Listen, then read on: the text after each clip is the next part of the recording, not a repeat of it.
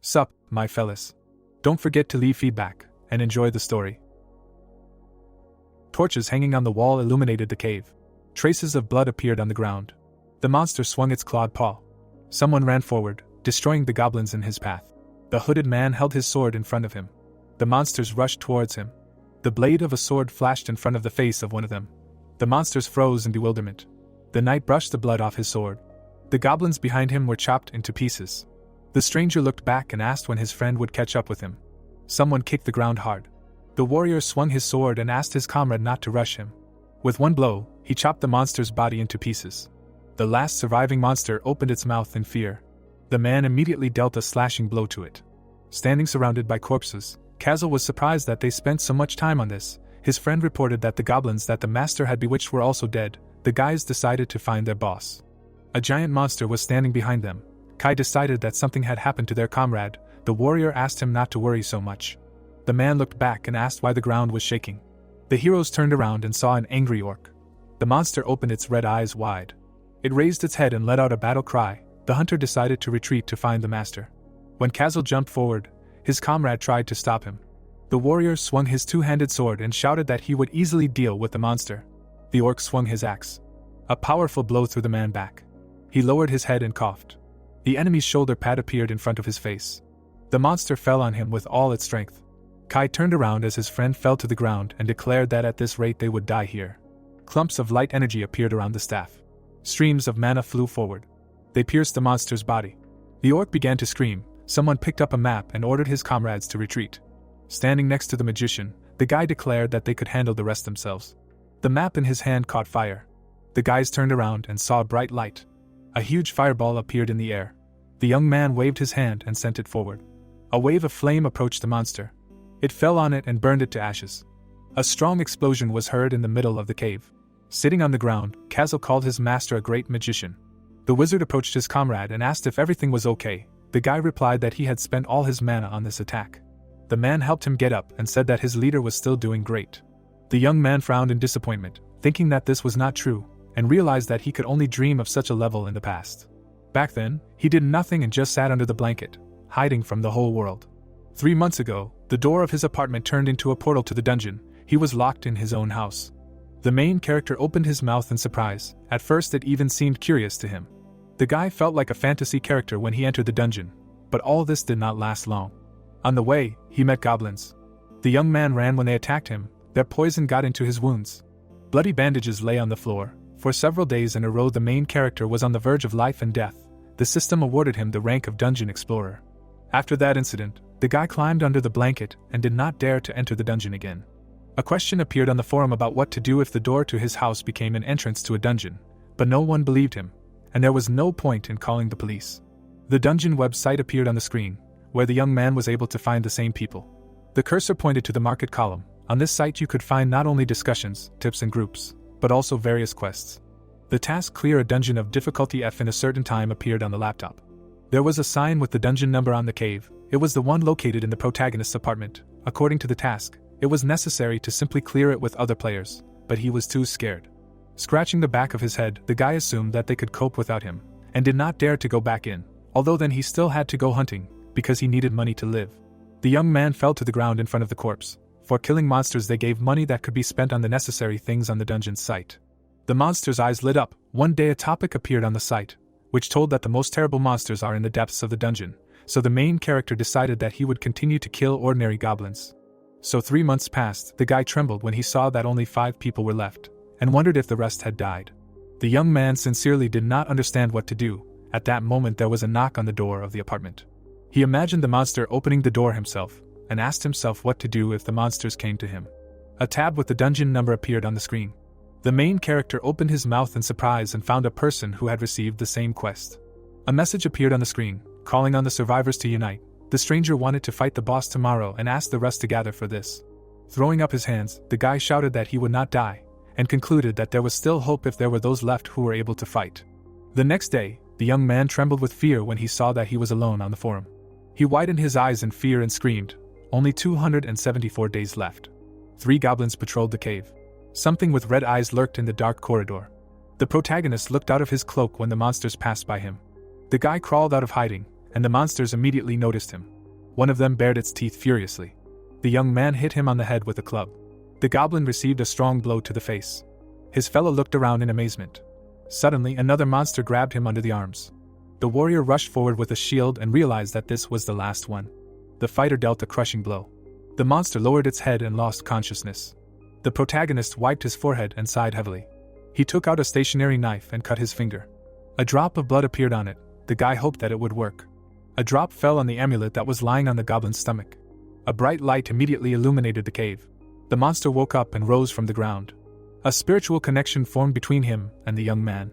The warrior put his hand to his head and felt something strange. The monsters looked at their master in surprise when he felt dizzy. The protagonist wrapped himself in a blanket and was left completely alone. The guy covered his head with a pillow, trying not to pay attention to what was happening, but continued to search the site for information that could help him.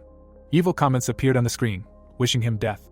The young man grabbed his head and realized that he had no other choice, because the dungeon would stay with him forever if he did not clear it to the end. The warrior looked at the phone screen in surprise. Sitting on a chair, the researcher decided to first evaluate his own skills. A diagram of his abilities appeared on the screen. The protagonist used a special application from the site and saw that his class was a wizard. The goblins were shrouded in a blue aura. The boy had learned the taming spell thanks to his developed mana and concentration skills. The monsters stared at him in amazement. He had only managed to subdue 2 goblins.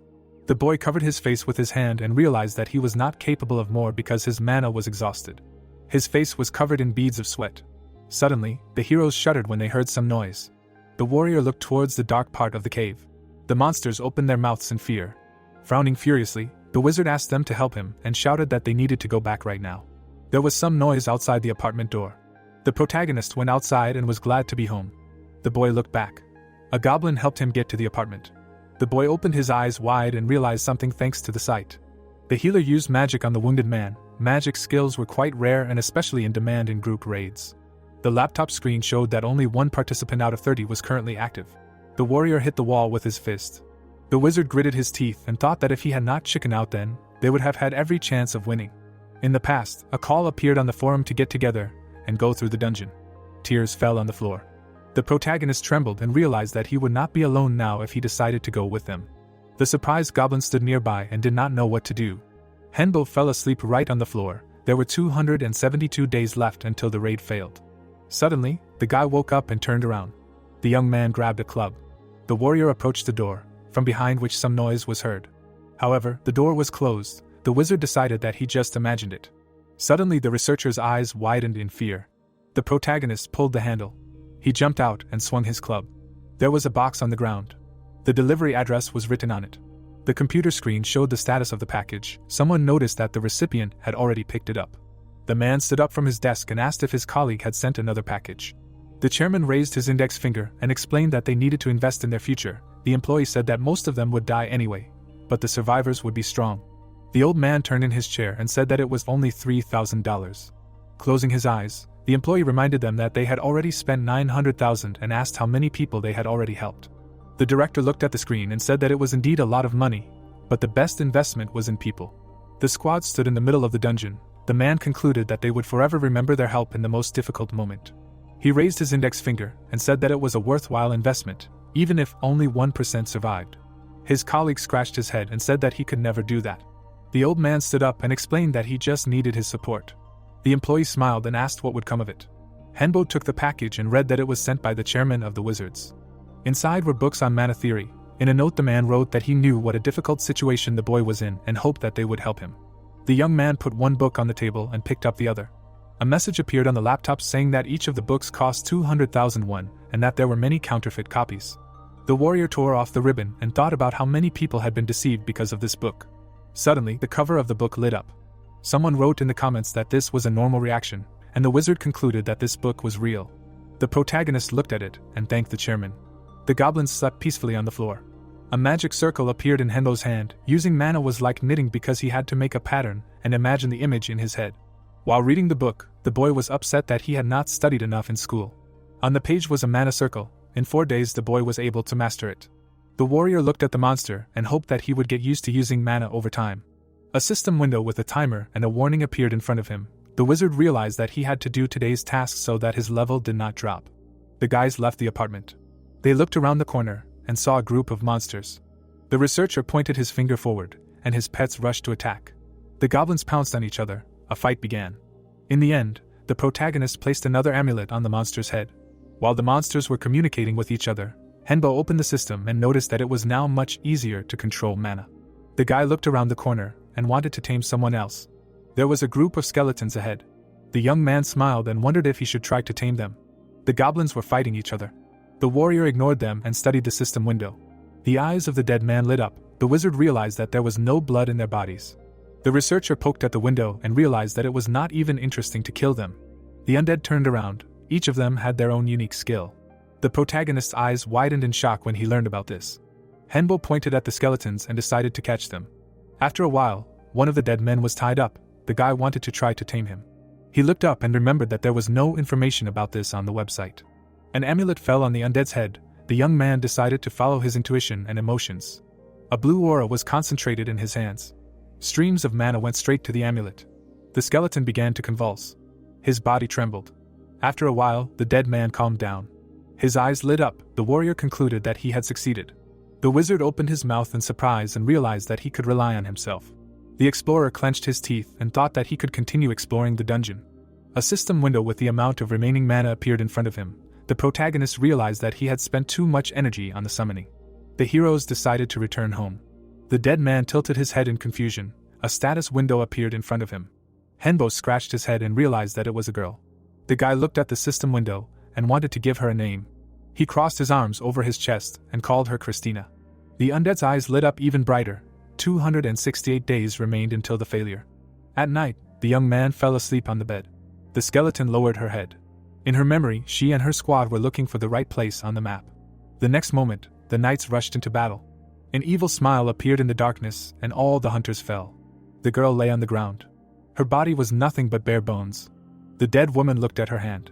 The woman clenched it into a fist. In the morning, the warrior got up from the bed and asked what happened. Christina raised her head and looked at him. The wizard smiled and remembered how he tamed her. The researcher squatted down and asked what happened to her. The undead opened its jaws. The skeleton smiled widely and wished its owner a good morning. The protagonist trembled in shock. The girl asked him not to be surprised and explained that it was all thanks to his mana. Henbo raised his eyebrows in surprise when the dead woman said that she was able to remember her past life because her master gave her a name. The guy raised his hand and asked her to tell him more about it. A bright aura shone between them. The young man asked if she really gained feelings and the ability to speak because of mana. The woman lowered her head and repeated that it was all because of the name. The warrior said that he had called her by it for no reason. Christina slammed her hand on the floor and shouted that nothing happens for no reason. The undead opened her mouth wide and explained that a name establishes a person as an individual and distinguishes them from all other creatures in this world. The sneakers were in the hallway. The wizard asked his friend for forgiveness. The skeleton put her hand to her chin and said that it was very important for nameless creatures like her. The researcher asked what she was talking about. The girl raised her index finger and said that those who lost their identity and soul end up in the dungeon. The dead woman remembered how she was left alone in the cave and said that this happened to her too. The protagonist asked who took this name from her. The woman replied that she did not know. Christina grabbed her cloak and explained that her memory had not yet fully recovered. The undead remembered the terrible creature with red eyes that had scared her to the point of trembling. Henbo trembled and thought that he could feel her own feelings. The boy spread his shaking fingers and wondered if it was really that scary. The goblins surrounded the skeleton. The young man wondered if he could defeat this monster. The warrior closed his eyes and wondered what he should do. The girl looked up. The wizard asked if he really had to fight this creature. Clutching his head, the researcher realized that he too could lose his soul if he died, and asked why he was doing this. The corpse extended her hands to him, and said that she would not let him die. Sitting opposite him, the woman asked her master not to be afraid of anything. The goblins joyfully raised their hands. The protagonist looked up and shuddered. Henbo closed his eyes and thanked his comrades. Christina stroked the goblin's head. The boy asked if she remembered anything else, and said that any little thing could be useful. The heroes looked at each other in confusion and fell silent. The undead looked at her hands in amazement. The skeleton waved them, trying to explain something. The girl closed her eyes and said that she just needed to maintain her ability to speak with mana. The young man opened his mouth in surprise and concluded that mana alone was not enough for her. Smiling, the warrior asked her for forgiveness and concluded that he would have to wait until she recovered. Suddenly, the wizard's eyes widened. The dead man put on headphones. The woman was sitting at the computer.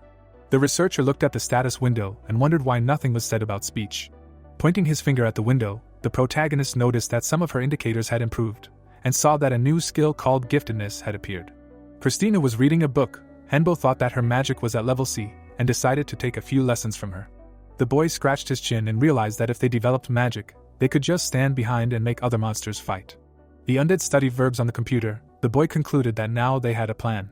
The skeleton raised her hands in surprise. The warrior decided to buy her a new computer for training, but the failure remained 267 days. The wizard approached his companion and said that he needed her help.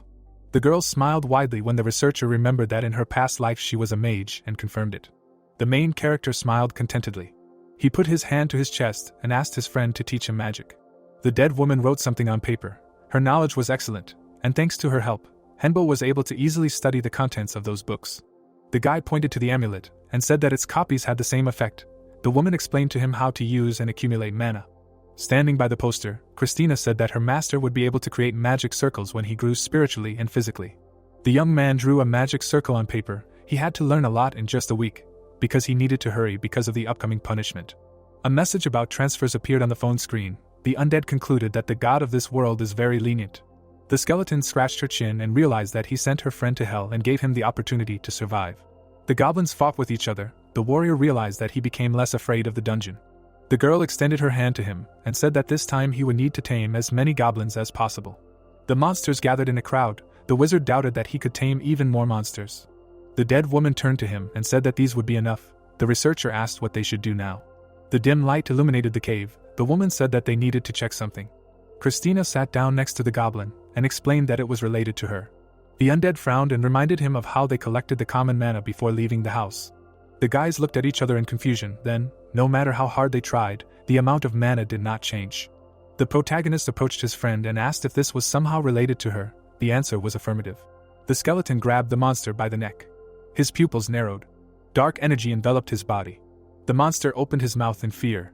His skin dried out in an instant. Henbo trembled in fear.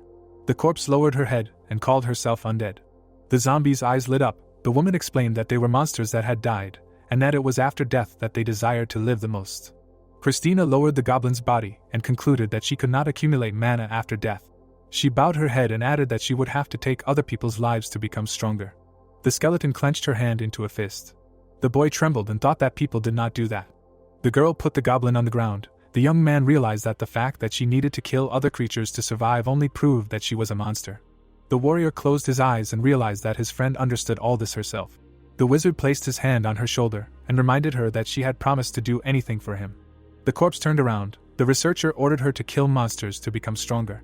Her eyes lit up. The woman asked what it meant. The protagonist said that otherwise she would not be able to protect him. Christina looked at her comrade in surprise. Henbo explained that all the blame could be placed on him, because it was his order. The undead called him too good a person. The guy pointed at himself and asked if it was true. The young man scratched his head in embarrassment. The skeleton said that they needed to survive at any cost, and added that she would no longer look for excuses. Waving his hand, the warrior asked her to stop talking about it, and promised to sort out the rest later. Ahead was a dark cave. The girl was glad that she was not a zombie. The wizard's eyes widened in amazement, and asked what the difference was between them. Raising her hand, the dead woman said that zombies are closer to the living, but in order to become stronger, they need to eat the dead. The researcher's mouth opened in shock when he imagined his girlfriend eating goblins. The protagonist bowed and was glad that this was not the case. The woman asked him to calm down. The guys went deeper into the cave. Henbo asked if his skills had changed. Christina replied that they had grown noticeably. The guy opened the status window and decided that this would still not be enough, because he would not be able to improve his skills only by killing goblins. The young man raised his eyebrows and realized that he needed to find someone stronger. The monster pointed forward. The warrior asked what was going on there. A group of enemy goblins was approaching the heroes. The undead stepped forward and asked the owner to leave. "It's on her." The wizard looked at her in surprise and asked if she was sure she would succeed. The skeleton raised his hand and confirmed it. Glowing magic circles appeared in front of her. Energy arrows flew forward. The monster's eyes widened in fear. The arrows pierced the bodies of his fellow creatures. The surviving monsters retreated back. The girl ran out of mana. The researcher took his weapon and asked her to take a break. His pets rushed forward. The goblins pounced on each other. One of them swung his club. The monster hit his opponent with force. The monsters began to fight. The goblin raised his club over his head. The protagonist protected his pet with a shield. Henbo parried the enemy's blow and threw him back. The guy tensely clenched his teeth. He hit the monster on the head with the club. His fellow creatures rushed to run. The young man raised his shield and ordered his comrades to catch up with them immediately and catch them. After a while, the dungeon was strewn with the corpses of monsters. The wounded warrior lowered his head and began to breathe heavily. The broken club fell to the ground. The wizard grabbed his head and realized that all of his pets were dead. Dozens of red eyes stared at him from the darkness. The researcher realized that the monsters were not trying to escape and that they were simply heading to their lair. Gritting his teeth, the protagonist realized that he would have to subdue the goblins again, and wondered what would happen if it happened again. The dead man walked out of the darkness. The woman approached the owner and asked what was wrong. Henbo's eyes widened when Christina asked him not to worry so much. Looking at the dead monster, the undead explained that they were just expendable and stated that sooner or later this had to happen. The skeleton glanced at the owner and said that they needed to go back and heal their wounds. Looking back, the guy agreed with her and thought that they couldn't do anything anyway since this had happened. Arriving home, the young man sat down on a chair. The girl raised her hand and used healing magic. His wounds immediately healed. The warrior asked what it was. The dead woman explained that it was the first circle of healing magic, quick healing. Extending her hand to him, the woman was surprised that the undead could use it, and was glad that she had succeeded. The wizard looked at her with fear. Christina offered to buy better equipment, and explained that next time in the dungeon it could be even more dangerous. A bank account appeared on the phone screen. The researcher replied that he did not have that much money. The protagonist crossed his arms over his chest and said that even the simplest set would cost 150,000 won. The undead said that this would not be enough. Sitting opposite his comrade, the skeleton promised to find the money and decided to create a topic on the site with advice. The girl raised her index finger and explained that the advice that gets more views pays well, so they can use her knowledge of magic. Henbo asked if her knowledge could simply be exchanged for money. The dead woman raised her hand and replied that there would be nothing supernatural, only advice for beginner magicians. Scratching his chin, the guy decided that his friend really knew a lot, and decided that her advice would definitely be useful to someone. The woman closed her eyes and promised to do everything in her power. Soon, 50 million won appeared in the bank account. The young man's eyes widened in shock. Christina said that now they could even get a new base. The warrior looked around and asked if this was possible. The undead said that after paying the fee, you need to enter the address of the new house, then stay in the dungeon for about half a day, and then return to the new house. The wizard opened his mouth in surprise when he heard that another transfer would be waiting for him tomorrow. The skeleton explained that if the user takes first place in views, then he receives a one-time payment. The researcher's eyes widened when the girl added that the admins were splitting the payment over 5 months, and claimed that she had convinced them to pay it all at once. The undead put her hand to her chest, and the protagonist said that he wanted to move closer to other people. 4 days later, the doorknob turned. Henbo entered the new apartment, and remembered that they had made an advance payment, and signed a contract for a whole year. The guy went to the window and thought that this was a wonderful apartment. The young man saw people on the street, wondering what all this meant. The warrior raised his eyebrows and wondered how this move had happened, who these admins were that Christina had made a deal with. His face broke out in cold sweat. The wizard assumed that the people who helped him with the books might know how to get out of here.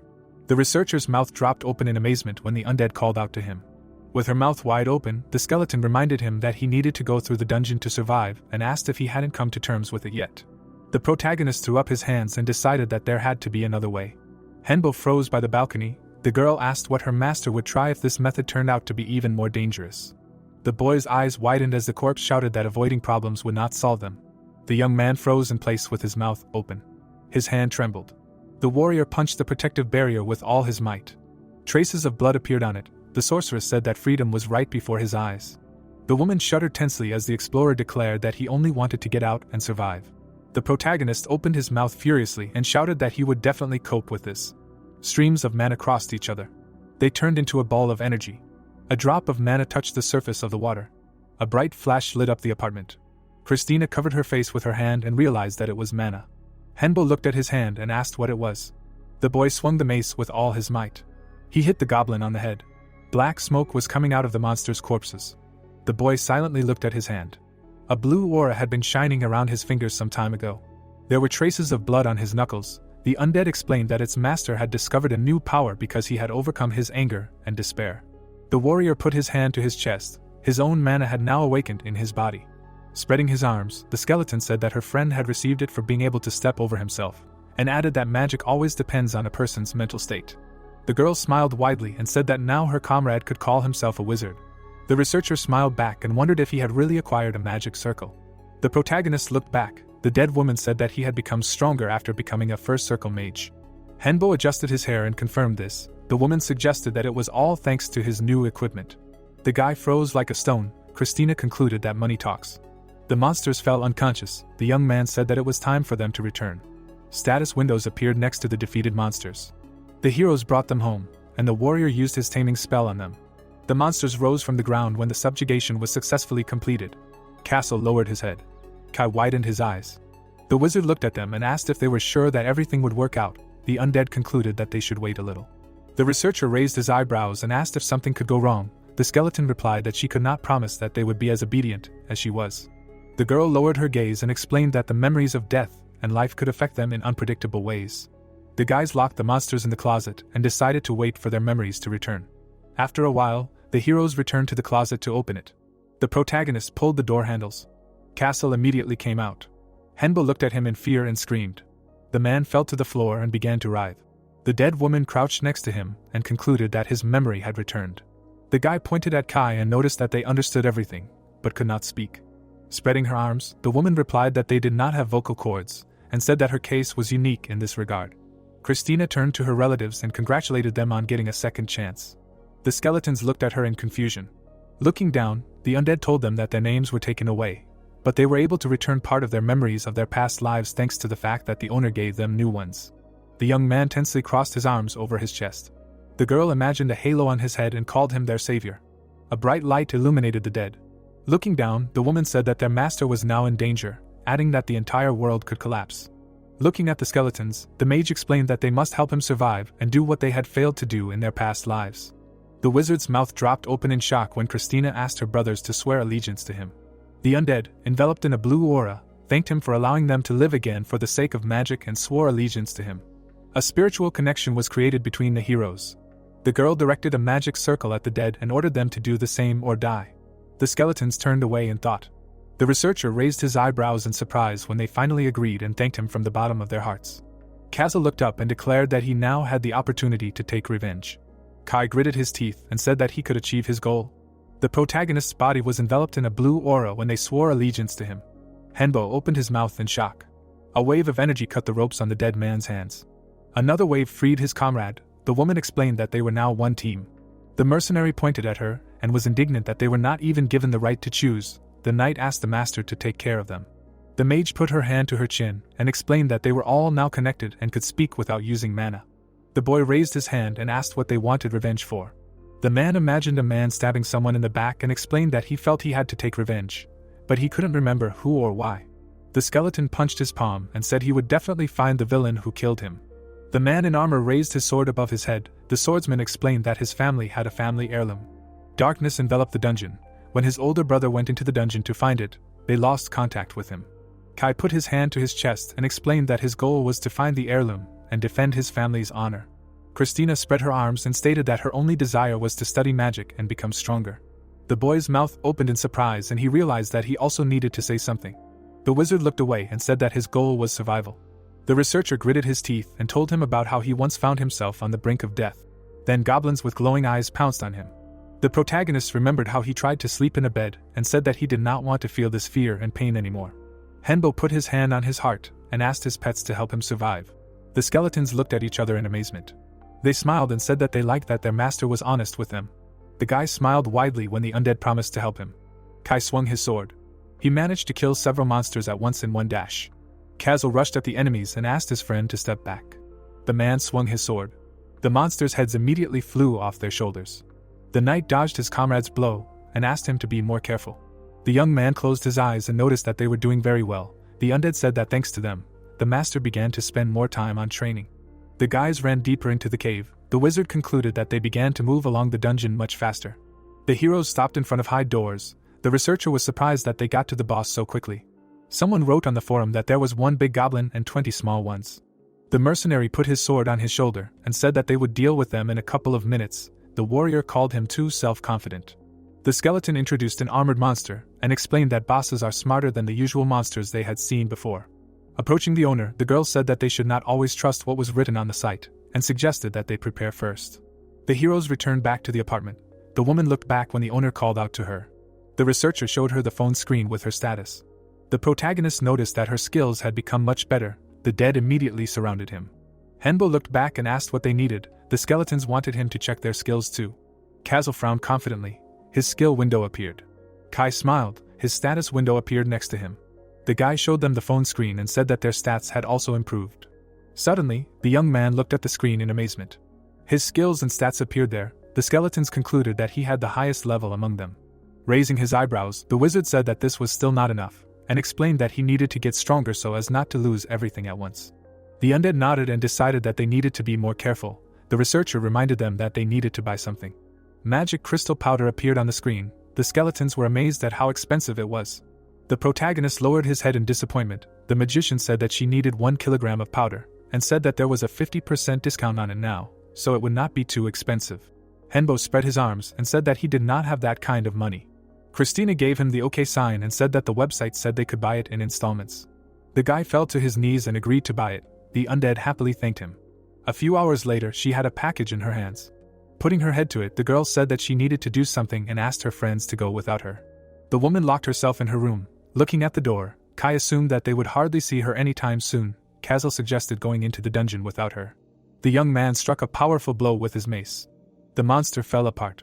The knight lowered his weapon and noted that they had killed almost 300 enemies. The man said that they were all somehow weak today. The wizard said that they had squandered all their luck.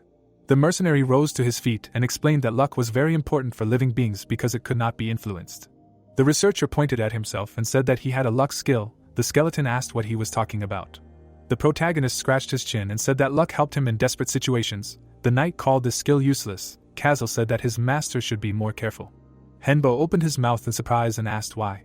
The man presented a scale and explained that luck does not come for nothing.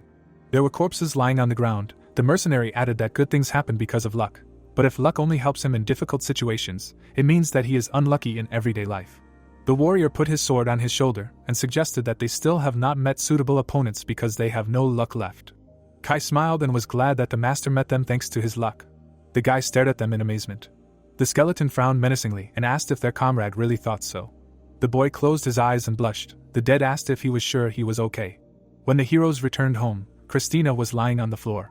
The undead stood up when she noticed them. The wizard asked if she had finished her business. The girl blew steam from her mouth and denied it. The researcher smiled nervously and sweated. The woman raised her index finger and said that this item was quite easy to say. The magician blushed with anger and said that she was wrong 3 times out of 5. She closed her eyes and explained that she tried to lie down to get her head in order. The protagonist smiled and concluded that luck was not on her side today. Henbo sweated and wondered if this was all because of him. The dead man asked the same question. Castle scratched his chin. Christina asked what they were talking about. The guy hoped that they would not tell her anything. The man threw up his hands and explained everything to her. The undead crossed her arms over her chest and doubted that this was the case and explained that it was entirely her fault. The young man smiled broadly when the girl decided that the failures would end sooner or later. The woman went into the room and wanted to try again. The friends asked what they were doing. The magician closed her eyes and said that it was a secret, but promised that they would be satisfied. The door slammed shut. The skeleton silently nodded to the owner. The heroes crowded around the door of the room. They opened their mouths in surprise when Christina called them impudent.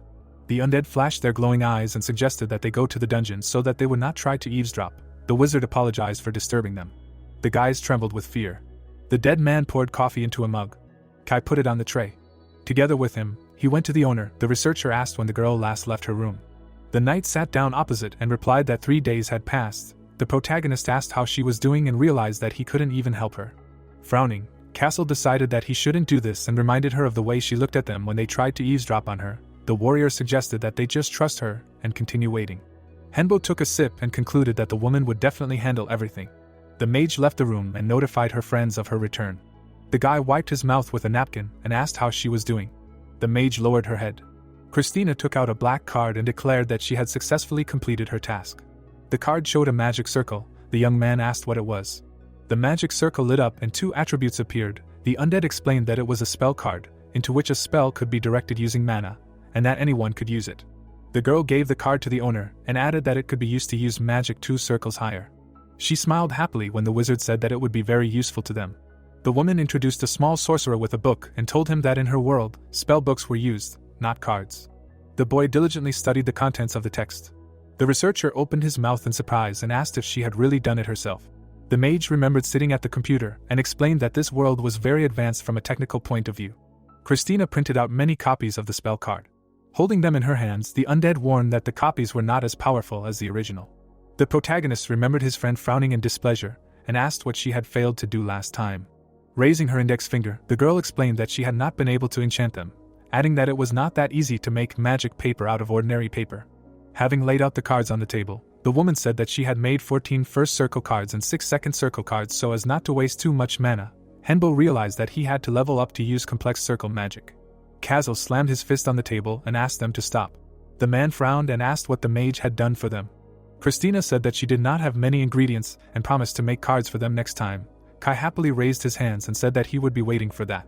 The guy looked at his comrade and reminded them that it was time for them to go level up. The undead realized that this was especially important for her because she had missed 3 trips to the dungeon.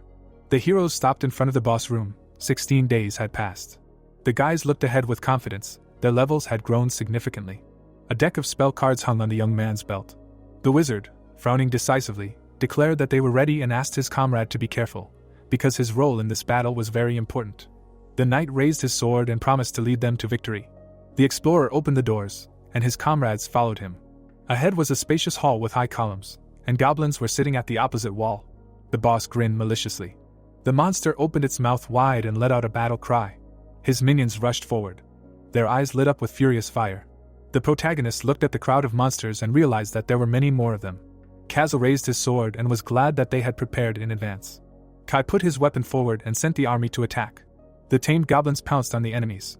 Henbo and Christina picked up the spell card and cast a spell. Fireballs appeared above their heads. A wave of energy shone in the air.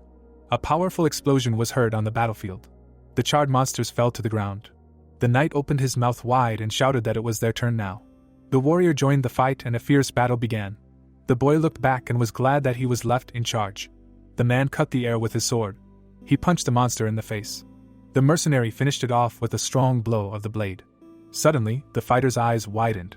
Castle raised his sword in front of him when a goblin crashed into him. He was forced to step back. An ominous energy appeared around the boss.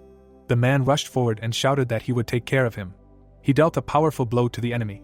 The monster blocked his attack with an axe. The mercenary jumped back and realized that he needed better equipment. After that, the fighter rushed into the fight again.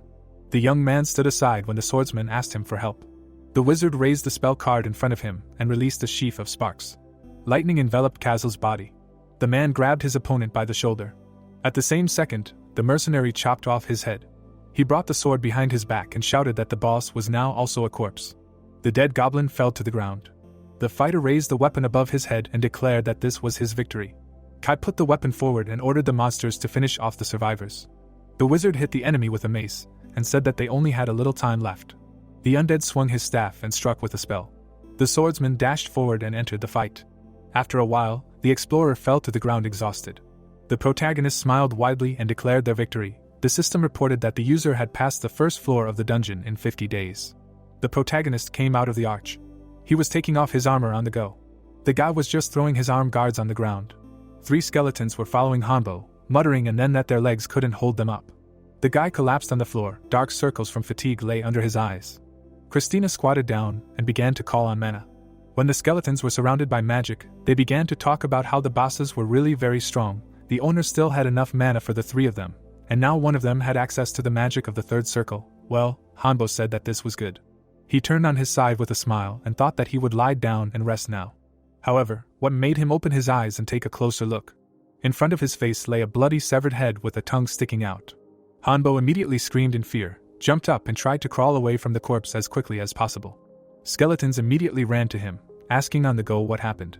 The protagonist looked at the field strewn with goblin corpses, and thought that he had completely gone crazy, allowing them to rest in such a place.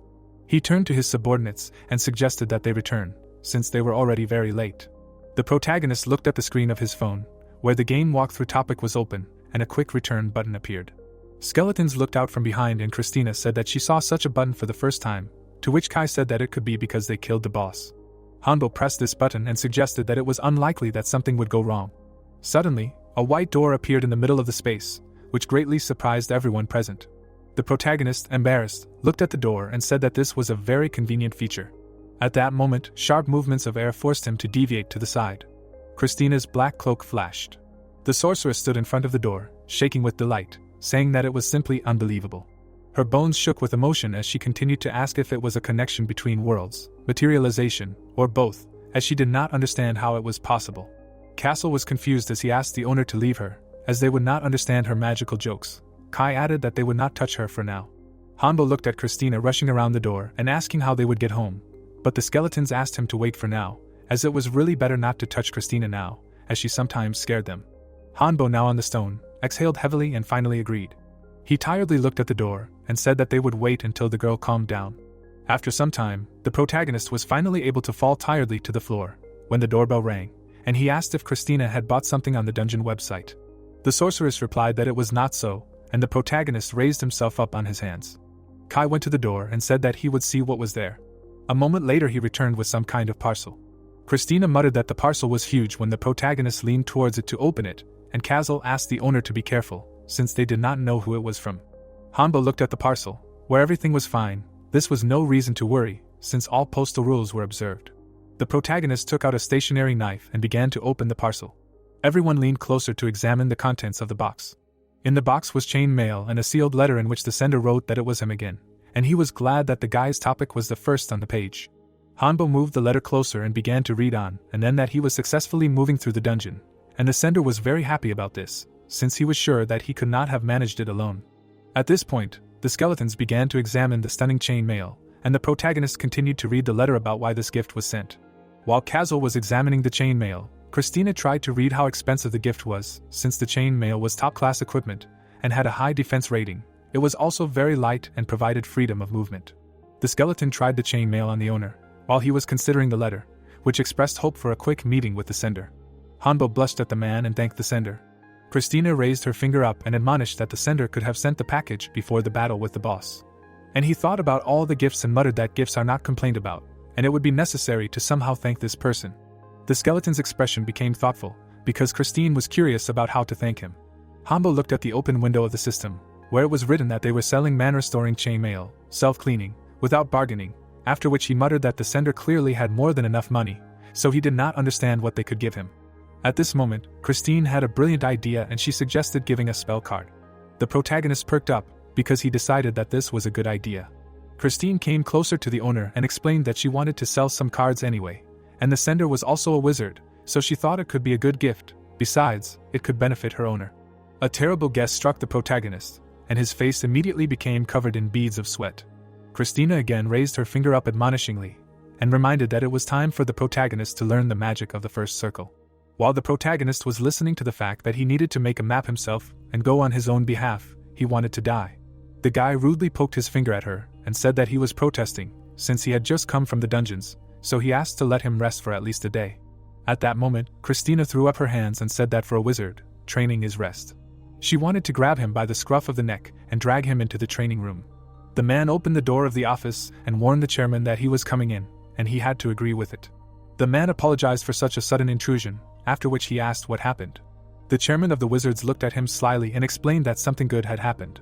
He leaned back in his chair and asked if his assistant remembered the boy who was the only one left, after which he told him that he had made good progress, and he even sent him a chain mail as a gift, to which the assistant muttered that it was insanely expensive.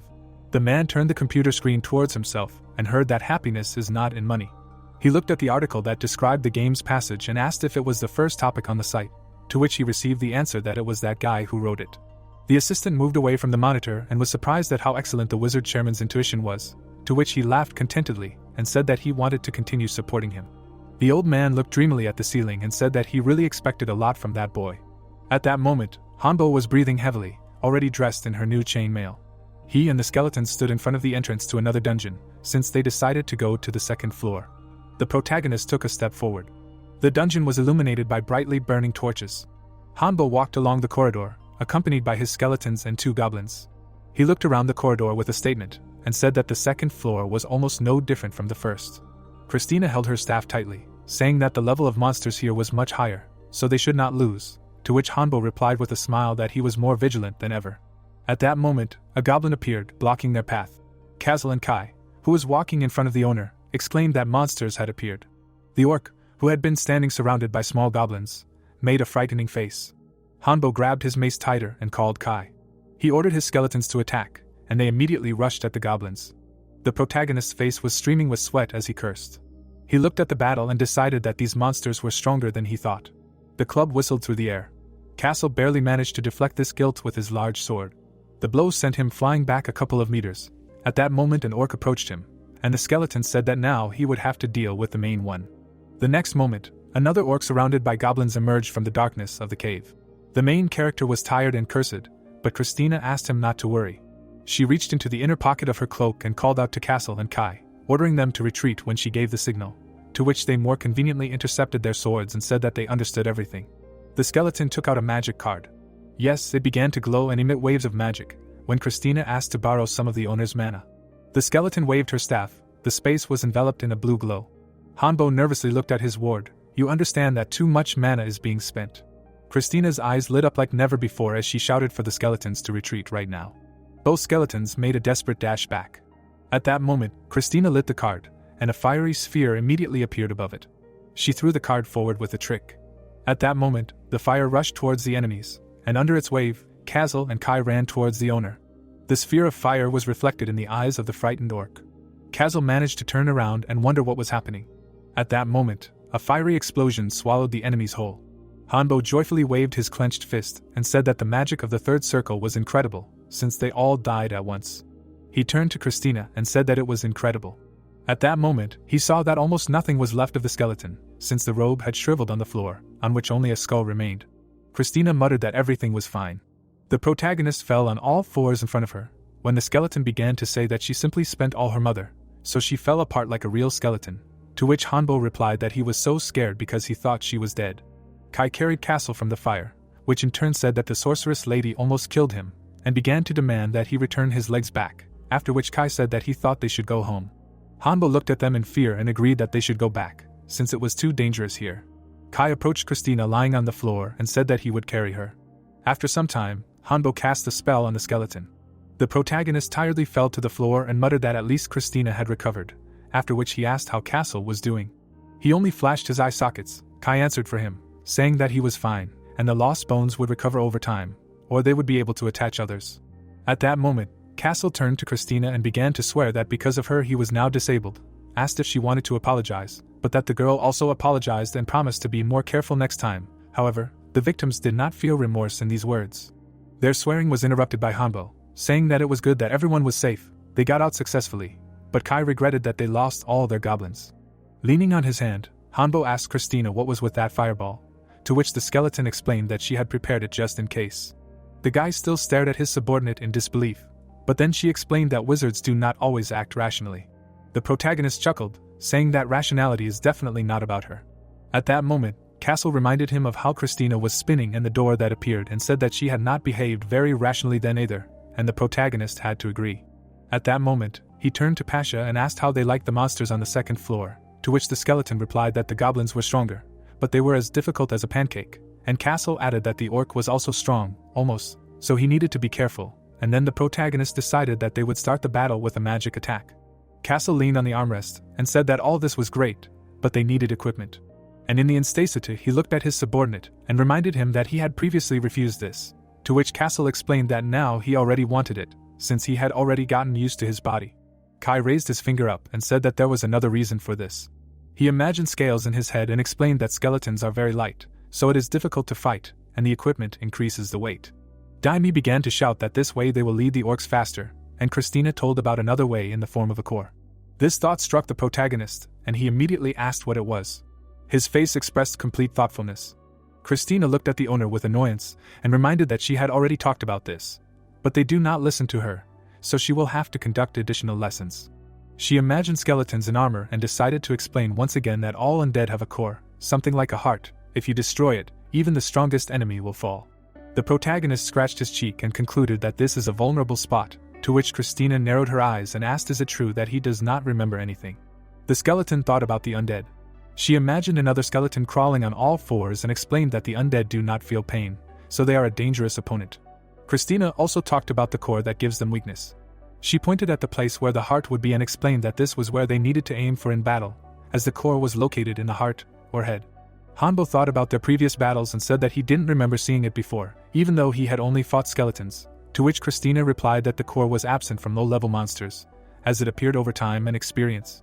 Castle leaned forward and explained that the core couldn't be created just like that, to which the sorceress replied that she had thought so too, but that another way had occurred to her today, and Kai immediately said that they needed to become stronger in order to continue advancing in the dungeon, so they should get them. Hanbo folded his arms and asked what the core would do for them, as it wouldn't add to their problems. Christina thought about the enemies and said that there were more advantages than disadvantages, as the core could be used with magic circles and… At that moment, an interesting thought struck the protagonist. He immediately said that it was very important for warriors and wizards, after which he asked how the sorceress used magic before, because she did not have a core. Christina presented her skeleton, through which mana flows, and explained that she used the mana of the bones, although it is not enough. She looked at the owner and asked to allow her to create a core, to which he, although he thought about it, but ultimately said that he did not mind.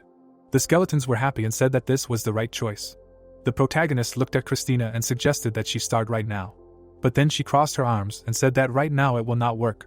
She presented an ingot of metal and a heart, and explained that the core must be made of something that can hold mana, that is, from a special metal, the heart of monsters or crystals, of which only crystals are currently available to others. Hongbone muttered uncertainly about the crystals, and the sorceress added that the higher the fineness, the better.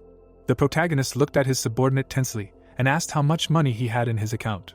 Christina immediately raised her finger, and remembered that there was about 30 million, not counting the cost of living. The guy, embarrassed, touched his cheek and said that it was not enough. At that moment, Christina flashed her empty eye sockets, and said that it was not enough to buy a cross, since one crystal of 1 carat costs about 4 million won. Hongba presented a diamond ring and asked how big the crystal should be to become a core. Christina looked scary when she said that at least 5 centimeters in diameter was needed. This was a blow to the protagonist, since 1 carat is only 6.2 millimeters, so he asked if there were any other options. Christina gave him 2 thumbs up and asked him to wait a second. And the cutting ran into another room. What are you humming to yourself? After some time, the skeleton brought a huge stack of sheets with an inscription about a business plan. Christina decided to start a presentation on the topic of a project to earn money for the core, since all this was for the sake of a stable future owner. Castle, Hanbo and Kai were sitting on D Hanbo. I wonder when the girl managed to do everything. Christina thought about money and said that they needed crystals to make the core, and they were very expensive. She hit the wall and said that they did not need to worry about it, because she knew how to make money.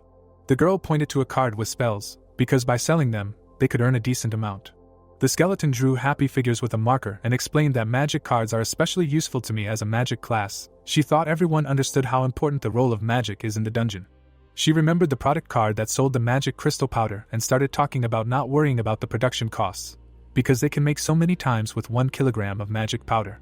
The abundance of information about the protagonist made her head spin. Christina continued to talk about how, given the production costs and the chance of failure, she proposed selling the cards for 3 million each, so she offered to look at her detailed plan, and if he agreed, they would sign a contract, at which point the protagonists began to look at her plan, wondering if he just needed to sign it. Castle and Kai looked at each other, and were surprised by this power of persuasion. Hanbo took a pen and asked if this price would be too high. Give me your shoulders, please, and said that life is more valuable than 3 million. Christina looked at the paper and said that with their circumstances, they need to look for benefits everywhere. Now Hanbo was wondering how they would sell the cards while the skeleton was checking her business plan. It turned out that she had already discussed this with the site administrators, and they supported her initiative. Hanbo jumped to his feet and said that then they needed to start faster, to which Kai replied that the second floor was more difficult, so they would spend more time on it, but they couldn't sit back, so they would move forward gradually, to which the protagonist decided that they would return home after one battle.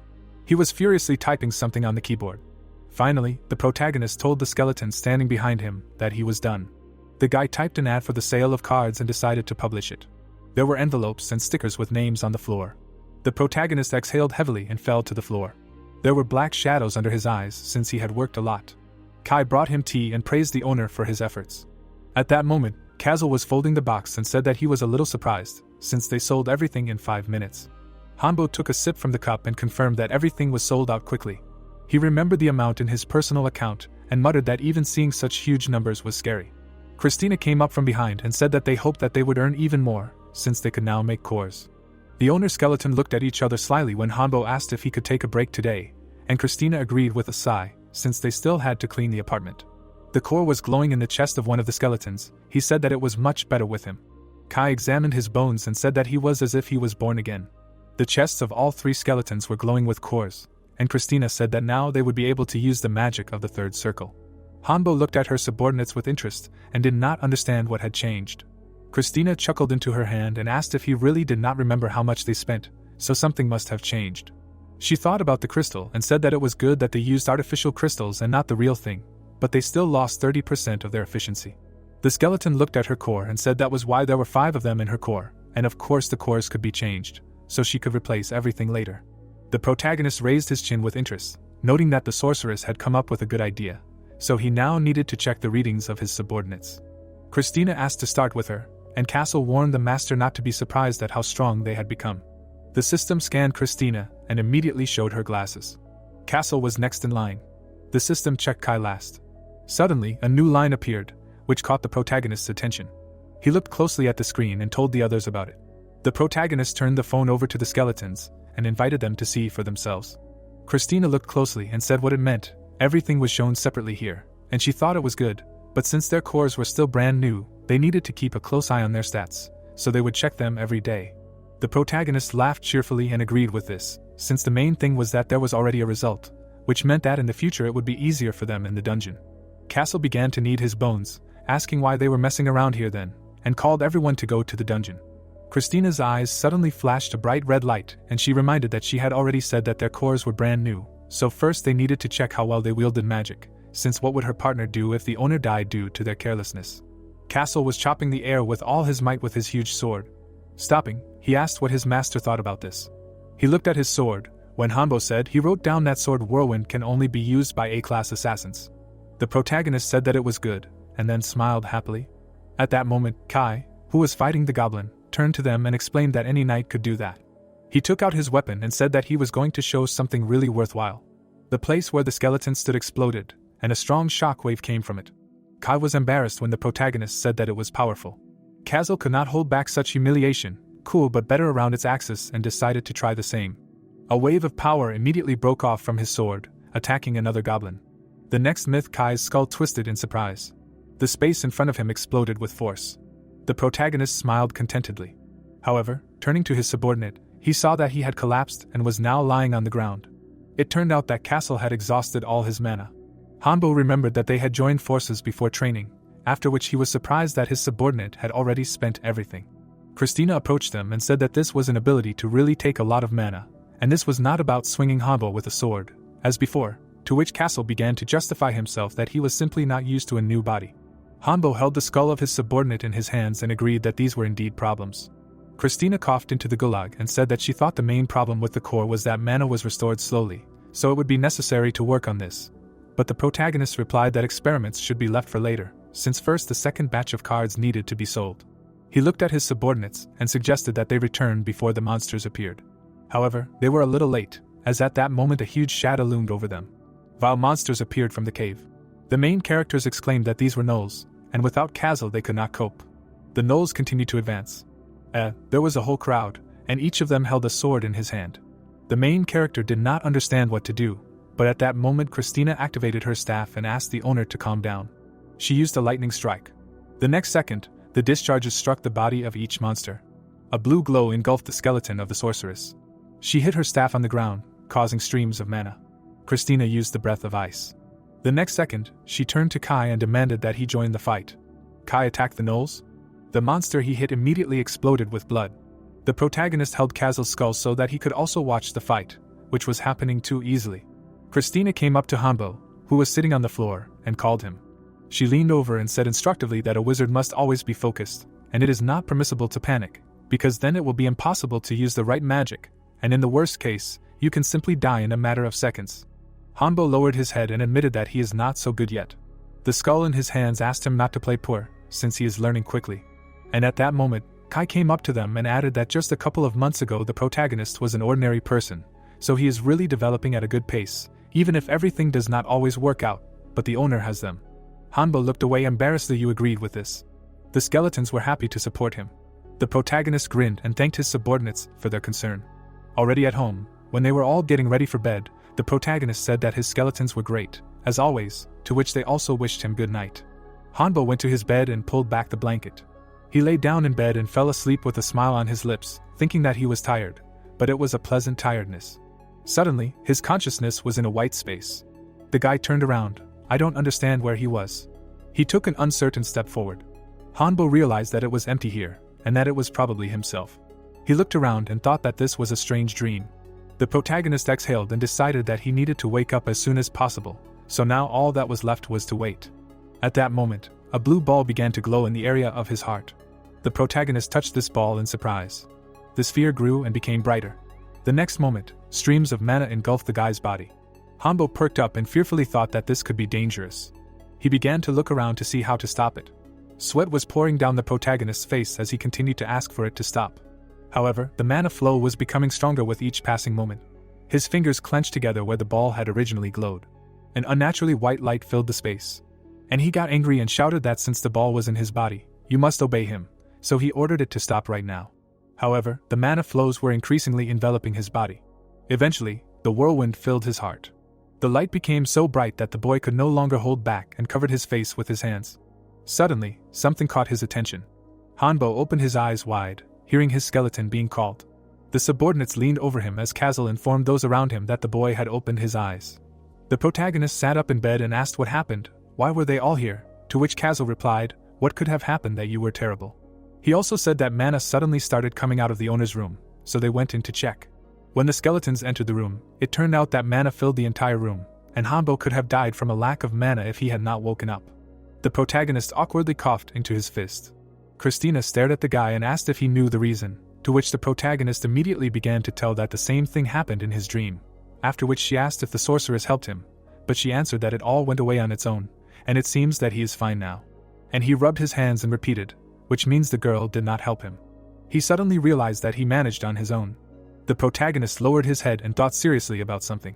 His eyebrows came together on the bridge of his nose from nervous tension. The guy raised his hands and decided to check something. At that moment, his hand lit up. He looked at his second hand, it was also glowing. Now everything was all right for Hanbo, because he somehow managed to master the mana in his body. He thought about the flows of magic. The guy's case was covered in a golden light when he realized that he had gained the ability to control mana. Christina watched the unfolding action with interest. She leaned closer to him to take a closer look at what was happening. The protagonist looked again at the glowing ball in the area of his chest, when Christina said that the owner really is becoming a wonderful wizard, since he skipped the second circle and immediately moved on to the third. Out of surprise, I asked you again about the third circle. The skeletons immediately began to clap their hands and congratulate the owner.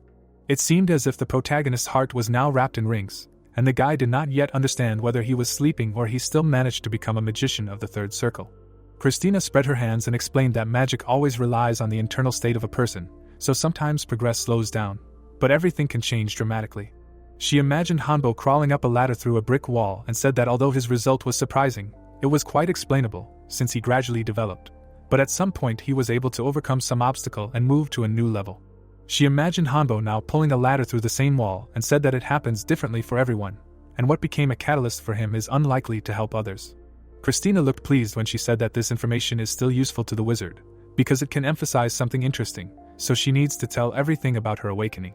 She squeezed his hand and looked very pleased, but the protagonist did not appreciate her enthusiasm and asked to have breakfast first. Christina held her chin thoughtfully as she said that by using her control talents, the protagonist could manipulate mana and make it obey her, and he would be able to use spells even if he didn't know the correct name or pronounced it incorrectly. She turned sharply to the tired protagonist and explained that he just needed to understand what the spell was, but judging by the speed of their learning, higher-level spells would be a problem, and since his mana had increased, the boy would even be able to try to defeat a mage whose level was higher than his. Hanbo laid his head on the table and said that at least he was not so useless now, to which the skeleton replied that there was no time to waste, and that they would begin intensive training today. This information greatly upset the boy. It seemed that he was about to die from the strain. When Christina replied that now he was a full-fledged mage, he could learn more spells. She tried to calm him down, but said that they would start right now. Christina pulled her master by the collar of his sweater, since they had no time to rest, to which Castle, watching this scene, said that they would not see the master soon. There was an explosion due to the fiery lightning. The magic arrow pierced the enemies. While the enemies were burning due to the lightning, Hanbo danced happily because he was doing well, and Castle explained that the master was probably tired from work, since he had to get rid of stress in this way. The protagonist exhaled loudly, saying that he was reborn. Castle threw the sword over his shoulders and said that the guy's skills had improved, and Christina added that they could slowly return, since it was important to know when to stop and they still had a lot to learn. The protagonist came out of the shower at home and breathed a sigh of relief. When he came out into the room, the skeleton greeted him, saying that he had finally come out, because they wanted to check their tablets. And he immediately got into his phone. He looked at the information he found there in surprise. Their classes were now displayed next to the skeletons, and Kazal had become a warrior skeleton, Kai had become a lost skeleton nearby, and Christina had become a sorceress skeleton. He decided to look at the personal characteristics of each skeleton, and it turned out that many of their indicators had improved. There were no new talents yet. The protagonist looked at his skeletons and asked if they knew about this in advance, to which he heard the answer that they felt their changes. Kazal leaned back on the back of the Hanboa and said that everything was visible from them. He approached the owner and showed that he had grown taller, after which he asked if he had not yet realized how much they had changed. Hanbo looked up at his subordinates and asked when they had managed to grow so much, because due to all the changes they were really getting bigger. The protagonist almost burst into tears, asking if the same thing happened to Christina. The sorceress pointed to herself and said that she was changing too, of course, but almost all of her changes were happening inside her. The guy sat down at the table and said that this meant that at least she would not become taller than him, but he still did not understand the reason for these changes, to which Christina said that it was all because of him. He pointed at himself and asked again why this was so. Christina remembered how he woke up after a fateful dream and explained that the guy became a mage of the third circle, and this directly affected the skeletons. She imagined them in the form of a small picture where they leveled up, and Hanbo also said that this meant that if he became stronger, then the skeletons too. Kai raised his finger and said that they would hardly be able to predict exactly which skills would be improved, but he was sure that they had all become stronger thanks to the master, and now it would be even easier for them to explore the dungeon. The protagonist turned to Christina and said that he had already gotten used to his new powers, so he offered to protect the second floor, but the sorceress was adamant. The protagonist sighed in embarrassment, but said that he realized that his powers were not enough yet. The next moment, the protagonist heard that Christina could say so, but her master turned out to be a truly worthy mage. She announced that their equipment would be ready only next week, since she would improve it with magic, so she asked them to wait a little longer. A week later, they stood in the dungeon. One of the skeletons said that Christina kept her promise. Castle was his father in his magnificent armor. Christina flashed her eye sockets and explained that this was not just armor. She began to explain with an example that their defense was improved by magic. Castle chopped the air and the skeleton said that while they were in their armor, they had access to instant reinforcement. It imagined how Dania's armor was breaking. The next thing the sorceress said that in addition to everything else, they had access to lightweight armor and restoration. Christina pointed to the sword and said that she had also improved the weapon, which became sharp, durable, and could also be restored over time. The skeletons looked at their new clothes with interest. Hanbo waved his head at them and told Christina that Castle and Kai looked happy, to which she replied that she also had a gift for the owner. This surprised and confused the guy. It turned out to be a cloak, which the main character immediately put on. Christina raised her finger up and admonishingly said that the cloak was also very light, had good protection and restoration, and she also worked on the pockets. And now the guy can put a lot of things in there, and their weight will not be felt. At that moment, Kazal ran up to the main character. Kai also approached the owner to examine it, and said that Christina used so many cool magic things, to which she replied that all of this was not cheap, but it would definitely come in handy in battle. You heard that the equipment would serve them for a long time, and at that moment they were trying to stuff all the things in a row into the pocket of the cloak. Christina folded her arms across her chest and reminded that no matter how good the equipment was, it was only consumables, and the stronger the monster, the more the equipment would suffer. She looked at her owner and expressed hope that they would use it for a very long time. At that moment, Kazal put his hand on the owner's shoulder and said that enough talking. He looked determined when she said that it was time to test their equipment in battle. Both skeleton warriors could not wait any longer. Hanbo looked at the sorceress with pleasure and said that since they had dressed up, they could go into the dungeon, to which she replied that now they would be able to advance much further. Everyone in the room stood in a circle, deciding to start with Mana. And he put his hand in his pocket, feeling something there. From his pocket he took out a toy. I don't understand how it got there. The squad entered the dungeon. At that moment, an orc surrounded by goblins came out to them on the eyes and shouted that it was finally time to hunt. Hanbo used a fireball that outpaced his skeletons. The space ahead exploded with fire. The goblins were defeated. They didn't even have time to do anything, and the eyes forever. Castle returned. Christina Gain would have asked if she had gone crazy, that the girl asked why he was angry, and the skeleton reminded that last time she deprived him of his legs. The skeletons began to quarrel, not paying attention to the remaining goblin, about the fact that the sorceress did not pay back then, but this time she knew where she was hitting, so it was not dangerous. Hanbo demanded that they stop swearing and then, was any one of them injured and was it dangerous? From the awkwardness of the situation, the protagonist slapped himself on the forehead and asked not to quarrel at least here, since suddenly the surviving monsters could send for help. He turned around and it turned out that the remaining goblin had disappeared without a trace. The protagonist smiled and stated the fact that he had escaped. Castle even began to shake with anger, blaming the sorceress for what happened, who did not admit her involvement in this. Kai looked through the door. A whole crowd of monsters was hiding in the cave. One of them had a bandage on his chest. The knight turned his head.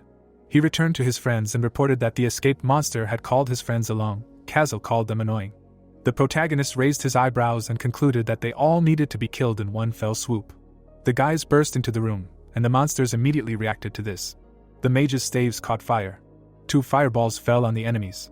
A cloud of black smoke enveloped the monsters. A gnoll with glowing eyes swung his spear.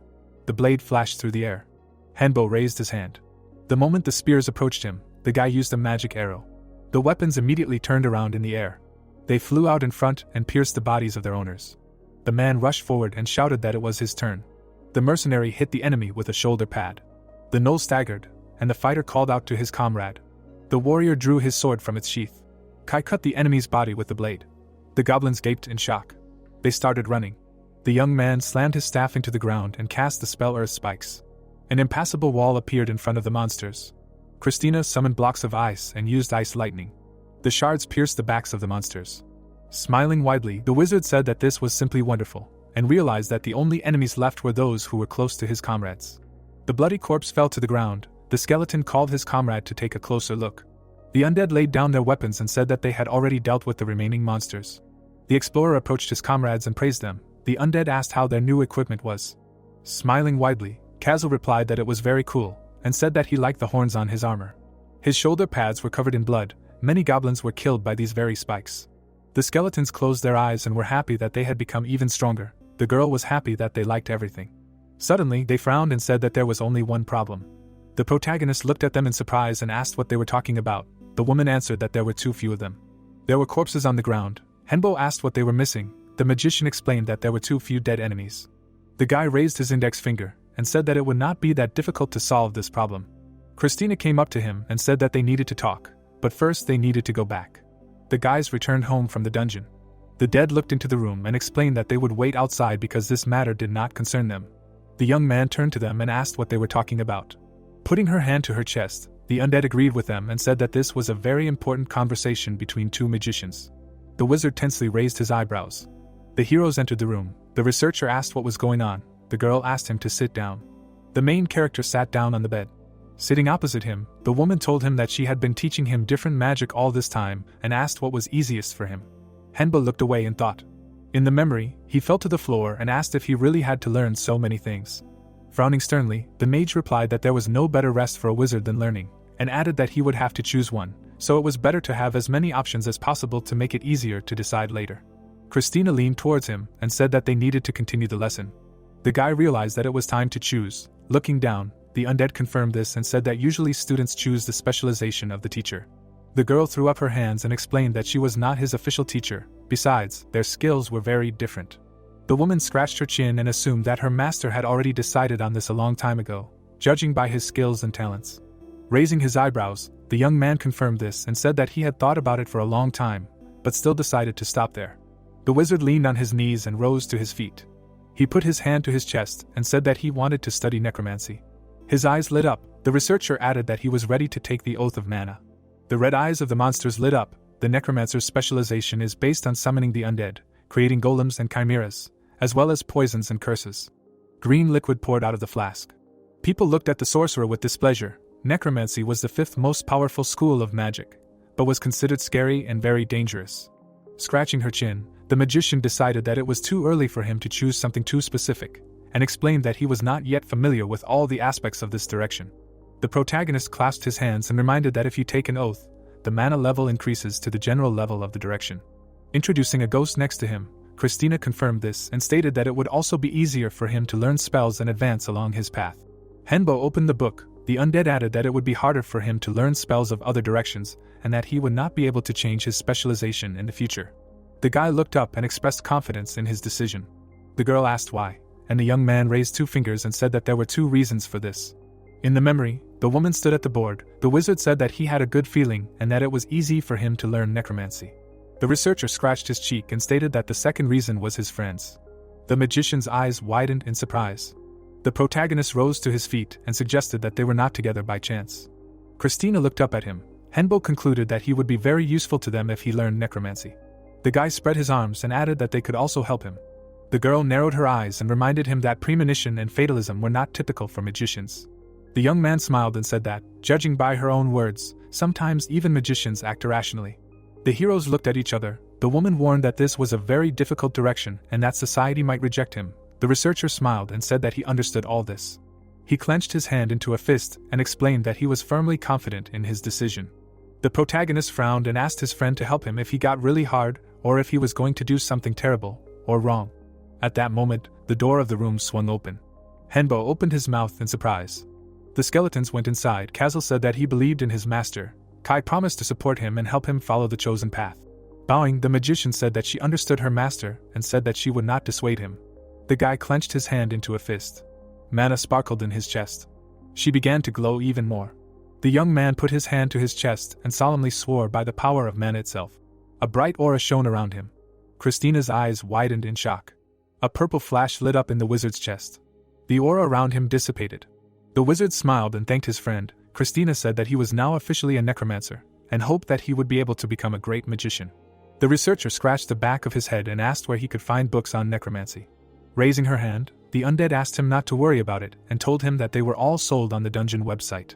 A blue haze swirled around the books. The girl warned her friend that they were all terribly expensive.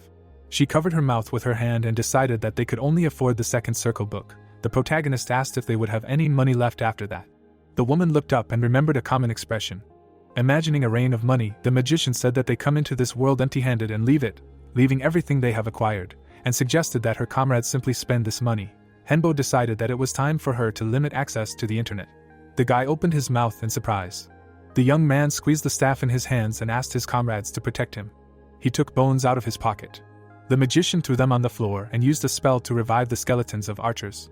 Energy ignited in the eye sockets of the monsters. The monsters rose to their feet and gathered together. The magician's eyes widened in amazement and praised the owner. The researcher suggested that he could revive several more skeletons. Kai approached him and decided that the most important thing was for them to be strong. Kazel asked what would happen if they were the same as on the first floor. The main character suggested checking it right now. A group of gnolls emerged from the depths of the cave. Henbo raised his hand and his summoned creatures rushed to attack. The monster immediately killed one of them. The skeleton sank its teeth into it. The monster gritted its teeth as the undead pounced on it. All the enemies were defeated. The boy was surprised that it was so easy. The young man looked away and said that he did not think it would end so quickly. The boys smiled widely and called him incredible. The knight decided that with a good weapon they would have dealt with it even faster. Christina gaped in amazement and asked if his mana had not run out. The wizard replied that there was still plenty. A blush appeared on his cheeks as the undead concluded that the master would be able to control them for quite some time, and suggested that they still did not know his true limit. The man slammed his fist on the table. Covering his face with his hand, the chairman declared that everything had failed and asked how this had happened. His assistant replied that all the players in the guild had tried, but none had completed the quest successfully. A notification about the second batch of spell cards appeared on the forum. Sitting in front of the computer, the old man concluded that they would still have to buy these cards and was outraged that they were profiting from other people's misfortunes by selling them for such a huge amount of money. The man took out his phone. Suddenly, his pupils narrowed. He jumped up from his desk and asked his colleague to bring him the package right away. The box contained decks of cards. The employee opened the letter and concluded that the person they helped was the card seller. The chairman said that successful investments quickly pay for themselves. Holding the box in his hands, the old man asked his comrade to start buying the cards and explained that he needed to examine them. Mike put his hand on the table and suggested that he leave at least a few. The man smiled and said he would try to do it, and decided it would be much more useful if they figured out how to make them themselves. Christina said with sparkling eyes that they needed to sell more cards. The protagonist's eyes widened in surprise and reminded him that they had only recently sold out. A fake card appeared next to the card, and the undead said that they had competitors. The man who had used the card's hair stood on end, and the girl explained that there were a lot of fakes, so the prices for the originals had gone up. The woman scratched her chin and expressed confidence that they would quickly master the technology and make a quality product. The guys shuddered tensely when the mage concluded that they needed to make and sell as many cards as possible while it was still relevant. Henbo took a step forward. The squad walked through the dungeon.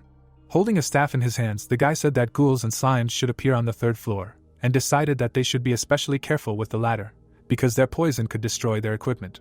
Kazel frowned and suggested that this could be someone's fiction. Kai reminded that all the previous floors were also different from what he read. The orc's eyes lit up. The heroes remembered that the boss of the second floor was very strong. The undead rushed to attack.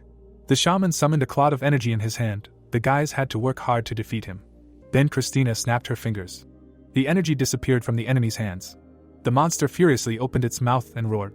Many magic arrows pierced its body. The squad was able to defeat it only because these monsters are not very smart. The undead waved its hand and was upset that its owner had not subdued it. The knight stopped and warned that something was wrong. Stretching its hand forward, the warrior said that the monsters should have appeared by now and decided that they should scout the situation rather than go for broke. Standing in the corridor of the dungeon, the girl said that she also did not feel anyone's presence. Kazal assumed that they were just scared. The woman looked at the owner and said that caution never hurt anyone. The young man decided to send the ghosts to scout. Several dark spirits appeared in front of him. The wizard waved his hand and explained what they needed to do.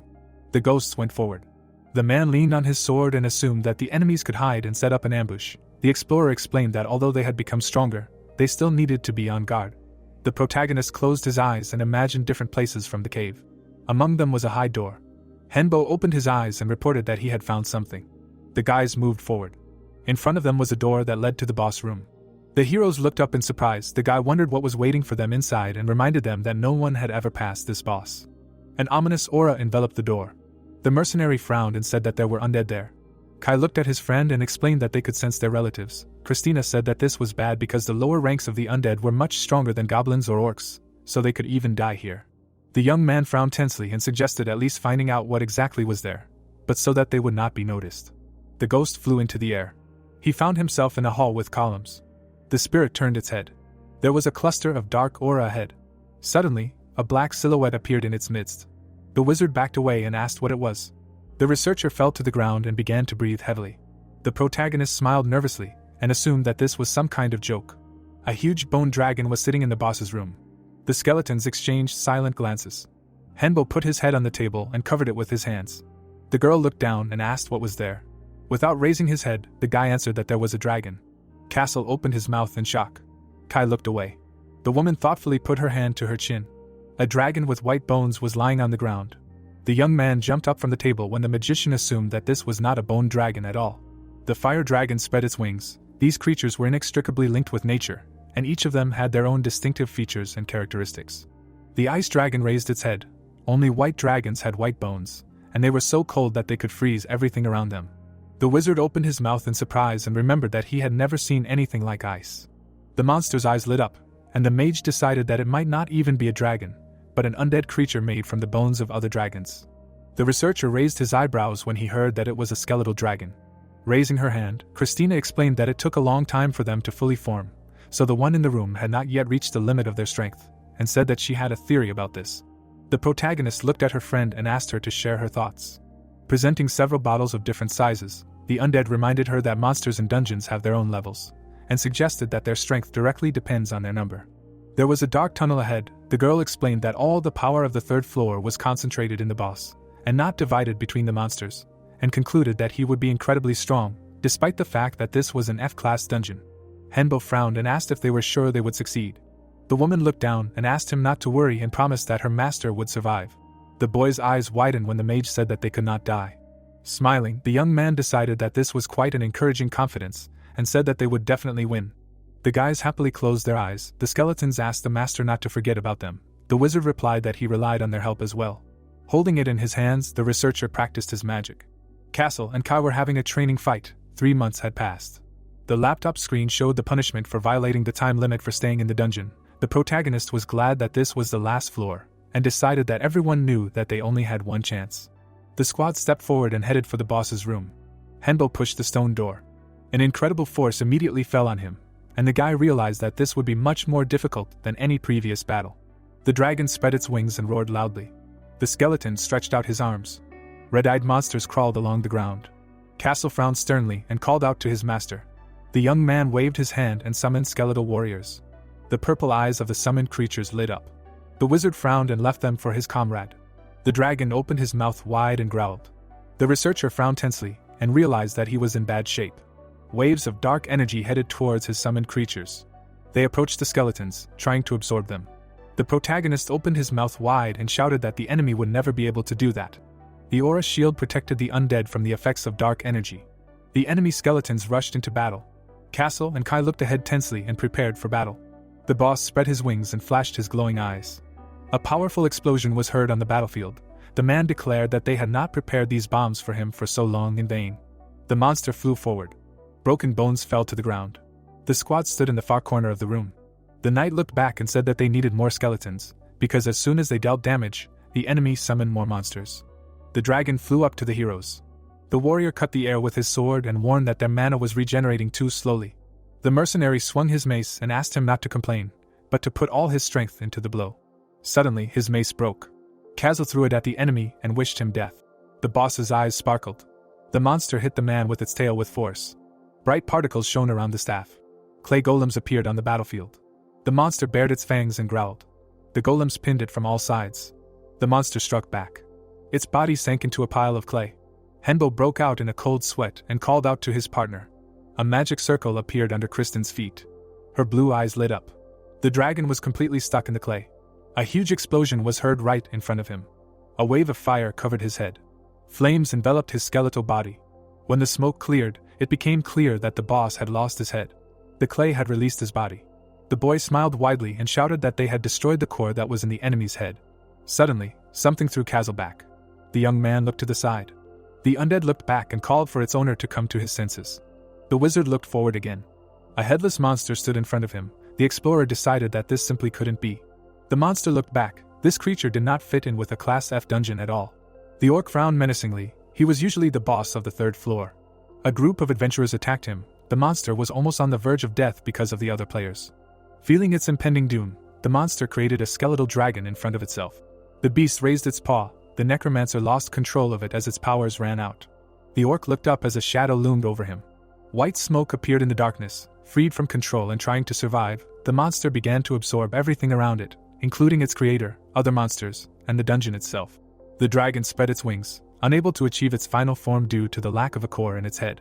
Its body trembled. Its head was reassembled piece by piece. The skeleton placed its paw on the column and declared that it would kill its opponent. Its red eyes lit up. The protagonist opened his mouth in shock. Henbo frowned menacingly and ordered his friend to prepare for an attack while they tried to buy her time. The guy looked down and realized that his mana was almost running out. Lying against the wall, Kazel asked his master to take his mana, because he would be of no use now anyway. A blue aura swirled around the staff. The man gritted his teeth and asked his comrade to take everything he had. The young man realized that it would not be enough. A fire ignited in his chest. The wizard lowered the corners of his lips and thought that he had no other choice. A red drop fell into a vessel resembling an hourglass. An aura enveloped the researcher. The protagonist squinted and felt as if he had lost something very important, and his life had been shortened. A bright light appeared ahead. Now there was plenty of mana. Christina looked back and called out to her master. Clenching his fist, Henbo declared that everything was fine, and asked what was the point of the future if there was no present. The clay golem stepped forward. The boy said that now they only needed to survive. Kai grabbed the bombs and threw them forward. Another explosion thundered on the battlefield. The dragon turned its head. The magician stood in the opposite corner of the cave. The knight warned the owner of the danger. The monster took off from the ground. The clay golems blocked its path. A cluster of dark energy appeared in front of the skeleton's mouth. Kazel looked up and urged his comrades to dodge. A magical barrier appeared in front of the heroes. The undead raised its staff above its head. The monster released a wave of dark energy forward. The force field began to sparkle. At the same moment, it shattered. The wizard covered his face with his hands. The researcher fell to the ground. Smoke rose from the ground. The protagonist spat out a clot of blood and thought that he could not die like this. Kai and Christina's clothes lay next to him. Their skeletons were crushed into pieces. Henbo tensely clenched his teeth and realized that this was the end. The dragon opened its mouth. The boy realized that he had no strength or mana left, and his companions could not help in any way. The young man rose above the ground with the help of psychokinesis and shouted that he was not going to die here. Flying up to the enemy, the wizard thought that there was only one way to survive and realized that he needed to focus, since he had no right to make a mistake. The researcher dodged the blow and decided that he simply had to cope with this. He clenched his teeth and frowned menacingly. The protagonist put his hand on the monster's head and ordered it to bow before him and recognize him as its master. The monster hung in the air in front of him. The dragon flashed its fiery eyes and declared that it would never recognize a human as its master. Henbo opened his mouth wide and called him nothing but a pile of bones. Raising his hand, the boy said that he was giving him a chance and promised to make him stronger than any real dragon. The young man smirked and explained that humans were capable of challenging themselves and changing, adding that he could not become stronger without help. The eyes of his summoned skeletons lit up. Frowning furiously, the wizard repeated his order and shouted that otherwise, they would both die. His shadow loomed over the skeleton. The researcher placed his hands on the dragon's face. The protagonist flew back. His body fell down. However, the boss managed to catch him.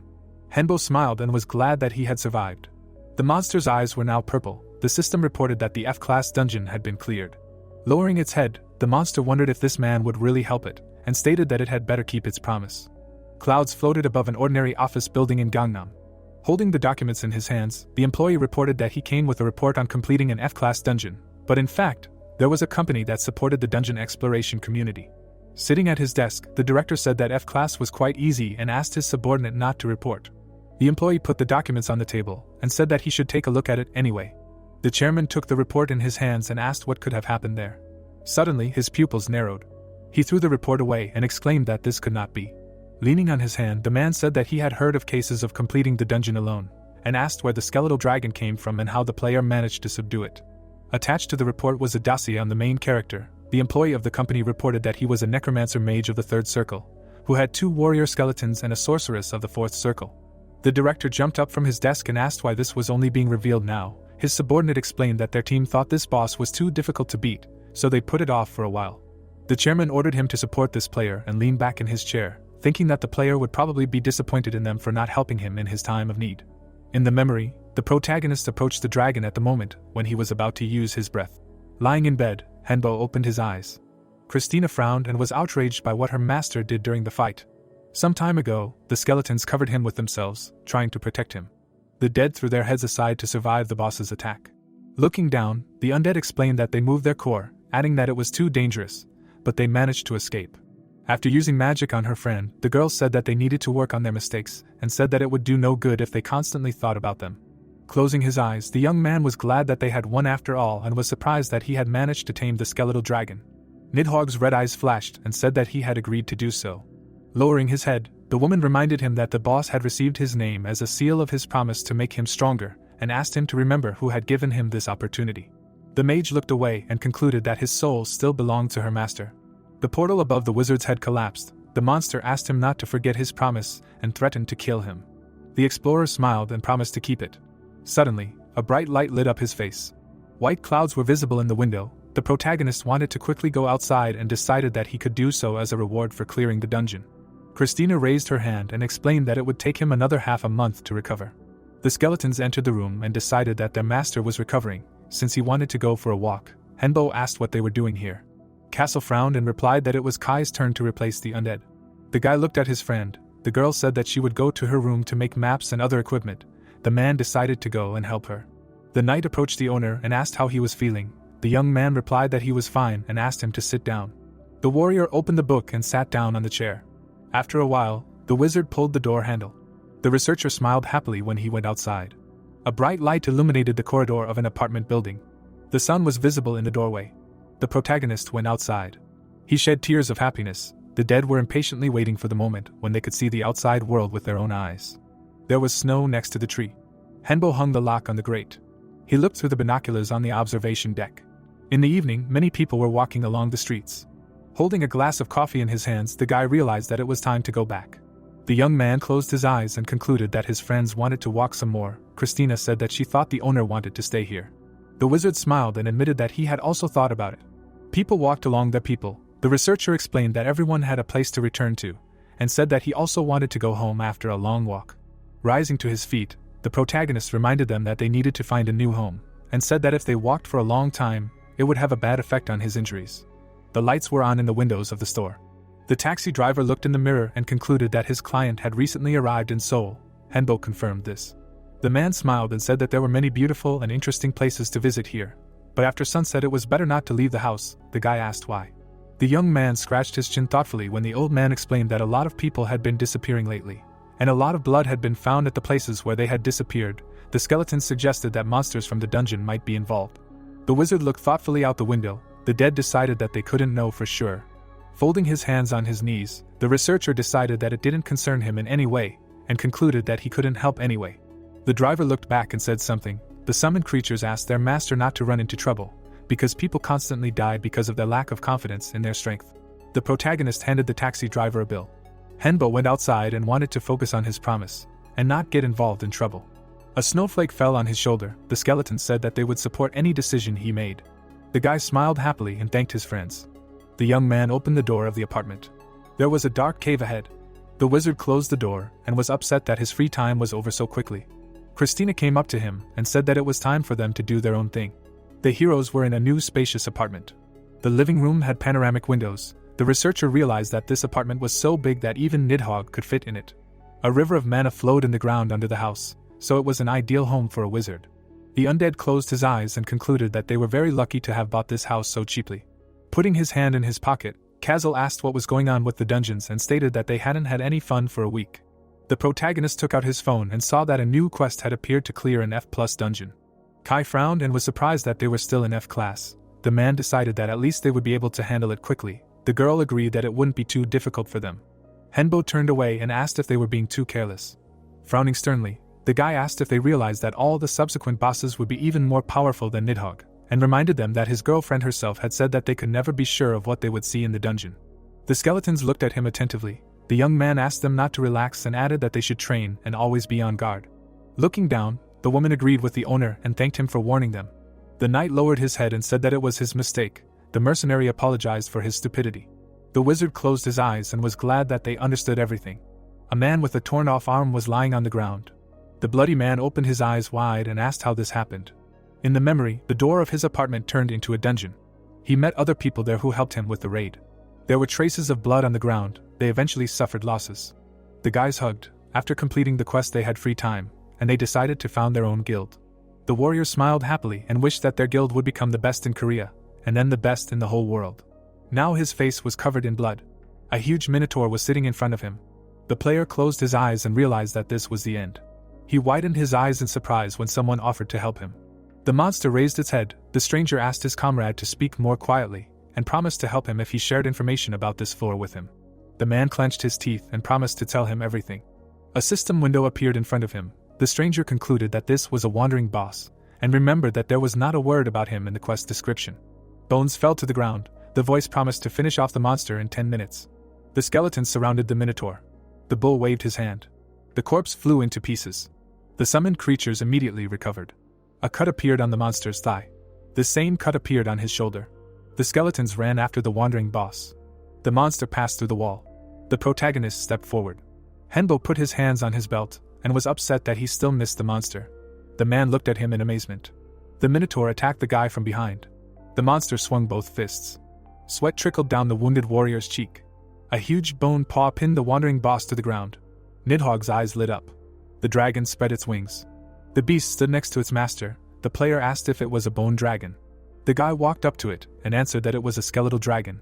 The monster frowned menacingly. The young man explained that for now it was too weak compared to a real bone dragon, but it would definitely become stronger. The minotaur angrily clenched his teeth. The wizard asked his pet to enjoy his meal. The researcher squatted down and suggested that the man needed help. The wounded warrior opened his mouth in surprise when the protagonist demanded help in return. Sitting in front of him, the protagonist offered a deal and asked what he could give him.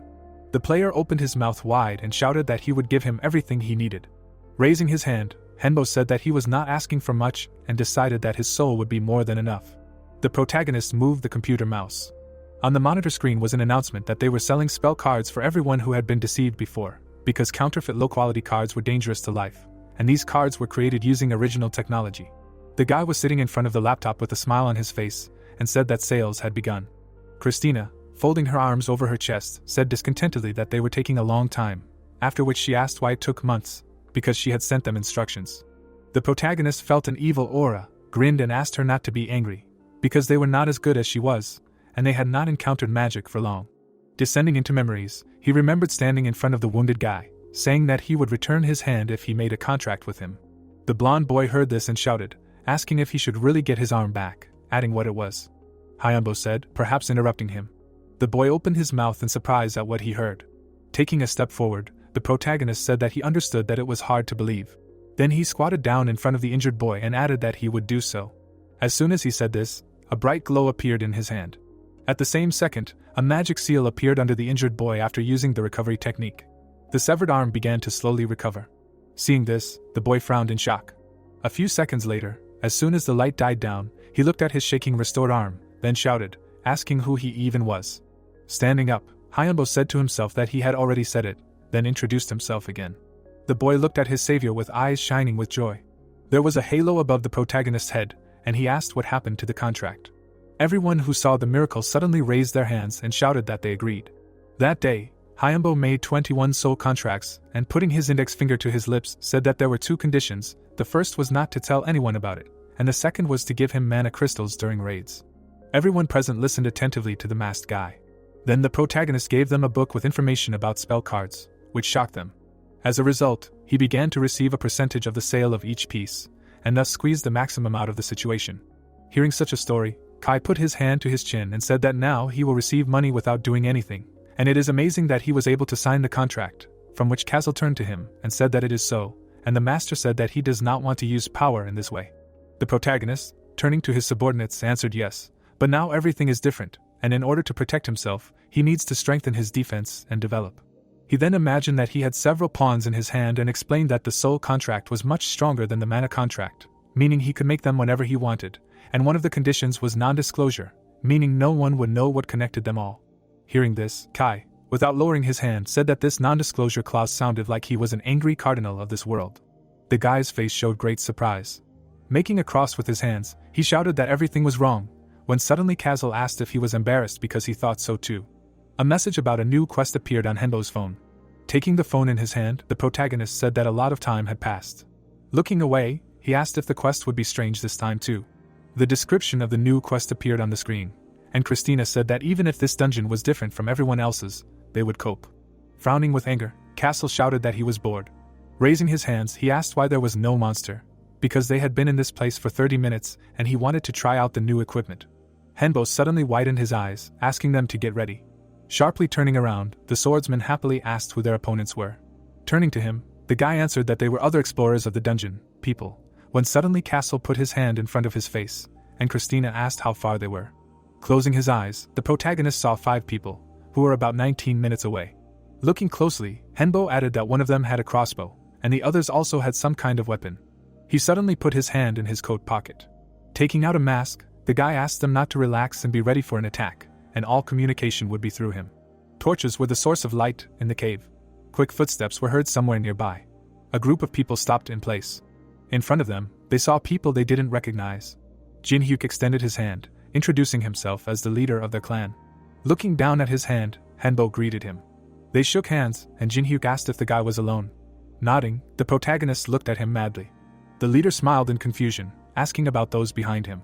Pointing his finger back, the protagonist replied that they were undead, and he had subjugated them back in the first dungeon, so they were with him now. Jin-hyuk's mouth wide open, surprised that the guy had subjugated the skeletons. He became wary, narrowing his eyes. Raising his hand, he asked if Henbo wanted to team up with them. It was obvious that he was a mage, and mages were good at working in a team. Knights and warriors were also very important. That was probably why he chose these skeletons, but who knows if it would help in the E-class dungeon. Henbo's eyes were angry. Smiling, Jin-hyuk asked again if the protagonist wanted to join them. Nodding, the boy agreed. Waving his hand back, the leader said that it was a great choice and he would introduce everyone. Looking forward, Henbo thanked him. Walking forward, Kazuo thought that he didn't like all of this. After a while, they came to the squad. Looking at the smiling Jin-hyuk, the swordsman thought that he was quite unpleasant and suspicious. There was a message on the phone, stating that there were 74 out of 90 participants left in Dungeon 1313, Level E, and the remaining time was 499 days. The protagonist read this information and quietly said that 16 people had died in just one day. Kazuo suddenly approached him and told him to look at their skills, adding that this was an expected outcome. Hyunbo then remembered some of the explorers with crossbows and said that they were really no good. He also remembered Jin-hyuk and added that he was even curious about how they managed to survive at all. He often watched them sitting on the ground exhausted, adding that given their zeal, they didn't even have to intervene.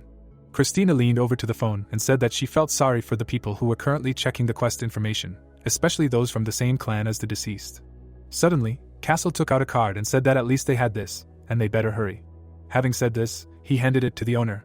Christina, snatching the phone from the guy, asked what they were going to do, because Jin-hyuk was just online. Seeing that the phone was missing, the protagonist asked when she managed to snatch it. Then Castle spread his arms out to the sides and replied that they cannot ignore him, because if the remaining people gather in a squad, there will be quite a lot of them, to which Christina, sitting nearby, replied that you can't argue with that. Kai, sitting at the table, folded his arms and said that, to be honest, he does not like Jin-hyuk at all. As soon as Castle heard this, he immediately pointed his finger at his comrade and shouted that he was good, because he was able to express his opinion.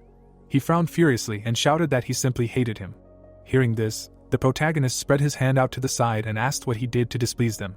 Then the skeleton folded his arms across his chest and answered discontentedly. His face, his look, his behavior, his manner of speech, everything about him was wrong. He was a very shady person. Kai looked down and added that his clan also did not inspire any confidence, because he was constantly hanging out with them, and therefore, probably, he did not notice anything. All his comrades seemed to keep their mouths shut. He remembered how they stared at him from behind, and added that if you ask them about their attitude towards the clan and the leader, they only say good things, but you can tell from their look that this is not so.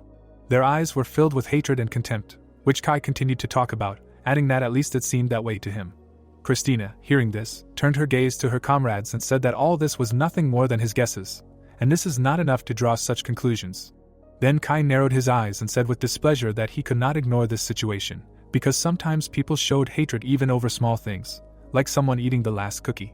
Having said this, he imagined a man whose last treat was taken from under his nose, and Christina suddenly said that they had no evidence. Castle, hearing this, frowned with displeasure and asked if she really trusted him. Christina looked at her phone and answered that this was not so, because she would gladly get rid of him as soon as possible. Suddenly, she looked sharply at her comrade and added that they first needed to make sure of everything, because she said this because she knew that they should not mess with him. She continued to hold the phone in her hand, firmly saying that there was one reason. Turning his gaze to the side, the protagonist asked what that reason was. Looking at Christina, the guy thought that he had heard her out. He anxiously crossed his fingers together. Hanging his head down, Henbo thought he had no choice but to agree with her. Frowning, the guy confidently said that they should get rid of Jin-hyuk now before it was too late. Opening the ad on his phone, Christina said that they seemed to have a great chance soon. Everyone looked at the screen together, when suddenly she added that Jin-hyuk had just posted this on the website. The guy proposed that everyone unite to reduce the number of victims, and proposed to gather in 3 days at the coordinates below. The protagonist was very surprised. Standing up from her seat, Christina said that they had time. Walking forward, she added that they needed to prepare well. Christina turned back menacingly. Looking into her eyes, Henbo thought that she was the same as always. Putting his hand to his chest, the guy thought that he felt her wild desire to deal with this problem, when suddenly Castle narrowed his eyes, saying that they did not need such allies. A light was burning brightly in a certain place. 3 days later, the people gathered in the dungeon. Jin-hyuk walked onto the stage and asked if everyone could hear him. He looked around and said that everyone was already here, so they could begin. He spread his arms wide and thanked them for coming, so he got straight to the point. He smiled and said that everyone had clearly realized how different the E-class dungeon was from the F-class dungeon, since they had already lost 16 people on the first day, and although his squad was fully prepared for the monsters to appear, even they were shocked by the difficulty level, and fortunately, there were a lot of them, and no one was seriously hurt. Looking at the people, the leader said that the dungeon was a dangerous place, and if someone was distracted for a second, they would immediately say goodbye to their lives, but that did not mean that the dungeon was impassable. Opening the dungeon website, he said that there were many topics on it where people said that they had already completed it. Clenching his hand into a fist, Jin-hyuk said that they were no worse, and of course, each of them had completely different skills. But if they joined forces, they would have a good chance, so later he would tell them how to pump up their skills. Putting his hand to his chin, the guy said that they should not live in illusions, because their reality was cruel and they would have problems with money. Thinking, he said that they got it by killing monsters, but distributing the income between so many people would certainly reduce the profit. Imagining a fight, the leader asked what to do if conflicts began between the participants, because the situation could easily get out of control. Looking at the people, Jin-hyuk said that this would contribute to the creation of a certain hierarchy, so in order to get rid of such problems in advance. Spreading his arms to the sides, he continued with a smile that he would like to create a guild right now. The members began to look around anxiously, while the leader added that there was information on the dungeon website about an upcoming update to the guild system, and it said that when you join a guild, your profit from killing monsters increases by 30%, and there are other benefits as well. Frowning, Henbo thought that Jin-hyuk had revealed his true intentions. Placing his hand on his chest, the leader said that this is why he insists on creating a guild. Looking forward, he added that he is nominating himself for the role of guild master. Raising his hands, Jin-hyuk continued to say that this is why he insists on creating a guild and nominating himself for the role of guild master. Hearing this, everyone gathered began to whisper among themselves. Suddenly, the guy closed his eyes and said loudly that of course there are reasons why he should be the one to become the guild. After all, he has a superpower, all because of his developed talent. Hearing this, the people began to look at each other, asking what kind of superpower, and because of some kind of developed talent. Jin-hyuk, lowering his head, explained that he has a talent in the class called dominance. This ability allows him to control those who are of a lower level than him, but despite this, he cannot control those who have free will. He introduced the guy towards whom he extended his hand and ordered him to stop, after which he added that this also does not work with those who are higher than his level. Stretching his hands forward, Jin-hyuk firmly said that he promises to diligently develop this skill. Having said this, he spread his arms to the sides and added that thanks to his efforts, they will be able to create a powerful clan, and he will be able to strengthen the skills of each of them. Hearing this, the crowd raised their eyebrows in shock and shouted, asking if it is possible to strengthen skills. Hearing this reaction, Jin-hyuk smiled widely and explained that he called his power a blessing for his subordinates, and by using it, he would be able to improve their skills as well if they made a deal. Suddenly, he called one of the people present up on stage, saying that it would be better to show it. When the person came up to him, they shook hands, and Jin-hyuk told him to just say that he agreed. When the guy said this, Jin-hyuk put his hand on his shoulder and explained that this person was now his subordinate, and so it was time to test his skills. A bright glow was released from the guy's body, and his C-level treasure hunter turned into a B-level treasure hunter, and he happily shouted that he really had become stronger. The system screen showed that his skill level had increased. The people present, seeing this, opened their mouths in shock and shouted that this was simply unbelievable, because in a matter of seconds he had improved all of his skills, and now there would be no problem with the dungeons. Seeing this reaction, Jin-hyuk spread his arms out to the sides and loudly said that the further they progressed, the more their skills would change, and that was why he should become the guild master. He smiled widely, adding that together with him they could become better, and they would pass this dungeon together. The guy suddenly hit his chest with his hand and finished by saying that everyone who made a contract with him would immediately become stronger. Frowning, he continued to say with a very serious face that this is why he is ready to take the Oath of Mana right now. The Oath of Mana is an oath that cannot be broken, otherwise he will not only lose all his mana, but will also be killed by it. All the mana was leaving the person in bright streams. After these words, a faint blue glow began to emanate from Jin-hyuk's body. A second later, it became several times brighter, and the guy loudly shouted that he swears that he will never give the guild members useless tasks. Seeing this, those present joyfully raised their fists and shouted that he even took the Oath of Mana, which means he is truly worthy of the title of guild master. Hearing this, Jin-hyuk smiled widely and thanked everyone for understanding him. Suddenly, a crazy smile appeared on his face, his eyes lit up, and he said to himself, "Finally." But suddenly, someone applauded. The protagonist walked towards him, saying that this was great, adding that he knew he would want to create a guild. Lowering his hands, Hyunbo continued to say that he was really surprised by such an ability. Smiling, the leader thanked him for the compliment from such a mage, because it was a great honor. Taking a step forward, the protagonist asked if he could answer his question. Without taking his eyes off him, the guy asked if it was true that his subordinate skills were increasing, and his influence was also affected. Lowering his head, Jin-hyuk answered that it was, but they could resist if their level was higher or they had a strong will. Hyunbo thoughtfully put his hand to his chin. He frowned and said that's why those 16 people died. The people turned to look at him in shock. Jin-hyuk smiled in confusion and asked if the protagonist really thought he killed them. Presenting the corpses, Henbo asked him not to pretend, since the people tried to resist but ended up dying because of orders. Looking ahead from under his brows, the guy added, asking if there was anyone else with similar strength. Jin-hyuk clenched his teeth tightly. Putting his fist to his chest, he asked what Henbo was talking about, since he didn't kill anyone, and he could take the mana oath again as proof. Releasing a huge amount of mana, the leader shouted that he didn't kill the other dungeon explorers, swearing that it was the truth. The people began to turn to look at the wizard, thinking that the mana oath couldn't lie. Looking forward menacingly, Castle said that he wanted to attack Jin-hyuk, when suddenly Kai put his hand on his shoulder, asking him to hold on, because it would be over soon. Taking a step forward carefully, the protagonist said that he would put it more precisely, and that it was not Jin-hyuk who killed them. Frowning, he shouted that the leader only ordered them to kill each other, all 16 researchers, and that was his order. Jin-hyuk squeezed his eyes tightly in confusion. The protagonist recalled the chapter, thinking that in the previous dungeon, he was one of the 28 researchers. The guy knew that Jin-hyuk was no different from the others, but by trying his best to stand out, he was able to obtain superpowers and achieve his dream. In the previous dungeon, the guy manipulated people. Remembering his smile, Henbo knew that he was a terrible person. By swearing mana oaths, he was able to force everyone to submit, but at the end of clearing the dungeon, he showed his true colors. The protagonist knew that people were ordered to kill each other, and the researchers simply had no choice. Indeed, Jin-hyuk did not kill anyone, because he only gave the order. The guy's face changed, and he shouted menacingly that this was complete nonsense, because the protagonist had no evidence, so he was not guilty. Looking at Henbo's mask, the leader shouted that he was afraid to even show his face, asking if the protagonist really wanted to assert himself at his expense. Without taking his eyes off the guy, Henbo replied that he had evidence, although it would be hard for him to believe it. Starting to laugh loudly, the leader replied that this was complete nonsense, after which he confidently thought that the protagonist had no evidence, because those corpses disappeared into the dungeon. Looking down, he thought that he had successfully controlled the survivors. Trembling with fear, the girl turned to the leader.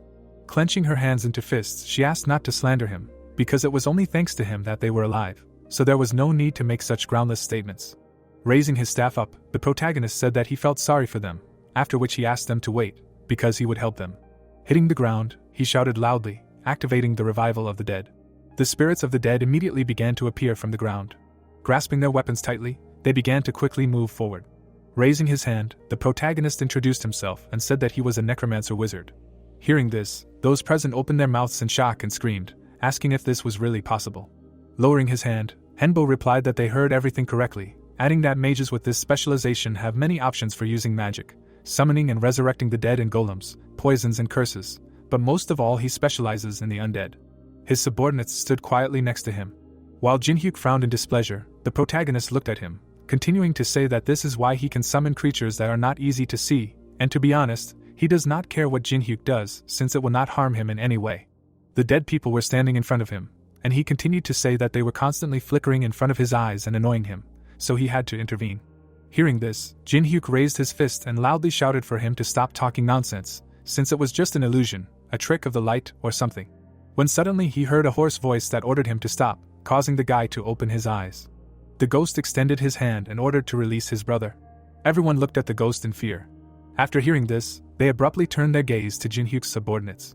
Hearing this, Jinhyuk himself shouted in rage for no one to believe this, because it was all just absurd. They just wanted to become guild masters too, but they couldn't. The guy under his command shook in fear and said that it was true, and the girl next to him added that he had done nothing. Bloody tears suddenly flowed from her eyes, and she shouted for everyone to believe Jinhyuk. The people present immediately saw this. Their teeth gritted, and they angrily asked how he could. Raising their fists, they shouted, ordering the guy to tell the whole truth and asking if he was really going to make them like that too. Jinhyuk gritted his teeth at what he heard. He looked at the people present, who looked at him with fury in their eyes and ordered him to free their friends, adding that he would never become a guild master. Jinhyuk shook with anger and said to himself that he almost succeeded. Looking at the protagonist, he added that it was all because of him. Suddenly, he rushed to attack. With a quick slash of his sword, he screamed for the boy to die. Henba looked at his opponent emotionlessly. In that same second, Castle protected him. With one swing, he threw Jinhyuk back. Raising his head, the boy screamed that they were just toys in his hands, and then screamed, asking why they were bothering him. Castle looked at him with a shining sword. Suddenly, he rushed to attack. Jinhyuk, seeing this, waved his hand, ordering his subordinates to stop him. The three boys trembled, trying to resist. Suddenly, a blade flashed in front of Jinhyuk. He managed to block the attack at the very last moment. Holding back the onslaught of the sword, he screamed, ordering his subordinates to protect him. The boys slowly moved from their place. Suddenly they rushed to help their master. Looking ahead, Castle thought that he had to stop them, so there would be no avoiding a massacre. Jumping forward, Kai thought that they were not guilty of anything, so he asked to try not to harm them. The knight blocked the girl's attack on him. Crouching, he thought that they were too strong, because even he had a hard time fighting back, and apparently, that was his strength. Starting to laugh loudly, Jinhyuk shouted that Henbo's skeletons would not be able to handle his army. At that very second, a girl rushed past him from a strong blow. Holding her hand outstretched, Christina looked forward menacingly. The leader gritted his teeth, hearing a strong blow behind him. Activating the magic seal in his hand, the guy shouted that he would show the full power of subordination. Something sharply pierced the girl's head. Grabbing her ears, she screamed loudly in pain. The bodies of the rest of the subordinates were also enveloped in mana. Looking at the increasing characteristics, Jinhyuk shouted that this was the Berserker mode, and their characteristics were improving at the expense of decreasing health points. Seeing the subordinates make a dash forward, the leader shouted for the protagonist to try to defeat them, because it seemed he would have to resort to murder. The swords suddenly clashed. The people began to fight the skeletons. Drawing an ice arrow, Christina fired it at the enemy. Jumping in front of the guy, the subordinate quickly blocked the attack with her shield. Looking away, Henbo thought that they were really very strong. Jinhyuk dashed towards him, shouting that he would take all the toys. Swinging, he added that they would also fight on his side. Frowning, the protagonist thought that the guy had chosen the wrong enemy. A skeleton's hand suddenly burst out of the portal, which managed to grab the leader. He frowned with anger. Suddenly, he turned his frightened gaze to the side. His eyes widened, he saw himself in the captivity of a bone dragon. The protagonist screamed, calling an army of skeletons, when suddenly the sound of bones was heard. 2 skeletons grabbed the girl's legs. Christina suddenly hit her on the neck with all her might. Surrounding the subordinates, the skeletons struck them down. Jin-hyuk's pupils immediately shrank from fear. Taking a step forward, Henbo said that the enemy was close to victory. Gripping the staff tightly, he said that if he had not guessed Jin-hyuk's plan, then he would have succeeded. Noticing how the guy raised his weapon up, the leader immediately shouted that he understood everything, so he begged her to stop. Sweating, he asked for mercy, because Henbo was clearly not a killer. Continuing to hold the cane, the guy asked if Jin-hyuk saved the guys who begged him for mercy. Opening his mouth wide, the leader shouted that he did. The protagonist did not take his piercing gaze off him. Saying that lying is not very good, he lowered the cane with all his might. The guy's mask was covered in drops of blood. That same day, the protagonist vomited into the toilet. There were black bags under his eyes and cold sweat was pouring down his face. He closed his eyes and said to himself that he really did kill a man and he couldn't stop thinking about it. He remembered how he smashed Jin-hyuk's skull, he remembered the blood and the brains that came out, the smell, the sound and the sight, he could never forget it. When suddenly a voice was heard from behind the door, saying that he did well, which made the boy turn around. From behind the white door, his subordinates were saying that he killed a bad man, and if he didn't do it, more people would have suffered, he did what he had to. Looking away, Hyunbo asked if they really thought that, adding that maybe there was another way, he could have stayed alive. Suddenly he remembered how Jin-hyuk, after Castle defended his master, shouted that they were his toys too, after which he asked why he was against him, and said to himself that he didn't know what to say, because in fact, he was right. Gritting his teeth, the protagonist remembered Jin-hyuk's subordinates, and asked his skeletons if it was true that they only obeyed him because he was their master. Turning around, he heard the voice of the skeletons, who answered that they did this because of the oath of mana, adding that if he had not killed him, he would have created a powerful guild, and many people would have died, including them, so it was not his fault, there was no other way. Hearing this, the guy closed his eyes. A few minutes later, the doors opened, and he told them to stop. Coming out to his subordinates, Hyunbo added that they should not say anything, because he just wanted to be alone, at least today. The skeletons parted for the master. They looked after him with burning eyes. The protagonist lay with his face buried in the pillow. It was dark in his room. Turning around, the guy said to himself that he also understood that this was the only way out, because they needed to survive. But murder is murder, he cannot just forget about it. There was emptiness in his eyes, and he added that he could never. Closing them, Hyunbo continued to think that he had to promise himself that he would not forget this crime, even if it was committed for the sake of survival, he would remember each one, because in this way he could at least partially atone for his sins. A bright blue glow emanated from his chest. Morning came, a bright light entered the room through the window. The protagonist slowly opened his eyes. Suddenly, the skeletons near his bed slapped a firecracker and loudly shouted that they congratulated him. The guy turned around in shock and exclaimed, asking what they were talking about. The subordinates, joyfully dancing, shouted that he became a fourth circle mage, adding that they believed in him and he was a great guy. Sitting on the bed, Hyunbo asked what the fourth circle was, to which they replied that they immediately understood it. Christina raised her glowing fist and explained that his determination last night could improve his skills, and now he is a fourth circle mage. Hearing this, the boy raised his eyebrows in shock and exclaimed, asking if this is true. At the same time, he took out his phone. The system window reported that all of his stats had increased, causing him to exclaim that it was true. Without taking his eyes off the phone, the protagonist wondered if he could really become a better person by accepting his sins, adding that he did not really like this method. But before he could finish speaking, Kai raised his hands and shouted that the most important thing was that he became stronger, and Kazel next to him added that he should be happy with his determination. Christina took the owner's hand. Looking into his eyes, she told him not to think that he became a fourth circle mage just because of this. Frowning, she added that it was completely natural that he would advance further as a mage. Smiling, the protagonist thanked her. He placed his hands on the bed and added that there would be more worries, when suddenly Christina got up from the floor, saying that everything was fine and that a lot had happened recently, so they should all rest. Frowning, Henbo said that this was not like Christina at all, when suddenly the skeleton replied that there were too many people in the dungeons now. She knew that after they left, the remaining players still formed a guild. Lowering her head, the skeleton said discontentedly that they did not have a worthy leader, and because of the situation with Jin-hyuk, they constantly suspected each other of everything, and even tried to find Henbo through the bulletin board.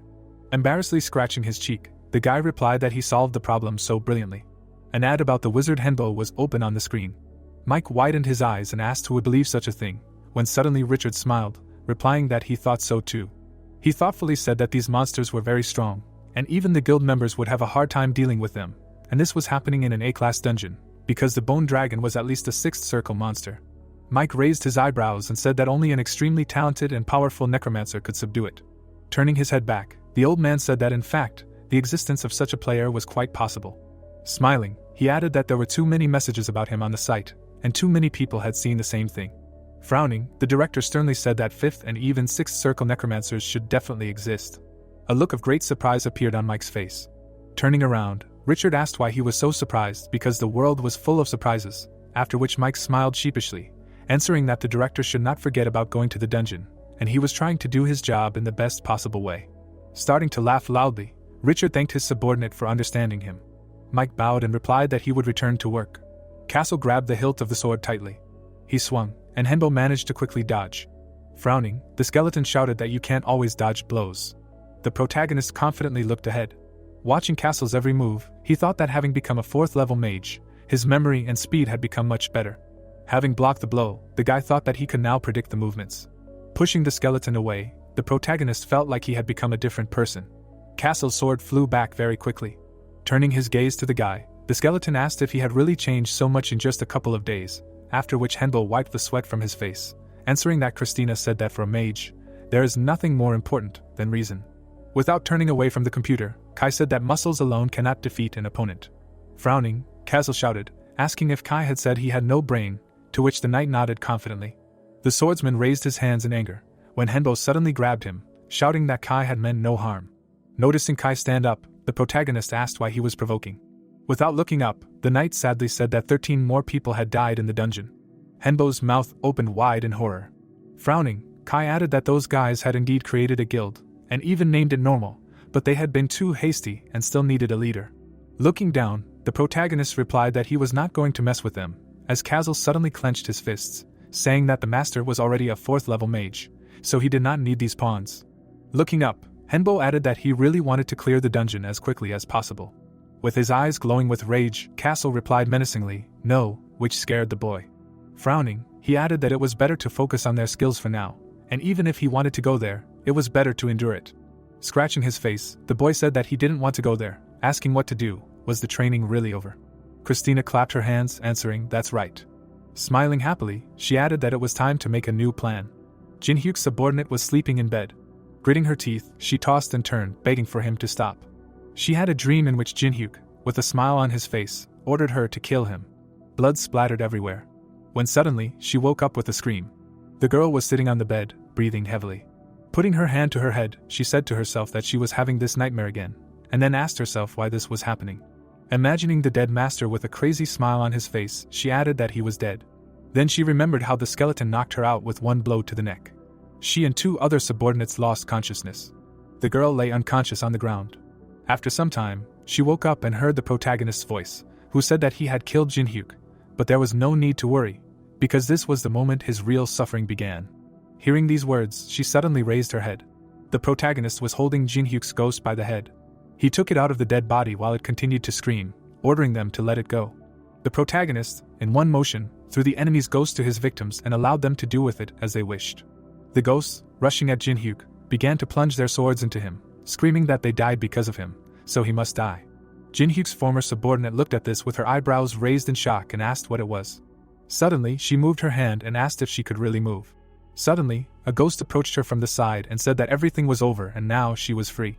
The girl pitifully knitted her eyebrows and asked if it was true that she was in pain, adding that everything would be fine now. Seeing her sister, tears began to flow from Hannah's eyes. Falling to her knees in front of her sister, she screamed, begging for forgiveness, because it was because of her. Then the ghost put her hand on her sister's shoulder and said that everything was fine, adding that it was not her fault. Lowering herself to her, she asked if she could hold out alone, adding that she must definitely survive. Her ghost slowly began to disappear, and she finished with a smile on her face, for the sake of both of them. A few seconds later, only bubbles remained from the ghost, and Hannah watched them go, screaming for her sister to wait. As the girl left the memories, tears appeared in her eyes. She clutched the blanket, saying to herself that she can't just sit at home and cry, because she needs to become stronger so that this doesn't happen again, and until then. After a while, monsters with glowing eyes rushed towards her. Hannah rushed at them in response with a shield and sword. Swinging her sword, the girl screamed loudly that they were all finished. Suddenly, scarlet blood splashed to the side. Smiling, the main character said that he still doesn't understand why they need a base. Pointing at the screen, Christina replied that the guy himself knows that there are a lot of dungeons in this world, but they can't explore each of them. Frowning, she added that if they make a mistake during the passage, the rest of the explorers will become nameless undead, like them. Turning to the screen, the skeleton said that all the other monsters would be able to enter the real world through their houses. Squinting, Henbo thought she was right.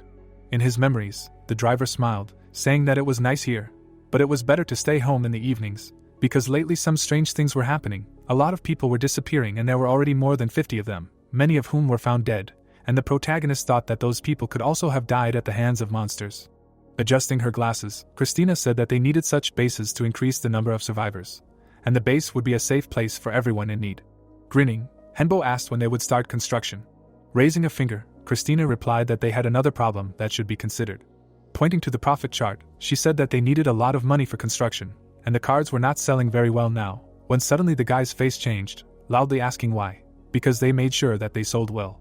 Turning around, Christina replied that the quality of the copies continued to grow rapidly, after which Henbo covered his face with his hands, asking if maybe they should increase the quantity of goods several times. Raising his hands up, the skeleton shouted that he was offering to sell magical artifacts.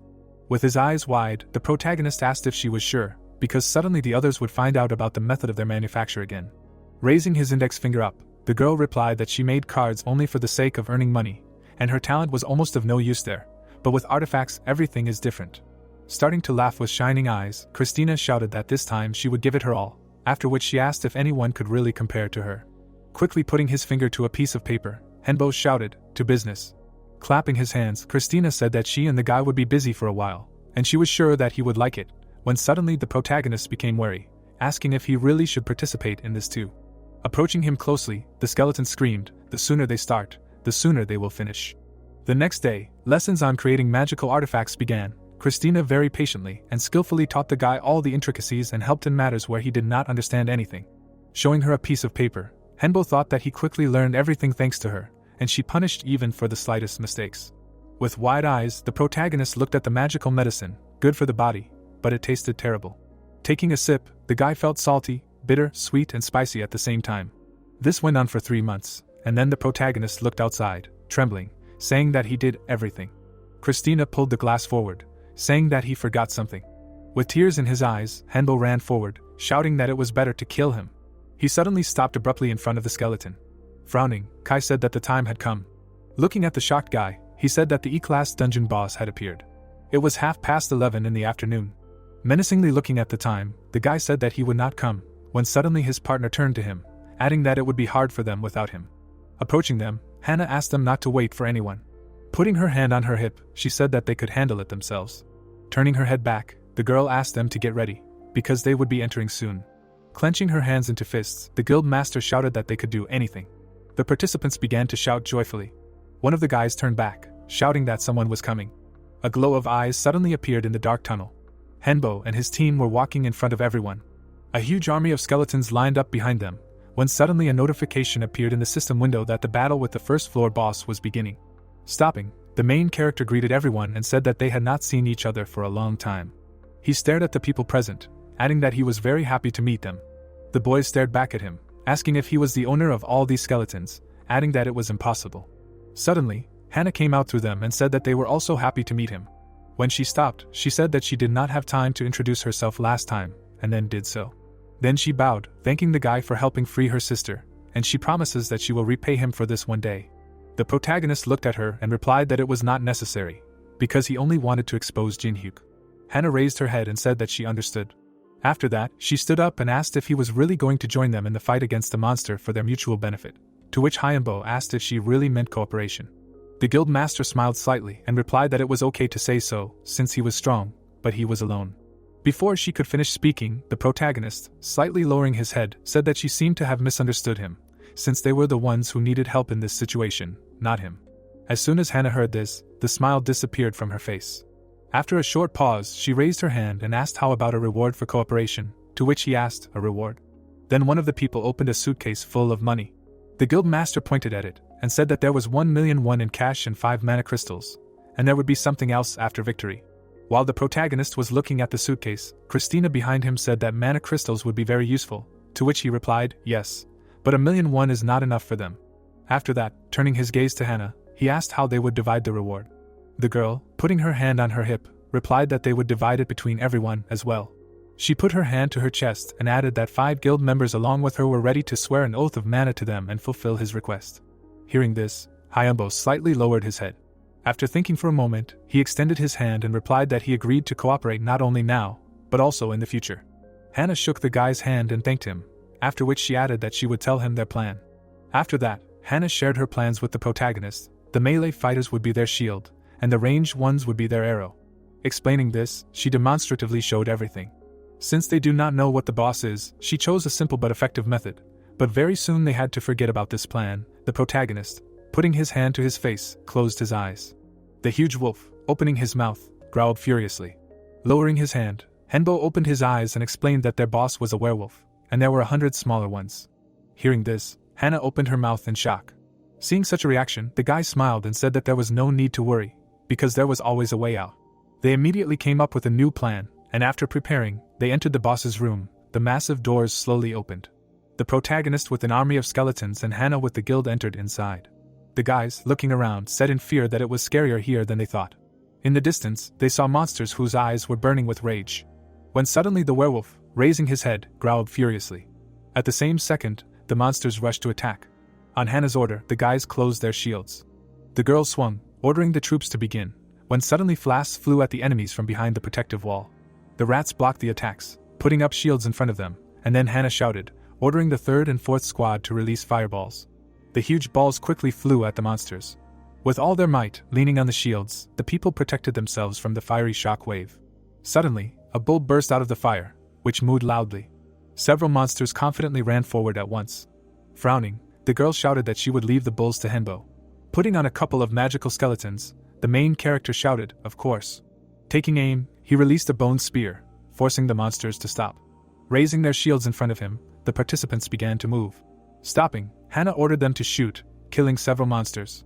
Smiling, one of the men asked if it was really that easy, because at this rate they could really clear this room. Suddenly, an axe quickly spun in the air. At full speed, it flew into one of the shields. A magical wall immediately grew between the people. Hana turned back in fear. The bulls began to run forward, when suddenly the man frowned, shouting that the monsters were attacking again. Stretching out his hand forward, the girl ordered everyone to stay where they were and no one to move away. Arrows and fireballs flew towards the bulls. The bull quickly grabbed the corpse of a mouse lying on the ground. Swinging, he threw it up. Strong explosions were heard in the air, and the people were very surprised that the monster used the corpse. The bull grabbed one of the men, when suddenly a loud cry was heard that the defense was broken and the monsters were coming inside. Attacking the opponents, the girl ordered 2 people to go against one monster. Turning her gaze to the side, she thought that they would never be able to win this fight like this, so she thought about giving up. Releasing the skeletons forward, Henbo ordered everyone to step back. Frowning, Hana loudly shouted that the skeletons were not enough, and they would quickly fall. Furrowing his brows, the protagonist replied that this was not the end. The skeletons began to crawl quickly towards the bulls. On the other side, they surrounded the rats. The skeletons stood up and surrounded all the monsters. The guild master's eyes widened and she wondered in shock how the boy could summon so many more skeletons. A bone dragon suddenly appeared above them. Opening his mouth wide, Henbo activated the breath of darkness. Opening his mouth, the dragon immediately released a huge stream of mana with a loud roar. Due to the shock wave, the bulls began to moo loudly, falling off their feet. Han's body began to tremble in shock. After looking around, she said that the protagonist had disappeared without a trace. The bone dragon released an incredibly powerful stream of energy from his mouth. It completely absorbed the huge bull. A second later, nothing was left of him. Hana looked at this with her eyebrows raised in surprise and screamed that he had disappeared without a trace. Suddenly, the protagonist's staff hit the ground. Seeing the guy breathing heavily, the girl screamed, asking if he was okay, to which he replied yes, but that's it. Raising his head, he added that it was not over yet. Black silhouettes appeared in the smoke. The remaining monsters, led by the werewolf, came out to them. Suddenly, the boss growled furiously. Immediately after that, he and his comrades rushed to attack. Seeing this, Hana turned around and shouted to her subordinates that they should immediately group up and prepare for the attack. The crossbowmen retreated back, and the guys with shields set up protection. The back rows began to shoot. Their arrows hit the bodies of the mouse monsters. They fell dead, and huge bulls ran after them. They crashed into the shields at full speed. With difficulty holding back the onslaught, one of the guys asked what kind of force this was. Suddenly, bones began to appear from the ground. In less than a second, the protagonist's skeletons appeared and rushed at the enemy. Hyunbo's hand glowed brightly, and he said that he would hold off the bulls, and Hana should take on the great mice, to which she turned around and screamed that his mana would quickly run out. Suddenly, horror appeared in her eyes. The werewolf was right behind the protagonist. The guy saw a sharp claw in front of his eye. Suddenly, blood splashed in all directions. Kai and Kazel, piercing the boss with their swords, held him back. A magic seal appeared on the end of Hyunbo's staff. Extending his weapon towards the monster, he used a lightning strike. An insanely powerful stream of energy struck the werewolf. The boss was nailed to the wall at great speed, causing enormous damage. Rocks began to quickly fall on the wounded monster. He opened his mouth wide, and his body began to be drawn in by mana. A green aura quickly healed the wolf's wounds. Taking a step forward, the protagonist said that their regeneration was too fast. Coming closer to the monster, he added that it did not mean that they had no chance. Smiling, Henbo thought that the vicious breath used Nidhogg's mana, not his, and thanks to this, he was able to attract the werewolf's attention, pretending that his mana was running out. The guy stretched his hand forward. Turning to the skeletons, he ordered them to finish off their opponents. Releasing his claws, the werewolf growled loudly. He swung, trying to hit Kazel. Swinging his sword, Kai immediately wounded the monster on the shoulder. Raising his weapon up, Kazel said that the werewolf would not get off easy. Trying to defend himself, the wolf put his paw forward. The blade went into his skin, while the regeneration began to take effect. Coming to his senses, the werewolf pushed the sword away. Turning his head, Kazel thought that the enemy was able to recover. Making a dash forward, Kai thought that he should cut off his neck. Stretching his hand forward, he said that he would hold the monster back. The werewolf continued to hold his bloody paws in front of him. He suddenly pressed himself against the ground with all his might. He clenched his teeth in anger. Jumping, Kale asked Kai not to interfere. The werewolf's eyes lit up brightly. Smiling maliciously, he ran forward. Licking his lips, the werewolf ran past Kale. Stretching her hand forward, Christina asked to leave the monster to her. Raising her cane up, she activated the chains. They immediately began to spin around the wolf's leg. At the same second, the chains wrapped around his hands. Standing on the magic seal, the werewolf could not move. Clenching his hands into fists, he tried with all his might to break the barrier. Out of rage, he opened his mouth wide. Christina suddenly covered it with a chain. Jumping up, Kale ordered the monster to stop growling. The skeleton hit him with all his might, cutting off his head. The decapitated werewolf fell sharply to the ground. Black smoke began to emanate from the boss's severed head. A few minutes later, it dissolved, leaving behind a blue stone. Without thinking twice, the protagonist picked it up. Christina stood behind him, looking at him and explaining that it was a mana crystal that contained the power of the moon. It was very valuable and could be useful to them in the future. Hannah rushed to attack with a loud cry. She ran and pierced the bull with her sword. The monster fell to the ground dead. The girl looked around, breathing heavily. She saw her comrades and the protagonist's skeletons killing monsters. The mice with glowing eyes ran away, and Hannah gave the order that they must be stopped. Suddenly, a foot stepped in front of the monsters. Kai looked at them with a glowing eye. The next second, blood splashed onto the ground. Hannah looked at this and did not know what to say. Suddenly, the protagonist approached her from behind, saying that it was a great job. Under his mask, he smiled, saying that they had finished clearing the dungeon, and he congratulated them on this. The guys lowered their weapons in relief. One of the guys raised an eyebrow and asked if they had really defeated the monsters, to which his comrade asked in return if that was true. Then they looked at each other. After a short pause, the comrades chuckled. Suddenly, everyone who remained unharmed raised their hands and shouted loudly that they had won, they were alive and had passed the dungeon. Hannah's face blushed, and tears of happiness appeared in her eyes. With a smile on her face, she turned to Hyunbo and said that it was all thanks to him, and if it weren't for him, none of this would have worked out. Bowing deeply, she thanked him again, to which he calmly replied that he had only fulfilled his part of the agreement. Raising her head, the girl asked what he would do next, to which he, without taking his eyes off her, replied that he could cooperate with someone from now on depending on the need. After these words, he turned away, adding that, however, he would go his own way. Leaving the boss's room, he wished the guys all the best. Hannah, seeing the guy leaving, shouted loudly, saying that in 3 days, they were going to the second floor, and if he wanted, he could come. Without stopping, the protagonist replied that he would think about it, after which a notification appeared in front of him, saying that he had defeated the boss of the first floor. Suddenly, a guy approached Hannah and said that he was even stronger than they thought. He smiled, adding that he had a skeletal dragon, and the undead that fought the werewolves were really strong. The guy standing behind smiled and added that he would like to continue going through the dungeon with him, to which everyone agreed. Suddenly, one of the gathered people looked down at the floor and said that if Jinhyuk were alive, they would be enemies of the protagonist, to which his comrade, looking away, replied that he did not even want to think about it. Hearing this, Hannah frowned and loudly called out to all the guild members. Once everyone had their attention, she smiled widely and suggested that they all return home. Christina was holding a crystal in her hand. Wiping his head, Henbo asked if it was really a cool crystal, since it was the first one they took from all the loot after defeating the boss. Turning around, the skeleton replied that in her world, the moon was called the Eye of God, illuminating the darkness. Nodding, she explained that when the moon glowed red, all the monsters of the Idea continent became angry. But when it was blue, they behaved calmly, so the moon crystal could also be used in different ways. The guy asked, widening his eyes in surprise. Christina raised her index finger and replied that it was possible to obtain strong regeneration, surpassing the strength of trolls. Frowning, Castle shouted loudly that he would have to hit twice as hard to die, to which Henbo smiled, replying that this time the victory was quite easy. Turning to Christina, the boy asked how they would use the moon crystal. All the skeletons frowned, and she replied that it would be better to use it as a core for one of them. The protagonist thoughtfully put his hand to his chin. Castle climbed over the couch, saying that everything was perfectly clear. He and Kai approached and began to insist that it be Christina's. Browsing, she asked if she could really take it. Grabbing Kai by the neck, Castle replied that he couldn't handle it anyway, after which the knight grabbed his partner, adding that he also felt that it was not his. Smiling, the boy said that then everything was decided, because the crystal really would suit her perfectly. Crossing her fingers, Christina thanked everyone for believing in her so much. Her pupils lit up, and she added that she would definitely live up to their expectations. The skeletons hit each other with their fists. Running back, Christina shouted that she would be busy installing the core for now and asked not to touch her for a while. The door slammed loudly behind her. The protagonist scratched his cheek in embarrassment and said that they would not see her for a while. 3 days after Team Henbo found the moon crystal, the Normals Guild, as scheduled, began exploring the second floor, approaching the stairs. The members' eyes widened in fear and said that there was no end in sight. Hannah turned her head back and said that the second floor was much more dangerous than the first. Frowning, she shouted loudly for everyone to concentrate and protect each other.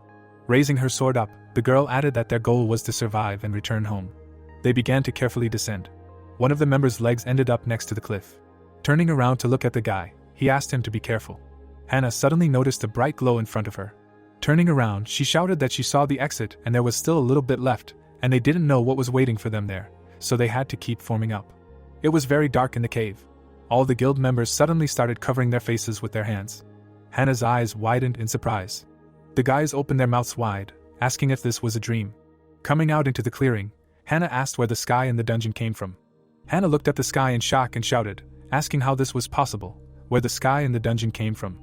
All her subordinates had exactly the same reaction. At this time, the protagonist was looking at his phone. Castle suddenly leaned over to him and asked if it was true that there was a forest in the dungeon, to which he replied that he didn't think there was any point in lying. On the other hand, Kai leaned over to him and added that the open space had a dungeon above Class E. A few seconds later, they both looked forward at the same time. In front of them was the door to Christina's room. A few minutes later, the protagonist handed the phone over to his subordinate and asked her what she thought. The girl looked at the phone and answered, "Nothing special, this happened on the Idea continent," to which the guy asked in surprise, "Was this really possible in ordinary dungeons?" Christina looked up from the screen and answered, "No, there are still differences. The thing is that the monsters in such a space are twice as strong as usual, and of course this will not be a problem for her master, but now it is clear that this dungeon is a field type, unlike ordinary dungeons, and it is an open space with an ecosystem." Thick clouds floated across the bright daytime sky. Hearing this, Henbo raised his eyebrows in surprise and asked if the entire dungeon was really one floor.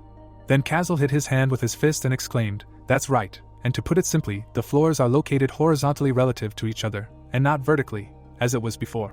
Christina gave the owner the phone and said that her comrade was right, and since all the floors were connected, the scale of the territory was simply enormous, and there were no boss rooms in such territories, which meant that the bosses were wandering around somewhere and not waiting for players. Hearing this, the protagonist took the phone and shouted in shock that it was dangerous, because this was an unknown area and there were bosses all around. Having said this, he imagined himself hunting huge monsters in the thick of the forest with the skeletons.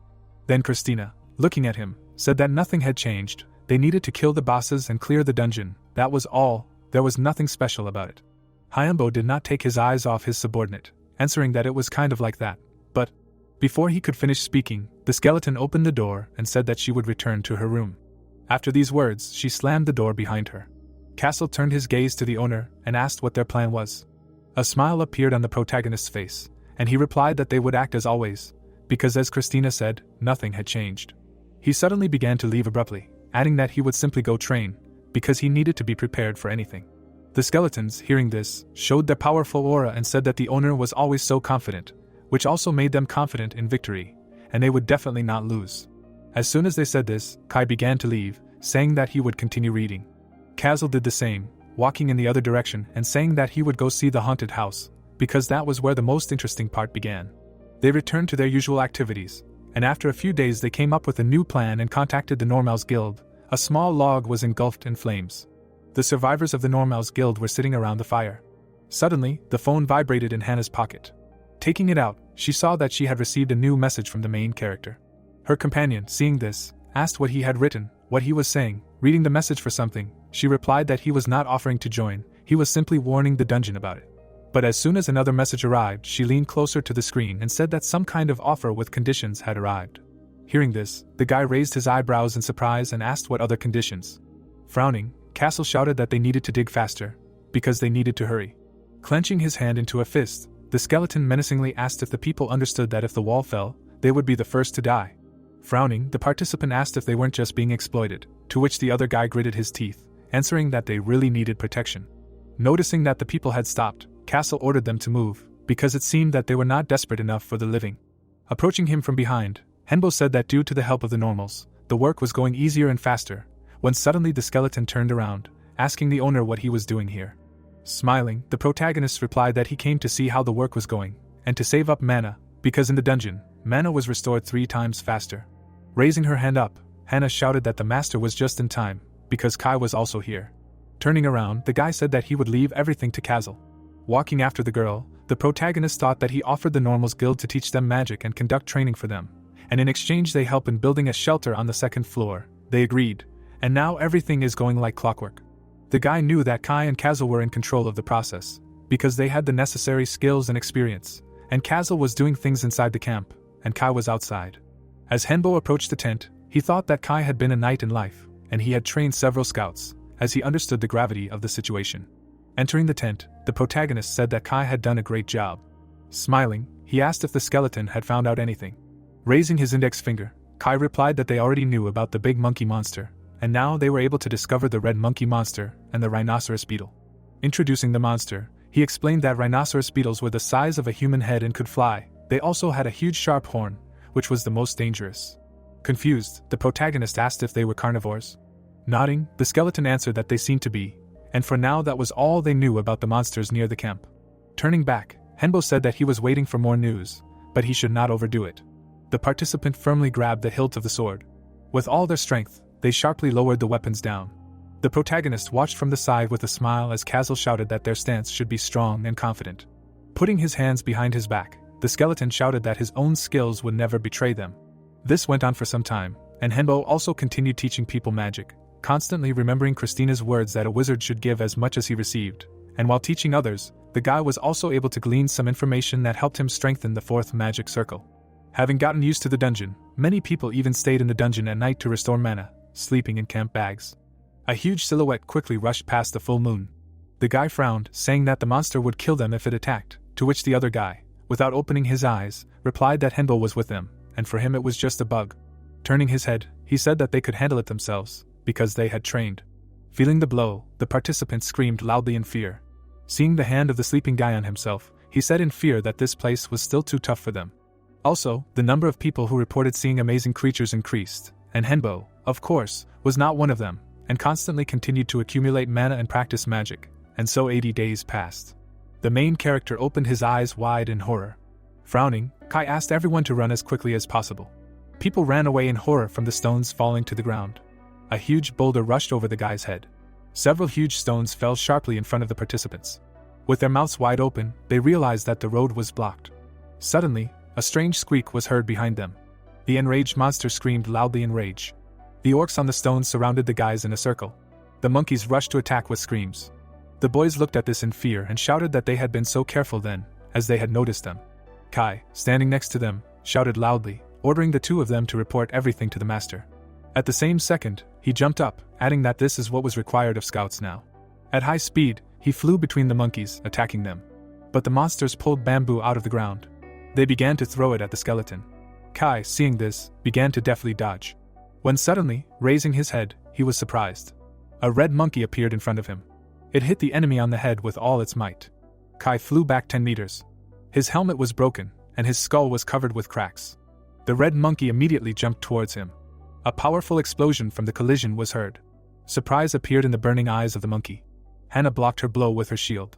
With the cracked shield, she continued to hold back the onslaught. Her comrades started shooting at the monster with a crossbow, shouting for it to move away. With a painful cry, the red monkey fell to the ground. Having risen with difficulty, Kai thanked the guys, because it was only thanks to them that he survived, to which Hannah, looking at him, shouted that they should unite and defend themselves together. The guy with a smile on his face looked at the coach and added that he had trained them all this time, so they definitely would not lose. While they were talking, the red monkey tore an arrow from its chest. When it threw it out, its comrades had already approached it. Raising the crossbow, the guy began to shoot back. But unexpectedly for him, the monsters quickly closed the distance. Hannah hit the monkey in the face with her shield at the very last moment. At this time, Kai cut 3 monkeys in half with a powerful circular blow. They fought fiercely, not giving in to weakness. Then suddenly the skeleton saw a burning shell in the sky. Frowning with displeasure, he loudly shouted that they were being fired upon. A powerful explosion was heard on the battlefield. Kai turned to the place of the explosion and said to himself that they were attacking and moving differently, separated them and continued to advance, then asked himself what the reason for such sudden activity was. Kai hit the monkey with all his might. He looked at it with burning eyes. Enraged, the monkey began to quickly wave its arms. Releasing mana, the skeleton injured the enemy, leaving abrasions. The monkey's pupil greatly decreased, after which it screamed loudly. Scarlet blood splashed to the sides, when suddenly Kai quickly rushed past her. Turning his head, he asked if everyone was safe. He froze in place in horror. Right in front of his face was a huge white monkey. The wandering boss with burning eyes looked down menacingly. Swinging his hand, he immediately dropped the guy and Khan. Kai became wary, turning to their trembling bodies. The girl's entire face was covered in abrasions. The skeleton's eyes showed sympathy and confusion. The monkey suddenly took a step forward. The boss frowned and swung his sword hard. Clenching all 4 hands into fists, the monster continued to look at the skeleton. Kai stood firm, watching him carefully. He gripped the hilt of his sword tightly, thinking that his master would have to cope without him from now on. A voice suddenly sounded in his head, telling him to cover up and duck, when suddenly he became wary. The white monkey rushed forward, opening its mouth wide. Kai ducked, when suddenly a stone fist flew over him.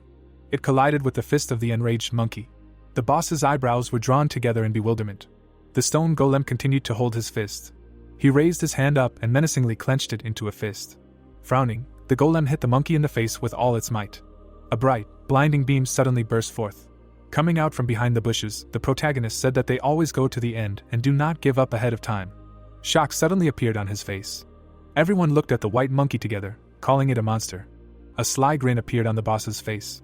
Covering his master with himself, Kazal asked to be careful, because they do not know how the enemy will behave. The white monkey looked up, taking a deep breath. Clenching her hands into fists, she screamed loudly. Henbo quickly covered her ears with her hands, trying not to go deaf. A slight vibration was suddenly heard in the depths of the forest. A huge paw of the monster stepped on the ground. All the trees suddenly shook. Turning to the guy, Christina asked him to concentrate. Wolves with glowing eyes appeared behind the white monkey. Opening their mouths, the bloody wolves growled loudly with anger. Henbo thought with horror that all these monsters were attacking them. A magic seal appeared in front of Christina's hand when she used the healing skill. Hannah slowly opened her eyes. Seeing the skeleton in front of her, she suddenly jumped up.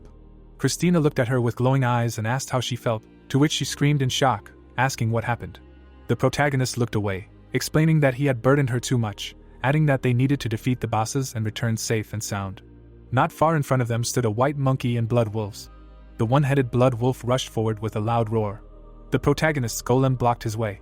He hit the monster in the face with all his might. The blow tore the wolf into blood. At the same second, blood wolves appeared, but smaller in size. Seeing this, Kazal blocked their way, screaming that he could deal with such a trifle even faster. After these screams, he cut the monster in half with one blow. But his attack created 2 blood dogs from one at once. Seeing this, the skeleton screamed in displeasure that they were like slimes. At this time, the white monkey grabbed a stone. With 4 hands, she began to throw them at the protagonist. Seeing this, Hyambo frowned in displeasure and ordered Kazal to return. The stones flying through the air left a bright trail behind them. The white monkey looked at the dust rising into the air and made joyful sounds. Suddenly, the ground under her feet began to rise. Seeing this, the monster jumped back in shock. The white monkey, gritting its teeth, looked at what was rising from the ground. The protagonist, using a magic sphere, created a powerful golem, which knocked down the boss. Releasing his hand from the golem's heart, Hyunbo stood up, and Hana screamed in admiration, asking if he could really summon such a huge monster using the golem's heart. With difficulty leaning on his staff, the protagonist answered yes, but he has little mana and will last about 20 minutes. She shouted something that they will have time to deal with him. Suddenly she frowned and shouted at the boy to watch his step, because something was approaching. Clots of wolf blood were crawling along the golem's legs. They were slowly taking the form of blood wolves. Seeing this, the protagonist glanced at Christina out of the corner of his eye and said that the remains of the explosion were connecting, which meant they needed to defend themselves. The skeleton stretched out her hand and shouted with a bright glow that she would show them the power of the core. She summoned the enraged Meiji skeletons, which began to appear from the golem's limbs. Seeing this, Hyunbo smiled in surprise and shouted that this was amazing, adding that she was a necromancer, but she could summon Meiji. That was what the power of the moonstone meant. Turning to Kai, he said that he was leaving command of the skeletons to him, to which he shouted that he could be relied on. At this time, massive armor appeared on the skeletons. The summoned skeletons rushed to attack. Kai cut through wolf after wolf. The skeletons threw the monster golem off its feet and onto the ground. The white monkey watched this with clenched teeth. Suddenly, with a loud scream, it created a huge stone ball above itself. Its eyes were burning with rage. But unexpectedly for it, the golem extended its paw in its direction. Without thinking twice, the boss threw the stone. It shattered into small pieces from the impact. At the same second, the golem stepped on the white monkey. The guy, seeing this, screamed, asking if it really worked. Then Hana grabbed his shoulder and screamed furiously, asking if he didn't understand. Suddenly, a two-headed bloody wolf jumped out of the sky at them. Magical energy began to gather in its jaws. A second later, it released a powerful stream of mana. The protagonist managed to put up a bone prison at the last moment to protect himself. It didn't help, and the golem was blown to pieces. Hana and her partner quickly flew down. Seeing this, Hyunbo ordered Christina and Kazel to cover them.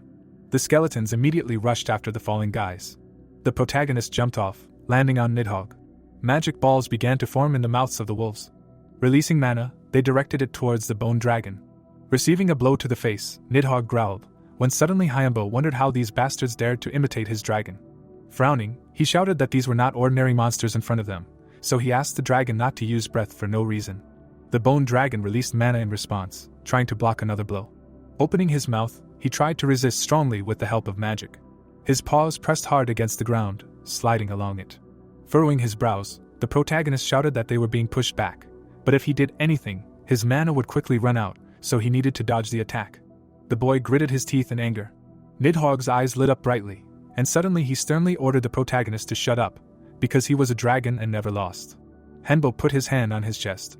Gritting his teeth, he thought that he felt the same as Nidhogg, and he could not believe that his opponent was able to push him away. Hitting the dragon with his staff, the protagonist screamed that nothing could be done. Opening his mouth wide, he screamed that he would give the bone dragon all his mana, so he asked to show the dragon's power. Activating the vicious breath, Nidhogg released a large dark cloud of mana, trying to block the flow flying towards them. The wolf's body suddenly flew up, spinning in mana. The entire space was covered in dark dragon fibers, continuing to spin. After some time, the protagonist lay on the ground, face down. His eyes were closed, and his mask was scratched from numerous blows. The protagonist lay unconscious on the ground. Suddenly he opened his eyes. Then he automatically turned them to the sky. Against the background of the sun, the guy saw the black silhouette of a bone dragon. Suddenly its image began to blur.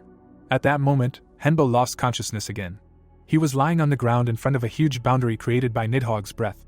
After some time, he slowly opened his eyes and saw his subordinates in front of him. Seeing that the master had woken up, they cried out joyfully, asking if he recognized them, and how he felt in general. Browsing, the guy asked what happened. Kai looked at the master and answered that he had mana exhaustion and needed rest, and Kazel, raising his fist, shouted that it was so, adding that he should not even think about getting up. Slowly getting up, the main character asked if this was true, but how were Hana and her guild? Kai, frowning with displeasure, answered that thanks to him, everyone was safe, and they went home. Hearing this, the boy sighed in relief, saying that he was glad about it, adding that instead of saving the mana, he spent it to the last drop. But something terrible could have happened, to which the skeleton added that thanks to him, they were able to defeat those bosses. Kazel did not take his eyes off the owner, adding that if it were not for his mana, they would not have been able to do anything. Christina, turning her gaze to her comrade, said that she agreed with this, because the monsters were becoming more and more aggressive, so they needed to be dealt with as soon as possible. Frowning, Hyunbo said that this was true. Descending into a memory in which Nidhogg ordered him to shut up, he said to himself that another problem resulted from this. Because of Nidhogg's pride, they ended up in a very dangerous situation. While he was thinking about this, Kai said that they cleared up the situation, but there was something left, which made the protagonist look up in surprise, asking what it was. Raising his head slightly, the skeleton replied that thanks to the reconnaissance with Master Hana, they had discovered a new monster, a giant. Some time ago, he and the girl had found a monster sleeping in the forest. Hearing this, Henbo raised his eyebrows in shock and shouted, asking if it was a giant. Kai came closer and replied, yes, a lower-class giant, slightly larger than that white monkey, and his name was a weak giant, to which Kazel frowned and exclaimed that if he was a lower class, he should not cause any problems. Then Kai, holding out his index finger, said that one should not think that the battle would be easy, because he may be the weakest among the giants.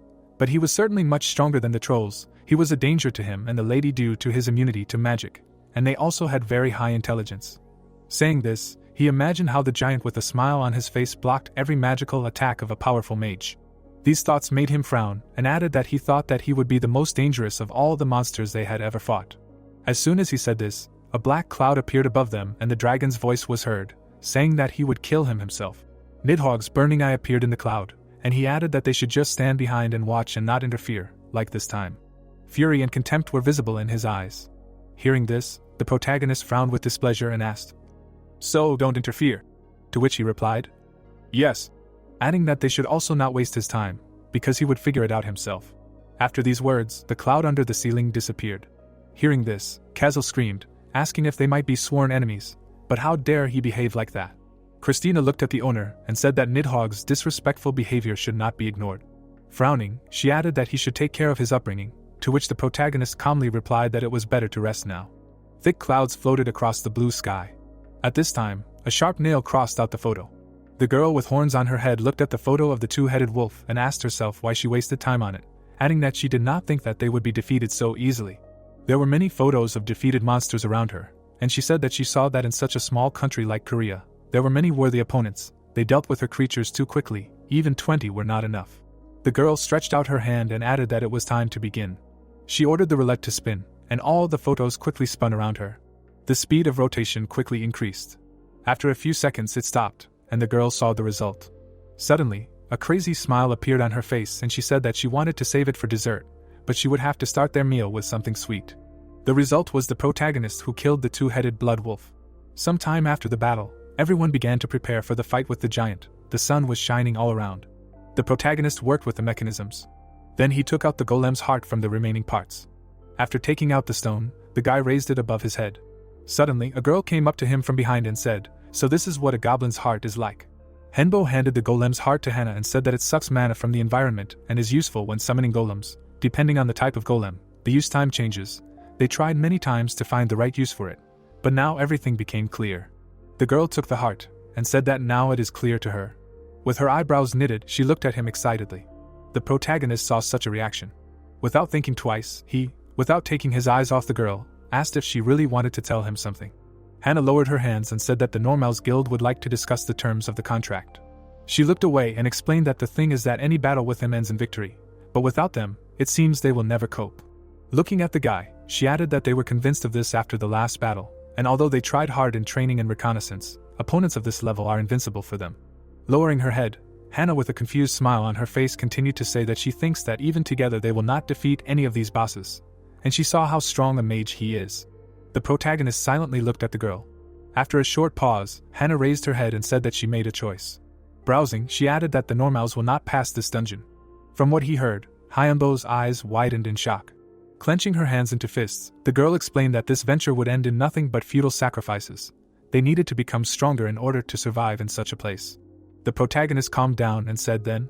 But before he could finish speaking, Hana bowed deeply and screamed, asking for forgiveness for ending their contract like this. He continued to look at the bowing girl. Suddenly, a warm smile appeared on his face. Without taking his eyes off Hana, he said that he understood everything. It was a difficult decision for her, and then asked her to raise her head. There was calm in his eyes, and he continued to say that then they would end the contract right now, but of course they could use everything they had built. Hearing this, the girl raised her eyebrows in shock and asked if it was true. Then Hyunbo extended his hand and answered, "Of course, they built it all together." After these words, he wished her good luck with a smile on his face. Hana smiled warmly and thanked the powerful mage.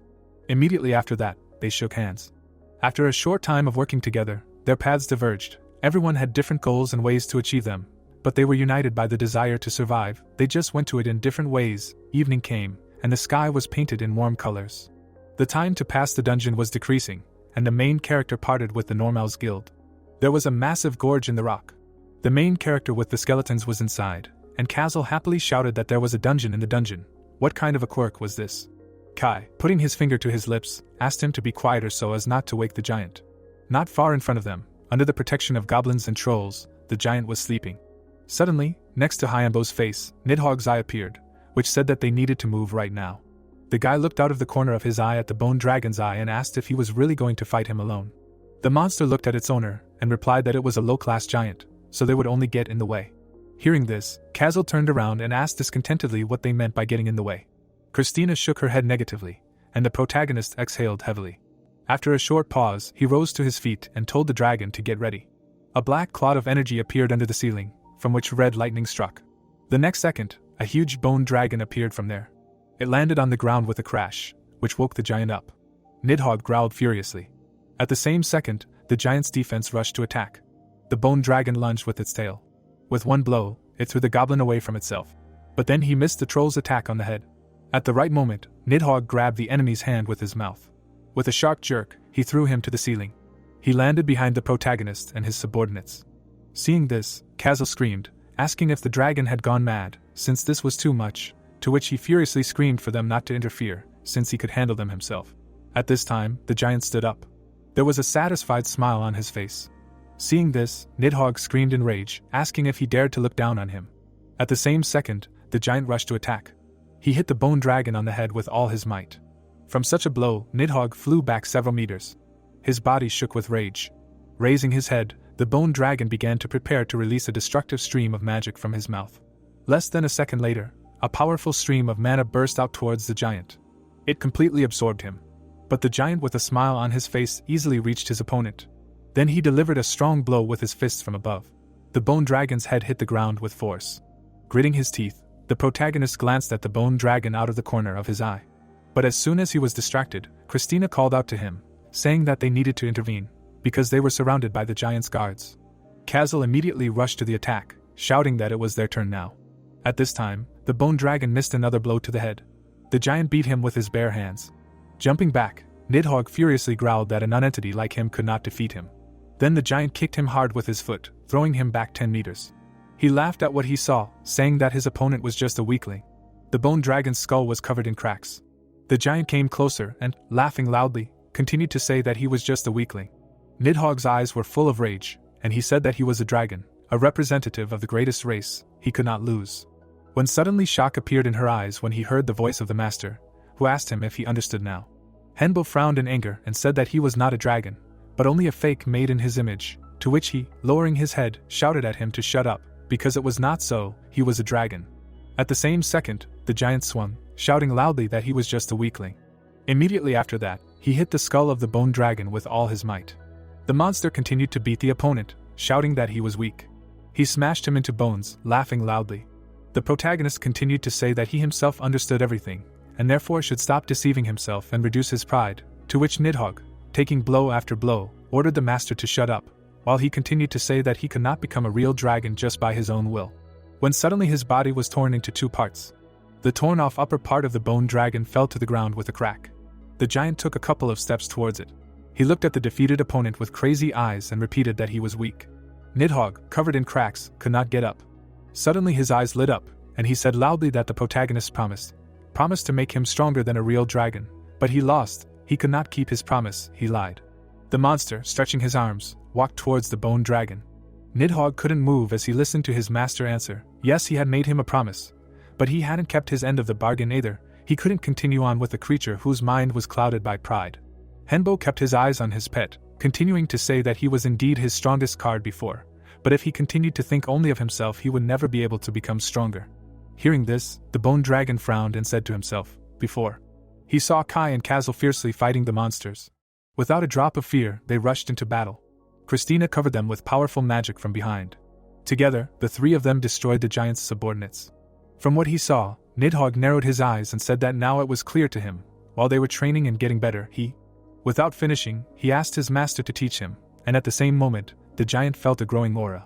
The bone dragon began to recover, asking the protagonist to teach him, because he wanted strength. Hearing this, Henbo smiled widely and said that he was waiting for these words. At the same second, the bones began to spin around Nidhogg at high speed. Seeing this, the giant gritted his teeth in fear. Less than a minute later, a huge monster in a new form stood in front of him. The protagonist stood on the pet's head and said that it was time to get rid of the giant. The dragon was quickly enveloped in powerful magical energy when the protagonist used ghost armor and negative energy, as well as unholy weapons. Nidhogg's bones began to quickly grow together and strengthen. Hyunbo stood on the head of the bone dragon, which was many times stronger than the one before. Taking a stance, he said that the magic he uses should be used and therefore he should learn right now, and then he will become much stronger, to which he replied that he will take this into account. Hearing this, the guy raised his eyebrows in surprise. A second later, a satisfied smile appeared on his face. Without thinking twice, he waved his staff and shouted loudly that it was time to kill their enemy. Furious screams came from the gorge, and everything around was shaking. Suddenly, Nidhogg burst out of the rock. Rising into the sky, he released the giant. Bone appendages appeared on his wings. The monster waved them and used the bone spear of death. One of them pinned the giant to the ground. Seeing this, the bone dragon with glowing eyes said that this was the end. The giant, trying to get out, saw that the bone spear began to glow brightly. At the same second, many powerful explosions were heard. The skeletons, being far from this place, looked at the crazy explosion. Castle, without looking away, said that now he really looked like a dragon. The mighty Nidhogg was flying in the sky. Then suddenly Castle saw something that made him surprised. Spreading his legs, he shouted loudly for the owner to be more careful. As soon as the guy heard this, a huge shadow eclipsed him. The bone dragon suddenly lost his balance. At great speed, he fell to the ground. From such a fast and powerful collision, the earth split. The skeletons at that very second rushed to help their owner. But suddenly they saw a glowing ball in the ground. It suddenly rose into the air, and inside was a giant. The protagonist, coming out to his subordinates, said that they needed to be careful, because he didn't like this atmosphere, to which Christina asked him what he meant. The guy looked back excitedly, and replied that he had a feeling as if there was someone nearby, as if someone was watching them. As soon as he said this, everyone felt a terribly strong magical energy. The unknown clapped and said that she admitted that he had won, but she wanted to say that this battle had disappointed her. The protagonist and his subordinates looked at the girl who had come out of the bushes. Suddenly, a crazy smile appeared on her face, and she mockingly suggested starting all over again. Feeling her strength, Henbo gritted his teeth. Without taking his eyes off his opponent, he telepathically told his subordinates not to move, because they couldn't provoke her. Suddenly, the monster raised her eyebrows in surprise and asked if he really wouldn't do anything, wouldn't even ask her anything. After asking this, she put her hands behind her back. Hyunbo, without moving, asked if she would really answer his question. Then the girl smiled widely and answered, no. The skeletons looked at the unknown girl with burning eyes. Hearing the answer, the protagonist, leaning on his staff, asked what the point was then, if only she could get what she wanted. Then the monster stretched out her hand and said that now she understood what he was, and he was right. Only the strong had the right to choose. Spreading her hand to the side, she added that she liked it, because before she was going to kill him, but she would save his life. She liked his confidence, even though he didn't understand what was going on yet, and she also didn't like guys who didn't have insight. Hearing this, Nidhogg frowned in displeasure. The guy remembered seeing the black silhouette of a bone dragon against the sun, and said to himself that it was her, about Nidhogg, and maybe she. But before he could finish speaking, the girl frowned and asked what she should do, because since she had already come, it would be boring to just leave. Having said this, she snapped her fingers. At that very second, a healing aura enveloped those present.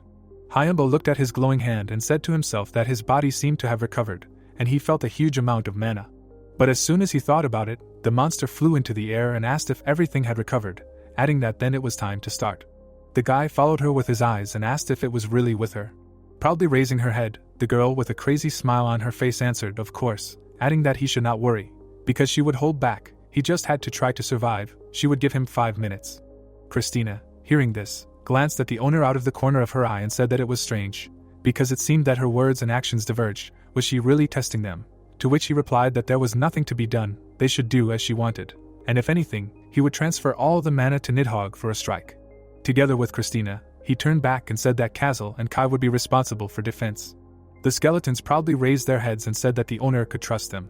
The monster did not take her eyes off her victims, and said that it was time to stop wasting time, adding that she would concede victory to them. At the same second, the protagonist used Nidhogg, who was already concentrating powerful magical energy in his mouth. Then Hyunbo ordered Christina to transfer all the mana to the bone dragon, to which she sharply stretched out her hand, shouting, "Okay." Immediately after that, the guy ordered the pet to use vicious breath, and Nidhogg sent a powerful stream of energy towards the enemy.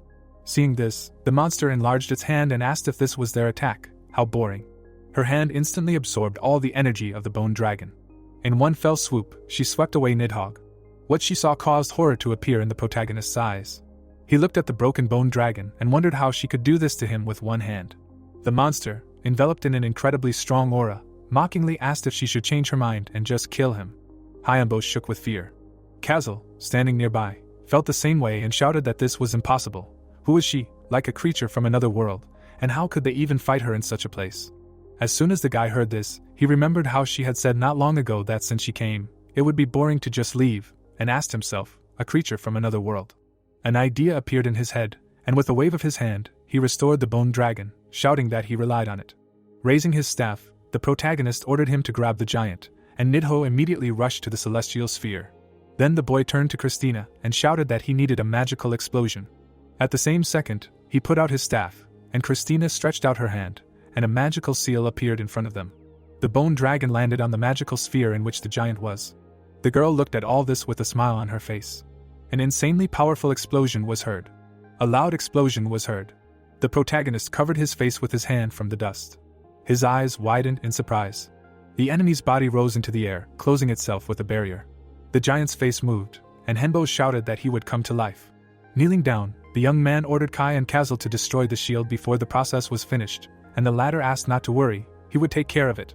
With the help of a living hand created from the earth, the warrior jumped to the level of the barrier. The skeleton struck the shield with a blade. It began to crack. The monster began to fall, and the man shouted to his friend to cover the rear.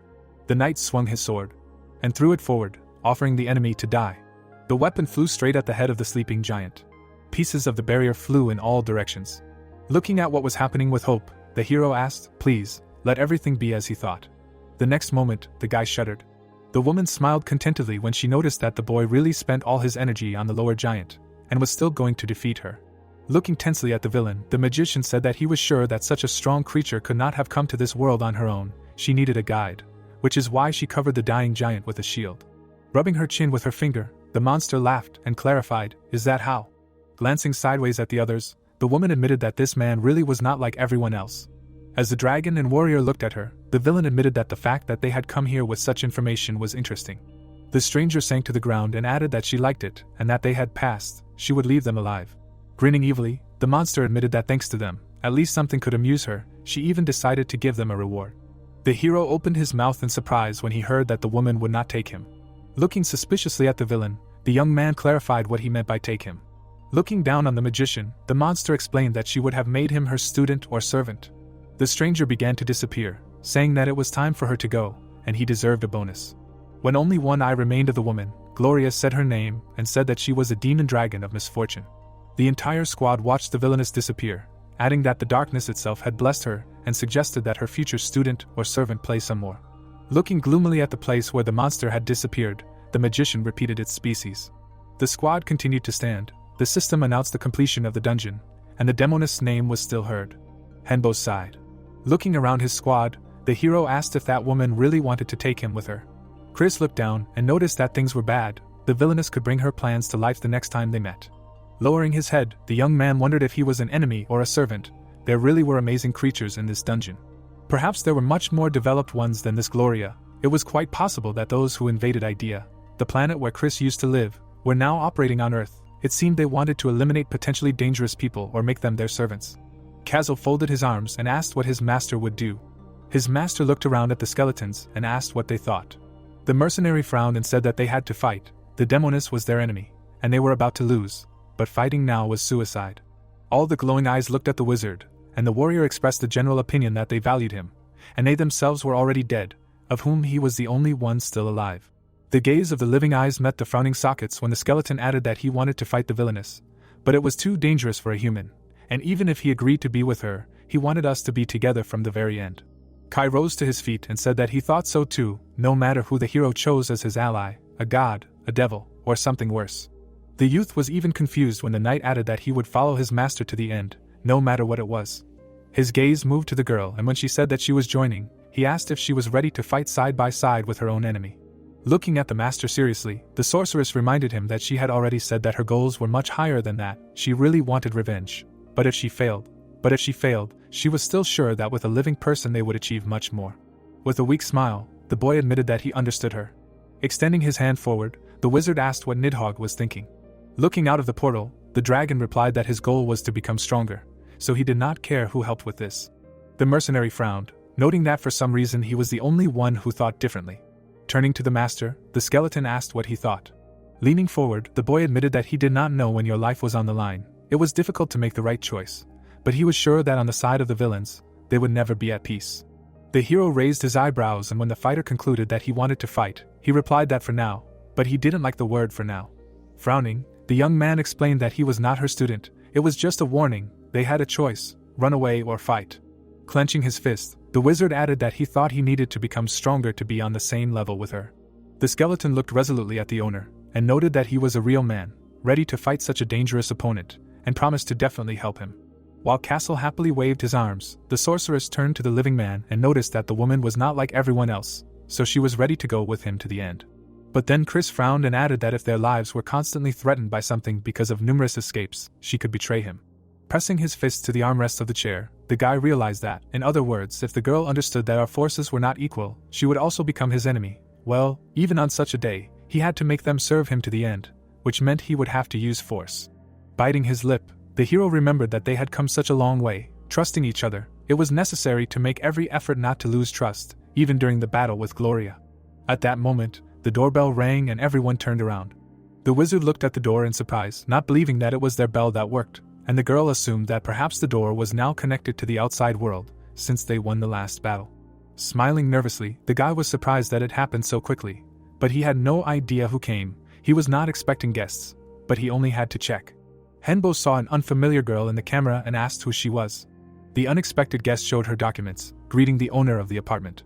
The stranger introduced herself as Hemi, the manager of the dungeon site, an organization called the Operations Bureau, and asked if they could talk.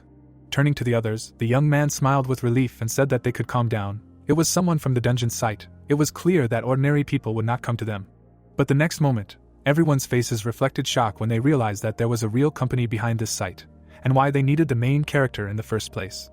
The director slammed his palm on the table and barked, "How is this possible?" Angrily looking at the stack of folders in front of him, the man demanded to know where such monsters came from in an E-class dungeon. They already had 16 dead. The assistant began to leaf through the notebook and objected that there were survivors, for example, one young man with talent who could have taken on A-class. He looked at the photo of the main character. While the boss frowned thoughtfully, the guy suggested sending their agent to check the dungeons where people died, but he found a better solution. Looking at the secretary, the man suggested first contacting the promising researcher he was talking about, and he did not immediately hear him. The director frowned again and demanded that he contact Henbo immediately. Hemi bowed, thanked her for letting her in, and introduced herself again. Bowing back, the young man gave his name, and noted that he did not know that someone was behind the dungeon site. Sitting down in a chair, the girl explained that they were engaged in managing the site and sending items using the technology of higher beings, and also help researchers with money turnover. The next moment, the manager opened her mouth in fear when Chris asked who these higher beings, gods, were. She did not expect the skeleton to speak.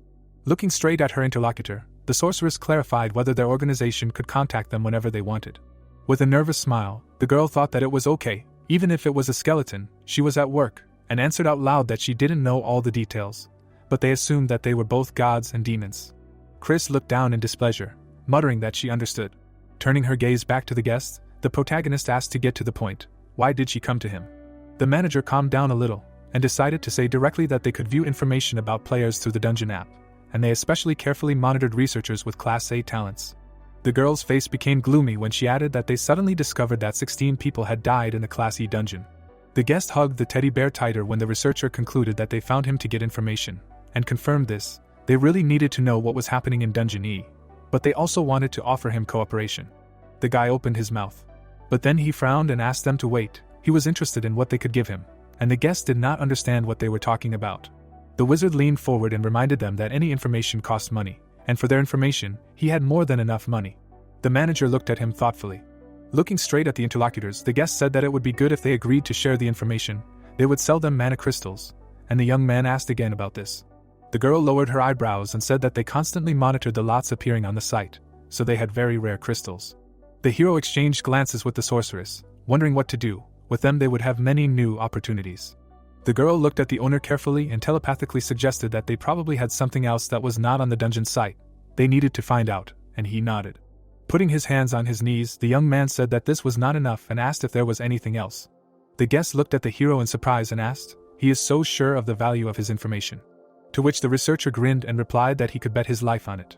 The manager frowned again. Rising to her feet, the girl apologized. Under the attentive gaze of the wizards, the girl called the management and said that they had some problems. Henbo watched as the guest spoke on the phone. Suddenly, she turned to the owner of the apartment. The manager handed the phone to the young man and explained that the director wanted to talk to him personally. The researcher pressed the receiver to his ear and said hello. The man on the other end of the line introduced himself as the director of the Operations Bureau organization. They were ready to sell him medicinal herbs and metals for cheap, of course, mana crystals too. The boss frowned when he heard that the guy would agree if there was a 50% discount. The magician grinned when the man was indignant that he could not go below 90% of the cost price, and offered 55. The director clenched his teeth and said that the maximum was 85, and no lower, but the young man demanded 60, so he lowered it to 80. Continuing to grin, the hero said 65. Veins bulged on the boss's forehead when he cut off that 75 and that's it, but the researcher also demanded a 3-year contract, and he was indignant. Waving his arms, the man shouted into the receiver that 3 years was too much. Did the interlocutor even understand that a 25% discount was already worth a lot? The director gritted his teeth when he heard the promise that he would not leave the country for 3 years, and called it nonsense. The skeletons watched with a grin as the owner explained that one day the researchers would go through all the dungeons. Didn't they want to take them into their organization? That's why they needed information about the researchers. And he himself was a good candidate. If they did not agree, he did not care. He would find better conditions in another country. The boss stared at the phone with his mouth open. Henbo raised his eyebrows when he heard the agreement to a 3-year contract. But the man wanted him to work on behalf of the government for those 3 years. The director's face distorted with anger when the researcher replied that he did not want to, and asked why. Imagining terrible pictures, the young man answered that he did not want to work for the government. They would always have their own conditions and restrictions, and he was not going to act on someone's orders. The boss put the phone to his ear and said that okay, he understood everything, then the contract is for 2 years, and he will give the wizard up to 70% if he works for them freelance. Behind the owner's back, Kazel nodded when he voiced about the hired employee and asked if there were conditions, and the man answered that of course there were, but he would not offer twice.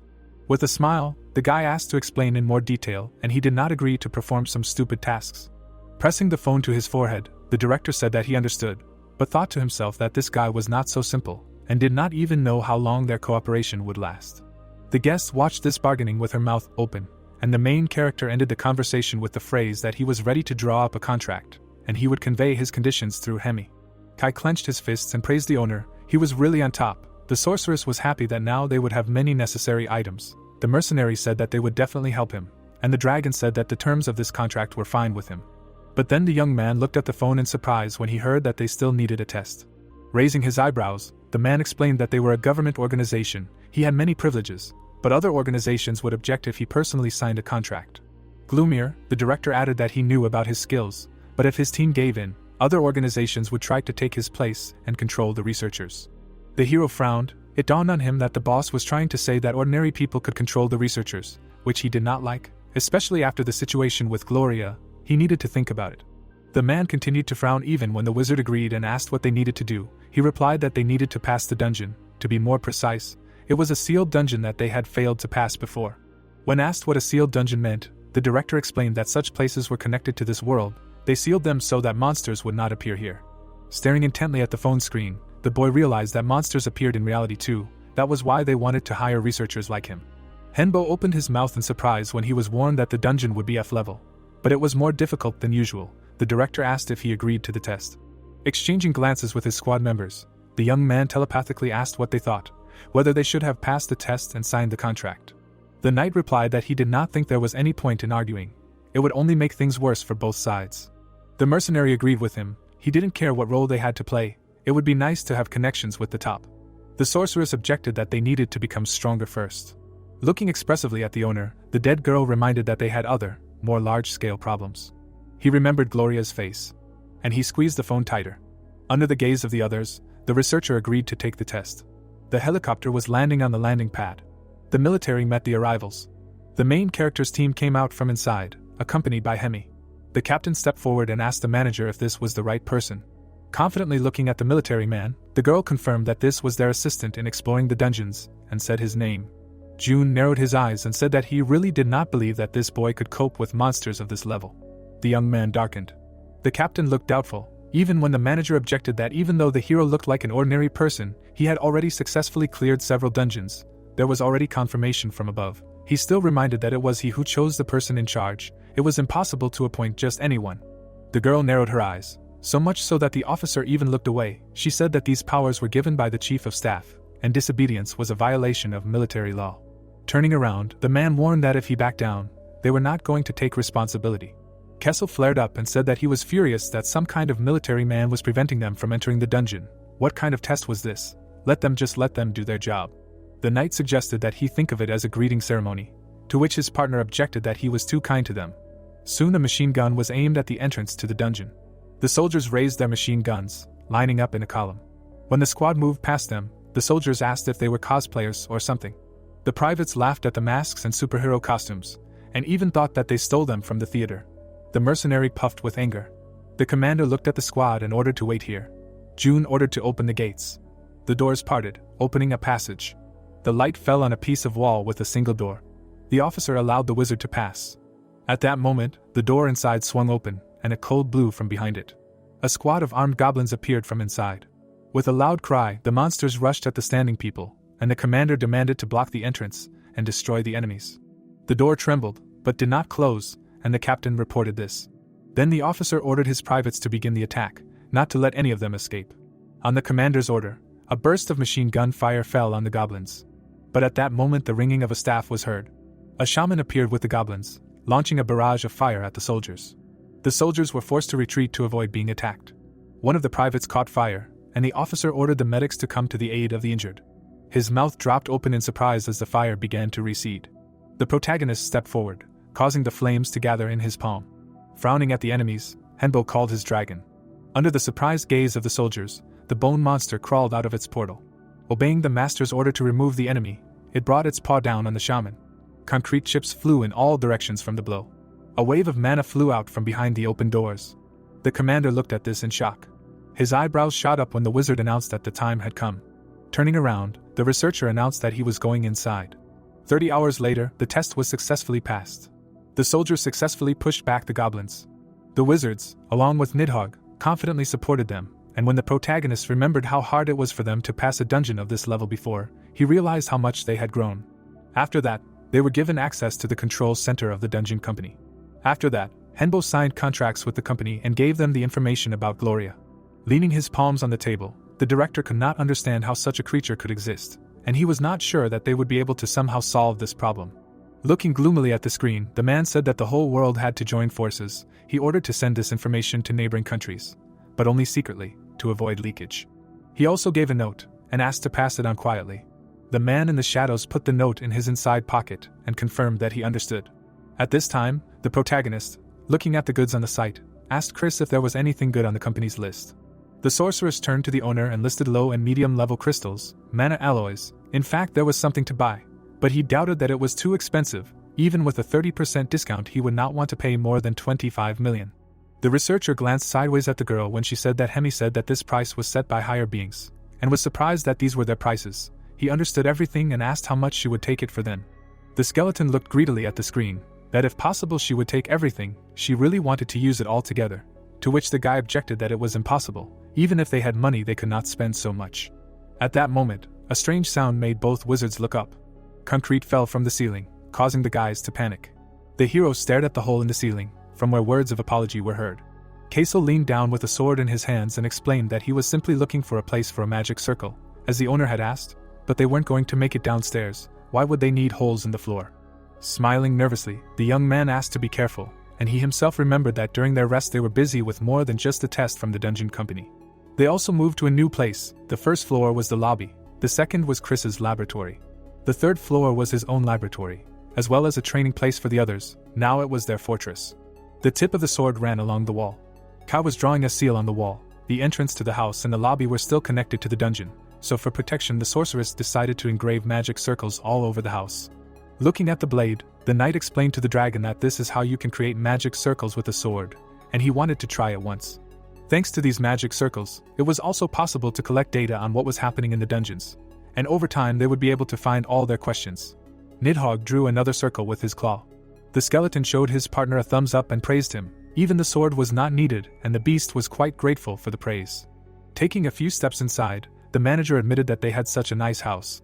Finding the protagonist filling another circle, the girl saw that they were really busy moving.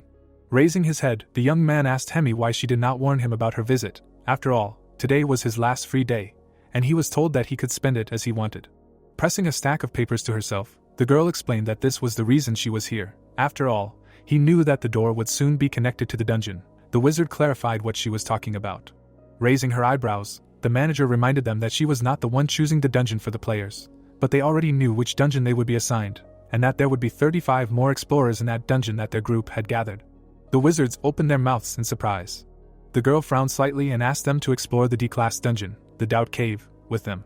Hemi smiled and said that there would be 35 more explorers in that dungeon that their group had chosen, and then suggested that they explore the D-class dungeon, the Doubt Cave, with them. Henbo lowered the corners of his lips in confusion. The protagonist apologized and admitted that he had to refuse, to which the organizer opened her mouth wide and did not understand why. Looking away, the protagonist explained that he was not strong enough to protect 35 people from a D-level dungeon, and if he was sent with them, they would understand that the central office did not trust them, and there would be a high probability of conflicts between them. Raising her eyebrows, the girl said that she understood everything. The administrator grabbed the folder with her hands and asked the guy to collect information about the dungeon, and clarified whether he would be able to fulfill this request, to which the young man immediately agreed. Taking a flash drive from his jacket, Hemi noted that these were files with information about the reorganization of the system. Opening his mouth, the protagonist asked the interlocutor again, to which she explained that now there would be not only general quests, but also additional ones, and after completing the quest there would be an opportunity to get social points. The organizer said that he would be better off looking through the files himself, to which the protagonist, lowering his head, said that the girl could have simply sent them by mail, and not come here. The interlocutor smirked and admitted that she liked to meet people in person, which puzzled the guy. Bowing, Hemi wished the guy luck in exploring the dungeon. Opening his mouth, the young man said that they would see each other if he managed to survive. The cave was overgrown with stalactites. Holding the phone in his hand, Henbo noted that starting from the D-class, the dungeons already had names. Christina asked if they would succeed, considering that there were only 300 explorers, to which the protagonist turned his head and replied that they would find out later. Kazel came up from behind and exclaimed that he already liked the name, and then clarified what would happen if the researchers suddenly began to suspect each other, to which the protagonist asked if that was why this dungeon was called the Cave of Doubts. Suddenly, the guy hit his head on a stalactite, when suddenly the swordsman shouted if his master was okay. Putting his hand to his hair, the young man muttered that it was very dark here and asked Kristen to light their way, and his pet explained that it was no problem for the undead to see in the dark. The former mercenary suggested practicing the night vision skill, since the wizard wanted to learn something new, to which he turned his head and asked the pet again. Opening his eyes, the protagonist thought and noted that it was really dark here, and then said that it would not be superfluous, and clarified what he needed to do. Putting his hand on his leg, Kazel explained that there was nothing difficult, and he just needed to go down a little lower than when he walked, to which the protagonist asked if he was doing everything right. Raising his finger up, the swordsman asked to carefully watch the movement of air, and because of the humidity it would be a little difficult, but over time he could get used to it, after which he exclaimed that he would also be able to use magic to replace the missing senses. The wizard closed his eyes and thought about the fact that he needed to use magic to replace the missing. Blue waves enveloped the walls of the cave. Bright streams of flame wrapped around the stones, and the guy realized that he felt everything that mana touched, and then thought about what would happen if he focused his senses even more and increased the use of mana. Christina frowned, and the young man did not understand why he saw an evil skeleton. With her jaws wide open, the girl screamed about the deceivers from the company, and the owner did not understand what was happening. Pointing at the phone screen, the sorcerer screamed that you can buy 24 hours of freedom for social points, and that's only for 30 people a month.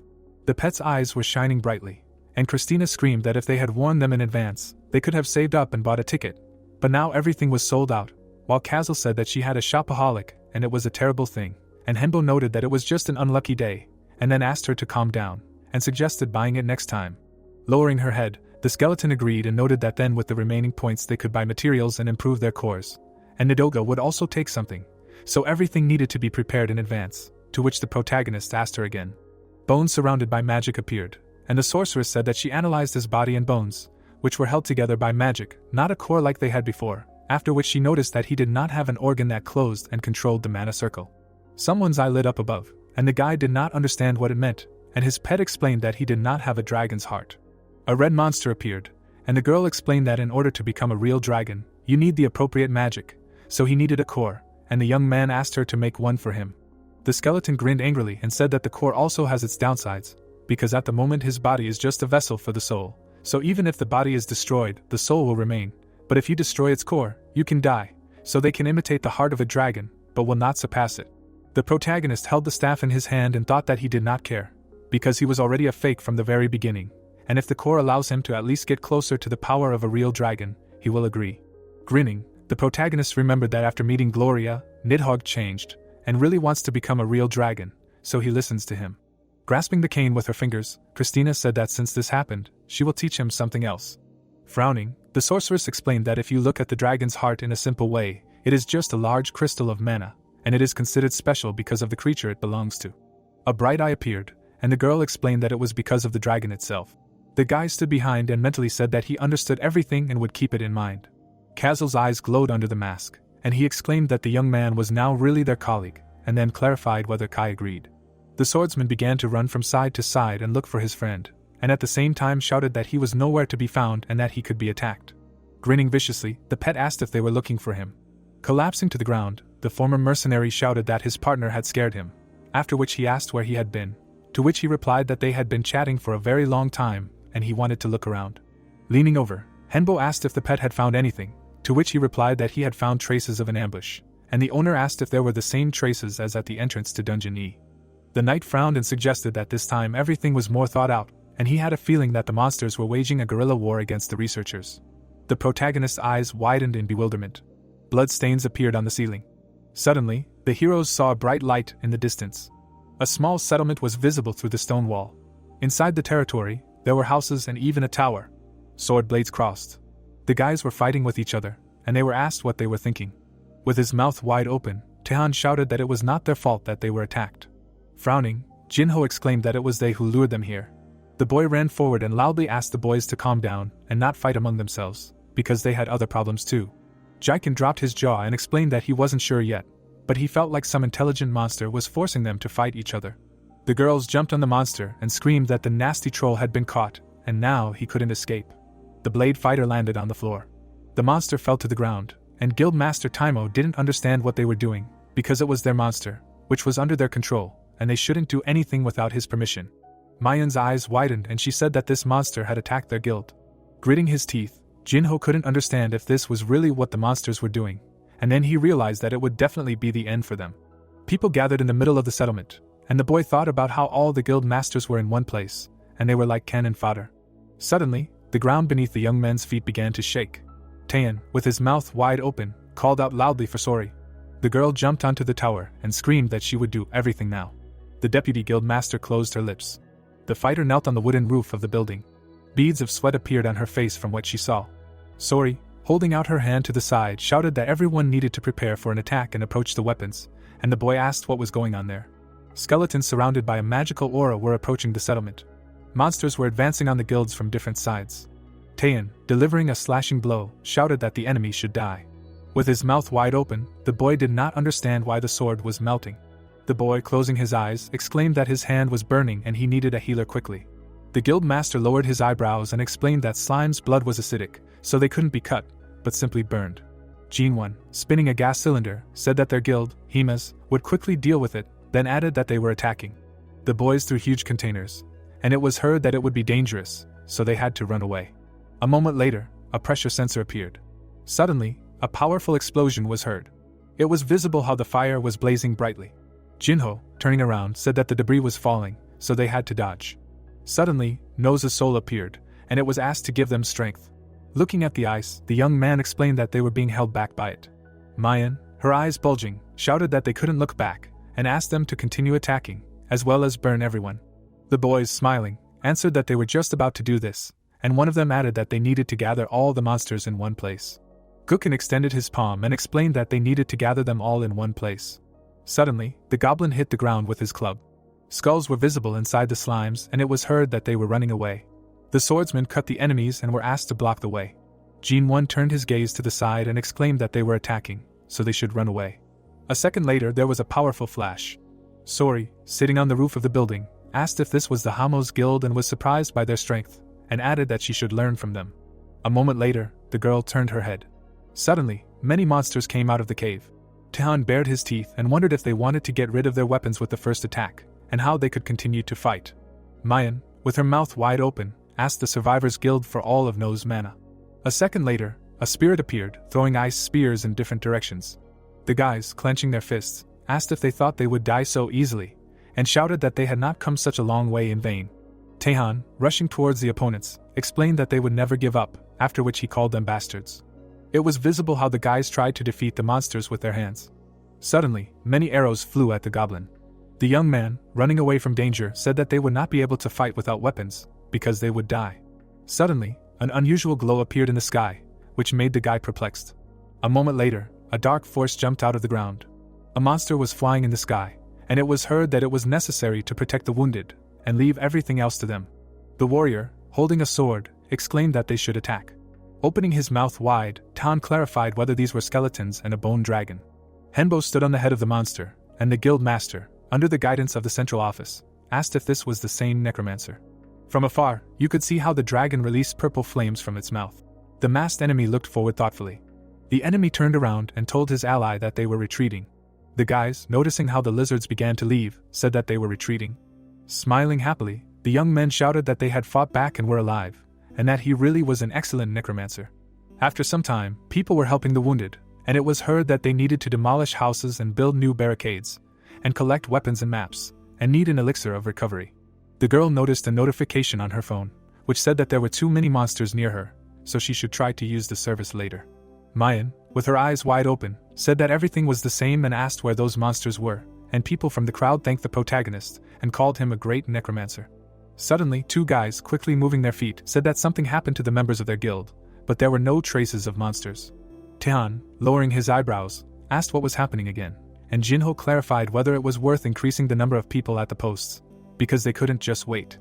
Henbo, looking at the girl, explained that it was possible that the monster was simply hiding among them, to which she said that this is why they can't go home, because there are monsters nearby. The guild master, under the leadership of the central office, looking at the protagonist, asked how they could distinguish a person from a monster, after which he received the answer that if they had at least the corpse of such a monster, then it would be possible to examine it, but he was not sure. Jin-won said with his mouth slightly open that he thought he knew what to do, and Gukin asked how exactly. He raised his finger and said that the return function only didn't work when a monster was nearby or when they were fighting, but that you could send people home in groups, and if the return didn't work, they would immediately know that someone in that group was a monster. Jinho turned his gaze to the side and asked if that meant that in the end, there would be a bunch of monsters and a few researchers, and that group would be in danger, and who would agree to that. Tan, with his head down, suggested leaving at least a few trusted people for protection, and later they could use this place as a base, after which several guys supported him. Mayan, holding the phone, exclaimed that they could do it right now, and they would decide who would remain at their posts, to which the guy said that he thought it would be better to distribute it according to the time of day. Gukin, clenching his fist, asked that maybe they should just play rock paper scissors, and Jin-won said that it was great, and clarified whether they should play until 2 wins or decide everything at once. Castle began to sigh heavily, hearing that they would decide everything in 1 round, quickly and easily. The swordsman, standing in front of the guys, called them fools and asked if what was happening was a game for them. Shaking his head, Taehan was slightly surprised. The young man, through sweat on his face, asked the protagonist if he wanted to say something. The former mercenary, crossing his elbows, said that it was not the protagonist who wanted to say this, but he, so they should listen carefully, because if they continued to pretend that they were in the game, they would die tomorrow. Opening his jaw, Jin-won asked what he was saying and whether he thought that they were some kind of weaklings, and Gukin added that they had come here themselves. The swordsman, looking at the guys, replied that they were strong and admitted it, but one cannot rely only on strength, because they all lacked concentration, observation, and cruelty. Kazel's eyes glowed green, and he explained that they themselves knew that the owner of this dungeon was a rational being, and if it were not for its owner, they would not be here anymore. The guild masters frowned with displeasure. The girl, opening her mouth, asked what they should do then, and whether to die here or hide in houses and cry from fear. The swordsman answered positively, and Mayan, lowering her eyebrows, asked him again. The former mercenary, looking ahead, asked them to go home and rest, because they would figure it out themselves. Hanbo, opening his jaw, wondered what he was even saying and why he was so stubborn. Christina, placing her hand on the protagonist, asked if he didn't trust them, because Kazel wouldn't say that for no reason.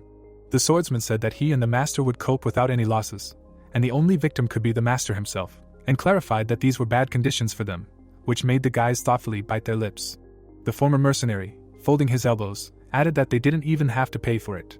Taehan, clenching his fists, asked if they could really cope on their own.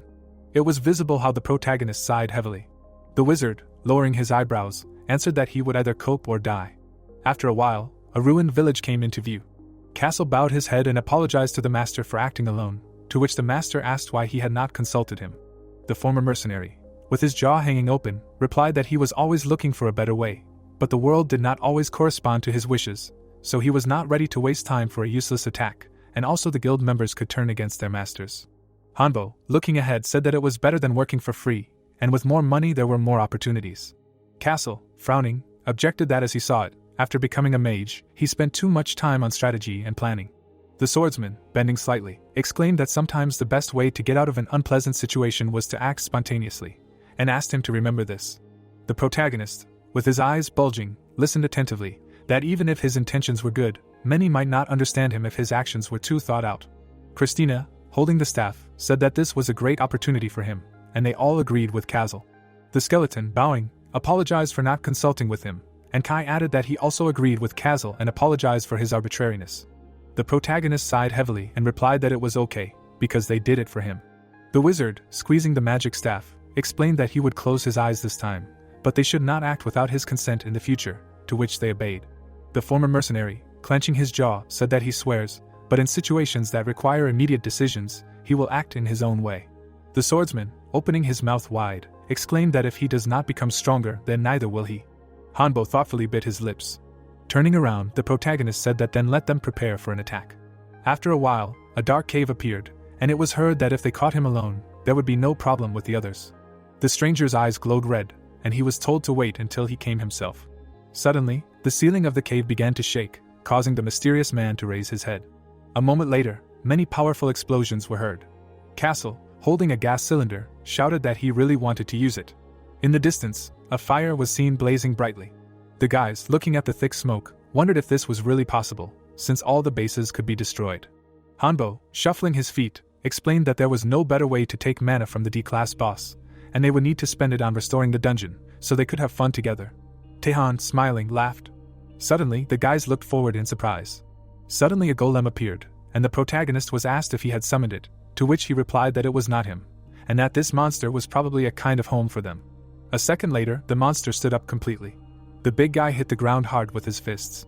Kai, clenching his fingers, exclaimed to Kazel that he should look at how huge the golem was, because it would be interesting to fight him, and he clarified that isn't it more dangerous here. Suddenly, many opponents rushed towards the guys, and the knight was asked to use the trap faster. The skeleton pressed the button and said that he understood everything. Magic seals appeared under the lizards. A moment later, a powerful explosion was heard. Jinwon, turning around, shouted to Jinho that the trap worked, and added that their guild really is the best at this. Taehan, standing opposite the golem, clarified that it didn't matter now, after which he explained that they needed to get rid of the monsters. The masked enemy, lying on the ground, said that he did not know that they were capable of such a thing. Dark energy was coming out of his body. Hanbo, standing on the dragon's head, exclaimed that they were finished. Suddenly, an unusual force began to incinerate the opponents. The enemy's mask quickly burned, and he asked if the protagonist was thinking of killing him with it. His comrades lay unconscious, and he ordered them to get up. Kazel, holding a sword, asked if the corpses melted. Suddenly, the red flesh came to life and began to jump, and Kai explained that they must not be allowed to escape. A second later, the dragon released dark power directly into the unusual substances. Suddenly, the magical mass began to gather together. The protagonist, through the sweat on his face, could not imagine that there were so many monsters that acted like people. Looking at the owner of the Doubt Cave, Hanbo realized that this was a slime double. The monster raised his fist, called him a bastard, and exclaimed that he would now turn to dust. The protagonist, holding his staff, asked Nidhogg to concentrate, because he thought he would have to tinker with him, and he understood him. Pulling out a piece of flesh, the monster shouted that he should die, and the protagonist ordered the dragon to burn it. A second later, a magic seal appeared. The monster's hand quickly became covered in dark power. Suddenly, the wizard began to fall down. Nidhogg's eyes glowed red. Nidhogg flew away sharply, and the enemy thought that he was much easier than her. Hanbo, noticing the red flesh, clarified whether these were the remains of the double. The protagonist, peering in the sky, asked to get rid of them, and explained that now it was his pet's turn. The skeletons, raising their spears, replied that he should not worry, because everything was going as he ordered, and they were also ready. A moment later, Kai and Kazal threw their weapons towards the enemy. The body of the evil spirits shook sharply. Sharp arrows were visible inside it. The former mercenary asked why there was no reaction, to which the knight, clenching his fist, replied that he did not know. The skeletons turned sharply, and Kai exclaimed that they definitely needed to run, and asked if this was what they called an attack. The spears in the monster's body suddenly lit up. Suddenly, the monster was torn into small pieces, and Kazal asked why the explosion happened so late. Christina, raising her staff, said the word paralysis. Suddenly the golem fell, and the guys said that this was their chance. Taehan, holding a shield in front of him, clarified whether it was already. Jinwon, pointing his finger at the monster, asked if its remains were falling there. Suddenly, red flesh quickly fell near the guys. The young man, his eyes bulging, said that the liquid was moving. The skeleton said that they needed to get rid of it, to which Taehan lowered his eyebrows and asked what it was. A second later, the strange substance turned into a huge number of monsters, and Christina explained that it was the remains of the slime, and they needed to unite and destroy them all. The guys rushed forward and shouted that they needed to attack the enemies. Jaikin saddled the white wolf, which began to growl loudly. The monster bared its teeth and exclaimed that it would destroy the foolish humans. Jinho sank into the slime and began to scream loudly. Henbo appeared and launched a bone spear forward.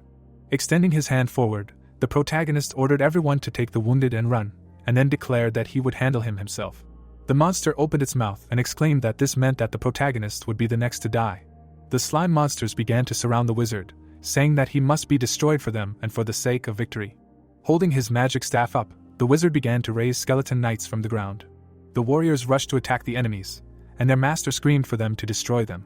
Kai gripped the sword tightly with both hands.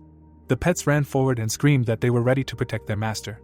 The slime monster extended a limb in front of itself and screamed for them to disappear. The monster launched a piece of slime at Kazal, who asked his comrade to destroy the opponent. The knight swung his blade and said that he would leave it on the lady. The slime undead jumped on top of Kristen and exclaimed that the end of the nobodies had come. Suddenly, chunks of the substance flew to the sides. The monster gathered in a group and said that they could not fight him. Frowning, the protagonist thought about the enemy willing to destroy the dungeon to spread his mana, and then realized that these slimes were stronger than his skeletons. Putting his hand in front of him, the protagonist decided that he would still defeat the opponent. The monster began to smash everything around. The slime swung his hand. The skeleton knights approached the opponent from behind. The undead began to swing their swords. Pieces of slime fell to the ground. The monster shrank in size and did not understand how they could. Approaching the enemy, the protagonist asked if he was interested in why they had not lost, to which he exclaimed that he dare not say such a thing. Holding the cube in his palm, the protagonist explained that humans have limited mana, after which he added that the monster knew about this and therefore decided to attack. Clutching the magic item, the wizard noted that he had specially created a mana storage, and then explained that the process of its manufacture and the duration of the mana reuse make it not very effective. The monster attacked from behind and shouted that he should not even think that he had caught them with his toy. Suddenly, a bright trace rushed in front of the undead's face. Castle swung his huge weapon. Opening his eye, Henbo said that the enemy wanted to absorb him and become a perfect double, after which he noted that this was indeed an excellent plan.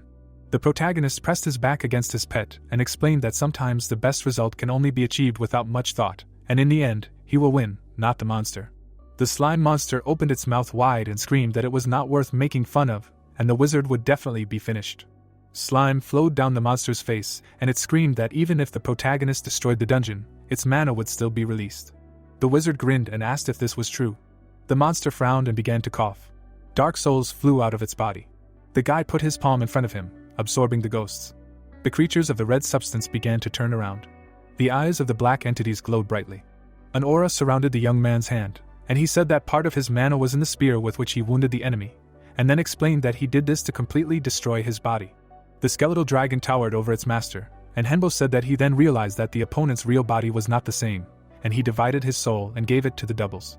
The slime monsters pounced on the protagonist, and shouted that it was all theirs, and that they had to return what was taken from them, and asked to give up his soul. Opening his mouth wide, the protagonist ordered Nidhogg to destroy the slime doubles. The bone dragon rose high into the sky. Using the vicious breath skill, the pet released a barrage of dark energy. A pillar of magic rushed into the sky. A black aura began to grow in the air.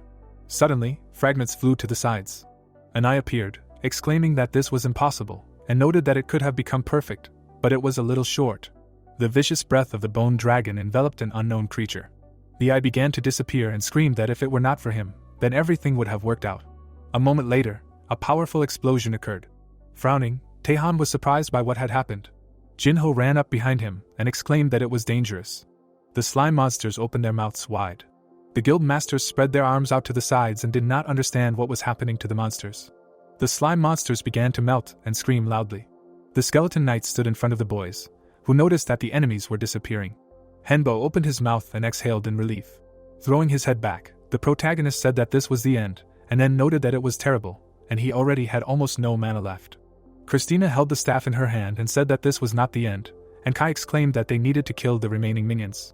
Grinning, the protagonist said that this was true, because they still had a lot of work. Castle extended his palm forward and praised the owner. The former mercenary stated that he had done a great job, to which he raised his head in bewilderment. The wizard smiled and thanked his pet. The heroes shook hands, and the boy offered to destroy the rest, when suddenly the system reported that the Cave of Doubts was cleared. On the third day after exploring the dungeon, Henbo lay on his bed and said that he did not want anything, and said that he had not eaten anything, had not slept well, and had even lost interest in the novels and comics that he usually read. Holding the phone in his hand, the protagonist suggested that this could be because he had to understand too clearly what the onset of death and its avoidance meant. Getting up from the bed, the protagonist decided to take a walk, and then noted that although there was little free time, it would be better to do something else. Castle entered the room and shouted that he had a request for the owner, to which he asked what it was. Frowning, the pet asked permission to leave, because he and his game friends wanted to meet, to which the wizard said that he had very little free time, and he was a skeleton, and he exclaimed that that was why he was asking him to help. An incomplete double appeared, and the former mercenary cried out that he could even change his facial expression at will, and the system reported his characteristics. The guy put his hands on his side and explained that his face was connected with thoughts and mana, to which he asked why only the face and shoulders, and why the body was not allowed. Pulling the double by the ear, the young man told him to have a conscience, because he should be grateful for this too, to which he loudly apologized to the owner and asked not to tear the ear off, because he also feels pain. Christina gave a thumbs up and admitted that she did not know that the main character could do such a thing, after which she praised the owner. Smiling broadly, the protagonist shouted that he hadn't really done anything special, since it wasn't a real head, and the pets had noticed that everything had turned out great, and he decided to take these words as a compliment, and thanked him. Castle scratched his cheek and said that he and the boys wanted to eat together, and asked if that was too much. Lowering his eyebrows, the wizard exclaimed that he wouldn't refuse him this request either, but he wasn't particularly sure what the doubles ate, and it was unlikely that there would be much choice, but at least he would be able to taste it. The skeletons opened their mouths in delight and asked if it was true, and if they would be able to try alcohol. Christina clenched her fists and suggested that the owner launch mass production of doubles, which she would definitely help him with. Looking away, Henbo asked if the interlocutor smelled money. After a while, they waved their hands, seeing off the former mercenary, and asked him to come back before 12, not to quarrel with anyone, and Kai envied him, to which he shouted that everything would be fine, and they should not worry.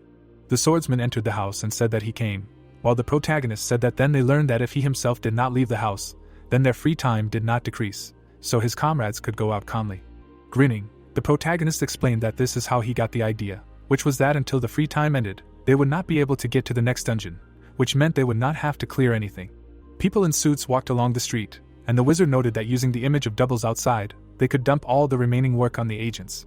The site of the dungeon mercenary system appeared, and the guy realized that while they were doing this, a new update was released on this site. The heroes looked at the laptop and examined the new product. Christina said that since such a service appeared, there would be no more problems with clearing dungeons, to which Castle put his fingers to his chin and said that he had not heard anything about mercenaries for a long time. Kai clenched his jaw and noted that clearing dungeons as mercenaries was not a bad idea, and the owner agreed with him.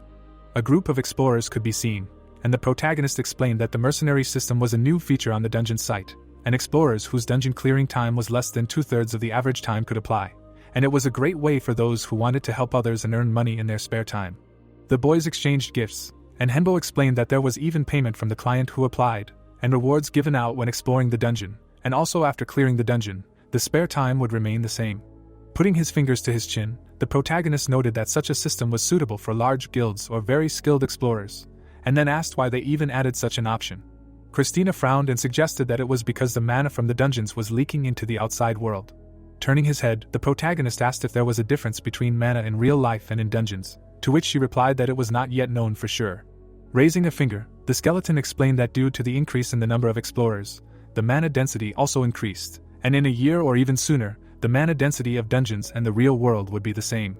Putting his hands together, Kazal exclaimed that this meant that until the mana density became the same, they needed to develop talents and clear as many dungeons as possible. Kai ran his hand over his comrade's back and said that everything was really going well for them, and their master confirmed that everything was not bad for them. Closing his lips, the boy thought about how it was hard not to notice the changes in the real world, and if dungeon monsters appeared in the real world, then the other explorers and he would have to join the fight. It seemed like goblins were standing in front of the man, and the boy realized that in that case, the world would definitely never be the same. Gloria bared her teeth angrily, and Henbo thought that there was no guarantee that the demon of disasters was the final boss. Biting his lip, the protagonist decided that if someone like her appeared in this world, a lot of people would die. Beads of sweat appeared on his face. Christina put her hand on the protagonist's shoulder and supported him by saying that the situation could be useful for them. Clenching her jaw, the sorceress said that the main thing was to become stronger before something irreversible happened. Lowering his head, the owner muttered that she was right. A moment later, the guy smiled and breathed a sigh of relief. Sitting on a chair, the young man offered his pets to work as mercenaries. The swordsman shouted that they had better be prepared for situations like Jinhyuk, to which the owner opened his mouth and asked him again. Clenching his jaw, the skeleton assumed that with this system, someone would probably want to get rid of weaker players. The protagonist grinned and said that he had made a decision and said that they would get rid of such people themselves and that they did not need enemies among their own people. Clenching her fists, Christina exclaimed that this was the right decision, because wolves in sheep's clothing were the most dangerous, and they did not need traders, to which the protagonist asked if they would start. The wizard hovered over the icon on the site and suggested finding a suitable request. A world map appeared and the pets muttered that there were indeed a lot of requests. The skeleton listed the countries and noted that it was possible to respond to requests from all over the world, and the guy frowned and asked what would happen if they did not find a normal offer in Korea, because he did not know foreign languages. Pointing her finger at the skull, the girl exclaimed that he did not need to worry, because they could always use the magic of translations. Christina, wrapping her hand around the book, explained that it was telepathy, which allowed them to understand each other, although it was hard to get used to, but magic was actually convenient, to which everyone exclaimed enthusiastically. Glowing rays appeared in the girl's eyes. Writing something down in a notebook, the pet said that in that case she would make them items for translation magic, and the owner thanked her. Castle suggested accepting more offers, since that was the case, to which Henbo, putting his fingers to his chin, thought that it would definitely not hurt them to earn money. Kai bent down and asked how about this request, in which the reward was small, but they really needed them, and the protagonist supported that it really looked like they urgently needed help. Christina said that they needed slime fluid, so she would accept the request from Dungeon F, to which the protagonist smiled and muttered that he and Castle had the same thoughts, but they had enough money for now. The wizard grabbed the computer mouse with his palm and decided to take on the knight's request. The skeletons bowed and exclaimed that they would do a good deed and thank their master, who noted that there was another reason. Clenching their jaws, the pets asked him again. The guy pressed his finger on the request from Korea. Closing his eyes, the young man said that they needed to increase the number of allies. There were reports on the internet about the identity of Henbo, who was hiding under the mask. The man touched his mustache with his fingers. The chairman of the wizards folded his hands behind his back and said that it did not matter whether he was an enemy or a villain, but they needed to meet him before he became too strong to lure him to their side. The director walked through the office and began to loudly call the administrator. The man closed his lips and did not understand why it was so quiet. Suddenly the door to the room opened. The stranger began to enter and said that they had finally met, and the chairman asked who it was and how he had gotten in. The mysterious man said that he had come to warn him, to which he spread his arms wide and asked him again.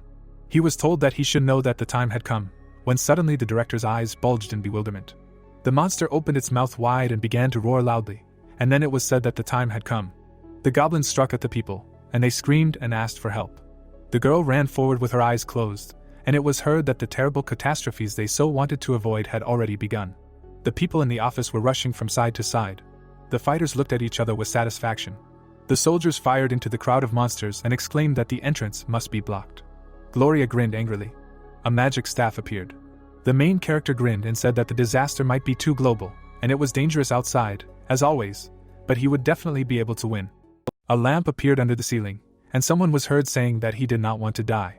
The corridor was cluttered with objects, and the person continued to say that he did not want to die. The girl hid under the blanket and repeated the same thing. The researcher recalled how the trolls attacked the people and said that everything went according to plan until they met the monsters on the third floor. Drops of blood flew to the sides, and the survivor reported that most of her squad died because of the goblin commander. The man put his hand up, and the girl noticed that everyone else hid in their houses out of fear, when suddenly the system reported that there was 1 month left to clear the dungeon. With wide eyes, the researcher exclaimed that she still had a lot to do, so she did not want to die. Suddenly, the phone began to vibrate on the surface. The survivor looked out from under the shelter. The girl grabbed the smartphone with her fingers. A notification appeared on the screen that the dungeon had been cleared thanks to the mercenary system. The survivor frowned, not understanding what was happening and whether this was a joke. The researcher pressed her finger on the button. At the same second, she grabbed the handle to open the door. The survivor looked out through the crack. Suddenly, her eyes bulged and a loud exclamation was heard. Henbo was standing outside with a bone pet behind him, and the girl was surprised by the skeletal dragon. People surrounded the protagonist and said that the master of the skeletal dragon was the very first necromancer, and then recognized the man under the mask and cried out that he managed to clear the dungeon and save them. The survivor's eyes widened and began to thank him. Bowing, the girl loudly said words of gratitude. The protagonist lowered his chin and said that there was no need to thank him, because he did it for a reason. Holding the magic staff in his hand, the wizard said that their request stated that they would do anything in exchange for saving them. The survivor, raising her eyebrows in alarm, confirmed that this was true and asked what she could do for the savior. The guy held out a piece of paper. Putting his hand out in front of him, the young man asked the girl to sign the contract. The survivor grabbed the document with her fingers and agreed. The survivor signed the sheet. The protagonist, with his eyes wide open, noted that this was very stupid, because Mijin had signed the contract without even reading it. The survivor, lowering her head, said that she had read it. The girl, with wide eyes, said that her soul became his property, and this truth could not be disclosed. These words could not be conveyed to anyone by voice or text, and 5% of the monthly income would be sent to the savior, so this was an unfavorable contract for her. The protagonist lowered his gaze and objected that the interlocutor had signed a contract. Mijin closed her eyes and explained that she had promised to do anything and was not going to go back on her word. The wizard grinned and noticed that the girl was quick on the uptake. The survivor lowered her arms and screamed that she wanted to receive power in return. The survivor opened her mouth wide and screamed that she wanted to be made stronger, so that she could do more, for him and for her. The guy's eyes widened noticeably. Mijin pressed her lips together and thought that this was the only chance in life, and if she refused it, she would never get another one. Gritting her teeth, the girl realized that this was a chance to change her life. Henbo's pets were standing behind him, and the young man admitted that he liked it, and then added that she had a talent for magic, so he would be able to make her stronger. The skeleton's eyes were shining brightly, and the protagonist said that he was very good with what belonged to him. The protagonist grabbed the magic staff with his hand and said that it was excellent. There were documents on the table. The wizard sat on a chair with his hands folded. With his brows lowered, Henbo thought about how everyone else was useless except for her. Mijin's skill chart appeared, and the protagonist realized that he was lucky anyway.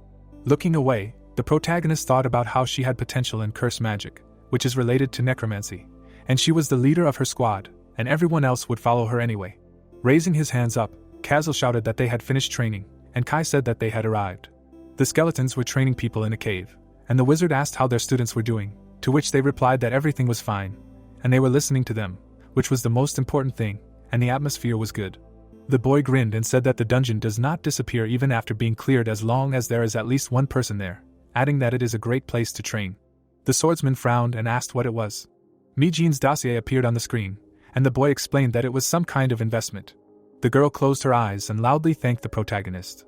Books appeared, and the protagonist told her that on the last day of training, he gave her books on necromancy, magic, and how to create spell cards. The student exclaimed that she would definitely survive, to which the wizard turned away and admitted that he hoped that they would see each other again. The survivor lowered her head, and the boy said that those he had to invest in completely trusted him, and they were his followers. The people stood in the middle of the dungeon, and the boy said that this meant that they would all support him. The former mercenary dropped his jaw and said that it was time to move on to the next dungeon, then added that they should stop going to low-level dungeons. Kai agreed with his comrade, and Henbo opened his mouth and noted that he had the same opinion. Christina showed the paper and said that she had already chosen several of their targets, and she liked the last option the most.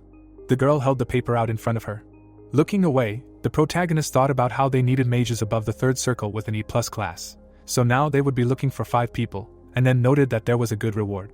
The pet explained that they also gave 5 low-class crystals and 5% of all items dropped by monsters, and they were also ready to compensate for all damage, to which the protagonist lowered the corners of his lips and asked if that was too generous. Clenching her jaw, Christina suggested that they needed a very experienced mage. The wizard grinned and noted that they might want to find one and invite them to join their clan. The team was sitting on the floor, and the owner suggested choosing this option, after which he added that they needed to prepare well, and the pets agreed. The guy asked the name of the guild that had made this offer, to which Christina smiled and replied that it was called the Golden Black Hole, and they were one of the top 10 guilds in America. Castle swung his sword. Henbo held his magic staff out in front of him. Suddenly, a powerful fiery explosion occurred. Extending his palm forward, the protagonist decided to use absorption. The red liquid began to grow in the air. Suddenly, the substance rushed towards the protagonist. The wizard stood, holding his palm in front of him. A piece of slime flew off to the side. The former mercenary asked if the owner liked working with it, to which he turned his head, and the pet added that it was strange to make a slug his assistant. Smiling, the guy explained that it was not strange at all, because the liquid was warm and pleasant, after which he added that he did not do it himself. Kai said that they needed to hurry, to which the young man, holding a magic staff in his hand, agreed to go. The heroes moved towards the exit of the dungeon. Suddenly, a bright light blinded the protagonist, and he did not understand what was happening. A whole squad of archers in armor appeared in front of the heroes. Henbo lowered his chin and introduced himself to those who responded to their request, and then asked if it was possible to turn off the light. Raising his hand, the man in the shadows apologized and explained that they always do this, after which he added that it was for safety purposes. A huge army was illuminated by a bright light. In the center stood the chairman of the wizards. The leader stepped forward and admitted that he was glad to meet the protagonist. Richard extended his hand forward and introduced himself as the master of the Golden Black Hole Guild, who hired him. The man noted that he could say that he was the director of all the magicians, to which the protagonist's eyes widened in surprise. The protagonist remembered how he received a package with magic books and realized that this man helped him in a difficult moment. Then Richard smiled happily and hoped that he would find it useful. Henbo took the package in his hands and read that it was from the chairman of the magicians. Castle handed him the chain mail. The guy realized that it was thanks to this man that he managed to survive then, although now they had an employer-mercenary relationship. Closing his eyes, the man introduced his colleague and hoped that they would work together. With wide eyes, the young man praised his Korean and thought that he should not reveal his identity yet, despite his gratitude to this man. The heroes stood opposite each other. The old man replied that he was speaking English right now. The wizard concluded that the dungeon system was automatically translating their speech. Smiling, the chairman suggested that they would get along well, even though they did not know each other personally, and stated that even the language barrier was not a problem. The researcher looked at him and confirmed this. Spreading his arms, the director thanked everyone present and announced that after a short rest, they would move on to the briefing. The magicians gathered at one table. Tea and cookies were in front of the main hero. Henbo finally took off his mask. Smiling widely, Richard suggested that the mask had another purpose besides hiding the face, and was glad that his guest would be able to enjoy the tea he had prepared. Sitting at the head of the table, the man decided to begin the briefing and introduced himself as their employer. Frowning, the old man decided to clarify something right away and called everyone present his subordinates for the duration of the mission. The boy frowned and confirmed it. The other mages gritted their teeth in displeasure, but agreed. The boy smiled and agreed too. His colleague looked away and agreed. Looking at them, the chairman explained that their guild was doing a full and thorough clearing of the dungeons, and said that they would have to stay here. The stranger frowned and asked what that meant. The boy asked how long they would have to stay. Raising his eyebrows, the director replied that it would take about a month, and explained that if anyone was injured, they would let them go home, but everyone else would have to stay until the end. Castle leaned over to the owner and said that he liked the full clearing of the dungeon. The wizard was glad that they had chosen this man. The mercenary lowered his head and decided that they were doing everything right. The mages gaped in surprise. The warrior called them stupid and asked if there was anything wrong with what he was saying. The researcher asked him not to ask such questions if he had already started talking. The skeleton crossed his arms and said that he saw no point in constantly leaving and returning to the dungeon, and explained that they once had to recover and sleep in a D-class dungeon for almost the entire time of exploration. The people stared at him because they could not believe that it was true. Richard gaped in surprise and asked how it went. Remembering how they fought the slime, the dead man replied that everything went well because it was not quite D-class, and added that they were also prepared for the boss fight. The man closed his eyes, hoping to hear the whole story, and offered to continue the briefing. The protagonist squad entered the battle with the goblins. The old man smiled and said that it was good that they had such an experienced necromancer. Mike agreed with him. Purple particles enveloped Henbo. The chairman noticed that he seemed much more experienced, despite the fact that the difference between them was only 2 circles. The deputy looked at the chief and said that he would like this man to join their guild, because it would be both easier and safer. The boy held a staff in his hand. The director doubted that he wanted to join any guild. Richard closed his eyes and decided that they should not talk to him about this, so as not to spoil their relationship. Bowing his head, his colleague asked if the rumors were true, and said that he wanted to see the dragon with his own eyes. The monster stood behind the owner. The man hoped that they would not have to summon it, but he still wanted to see its power. The young man took a handful of sand in his hand. The wizard scattered it in the air. Standing in the middle of a giant desert, the employee assumed that there was nothing very dangerous here, and thought that it was quite strange for an E+ class dungeon. The researcher closed his eyes and sighed. The skeletons noticed that history was repeating itself again. Kai clenched his fist and declared that this time everything would be different and that the most important thing was to protect the master. Frowning, the protagonist thought that he did not like this either, and realized that this was a situation in which it was unknown what kind of danger was waiting. Standing behind him, the knight asked what they should do and suggested collecting as much information as possible. Standing next to him, Kazel agreed with him and explained that they could all die if a high-class monster appeared again. Christina looked at her comrades and declared that they needed to join forces in order to survive. Henbo took a step forward. In front of him stood people from the mage community. The old man raised his eyebrows and asked if they were ready to talk about the current situation. The guy widened his eyes and confirmed it.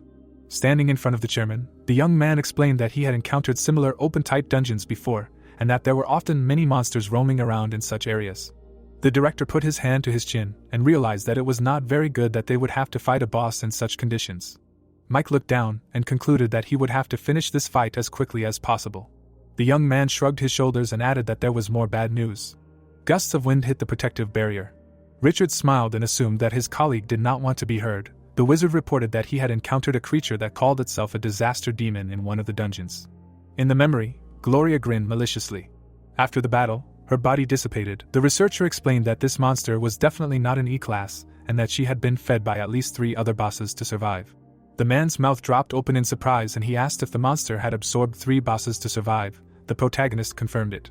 The old man was surprised that he had survived at all. Looking up, Henbo replied that it was just luck, adding that she wanted to test him, not kill him. Standing under the protective barrier, the chairman asked what kind of test they were talking about. The boy said that the demon wanted to fight him to see his strength. The skeleton's eyes lit up. The young man told him that Gloria had asked him to hold out for only 5 minutes and gave him 3 chances to hit her, promising not to attack during those intervals.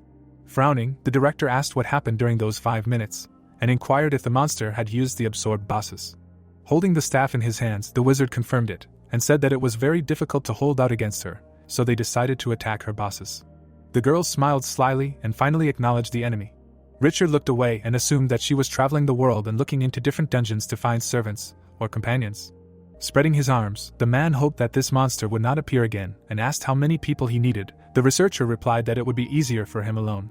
Handing him a bracelet, the old man explained that it was a magical item for communication and asked his comrade to return it later. The protagonist put on the bracelet and was surprised that something like this existed here. Standing in the middle of the sand dunes, Henbo promised to contact the customer. The chairman hoped that he would survive. Castle raised his fists and urged the owner to do so. The guy threw the magic stone to the ground. An explosion occurred at that place. A car appeared in front of the heroes. The young man asked his friend to get behind the wheel. A chandelier hung from the ceiling.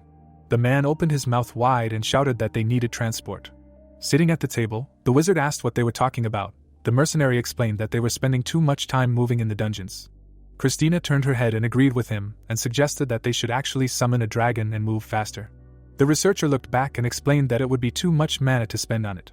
Kai was playing with a radio-controlled car.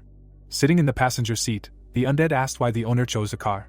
Looking ahead, the protagonist answered that it was the most familiar form of transport for him, and suggested that it would be more convenient for their entire group. The car was driving along the sand dunes. Henbo asked his friend to step on the gas. The warrior decided to show everyone what a good driver he was. The employees of the wizard community widened their eyes in surprise.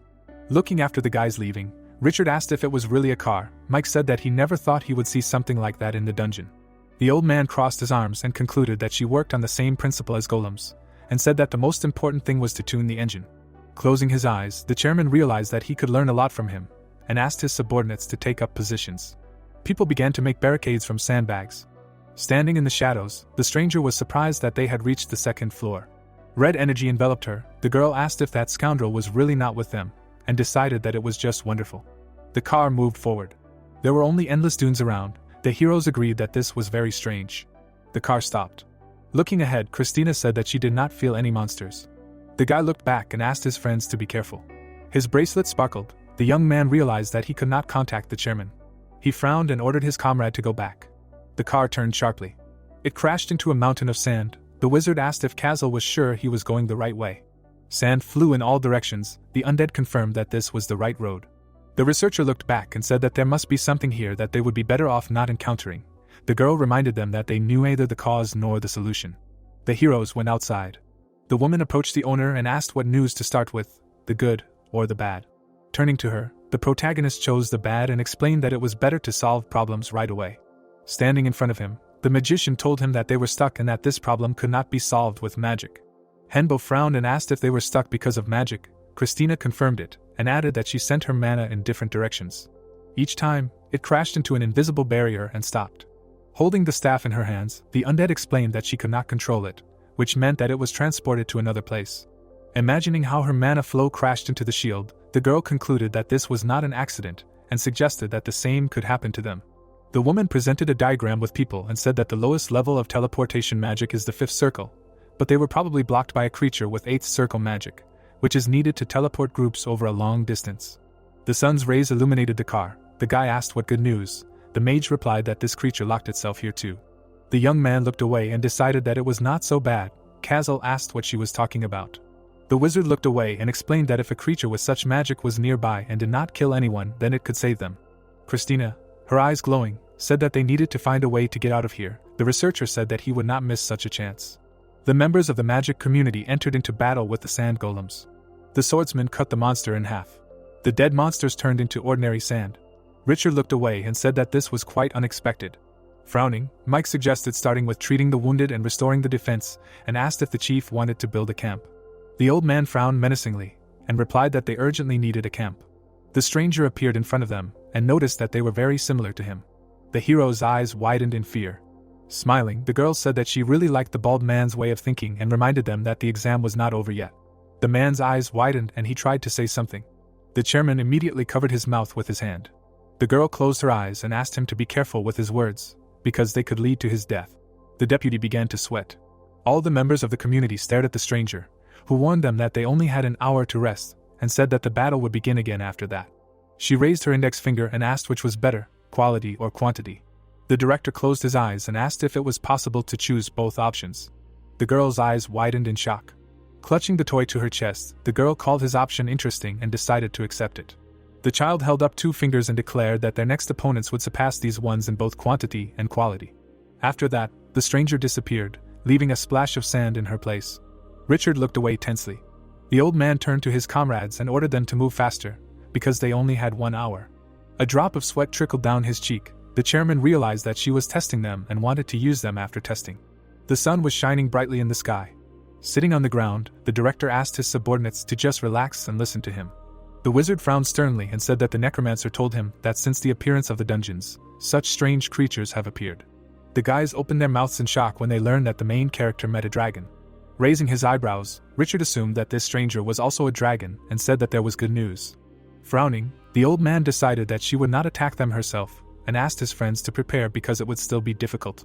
Mike's eyes widened. The chairman said that he did not know how many people would die today. The people sat around him and listened to him attentively. Menacingly knitting his eyebrows, the director explained that all the dead would not be forgotten and asked all the survivors to remember their brothers and sisters. His eyes sparkled. The wizard said that on this day they would fight for everyone who needed to be avenged. Clouds floated across the sky. A joyful cry was heard. Golems emerged from the sand. People immediately entered the battle to survive at any cost. After the battle, they joyfully raised their hands. Their training was excellent, so there were almost no wounded. After the battle, the stranger smiled and asked what to increase this time, emotions, quantity or quality. Richard grinned and asked if it was possible to increase the defense, and the girl agreed, warning that the next battle would begin in 2 hours. The community members entered the battle again. Since the squad had rested, they were able to win without wounded. The girl appeared in front of them again. The old man understood the rules of this game, and each time he called different things. The guys looked at him. The chairman suggested increasing the difficulty, since they had already asked to increase the rest time. After the 9th battle, the girl came to them, but did not give the right to choose. The soldiers fell to the ground exhausted. Frowning, the director realized that the enemies were getting stronger due to the improvement of their equipment, and noticed that they were even becoming smarter. The demon clapped her hands. Smiling widely, the stranger asked what they would choose this time, and suggested that they increase the rest time again in honor of the 20th battle. Standing in front of her, the wizard said that he wanted to reduce the squad. The girl asked what that meant. Frowning menacingly, Richard explained that he wanted to remove half of the people, and asked if he could send them home. His subordinates opened their mouths in shock. The girl smirked and agreed to this condition. She widened her crazy eyes and asked the old man to choose who to leave alive himself. Her body dissolved into the sand again, but not before the demon warned that the next battle would take place in 21 days. Mike opened his mouth wide and objected when the chairman asked him to go home. Looking back, the director claimed responsibility for all of this and declared that he would stay here. Taking a step forward, the wizard explained that if he died, his deputy would be able to lead the guild, adding that the golden black hole, their country, and the entire world were counting on them. Putting his hands on his comrade's shoulders, Richard said that everything was already prepared in case of his death and asked him to take care of it. The man frowned sternly and replied that he understood everything. The old man looked back and asked his comrades for forgiveness for having to make a choice. The guys looked at each other and decided among themselves who would stay and who would go home. The magician looked away when the chairman asked them to leave the dungeon. The doors that led outside swung open. Mike covered his face with his hand when the director asked him to take care of everything. Smiling, the wizard asked him not to worry so much and explained that this did not mean that he would die here. The deputy looked down tensely. After that, half of the warriors, 62 people in total, settled in the desert. Richard opened his mouth wide and shouted that they should all get the necessary treatment during this time and asked them to just rest or do light training for the rest of the time. The man walked away from the camp. The soldiers ran up to him and asked where he was going since it could be dangerous. The old man replied that there were no monsters here at all. The boy frowned and asked if he really thought they had a chance. The chairman looked back and replied that there was always a chance, and they had even more opportunities. The three heroes went to explore. Suddenly, the director frowned menacingly. He stopped. Clouds were floating in the sky. The guild members looked down and noticed something. There were someone's footprints in the sand. The wizard turned his head and asked his subordinates to plant a bomb made of mana crystals. A powerful explosion was heard in front of them. The soldier frowned tensely and asked if they didn't bring them for battle. Richard replied that they just needed to survive. Frowning, the man guessed that there were still about 5 battles left, and said that in their current state they wouldn't be able to handle it. The boys gaped in amazement when the old man explained that he had to choose the lesser of 2 evils and save at least half. A huge fire started in the desert. The chairman announced that it was time for them to go, because they had already done everything they could. The heroes sat on the sand. Evening came. The soldiers shook with fear, because the battle was about to begin. The boy clenched his teeth. The director asked his comrades to go forward with their heads held high. Smiles appeared on their faces when the wizard apologized to them and thanked them. Sitting surrounded by his comrades, Richard urged them not to give up, because they had hope, and promised to believe in each of them until the end. Sand golems appeared on the battlefield. Their red eyes lit up. Standing on a high dune, the man ordered everyone to get ready and do everything to survive. The soldiers threw bombs down. There was a fiery explosion. Flames enveloped the sand golems. The people watched them burn from the sidelines. The old man raised his eyebrows and thought that he had been wrong to encourage his comrades, because they had not killed anyone in 3 minutes. The monsters stood in the fire, but they did not care. Soon the fire died down, and the monsters were engulfed in black smoke. The sand golems left their charred relatives behind. They swung their spears. The sharp tips pierced the sand. The guild members hid behind the mountain. The chairman opened his mouth wide and called for his comrades to gather. The director frowned sternly and thought that the necromancer was their only hope. The explosion threw the enemies back. However, there was not a scratch left on them. A huge cloud of smoke rose on the battlefield. The soldiers armed themselves with swords. The wizard urged them not to stop, because otherwise they would die. The warrior cut the golem's body with his sword. The guild members attacked the monsters. Richard realized that there were many more of them than expected, but they were still holding out for now. The man put on his gas mask and frowned menacingly. The old man ran forward and thought that they should hold out as long as possible and quickly begin the attack. The monster pierced the soldier with a sword. The chairman stopped and flinched in fear. The director narrowed his eyes when his subordinate asked him not to stop and thanked him for everything. The dead boy fell to the ground. The wizard spread his arms, drawing the enemy's attention to himself, and urged them to kill him first. The sand golems dealt with several more people. The soldiers thanked their leader before they died and asked him to take care of their loved ones. Richard saw how the warrior attacked the monster from behind. The guild member jumped on top of him. At that moment, his body exploded along with the monster. The man covered his face with his hands as explosions thundered in front of him one after another. The old man's brows furiously furrowed. He opened his eyes wide and urged his subordinates to hold on a little longer because they had to survive. Black smoke filled the sky. Eventually, the soldiers were surrounded by enemies. The boy gritted his teeth and said that he had expected a lot from them, but this was too much. His comrade frowned and said that they would simply be killed. The warrior narrowed his eyes angrily. The chairman took off his gas mask and thought that this was not right. Suddenly, his pupils narrowed as a voice urged him to continue in the same spirit so that everyone would die. The stranger appeared in front of him. The girl stroked the director's cheek and said that he had made the best choice and saved many lives. She smiled broadly and explained that her opponent was simply a good commander who cared about his subordinates, and not a commander who would lead people to victory. Raising her eyebrows, the girl asked if he knew how to win and said that a commander should think soberly and not rely on feelings. Looking at him with a smile, the demon guessed that he needed a lot of soldiers to win and concluded that he shouldn't have given up his men because he would have just signed half of them to death. The wizard's eyes widened in shock and he realized that it was true and that it was a terrible choice. In the memory, there were bloody corpses lying on the sand. Richard realized that he had simply killed his subordinates and was now watching the consequences of his choice. With wide eyes, the stranger said that he could regret it as a good commander, since he had to do it to save at least someone's life, but now he would have to watch the death of the rest. After these words, the girl turned into a whirlwind of sand and disappeared. Beads of cold sweat were running down the man's face. The old man turned the corners of his lips and asked his comrades to prepare for an attack. The guild members rushed forward. The chairman wondered how they could attack at such a moment. The sand golem cut through the soldier's body. The monster pierced the warrior's chest with a sword. The director just wanted it to stop. The wizard gritted his teeth and trembled. His companions wished for their leader to survive and avenge them. Richard's brows furrowed in tension. The voice laughed and declared that he could give himself a perfect score in the good boy class. His left eye lit up. The voice suggested that he take its power. An ominous shadow loomed over him. The man took a step forward and thought about how he could win if he took the power, even if he became a monster. Raising his hand, the old man decided that they could not lose, and realized that he had to think clearly and act deliberately. The chairman's eyes widened and he realized that he did not care that it would require many sacrifices. Suddenly, someone grabbed his arm and asked him to stop. Walking up to him, the protagonist said that if he won by becoming a monster, then there would be no forgiveness for him, and reminded him that killing a monster was an act of a hero. An explosion of dark energy destroyed several golems. A hail of arrows rained down on the enemies. Holding the staff in his hands, Henbo concluded that he was too late. The director placed a hand on his shoulder and thanked his comrade. The wizard turned his head and asked if he heard their conversation. The boy looked ahead and said that he heard the demon trying to brainwash him. Richard asked how he did it. The young man remembered Gloria smirking and decided that she did not like the monsters here, so he had an advantage. Explosions of energy thundered everywhere. The man said that they could cope with his help, and added that they still needed to become stronger themselves. Looking ahead, the necromancer said that there is no such thing as too much strength, especially when it comes to protecting someone, and explained that they needed something other than strength. The soldiers' mouths opened in surprise. The old man realized that his comrade was right, because people will always be weaker than monsters. The chairman frowned and realized that he must use his head to prevent this from happening again. Suddenly, someone slapped him.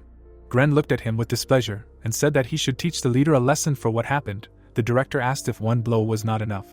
The guild members began to slap him one by one. The wizard's face was swollen and bruised. The soldier smiled and said that they wanted to follow a man, not a monster. Watching the explosions, the warrior explained that their leader did not need to become a monster because he had them. Richard opened his mouth in amazement, apologized and thanked his comrades. The explorer stood in front, clearing the desert of enemies. The protagonist looked back. Castle raised his hand and shouted that they were done with everything. Christina and Kai confirmed this. Henbo closed his eyes and realized something. Black smoke rose above the desert. The guy thought that, like the chairman, he had someone to rely on. Suddenly, sand flew up into the air in front of him. Gritting her teeth angrily, the stranger shouted that she had almost succeeded and blamed the young man for her failure. The girl frowned furiously and asked how he dared to stop her. The necromancer's eyes widened in shock. The wind ruffled his hair. The researcher replied that it was just his job. Grinning maliciously, the girl threatened to tear him to shreds right now and asked what kind of opponent he wanted to see this time. The protagonist looked up and replied that he didn't want any opponent. The demon asked what that meant. Henbo, his eyes shining, explained that he wasn't going to choose anything because he didn't need that choice.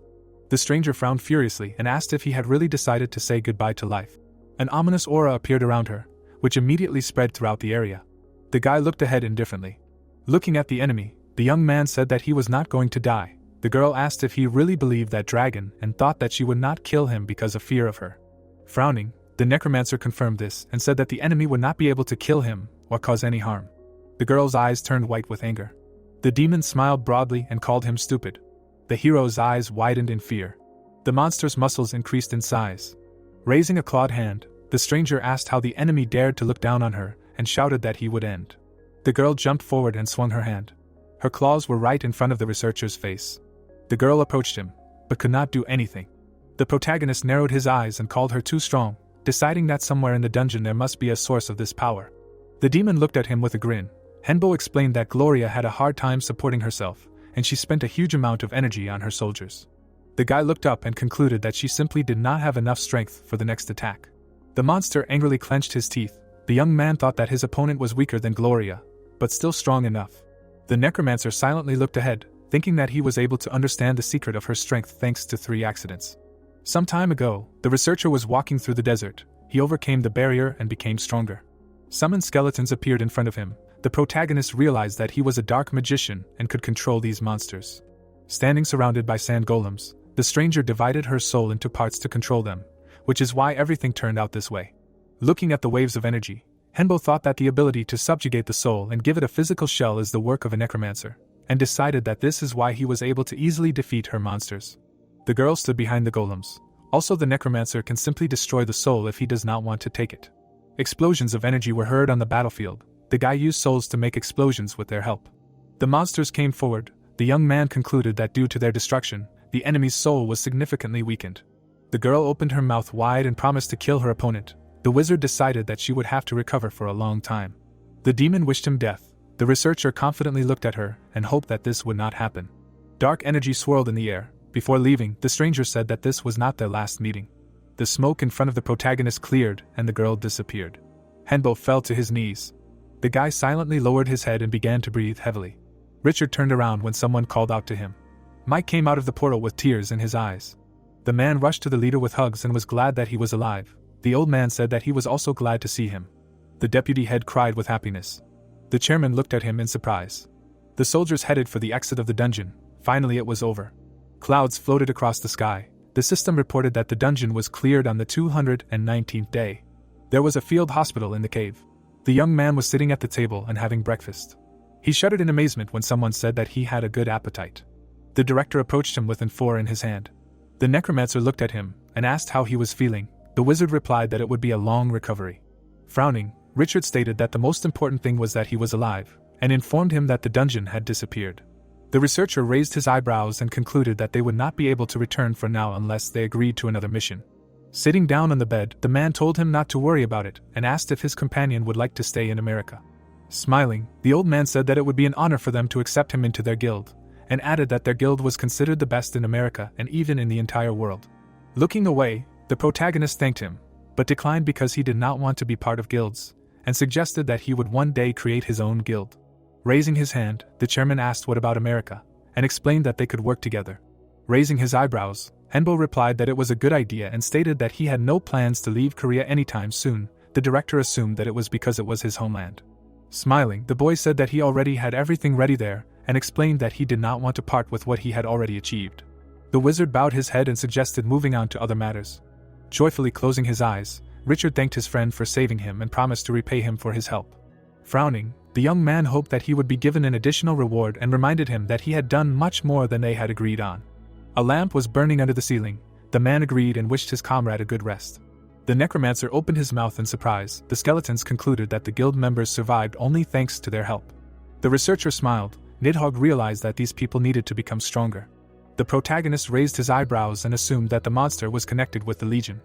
Henbo was sitting on the bed. Kazal asked what a Legion was. The guy frowned sternly. Kai explained that a Legion was a top-class monster that was similar in characteristics to a ghost, so it was almost impossible to kill. During the battle, the stranger raised her hands. One could say that a Legion was a ghost that controlled other monsters, but there were many different ghost-type monsters. Sand golems gathered in front of their mistress. The Legion was different in that it could control its dolls. That girl also divided her soul and controlled its parts. The girl grinned evilly. She did not look like an undead, and her soul had a physical body. The young man looked down and said that he did not want to fight her anymore. The dead agreed with him. When Nidhogg fell silent, the wizard asked what happened. The researcher opened his mouth in surprise when the dragon said that it would be good to absorb her soul and become stronger. The protagonist narrowed his eyes and said that it was a great idea and explained that his pet had not yet become a full-fledged bone dragon, which meant that he had to do everything to become stronger. Sitting on the bed, Henbo said that they should collect as many souls as possible while they were in America and suggested that there were probably more tasks here than in Korea. Clouds floated across the blue sky. Richard promised to solve the visa issue. Smiling widely, the man called it a great idea that his friend decided to travel around America and hoped that he would stay here for a long time. The nurse approached him and reminded him that he should not move so much. The guy asked his comrade to rest. The heroes entered the library. The young man said that this was a great place for wizards because it was spacious and quiet. Christina realized that now they had a great place to train. The necromancer looked back and suggested that they start right now, because they should squeeze as much benefit as possible from being here. Holding the staff in his hands, the researcher remembered how he was able to study the concept of the coordinate that appeared in the fifth circle and assumed that this feature was directly related to his specialization. His eyes sparkled. The protagonist wondered if he was developing his own self correctly, and realized that he needed to go beyond his capabilities. A bright energy appeared under his feet. Henbo was sure that he was on the right path, so he gave it his all. The guy looked up and realized that he had reached the fifth circle, but he still could not get what he wanted. Gloria smirked and called him a fool who could not achieve anything on his own. The young man looked ahead and remembered how the dragon helped him escape back then. The girl asked him to strengthen his abilities using the coordinates. Nidhogg belched out dark energy. The necromancer was forced to go beyond his limits and use the teleportation of the seventh circle. The barrier in front of them split, and the heroes eventually escaped, but they were too exhausted from using such strong magic. The researcher frowned sternly, and the woman praised him and promised to take care of their healing. Thanks to her, they were able to recover quickly. Christina looked down and said that they needed to become stronger because they were surrounded by very difficult opponents. The protagonist frowned sternly and agreed with her, since otherwise they would simply die. The girl opened her mouth wide and called out to her comrade. Gloria approached her and said that she really enjoyed watching her wriggle. Frowning menacingly, the girl shouted that her friend had crossed all boundaries and promised not to leave it like that. Narrowing her eyes, the dragon reminded her that her assistant had failed in her task and said that she was sorry to kill her. The stranger clenched her teeth in displeasure. The woman looked at her with disdain and was indignant that she called herself a demon. The stranger's eyes widened in fear when Gloria decided not to kill her. The girl turned away and asked her to remember that she was alive only because of her. The girl opened her mouth in rage and screamed that she would kill both her and the man. Clouds floated above the city. Richard looked back and asked how his comrade was doing. The protagonist answered that everything was fine. The man smiled and noted that everything here was new to him. Henbo looked away and said that Washington seemed bottomless. The old man asked what that meant. The boy frowned and explained that he could see more than the others because he was a necromancer, and suggested that they go higher. The helicopter took off. The boy raised his hand and summoned waves of energy. The chairman's eyes widened. There were many ghosts flying around the city. The director asked how this was possible. The researcher looked out the window and said that this is what happens to the dead. The wizard asked what they were talking about. During the funeral, a soul rose into the air above the grave. The protagonist looked down and explained that these people did not find peace after death. Richard frowned tensely. Standing in the helicopter, the man asked how it was possible to live next to them all this time and not notice anything. The old man's mouth opened in surprise and realized that it was all because of mana. Turning to him, Henbo was glad that he himself answered his own question and explained that these souls are also capable of evolving. The monster absorbed the ghost. The guy explained that they wanted to become stronger at the expense of someone else's energy, because this is the law of survival of the undead. The chairman covered his face with his hand and asked what they should do now. The young man opened his mouth and said that there was one way. The bright sun illuminated the White House. Frowning, the President of America reminded that Halloween had long since ended and asked what it meant that ghosts would start attacking the city's residents during the year. The man asked if they should stock up on crosses and holy water. The vice president folded his hands behind his back and confirmed this, suggesting that they also stock up on silver bullets just in case. The head of state leaned on his hand and asked him to call the exorcists. Suddenly, lightning appeared under the ceiling. The windows were knocked out. The President of America looked up in shock. Many ghosts flew into the office. The bodyguard ran into the office and shouted that they needed to evacuate immediately. The heroes ran down the corridor. The monsters opened their mouths wide and roared. The men ran around the corner and stopped. A giant spirit appeared in front of them.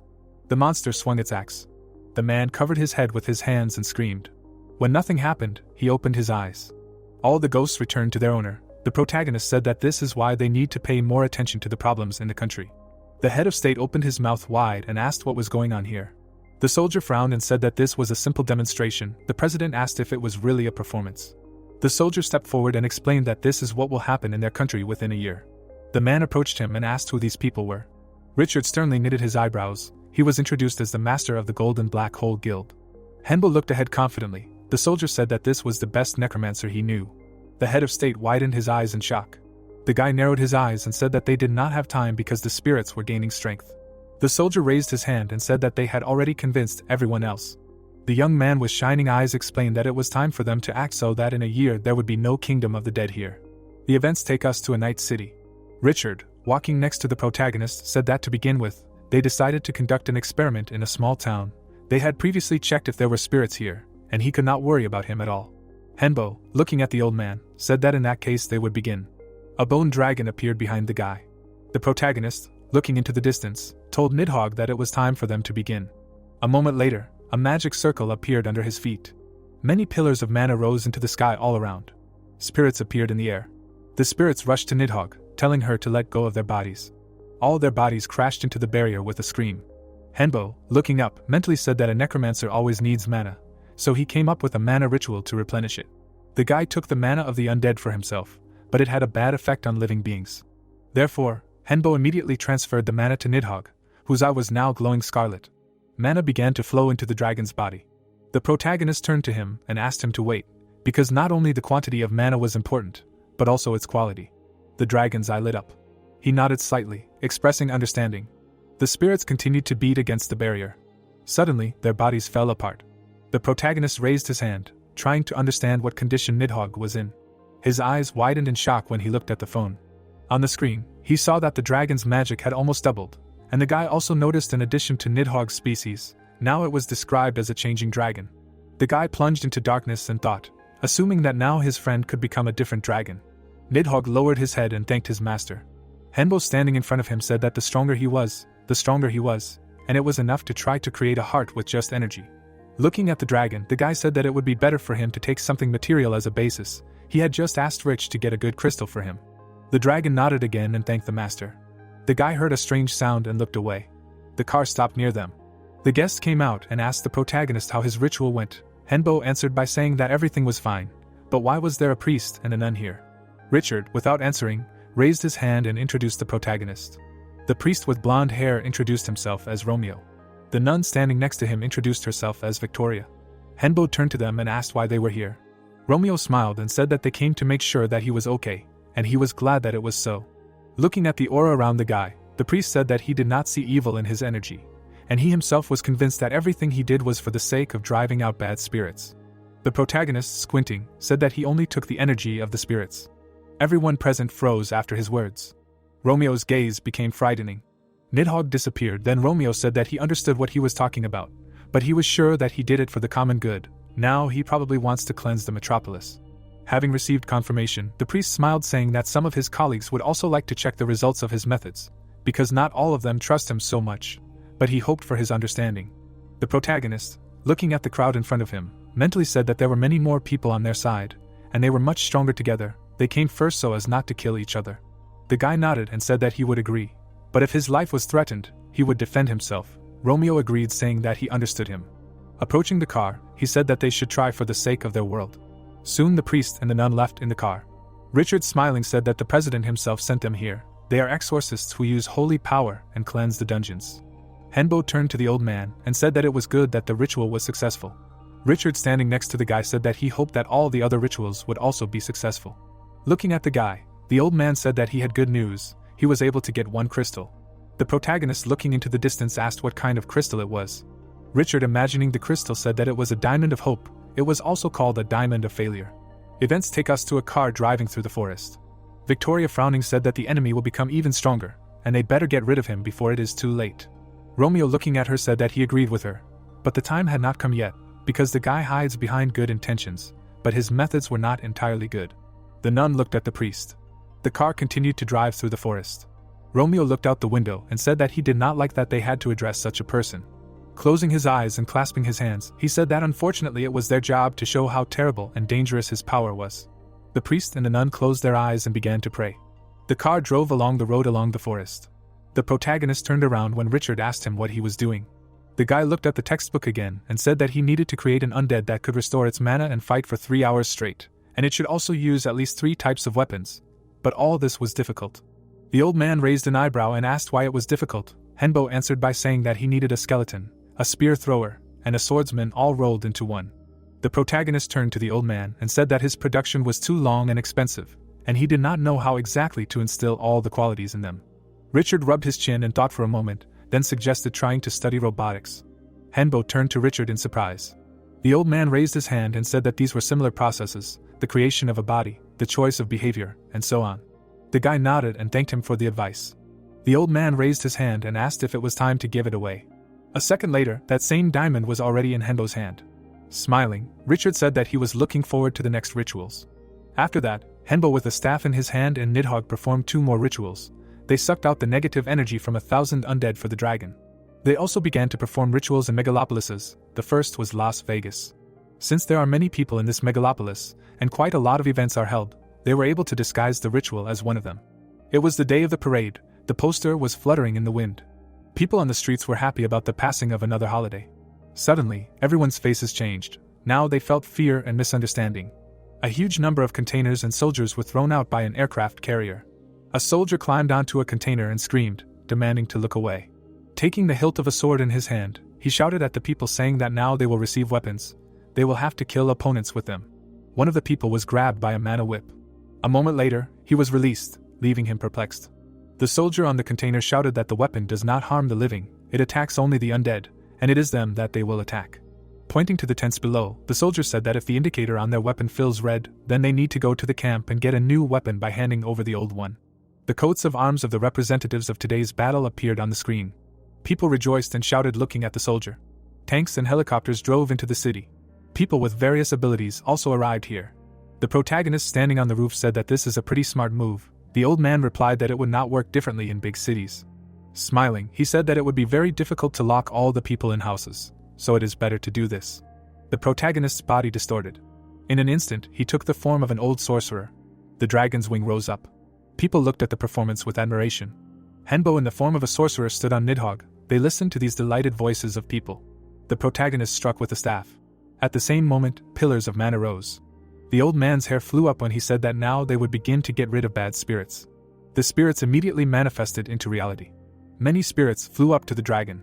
People using new weapons began to fight. Some just stood with smiles looking at the spirits. One of the skeleton spirits shouted saying that he was not going to disappear.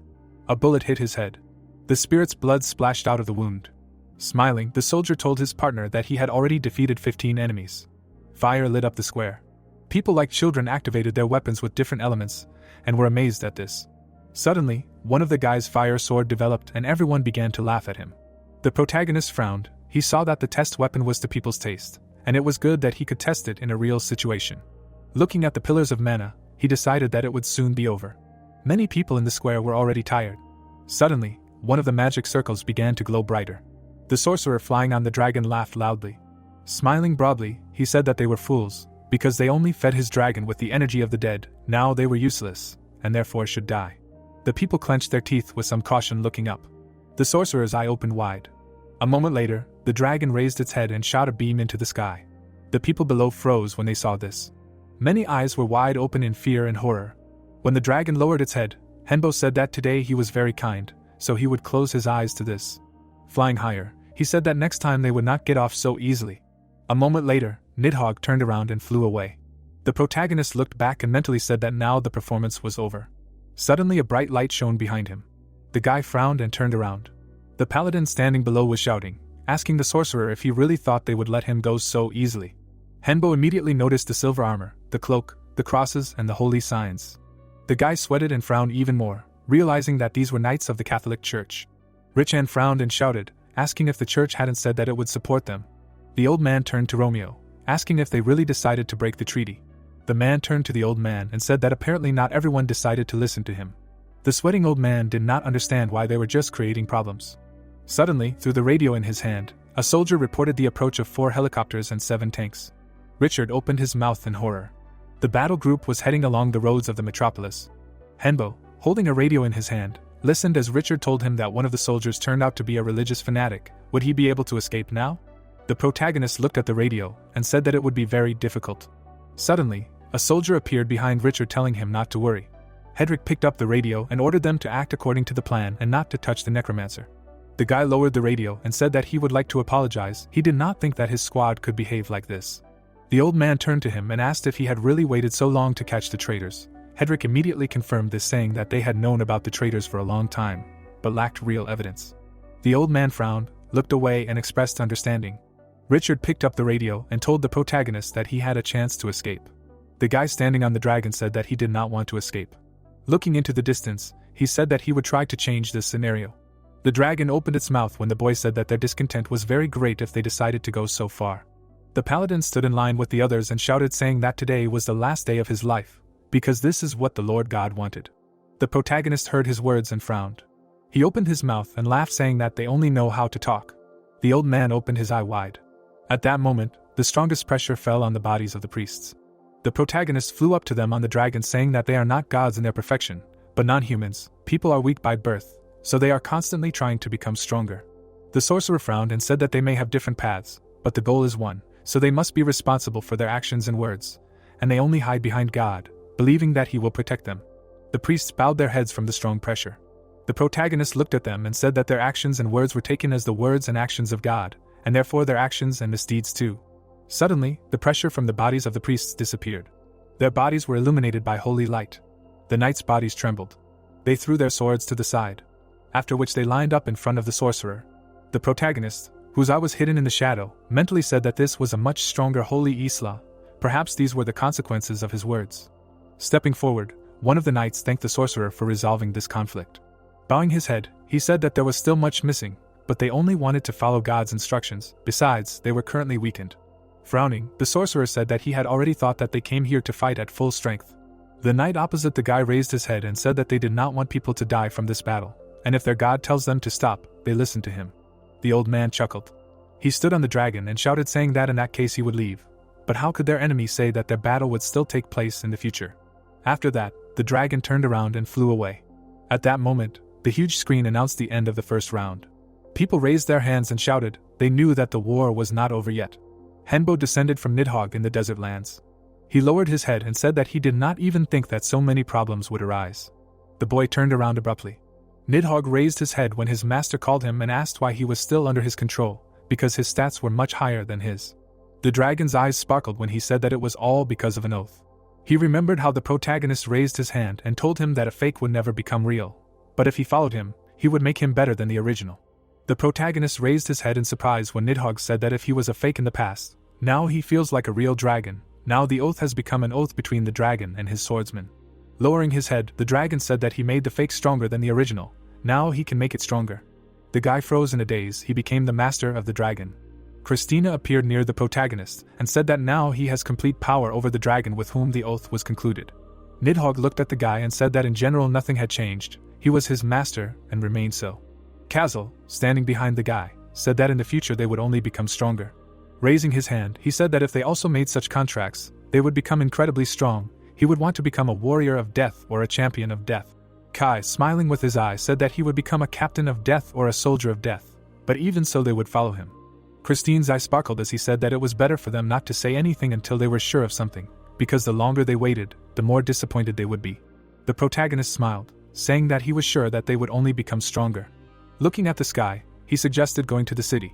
45 days later, the second stage of the event in the metropolis began, and it was also successfully completed. Castle, Kai, and Chris received a lot of negative mana, thanks to the use of a core in the form of a moonstone for Chris, a ruby for Castle, and a sapphire for Kai. After the implementation of the cores, their stats changed. Now Christine was level 122. Castle, a warrior with a huge sword, became a death warrior of level 128. Kai in white armor was now a death warrior of level 127, and due to the drastic change in the stats of the races of all three, they gained the status of changing. The protagonist was also able to raise his level. Mana then burst out in a stream through his body. The group successfully cleared the F-level dungeons and completed the third stage at the airport. Richard, looking at the protagonist, said that he already thought that he had gotten used to living here, but he decided to return. Henbo smiled, saying that his home is Korea, so he wants to return home. Richard, standing opposite, said that he would always be glad to have him as a guest. Soon the plane took off from the airport. The events take us to a Korean airport. The protagonist's group left the airport. The guy froze when he saw a familiar face. Surprised Hayami stood right in front of him. The girl, looking at the guy, said that she was so glad that they returned. The girl looked puzzled at the guy's companions, while he asked her how things were with what he asked for. The girl frowned and said that the mine of the Korean peninsula created by Jiango was sent to his home. Looking at the people from behind, she asked who they were. The red-haired guy approached Hayami and told her not to joke around, because they had already met. The girl looked at the guy in confusion. Her mouth opened wide in shock when she guessed that it was Castle in front of her. The guy smiled widely, saying that she guessed correctly. Kai stood next to his friend and said that she saw them like this for the first time. When Kai walked away, Castle said that they had leveled up well in the States and could now take other forms. Christina, who was standing behind the protagonist, said that they needed to go. Handing the letter to the guy, the girl said that they had something for them from the director. Henbo was puzzled, taking the talisman in his hand. He frowned slightly when he read the letter. It said that this talisman had free power, thanks to which he was able to create it. The guy chuckled and thought. Henbo's days did not change at all. He was mainly engaged in studying, clearing dungeons. Looking at the talisman in his hand, he mentally said that he used to think that it was part of Asian culture, but this talisman was a little different. This talisman contained power despite its form. There was so much power that he needed to learn to control it. Christina, having assumed her true form, said that she would like to know where the director got such knowledge from. Castle, who was standing behind, said that a guest had come to them. It was the one they wanted to kidnap. A tired man stood in front of the doors. The man sat down opposite the protagonist. The guy saw that his aura was calm, but the director himself was younger, and there was no mana from his body. Smiling, the man asked the guy if he had examined it yet or not. The protagonist, frowning, said that it was so. Closing his eyes, the director said that he made the talisman that was given to him. Henbo looked at him and asked why he came personally. Did he really not know how dangerous magicians are? The director answered by saying that he fought magicians. Many really are crazy. Christina's eyes sparkled when she asked why he was talking while looking at her. The man did not answer and looking at the whole group said that magicians are dangerous guys. They also learned to increase mana. Problems only increased. Squinting, the guy said that he already knew that there are magicians in this world too. The director straightened up and said that apparently this does not surprise him. The protagonist said that magic exists on Earth too. The man grinned and said that even though there is little mana, magicians have learned to use it correctly. So is he interested in it? Henbo frowned and said that he was interested. Closing his eyes, the director said that then he can show him what he learned about the magicians he personally beat, if he asks of course. Frowning, the protagonist said that he does not think he needs to ask. He released mana saying that there were many of them here, and he was alone. It would be better for him to simply pass on everything he knew. The director, being calm, smiled saying that other wizards immediately tried to kill him. He was only trying to teach the new generation. Suddenly, the strongest pressure fell on the group. Henbo clenched his teeth. He could not move. A drop of sweat flowed down his face. He could not even feel the external influence. Standing up, the man said that today would be a great experience for him. Approaching the window, he asked if he could believe here. The protagonist immediately refused him. The man turned around and said that he needed payment for the information. He needed to do everything he said within 10 days. The protagonist bowed his head and expressed understanding. Spreading his arms to the sides, the man said that if he could handle it, he would also give him a bonus, maybe even throw him a bonus. Putting the talisman on the table, he said that they could contact with its help, because it was not a fact that the phones would work. Approaching the door, the man waved goodbye. The door slammed shut, leaving the group alone. Christina glanced at the gentleman and said that they were completely defeated. But how was it even possible to use magic of this level? The protagonist responded by saying that they needed to prepare, because the man's tasks would probably be difficult. Castle slapped himself in the face saying that they had lost terribly. The protagonist lowered his head. He was horrified, not understanding that he had even used their lie, paralysis, pressure, possibly stopping time. Christina frowned and said that it was terrible. The events take us to the next day. Hemi, standing in front of the guy, said that it was payment, and she hoped that he could handle it. There were many trucks in front of the protagonist. The guy frowned and asked why there were so many things. Hemi handed the guy the books, saying that the director asked her to give him the books as well. The guy took the books in his hand and mentally said that all the books about the undead and talismans were what he wanted. Richard put the phone to his ear and said that he sent him everything. The protagonist looked at the ingots and thanked the old man. The ingots were neatly lined up in pyramids. They were silver and iron. Golems were moving the ingots. Entering the warehouse, the guy asked the robot how the preparation was going. He answered saying that everything was fine. A huge number of robots were making items. Thanks to the development of talents, they also managed to improve the brain. The protagonist looked at the worker dragging things and told him to be careful with the new materials. These workers had become demanding, and these demands had to be met. It was good that the American government was doing this. The protagonist frowned. He knew that these soldiers were still under his control. He also had a weapons warehouse in the basement. America sponsored it with weapons of various formats, and even bombs and missiles. These weapons would help the guy arm his army and also serve as protection. The guy picked up a sheet of paper with a drawing. They began to develop new weapons. Christina came up with sketches, and America brought them to life. Approaching the skeleton, the guy asked her how things were going here. Looking at the drawing, the girl said that there was no big difference yet. The protagonist also launched mass production of spell cards again. They received crystals from America and supplied them with cards. Over time, of course, the Americans also learned how to make them. which is why they put a stamp on the cessation of buying cards. Many people felt changes in the world, but they still did not know that a full-scale invasion was ahead. The protagonist clasped his hands, saying that they had prepared as much as possible. He closed his eyes, asking the gods to protect them from the worst. For some time now, dungeon explorers have been unable to enter the dungeons, as not all bases and houses are now connected to the dungeons. The protagonist and the skeletons are sitting in the hall. Soon, the city turns January 1st. A man stops a taxi, swearing at work on the first day of the new year. Opening the door, he says it's already 9 o'clock, how he doesn't want to go there. He gets into the car. Looking at the smoke outside, he tries to understand why there is no sun at this time. Suddenly, he closes his eyes and clenches his teeth. His driver gets out of the car and starts swearing, telling the owner of the car in front to wake up. Suddenly, the guy's body crashes into the car. The driver turns his head in horror, hearing people screaming. A huge monster in front hits the car. The guy screams in horror, seeing it. A monster with a grin on his face looked into the car, thus began 4 days of living in hell, which completely changed humanity. A thick black fog spread across the city. Giant monsters killed people and chased them. The protagonist looked at the phone screen and said that it was surprising that someone got so close to take pictures. Suddenly, the director called his phone. When the guy picked up, the man said that it was time for him to go. The guy looked at the phone when the director said that they needed to meet in Seoul, so he should try to destroy all the monsters that he saw. The man parted his lips, saying that he expected that he would destroy them all, and he should not worry if he touched anything else. The protagonist frowned and asked how much time he had. The man said that he had until lunch. Castle, dressed in armor, said that it was a stupid task. The guy looked at him and said that it was time for them to go and kill. The girl screamed, clinging to her beloved. The guy looked at her and said not to look back and hold on to him tighter, because he would definitely protect her. A group of rat wolves were chasing the couple. Suddenly, the wolf appeared right next to the couple. He opened his mouth wide. The guy froze in shock, looking at him. He clenched his teeth, not understanding what was happening, because he lived the most ordinary life, but suddenly a lot of monsters appeared as if out of nowhere. The whole world disappeared for the guy.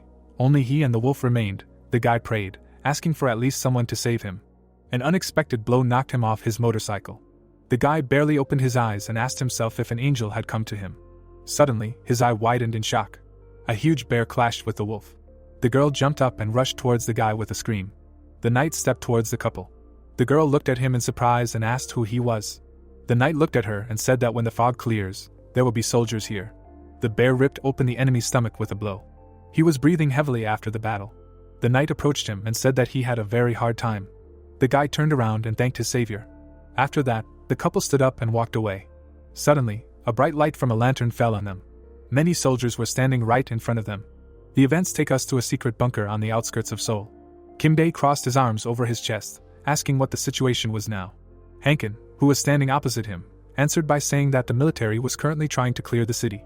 Hankin frowned and said that the reasons were not yet clear, and a 60% mortality rate was also expected in all cities of the country. Someone clapped his hands.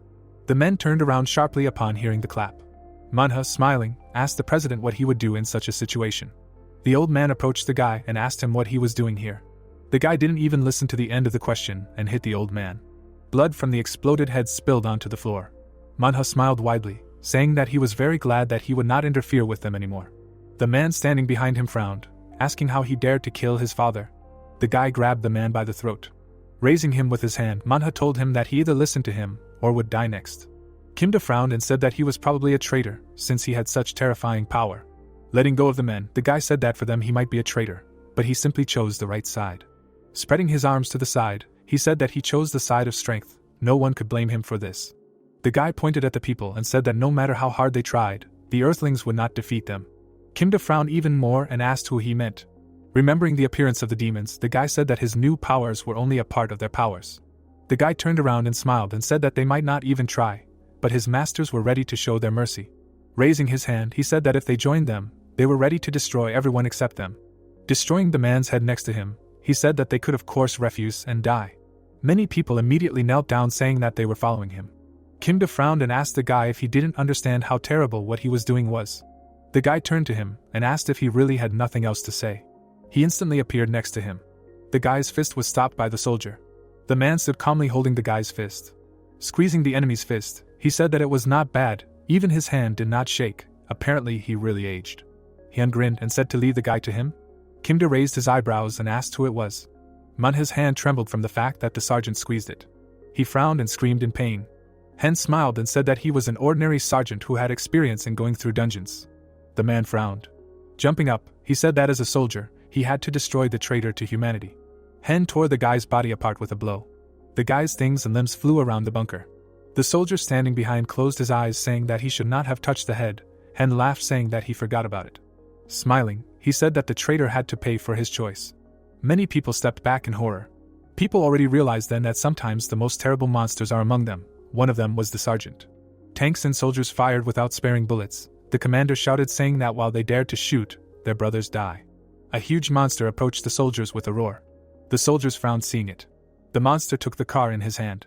The soldiers froze seeing the man inside. The commander frowned and said that the tank's help was needed, and that he was taking full responsibility. The tank's barrel was aimed at the monster. The commander shouted, giving the order to shoot. Suddenly, a knight appeared in the ranks of the soldiers and asked everyone to wait. Castle rushed forward. He kicked the monster in the leg and made it fall. Then he caught the car in time, complaining about its weight. Castle jumped up with the car, telling the soldiers to shoot. The commander shouted, ordering them to shoot. The tanks immediately fired. Having landed, Castle said that their toys were quite dangerous. The commander stood in front of him and asked him who he was. Castle smiled with his eyes and said that he was reinforcements. The commander, seeing how the knight was putting the car down, asked if it was only him. Castle denied it, saying that there were others. Turning to the commander, he said that reinforcements were on the way, they just had to not shoot. The commander frowned and expressed understanding. Suddenly, all the soldiers turned around. A huge crowd of monsters approached them. Castle, who was standing behind the commander, said that they could use them as a shield. The commander looked at him and asked if reinforcements had been sent to other places. The knight looked at the monsters and said that reinforcements had been sent to other places as well. The man looked at the monsters in bewilderment for a while. Then he raised his hand, ordering them to use reinforcements for defense. The protagonist, looking at the fleeing monsters, said that they would unite into a flock. The guy standing on the dragon said that some of the monsters were picking up corpses. Most likely someone was controlling them with magic. The guy's eyes widened in shock. On the ground, he saw a summoning circle. The guy, looking at the circle below, cursed, saying that the circle was so strong that he would hardly be able to destroy it himself. Christina, who was standing behind him, told the guy to calm down and figure out what to do. The guy narrowed his eyes, saying that they had better leave, because in the worst case, a creature or a high-level mage would be summoned here. The events take us to another part of the city. A man hiding in the middle of the garbage prayed to all the gods, asking to save him. The girl hid under the garbage and asked for help. Just yesterday, everything was as usual. She was sitting quietly at work. The monster noticed the trembling of the bag. Coming closer, he realized that the bag did not stop trembling. The girl closed her mouth. The monster's eye flashed. The wolf opened his mouth. The girl ran to the side in time, dodging the bite. Closing her eyes, she screamed, asking for help. Stopping, the girl noticed that she was surrounded by rat werewolves. She froze and asked for the last time to save her. Then she closed her eyes. She suddenly opened her eyes when someone said that he could help her. The girl looked around and asked who it was. The guy chuckled and said that she must be sad to die, especially when she was so young. She didn't want to give up, did she? When the girl raised her head, her savior said that he was evil that became evil after losing to a god, but he was also a force that could stand against him. The girl froze when the demon said that they wouldn't just stand there and watch. She could make a wish and he would grant her wish, unlike a useless god. The monsters rushed towards the girl with their mouths open. She closed her eyes, asking the demon to save her. The magic circle below her glowed brightly. 3 silhouettes immediately broke out of the magic circle. The demons tore the monsters into pieces. The girl's whole body trembled, while the guy who appeared told her that next time she needed to think faster. Andromalius raised his hand, saying that he was indeed a demon, but he was also her savior. Fräulein clenched her fist and looked at the demon. Suddenly, he picked her up in his arms. Smiling, he said that he would take her to a safe place. The lady almost cried, but her embarrassment and surprise overcame her. Andromalius raised his head. He grinned, saying that he did not expect this. Looking at the necromancer in the sky, he said that he did not think that he would see a necromancer of such a level here. The protagonist descended from Nidhogg. Picking up the bag, he said that they destroyed many monsters and collected enough materials. The guy sharply turned his head. Andromalius suddenly appeared next to him. Nidhogg, who was standing behind the guy, said that he was sure that this was not a human. The demon smiled, saying that he had not yet seen necromancers of his level. Did he want to talk to him?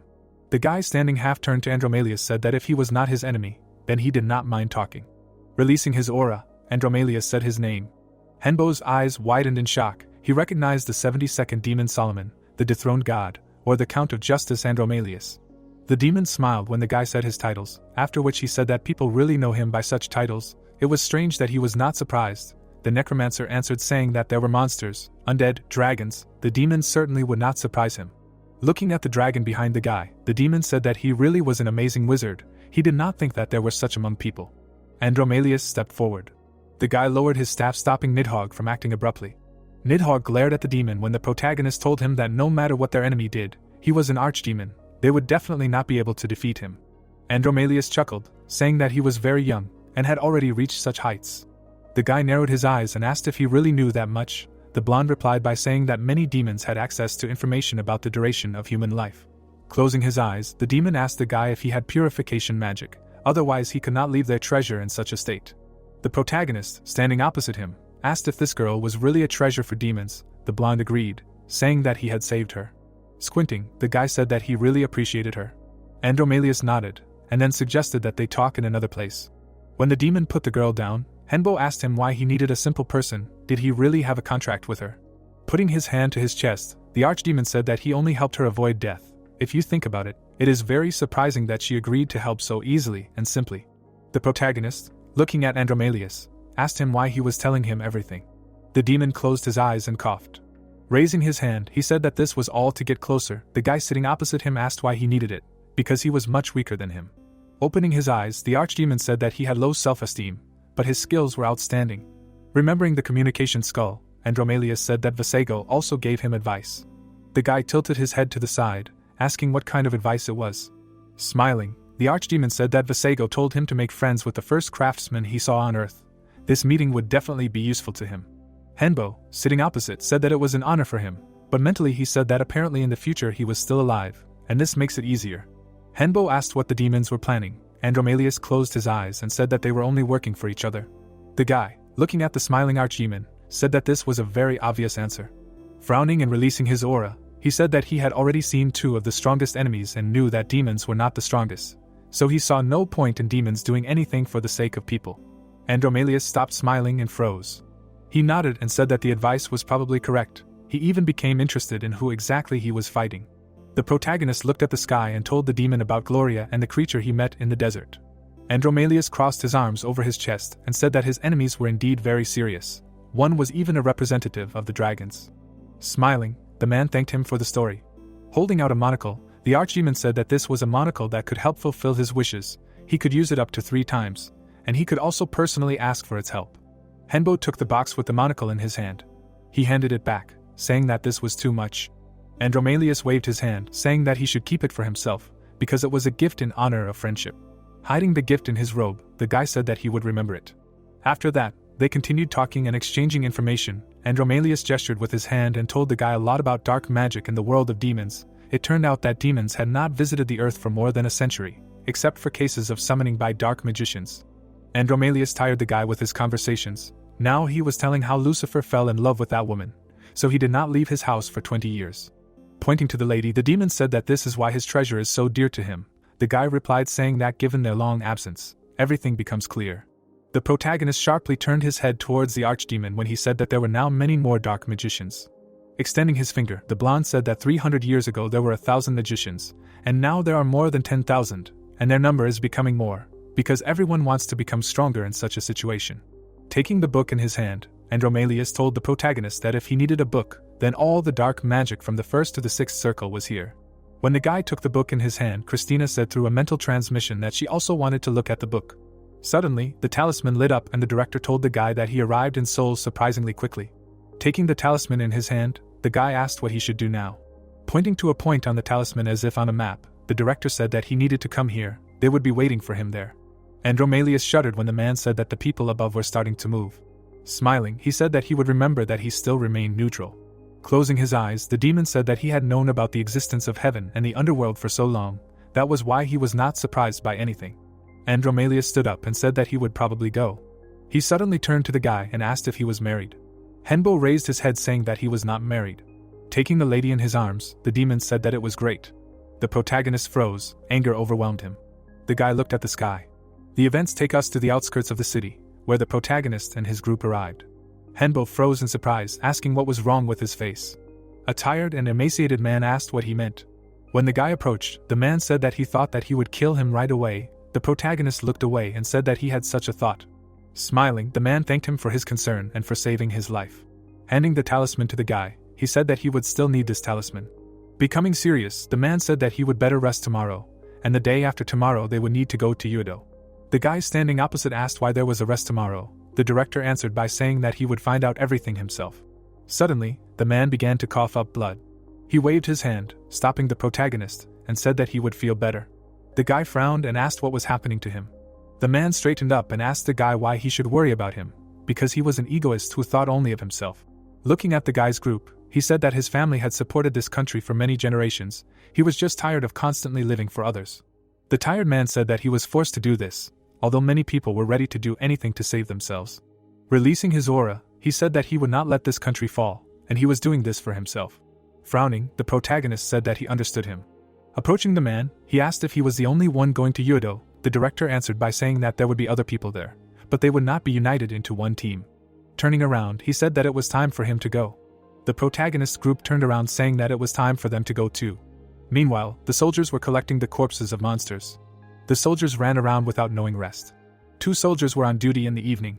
The guy looked at his comrade and said that selling corpses paid well. They could do it, because they killed them themselves. Suddenly, a huge shadow covered the soldiers.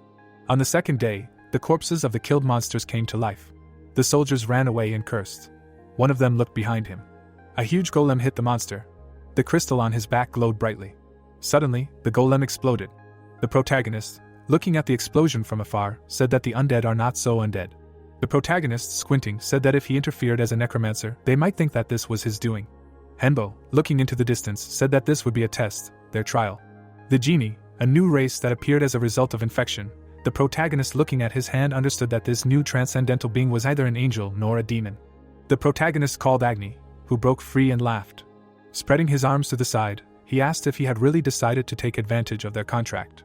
The necromancer narrowed his eyes and ordered the genie to burn everyone except people, and those who were connected to him.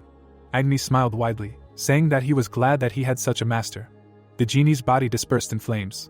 He created many copies of himself and laughed as he moved around the city. Christina, watching the numerous fires, asked if this was normal, because the genie would burn the entire city like that. The guy answered by saying that soul would not have been able to return to its previous state anyway. The girl's eye lit up when she said that it was better for them to tell everyone so that they would not fall under Agni's hand. The protagonist turned his head and agreed with her, and said that they also needed to take out all the civilians.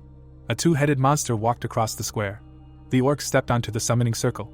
A huge paw immediately burst out of it. It pressed the monster to the ground. The undead and monsters united, destroying all living things in their path. The protagonist, standing on Nidhogg, said that he had been waiting for this day. It was good to be a necromancer in such a situation. Imagining the appearance of Mijin, he said that she was working on completing the task. Agni flew to the protagonist some time later. He smiled widely, saying that he had succeeded. Now he wanted to see the magic circle. Looking at the magic circle below, the genie said that he had a feeling that someone was being summoned here. Looking closely at the pentagram, he said that they could find out the remaining time. Henbo, standing next to him, asked how much time they had left. The genie smiled, saying that they had a second. A moment later, a stream of mana burst out of the circle. 4 circles placed around the perimeter lit up in the night. A huge monster appeared in the sky, which was a mixture of a mammoth, a lizard, and a bear. It fell to the ground with a crash. The monster's eye glowed brightly. Agni smiled widely and said that he had never even thought about it. The protagonist, sweating, asked what it was. Agni, looking at the monster in the distance, said that it was the king of the earth or the king of monsters, one of the 2 best monsters on earth, Behemoth. The protagonist suddenly remembered seeing such a monster. This creature was similar to angels and demons. Agni laughed loudly and said that he would easily defeat it, because Behemoth was much stronger, although this was not initially the case. The monster's eye flashed. Suddenly, the magic circles glowed even brighter. Nidhogg had to quickly dodge the rising pillars of mana. Summoning circles appeared all over the city. Henbo took the talisman in his hand, saying that they needed to use amulets. The guy's team immediately released their mana. Flying past the magic circles, the group weakened their effect. Christina turned to the guy when he called her. He handed her the Andromalius glasses, saying that he relied on her. Stepping behind the guy, Christina said that she would do everything in the best possible way. Mana began to accumulate in the dragon's mouth. Nidhogg attacked Behemoth with his vicious breath. His flow of mana struck the monster. Horrible wounds remained on the monster's body after his attack. Unexpectedly, the wounds began to heal with amazing speed. Behemoth jumped up. Using the lightning skill, Nidhogg flew away from the monster. He began to move across the sky using his lightning skill. The protagonist looked at the enemy through the gap in the mask. He understood that the amulets were holding the enemy back, but the lightning was consuming too much mana. The guy straightened up abruptly and called Kai and Kazal. Both knights jumped right on the monster. Kazal swung his sword using a power strike. Kai also swung his sword using a strike sword. The two knights delivered their attacks to the monster's head. Only small scratches remained on the monster's forehead. Behemoth's paw appeared in front of the guys in an instant. Agni, who had grown larger, struck. Without thinking twice, the mammoth opened its jaw and bit the genie. Agni bared his teeth, saying that his blood was on fire at such moments. Standing in front of the monster, he said that he would finish it. Agni extended his hands to Behemoth. He grabbed the monster by the fur. A moment later, the monster's entire body was engulfed in flames. Kazal, putting away his sword, asked how Agni could do such a thing.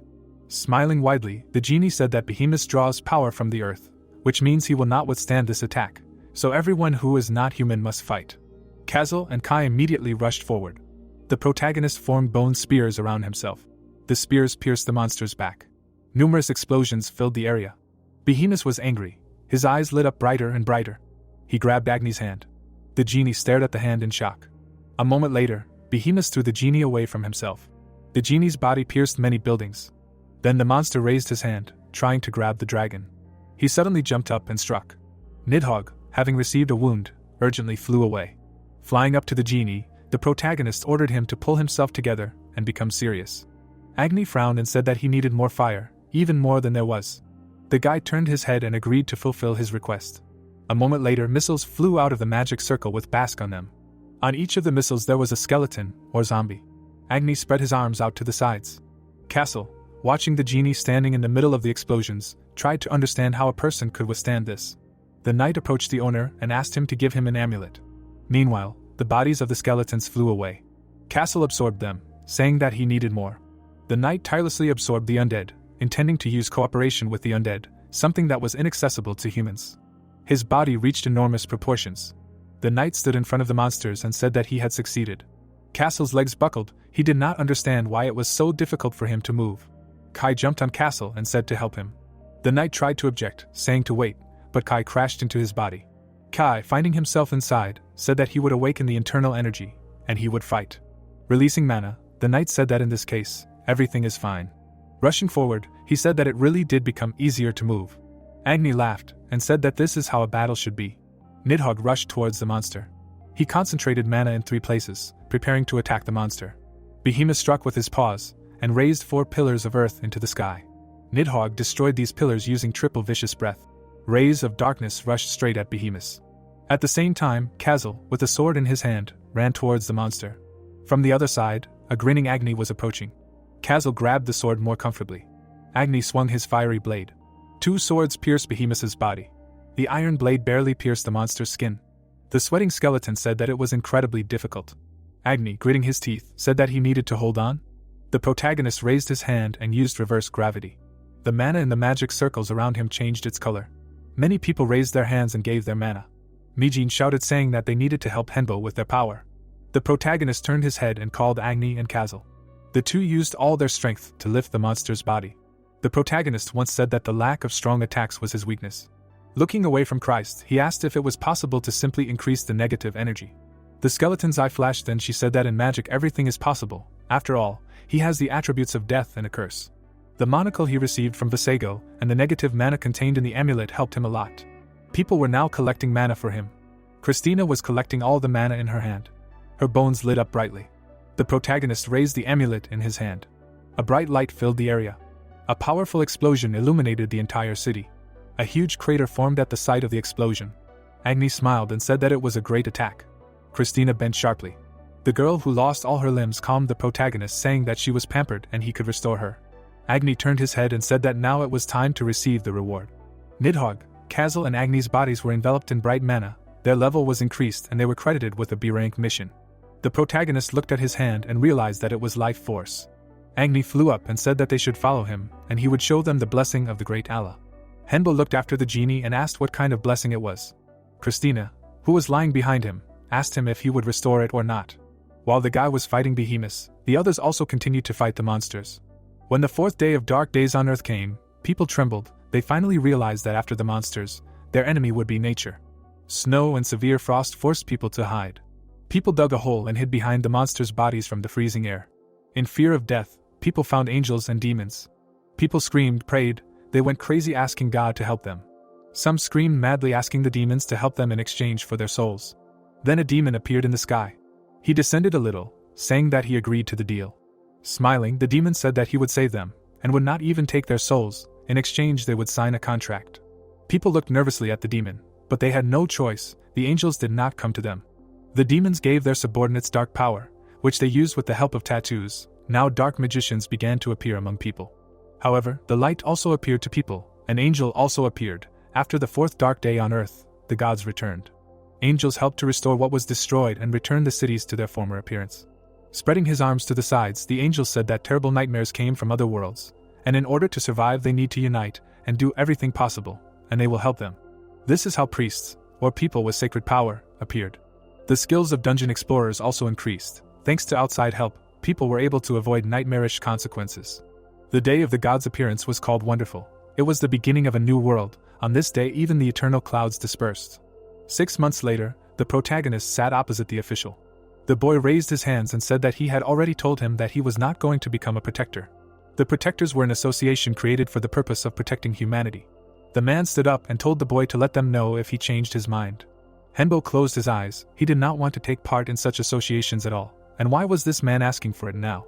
After the department head taught Henbo how to use amulets, he left, and his department was disbanded. In their place appeared the Great Market, a group of creatures from another world that maintained neutrality, and existed only for commercial purposes. They appeared saying that this war had led to too many terrible consequences, but money and goods would help solve their problems, and so their first branch opened. Slime broke through the ventilation. A few seconds later, the slime completely came out of the ventilation. Tia, having taken her human form, announced her return. The girl extended her finger and said that she saw a meeting of very serious uncles and they claimed that he was a danger, and it would be better to get rid of him. Henbo looked at the girl and said that these military and politicians are not that scary. Turning around, he said that it was time for them to go to their home. The events take us to the protagonist's house. Castle raised his hands and began to rejoice, saying that home was the best place. The protagonist closed his eyes and thanked Kai when he said that he would take charge of things. When the guy laid down, Christina asked him what she should cook for dinner. The guy said that they should order something. He agreed to everything. Soon everyone ran to their own room. The protagonist opened his eyes. He remembered the words of the boss. The director warned him, saying that chaos would soon begin. The guy frowned, realizing that since the director sees the future, chaos will definitely happen. Tia made the guy stand up with a scream. She announced the arrival of an important guest. Andromalius greeted the guy with a smile. Henbo smiled and said that they had not seen each other for a long time. Approaching the guy, the demon said that he seemed to have settled in well. The guy responded by saying that it was a different time then, but now everything was calm. Pointing to his friend, Andromalius introduced him. This demon turned out to be Sir, or if it was more convenient for him, the Duke of the Underworld. Sir handed the guy a small box, saying that Andromalius had talked about him a lot, and this was a small gift in honor of the meeting. Opening the box, the demon said that it was the horn of Baphomet. He would definitely need it. Andromalius smiled and said that he had prepared mithril, and it was very useful for the magician. The protagonist, taking the item in his hand, could not understand whether he could just accept it. He raised his head and asked who it was near them. Andromalius told the girl trying to follow him that everything was fine, and she should not be so afraid. The protagonist remembered the image of that unconscious girl. Frowning, the girl asked why she was here. The demon looked at the disgruntled girl and told the protagonist that he had a request, and he would like to ask him to become Baeksun's first teacher if he didn't mind. The protagonist's eyes and mouth widened in shock. He looked at the girl. She was also looking at him. The girl hid behind the demon again when he asked the guy if he was against it. Henbo opened his mouth in amazement when Andromalius said that they would go to China with the Asian Union since many people needed their help. The Asian Union was an association that arose after China broke up into several separate states. The protagonist closed his mouth and mentally said that apparently because of the war, many people made a contract with demons. Andromalius chuckled and said that there were already many monsters in Korea, but they would need to deal with the Japanese monsters. Looking at the girl, he said that this was exactly why he wanted to entrust his treasure to him. The protagonist frowned slightly and said that it meant he wanted him to protect and train her. Looking outside the window, the guy said that he had several conditions for this. Clasping his fingers, Henbo asked to take it normally that the girl could get injured, because in order to become stronger, grueling training was necessary. Andromalius smiled saying that he understood everything perfectly. Baeksun, who was sitting next to him, screamed in indignation. Looking at the girl, the demon asked her if she didn't want to become stronger, and there was no easy way, or would she refuse such a chance. The girl nodded and said that she agreed. The protagonist sitting opposite said that he should also be allowed to conduct research, because it was also necessary for training. Baeksun raised her head and said that she herself wanted to know more about herself. Henbo said that he would also need Baeksun's blood and hair, because it was necessary to summon the great demon. The girl opened her mouth in shock. The protagonist calmly looked at her, and said that she should know that mages are very tenacious creatures and they are ready to do anything to survive. Baeksun bowed her head. Raising her head, she expressed her consent. Henbo frowned slightly and said that they should cover all the training costs. This was his last condition. Andromalius took the phone in his hand and said that he would send an approximate amount, and if this was not enough, he could ask for more. The protagonist looked at his phone in shock and realized that this was much more than the promised amount. The guy was thinking of refusing. But he simply shook the demon's hand without doing this. The events take us 3 days forward. The protagonist called Christina, who was standing behind him. Looking at the girl lying on the couch, he asked if he really needed to train her. Approaching the girl, the guy asked her if she had relaxed too much. Baeksun turned to him and said that this should not worry him. The disgruntled girl frowned, saying that he had been gone for 3 days. Had he finished all the preparations? The protagonist replied, saying that he had finished everything. Now they needed to talk. The girl's eyes widened and she asked the guy if they needed to talk about her. Henbo, remembering the analysis conducted on the girl, said that they needed to find out how to develop her magic, because she could be said to be immortal. The girl jumped up when the guy said that if someone drank her blood or absorbed her flesh, they could become stronger. That is how the guy became stronger when they took away Behemoth's life force. The guy bowed his head and told the girl that if you absorb it completely, you can become almost invincible, so she can become the target of many. Baeksun's body trembled. The protagonist straightened up and said that for now she cannot worry, because they will protect her. Henbo, looking at the trembling girl, asked if she was really scared, if he wanted to run away far away. The girl's lips parted when she said that it was so. Turning around, the guy said that she needed to become stronger so as not to waste time on fears. The girl bowed to him and shouted, saying that she relied on her teacher. Henbo looked at her in surprise. In the training room, the girl released her mana. While she looked at her hands, Christina said that this girl had 10 times more mana than the owner. The guy's eyes widened in shock, then he said that it seemed to him that he was quickly becoming stronger. With the help of mana or black magic, the girl could hold the coins in the air for more than 30 seconds. But if they were combined, she could hold the coins for all 30 minutes. Henbo clenched his fists. He frowned and suggested that the girl rest. Christina approached the guy and asked if he was okay. The necromancer shouted, saying that he was definitely not okay. Gritting his teeth, he said that he did not understand. He was not afraid of anything in this world, but the fact of her existence makes him nervous, so much so that he wants to destroy her. Christina tilted her head, asking why he didn't do it then. Through a clenched jaw, the guy said that it was disgusting. He didn't want to become a scumbag who was so dependent on his feelings. Suddenly, Christina, standing behind him, said that he should stop this. The guy frowned at her. Christian recalled the old days and said that she also felt anger and envy. She also felt something similar, because she saw how he became stronger every day. It is surprising that now he understands how she feels. The protagonist froze, looking angrily at the skeleton. Raising her hand, Christina said that now she understands why the desire to kill appeared, because she can still become stronger. Looking at her bony palm, she said that he also understands this. That's why he holds back. He better try to use these feelings correctly. The protagonist stared at his subordinate in surprise. He finally realized that he can also become stronger, thanks to these feelings. A bright light of mana filled everything. The girl tried to take control of the mana in her hands. Henbo, who was standing in front of her, asked if she gave up. The girl screamed, saying that this is not so, she just needs another spell. The frowning guy said that she didn't come to him to learn spells, she came to learn how to defend herself, so she should stop being stubborn. Baeksun bowed her head. The protagonist clenched his fists and said that she shouldn't give up so easily. She needed a specific goal, and then they would choose good training for her. The girl smiled widely, asking if that was true. Henbo clenched his fist tightly and frowned, mentally saying that he shouldn't give in to emotions, he needed to use them. The events transfer us to a group of dark mages who were recruited by demons. We find ourselves in the main headquarters of the Abyss. Tantalian smiled and said that everything was going according to plan, and now they were moving on to the second phase. Andromalius grinned and said that he was relying on him. He needed to spread the word that great demons had visited Henbos Ledi Paiksu.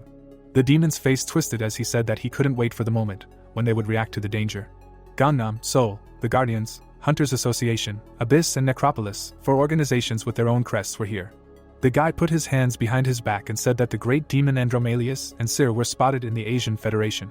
He imagined the image of a person and said that according to their informants, a witch was spotted there. The guy standing in front of the boss said that Tantalian is in charge of the Japanese and Korean people who signed contracts with demons. The man opened his mouth and asked what about the necropolis. The guy parted his lips saying that he had no information yet. The man picked up the documents and said that he hoped for good news. Smiling, he said that he was sure that this was a great way to get rid of the great demons and their followers. Frowning, the guy said that they needed to destroy everyone who followed the path of evil. The guy suddenly calmed down when his boss asked him what happened to the necromancer. The angel answered saying that his traces had not yet been found. The boss thought and said that he needed to try to find the necromancer, because he and his group were not the last in this game. The guy bowed, accepting the order. The events return us to the protagonist's house. The guy flew up.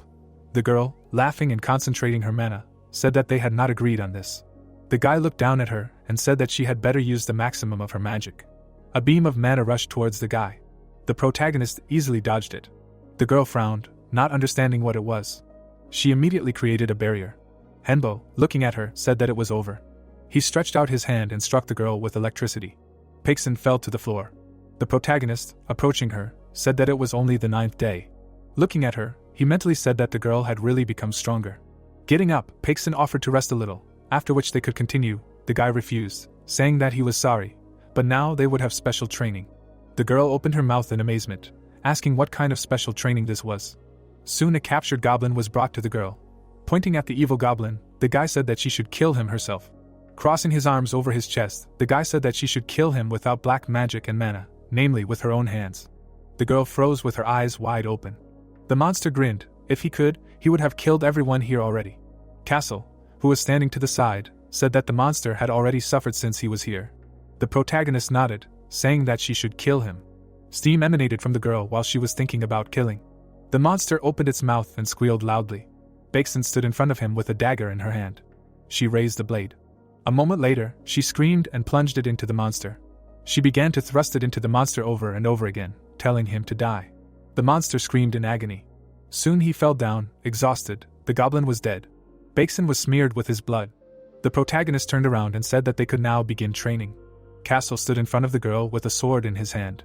Henbo looked at the participants and announced the beginning.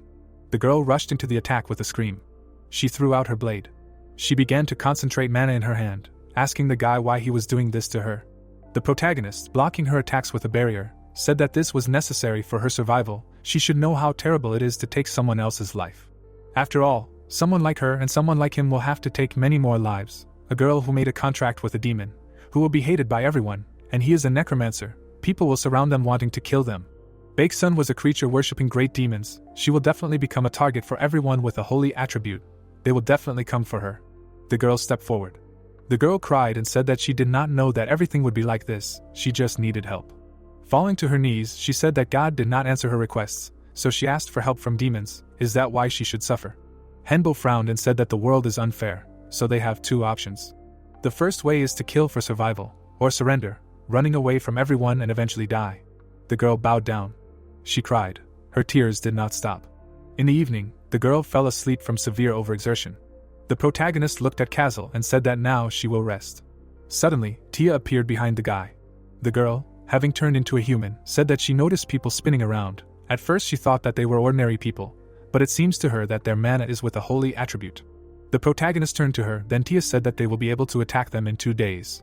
The girl, remembering how she overheard the sergeant, said that she also heard that the army was advancing. The girl nodded and said that it was time for her to go. Henbo glanced at Christina and asked how the defense was going for Baeksun. The girl answered by saying that everything would be finished today. The protagonist grinned, saying that they would test the student in a real battle. By this time, a huge number of people had gathered at the guy's house. Baeksun held out a bowl saying that she needed ramen, as well as chicken, pizza and rice with vegetables. The protagonist, standing aside, did not understand whether the girl had really eaten so much from stress. Baeksun put her chopsticks on the table.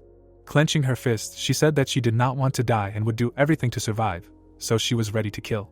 The protagonist parted his lips saying that she should rest, because soon they would have a lot to do. The events take us tonight. The guy glanced at Christina and asked what she had there. The skeleton answered by saying that she had everything ready. Holding 2 flasks in her hand, the girl said that she never imagined that by making a contract with a demon, they would be able to obtain both mana and demonic magic from Baeksun. The magic inside the girl has not yet formed, so for now everything is mixed, like 2 dishes on one plate. The protagonist smiled, saying that he would compare the girl to paper. Then he said that if you pour water on her, it will be impossible to return to her previous form, so you need to be careful. Christina thoughtfully asked the guy if he wanted to check if he was like the other contracted ones. Henbo thoughtfully said that if the gods answered her call, she would become an incredibly strong priestess. Remembering the conversation with Andromalius, the guy said that he told him that two forces are fighting inside the girl, one rushes upward, and the other wants to destroy itself. Henbo, approaching Christina, said that he had already learned more from the older creature. Christina looked at him and asked what he had learned from Agni. The protagonist had recently summoned Agni. Jean smiled widely and said that he could not tell her anything about her, but he could say that she was terribly strong, and that by receiving her flesh and blood, one could become much stronger. Taking the flask in her hands, the skeleton said that it was surprising that even a transcendental being spoke of her like that. Turning her head, the girl asked the guy what he was planning to do. Suddenly, both turned around, hearing a scream. The protagonist burst into the girl's room.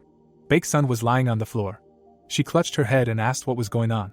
She had yet to find out that a huge crowd of people were attacking them. Henbo grabbed the girl's hand. He had expected an attack, but not so soon. The group found themselves in the observation room. Looking at the camera feed, Christina said that they were representatives of the saints. The protagonist was breathing heavily, saying that these people were targeting the contractors. Looking at the cameras, he asked the girl next to him if she understood what was happening now. She replied saying that she understood everything. Looking at the girl, he ordered her to prepare for battle. Soon, the girl changed her clothes. She was also wearing the black dress she had come in. The protagonist handed her a staff, saying that this staff would help her control her power.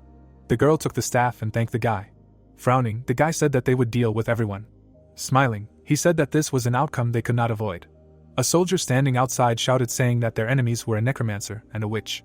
Soon, the undead began to appear. A huge crowd of undead rushed towards the enemies. The priests gritted their teeth when they saw them. The undead bared their teeth and roared. The soldiers shot at the dead and threw grenades. The bullets hit the monsters' bodies, but their numbers kept growing. Suddenly, the skeleton's body began to dissolve. The priests raised their hands and began to pray. The holy force rushed towards the undead. A moment later, the skeletons' bodies fell to the ground. The space in front of the priests swirled. The frowning commander ordered a retreat. Everyone immediately turned around and ran away. The missile was launched from the aircraft carrier. A moment later, a powerful explosion occurred. The commander frowned and shouted, ordering part of the group to move forward.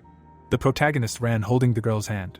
Baeksun closed her eyes, then the guy mentally said that this was a mistake, because her physical form of the girl left much to be desired. Stopping, the guy said that they should move carefully. He could not protect her if he was attacked. The girl, trembling all over, asked if he was really abandoning her. Henbo turned to her and said that he would try to protect her until the end, but he only had one life. The girl grabbed the guy, asking him not to abandon her. Baeksun calmed down when the guy told her to calm down. Releasing his aura, the guy told her not to act like a child and not to count on him. Releasing the pressure, Henbo said that only she could protect herself. The girl froze. Now she understood that either she would protect herself or she would have to die. When Baeksun pulled away, the guy said that they could not return to the past, and the gods and their archbishops knew that she had made a contract with the demon. The girl bowed her head in understanding. Christina, Castle and Kai, meanwhile, were fighting on the battlefield. The protagonist, narrowing his eyes, said that she was the target, and since they knew more about her than they did, the advantage was on their side. Now she had three options: to be killed, to become a test subject, or to die by accident. There was also suicide. Baeksun froze with her mouth open in horror. She gritted her teeth, saying that she was not satisfied with the options. She told the guy in front of her that she did not want to accept the rules of this world. Turning around, Henbo said that he would try to protect her, but she had to make an effort. The couple ran through the streets of the city. Suddenly, paladins appeared in front of them and shouted about finding the target. The protagonist attacked the enemies and ran away. Looking at Baeksun, he shouted saying not to stand still, but to attack. The girl, barely holding back tears, turned her head. Knights and priests ran after her saying that they needed to kill the demon's minions. A helicopter was flying above. A soldier opened fire on the couple. Baeksun gritted her teeth, not believing that they wanted to kill her so badly. Henbo stopped the bullets with his barrier. Suddenly, the path ahead was barricaded by enemies. The priest standing in front shouted saying that this place would become their grave. Their leader raised his hand to stop the screaming. He picked up the radio and said that they would need to burn them. The protagonist closed his eyes, realizing that this was how they wanted to cleanse the world of evil. The girl standing next to him screamed, asking why they wanted to kill her so much, because she had done nothing to anyone, had not killed a single person, but simply wanted to live. She asked them for help, but they were silent. The entire group of priests froze with their mouths open. Their leader closed his eyes and frowned, then said that many people had died in 4 days, and that she was innocent. A bright light filled the space behind the couple. Baeksun smiled when she heard the words of the leader of the paladins. The guy suddenly opened his eyes, saying that he would show her mercy, she better shrink and fall to her knees, then he would quickly cut off her head, she would receive forgiveness and go to heaven to God. Baeksun's eyes turned red from his words. The guy turned around and said that she should have died back then, and he was giving her a chance to correct her mistake. The protagonist standing next to the girl said that such was the mercy of the angels, if they wanted to talk, this herd would not be here. The priests and knights raised their hands. The girl closed her eyes and screamed, saying that she did not want to die. She hit one of the knights with her mana. Blood spurted out of the knight's body and flew past Baeksun's face. The priest immediately screamed, saying that the witch should receive her punishment. The girl's mana threw up the body of another knight. She clenched her teeth, asking to leave her. Looking at the people she killed, she mentally asked what she had done to them. She was the same person as they were. Suddenly, her lips stretched into a smile. She began to laugh loudly and madly. The protagonist turned his head and looked at her. The girl grinned and said that thanks to them she had made up her mind, they were not people, but test subjects of their selfish god. All the priests froze upon hearing her words. Releasing her aura, the girl said that any life was important except their lives. Standing in front of the crowd, she said that she had made a contract with a demon to survive, and they called her a sinner for not wanting to die. They called her a witch for being forced to make a contract. Baeksun's lips stretched into a grin, then she said that that was why she did not feel guilty, she had no doubts, because they were worse than him and anyone else, real monsters. A moment later, the priests' bodies were thrown up. Their bodies were enveloped in the girl's mana. They fell down already dead. Baeksun smiled, watching everything. The guy frowned and screamed, saying that the witch had finally shown her true face. A shadow covered the girl's face as she said that she had just made up her mind about them, she had accepted herself as she was. Looking at the teacher, she asked him to protect her, the boy immediately agreed. The girl raised her hand. Then she lowered it with a sharp movement. The people in front of her fell due to the pressure of mana. The protagonist froze in horror as he saw his spell. He remembered how he showed the girl how to use the power of a weaker opponent. The girl's eyes lit up. Pointing at the people, she said that it was time for them to finish. Suddenly, the people's bodies were enveloped in holy light. The girl froze in confusion as she saw this. The guy stood up, saying that he was ready to put his life on the line to prove his faith. The guy's body began to glow due to the holy light. The protagonist bowed his head and said that they were crazy. The people in front of him used resurrection magic, a great sacrifice. These people who knelt knew that Baeksun was training hard, so they were ready to make a great sacrifice.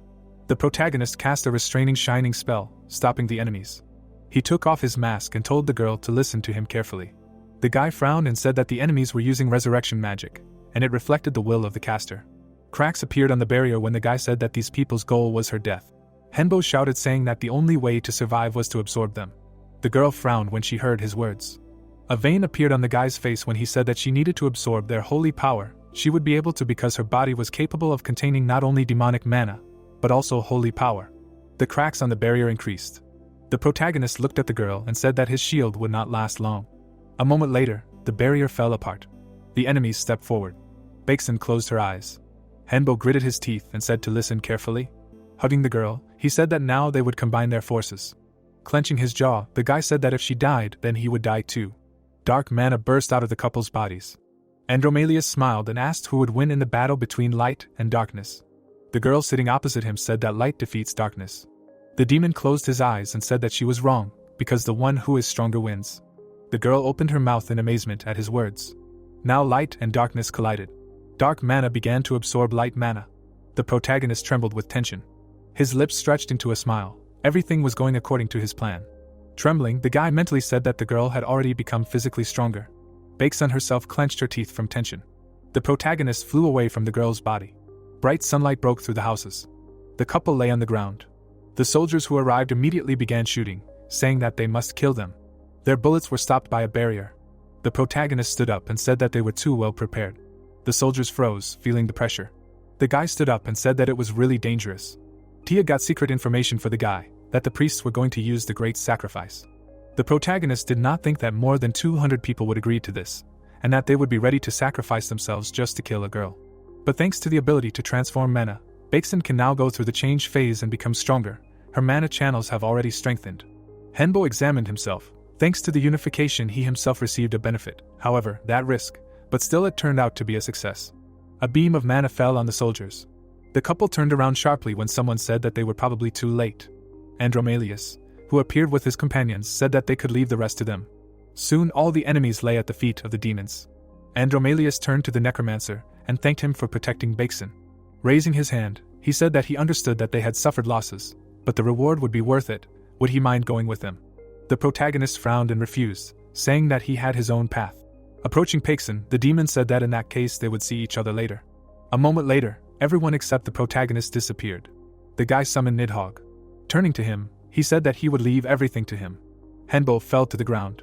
Kai and Kazal immediately laid him on the dragon's back. After that, Nidhogg took off and rushed away. Sir looked after the dragon and asked Tantalion if they really should let him go. Looking at his comrade, Sir asked if it would not be better to just kill the guy. Andromalius smiled, saying that thanks to him, Baeksun absorbed a lot of holy energy, and there is no other way to achieve such development. Andromalius looked at his comrades and said that the necromancer could be useful to them, so it was better not to touch him. They could even develop their relationship and lure him to their side. Sir closed his eyes and expressed understanding. After that, the three of them disappeared from their places. After them, not even a trace of their presence was left. A red slime appeared nearby. Tia took on her true form. She looked after the demons with wide open eyes. The mission to kill Baeksun failed. Only the dead bodies of the attackers remained on the battlefield. The video of the protagonist dealing with him spread. Many reporters and media outlets began to discuss it. People watched the video on their phones. The video was sent to many authorities for investigation. Christina, holding the priest captive, said that she was conveying how Henbo, his main goal is survival. The bodies of people trembled, while the skeleton said that he would do anything to achieve this goal, no matter what they tried to attack him. After that, various media outlets rushed to report on the strange behavior of the minions. The government, military, Hunter Association, and Guardians launched an operation to suppress them. All factions began trying to get rid of the minions in their ranks, and some even sacrificed them to maintain their status as the chosen ones. The protagonist woke up and asked if he had really slept for 30 days. Tia handed him the phone and said that it was. The guy looked at the screen and was surprised.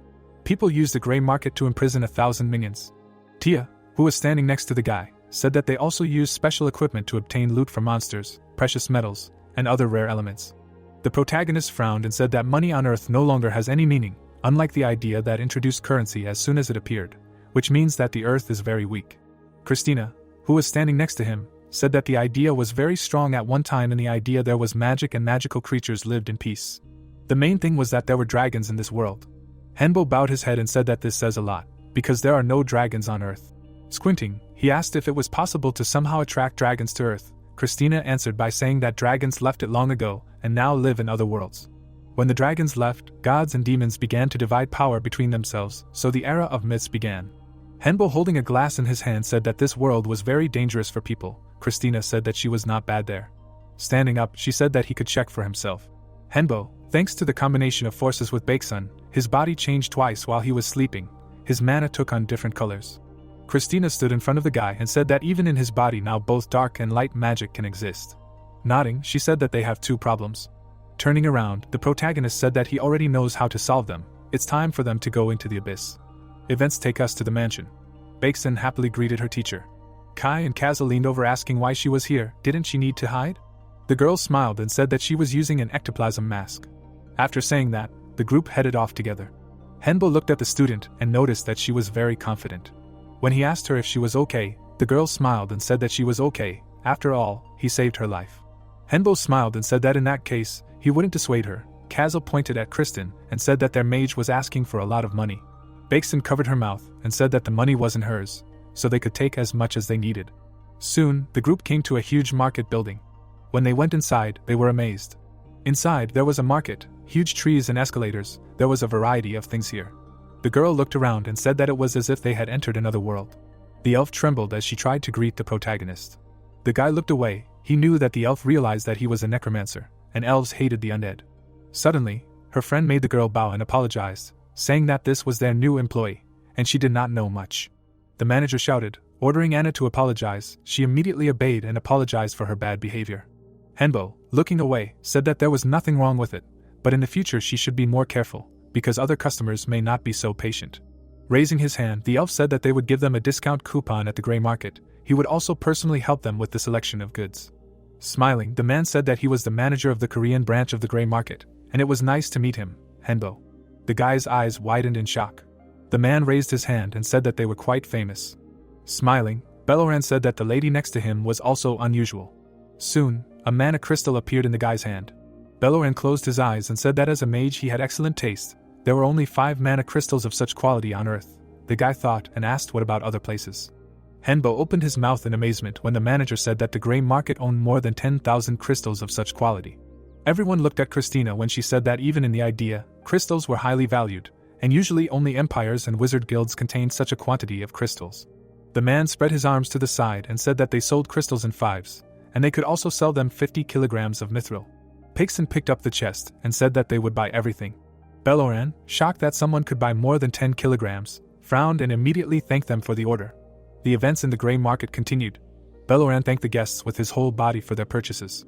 The protagonist smiled, saying that he could not pass by such pleasant prices. The guy's eye lit up when he mentally said that the guy himself showed them the best in the store. Without him they would not have managed. Putting his hands to his chest, the elf said that they only offer this to the most important customers. Handing over the letters, he said that it was better not to open them here. Castle, leaving the store, laughed loudly, saying that when he saw the elf's face, he thought he would faint. Opening the letter, the girl asked what was in this envelope. She sharply frowned seeing the contents. The protagonist, opening the envelope, asked what was in it.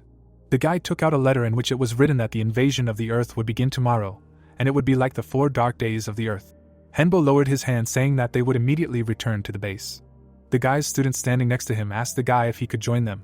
The guy frowned and said that he did not trust demons, but she did what she thought was right. The girl smiled saying that in that case they would see each other again. The guy's group took off on a dragon. Flying away, Christina asked that this was not the first time that the Grey Mark received such information. Soon the group in their clothes arrived at the base. They arrived in a country destroyed by monsters, North Korea. The protagonist put his hand to the ground trying to understand how mana behaves. He was going to feel its origins and ways of mixing in the flow and in the veins. The director once showed him this. Not far from here, the guy created a base. While under his base, the guy asked if anything had happened. Nidhogg opened his eyes and said that everything was fine except for his condition. The guy narrowed his eyes and asked what was wrong with him. Lowering his head, the dragon said that he would be surprised to see this. Straightening up, the dragon said that he had scales. The protagonist, looking at the dragon's head, realized that the galactic flow was able to affect him. The guy raised his head and asked where he got the scales from if he was dead. Hearing him, Nidhogg said that his powers had increased. The guy's mouth opened in amazement at his words. He picked up his phone and looked at its characteristics. Lowering the phone, he said that it turned out to be true. Is it possible that something else had changed? The dragon tilted his head and said that now he can sleep. Closing his eyes, he said that during sleep, something appears in his head, but when he wakes up, he does not remember anything. Frowning, the protagonist said that this is unusual, especially considering that tomorrow the war begins again. When Nidhogg slightly rose, the guy said that he would like to examine his changes, but there is no time, so they are examining only the scales. Christina immediately appeared next to the dragon when Henbo asked her to take a sample. The guy put his hand on the floor. He and his subordinate created a mana circle. The flow of mana twisted in the air. Then it filled a huge flask like water. The protagonist raised his hand and ordered Christina to act. The neck of the vessel began to decrease. Soon the neck was the size of an ordinary glass. The couple sat down on the floor from fatigue, completely covering the vessel. The protagonist looked at the contents of the vessel with some surprise. His lips stretched into a smile. He mentally said that this was a real treasure. Thanks to this elixir, it was possible to restore mana and increase the maximum reserve of mana. Standing up, the guy said that they should prepare more next time. Nidhogg was sleeping. His eyes were closed. Suddenly, he opened his eyes asking himself why he was changing. The events take us to the mountains. A gray market application was installed on the guy's phone. A quest from the system came to Henbo's phone. He needed to subdue the leader of the group, who was a human. The protagonist holding the phone in his hand said that this was their enemy. Frowning, he said that they were former people, traitors who betrayed the human race. Castle released his aura from the thought of traitors. The protagonist stood in front and said that the fight would be very serious and they needed to try to get ready as quickly as possible. All the doors were connected to the dungeons, but now everything has changed. Now even ordinary people are connected to the dungeons. There were many exits and loopholes to avoid danger, for example, escape through the window. There was also no punishment if you did not start exploring the dungeons, so many lay wrapped in a blanket. But now, since the monsters themselves can leave the dungeons, this war will be unleashed quickly, remembering the 4 dark days on Earth. The protagonist group ended up in a valley. Henbo, who was standing in front, said that there were no shelters in the rows and that there would hardly be ordinary monsters here. Most likely there would be both brains and consciousness. Kazel, who was standing behind, said that there was more bad news. Pointing to the door, he said that it did not disappear. The guy thoughtfully said that usually the door disappears so that the monsters could not get out, But if the door remained, then they could follow them. If there were a lot of beasts, then they could die just on the way to the door. Looking at the hills, the guy said that it was time for them to go get ready. According to gray market statistics, there are about 50,000 F-class dungeons around the world, more than 8,000 dungeons on Earth at E-class, 800 D-class dungeons and exactly 36 C-class dungeons.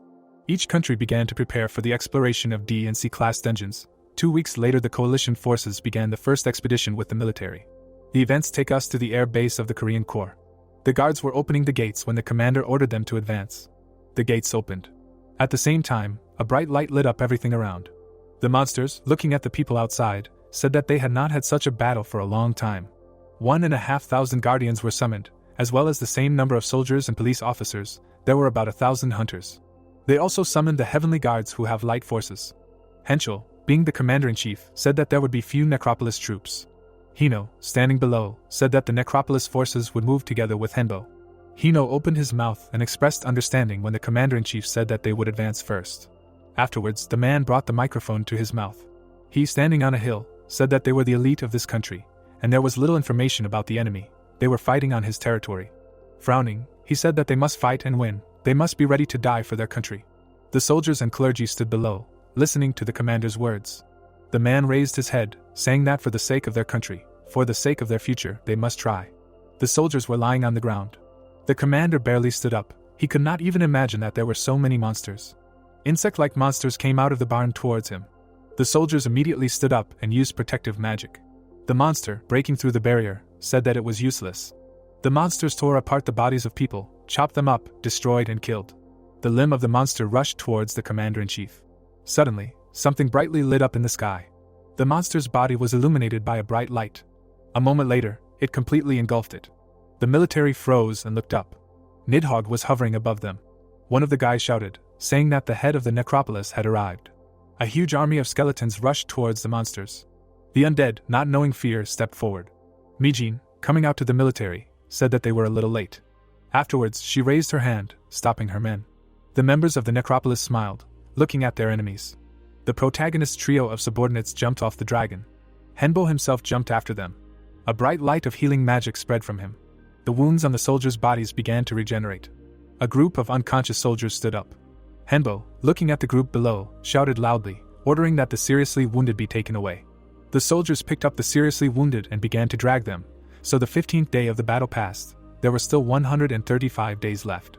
The events take us to the camp, where, after counting the losses, it turned out that about 500 people had died in 10 minutes. There were twice as many wounded in the camp. The commander-in-chief, standing in front of his subordinates, said that he would talk to Henbo and Mijin. Mijin, looking at the commander, said that they had done what they had to, but she apologized for arriving late. The man frowned and asked what the reason for the delay was. The protagonist standing behind said that he was the one who ordered her to wait. Everyone in the office looked at him in surprise. The man frowned and asked if they had not come to the base on purpose. Henbo immediately confirmed it. The commander-in-chief asked the protagonist opposite if he knew what their enemies would be like. The guy answered by saying that he did not know that he immediately understood that they would surround the door. The man sweated and asked why he did not warn them, since they could have prepared then. The commander-in-chief drew his eyebrows together when Henbo said that it did not matter to them. The man shouted, saying that this made him a traitor to the entire country, since he hid information for the sake of profit. The guy bowed his head, saying not to make him laugh, someone had to take responsibility, and all this for the sake of the war ending in their victory. He held out 2 fingers and said he had 2 questions. Had any of them tried to find a place to stay or food for 4 days in the dungeon? The people immediately looked horrified, imagining plants, when the guy asked them if any of them had already eaten monsters or plants due to the lack of provisions. Henbo, who was standing in front of the commander-in-chief, said that because of the war, they had to do things they would never normally do, and it was time for him to understand their situation. They were going to places like this to stop an invasion of their world. The sooner they understood this, the sooner they could use this situation to their advantage. Saying this, he looked at the soldiers outside. The man frowned and asked if he was trying to convince them otherwise. The guy narrowed his eyes and said that he hardly understood him. The military always spat on the opinions of others. For them, war was a normal thing. The man remembered the corpses and said that because of his beliefs they lost 500 people. The protagonist objected, saying that there is no war without human casualties. The guy imagined the scales and said that if there were more survivors in the end, he did not see a problem. The commander-in-chief gritted his teeth. Everyone looked at the man. Mijin, who was standing next to him, said that such a thing should not be said. He frowned, asking why he was doing this to others, being a human himself, Did not the necromancers understand how valuable human life is?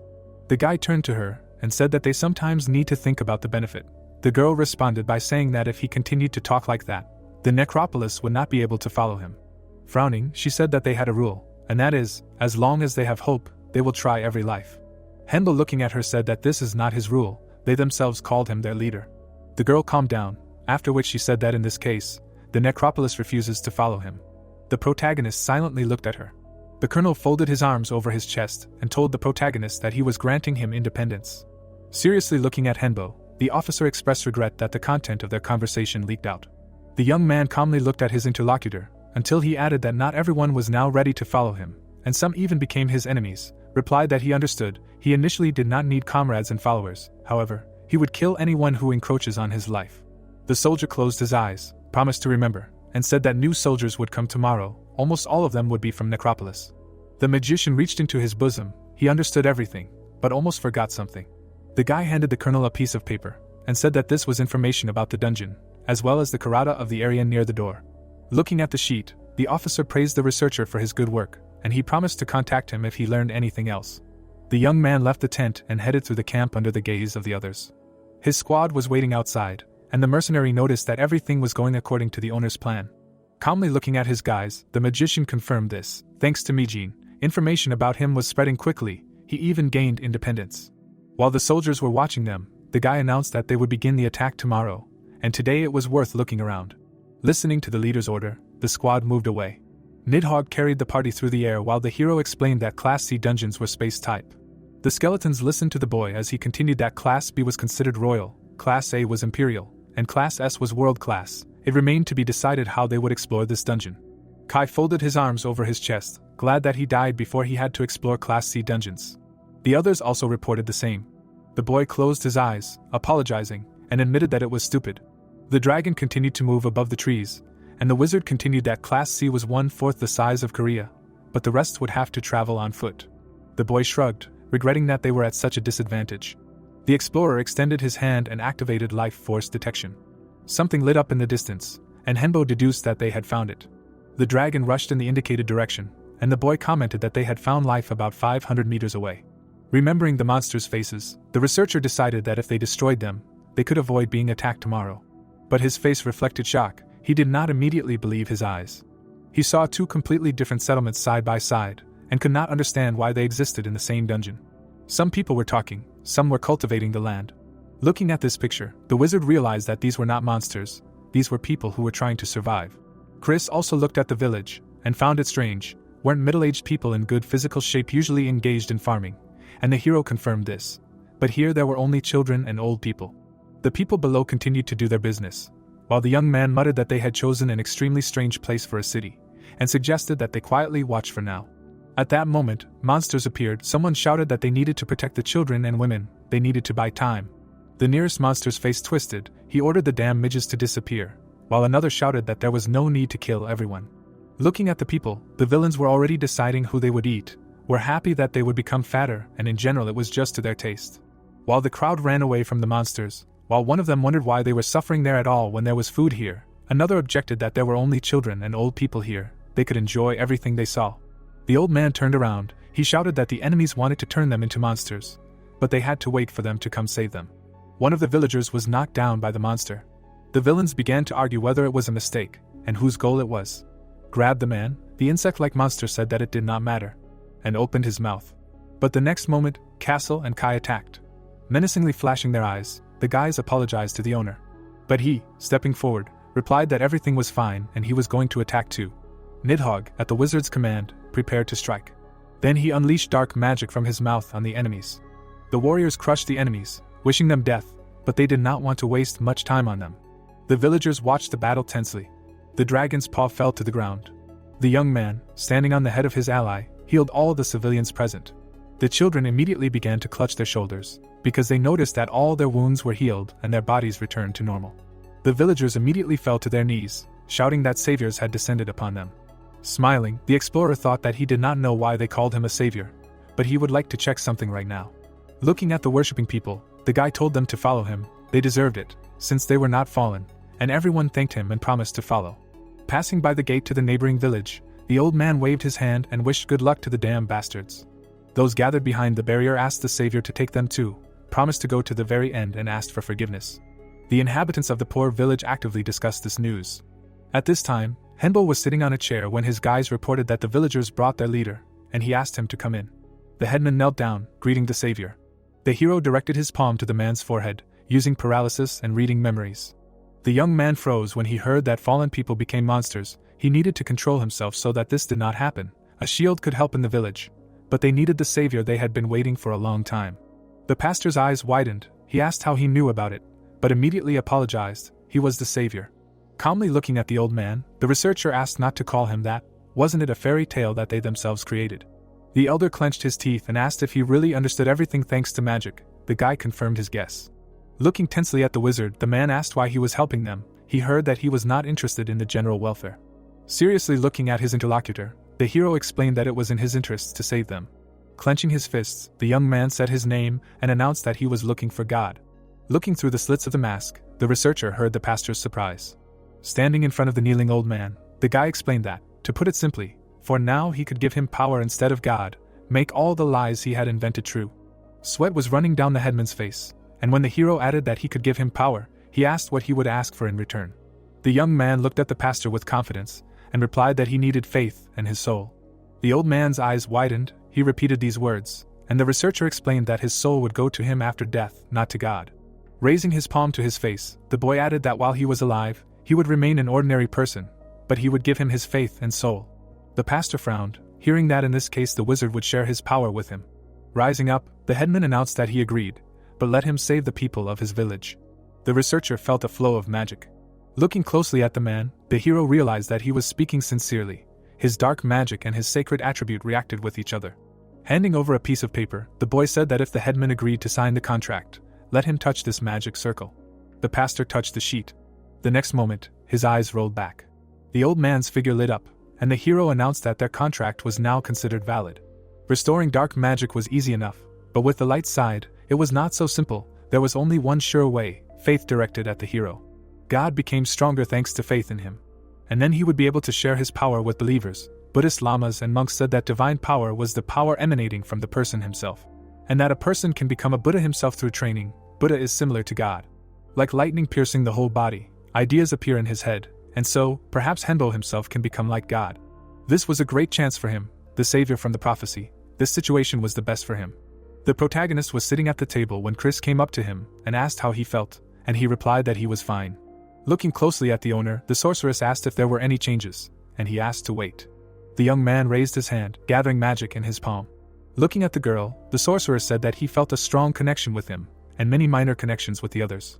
The strongest was the connection with the pastor, and light connections with the rest of the believers, and the sorceress found this cool.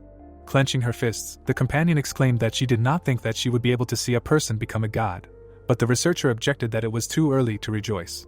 Slightly bowing his head, the guy explained that he needed more contractors, that is, believers, to which the sorceress reminded him that he was even called a great seer. Removing one hand from the table, the hero added that he would need to show them his power for better persuasion. The skeleton frowned and agreed that something special was needed, and at that moment, cries of a great seer were heard from outside. Seeing the enthusiastic face of one of the believers, the young man noticed that they were indeed fanatics, which was expected. Thanks to the exchange, they quickly pumped up to the second level of magic. The parishioners' eyes lit up, and the wizard added that they received mana, divine power, and even a little dark, and the girl asked how this was possible. Folding his arms over his chest, the explorer explained that all this was possible thanks to the curse. When Alan suddenly got into this dungeon, there was only one village. The village was full of alcohol, food, and drugs. Therefore, many were destroyed by greed. They became monsters. Knowing this, the elders decided to live outside the village, so they created their own settlement. 32 years ago, if you entered the village, you could no longer leave it. Since then the number of monster attacks increased, and the number of villagers who became monsters also increased. With a frown, the boy admitted that it would be difficult to get rid of the curse, considering that the village had ideal conditions for mutation.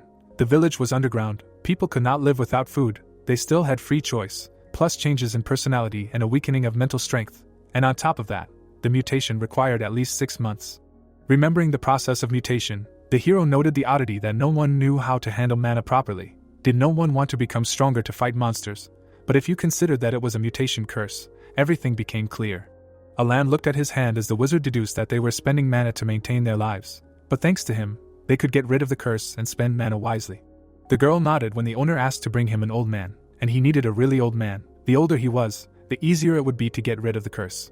At this time in the military camp, Hyun-chul folded his arms across his chest, and was glad that they could now fight the enemy. Looking at the others, the colonel asked if they had reports. One of the officers said that they did. So far the situation was under control, although the issue of food and water was worrying. The soldier looked at the speaker, and replied that they were thinking of getting resources from the dungeon in case of a shortage, since from the very beginning nothing grew around them except weeds. Another soldier asked if he had contacted Hyun-bo, and he replied that, unfortunately, there was no connection. The rest of the soldiers looked down. At that moment, someone in civilian clothes rushed into the tent, calling the colonel. Everyone turned around, and the guy reported that reconnaissance had found a village with people. At this time, Chris informed the owner that the military had discovered the village, and he noted that it had taken 4 weeks, not as long as he thought. Looking around the villagers sitting by the fire, the hero noted that he wanted to make at least half of the villagers his apostles. Watching the men begin to quarrel, the girl noted that many of them were arguing with each other, so while this was impossible, they were not embarrassed by the attack of monsters, the death of family and friends. Looking at the gloomy people, the young man remembered that they had 215 apostles for the battle. 1,237 others chose the peaceful path. Frowning at the people by the fire, the wizard said that it was time to go. It was impossible to let the enemies win, and the skeleton agreed with him. At this time in the village, one of the residents, his eyes wide open, asked about food and water and offered to take as much as needed. They would become monsters like them, they would see the prophet.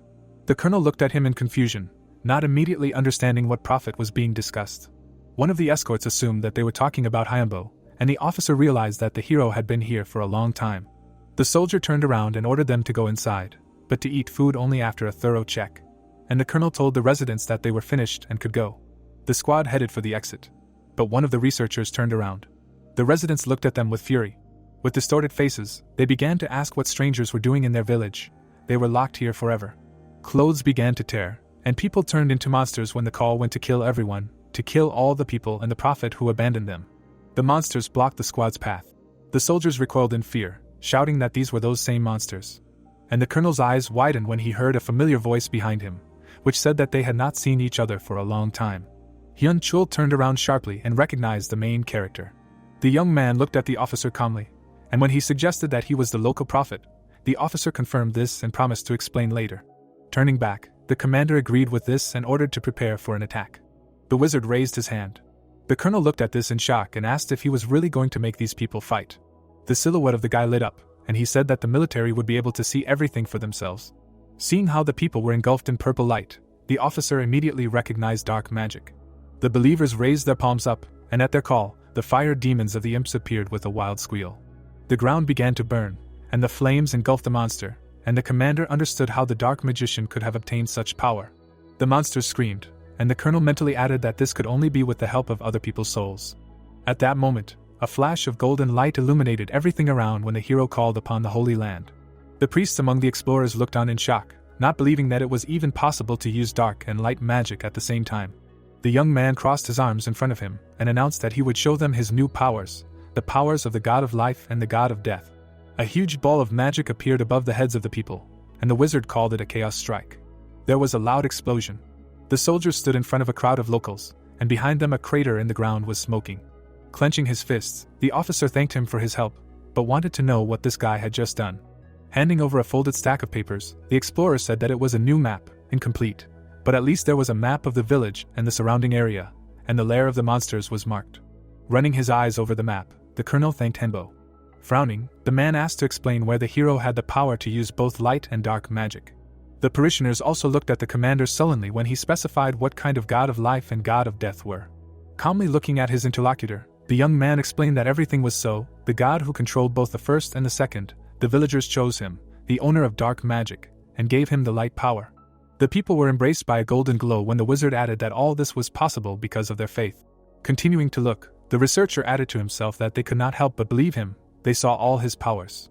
The officer rubbed his chin with his finger, and came to the conclusion that the guy had become something like a seer of the god. He had all the qualities to become one. With the same calm look, the hero confirmed this. Looking straight at the young man, the commander asked if something like this could happen to him. The wizard's eyes widened. He did not even immediately understand the meaning of what was said. Considering the shocked expression on his face, he was glad he was wearing a mask, otherwise they would have seen him. Looking at the soldiers, the boy realized that this was an opportunity he could not even dream of. Without moving, the researcher added that there were conditions, and Colonel Hyun-chul specified what they were. Extending his index finger, the hero specified that they needed to make them believe in themselves, and the soldier replied that it was easy. Looking closely at the man, the wizard added that they needed to get their souls, they had to do everything for him.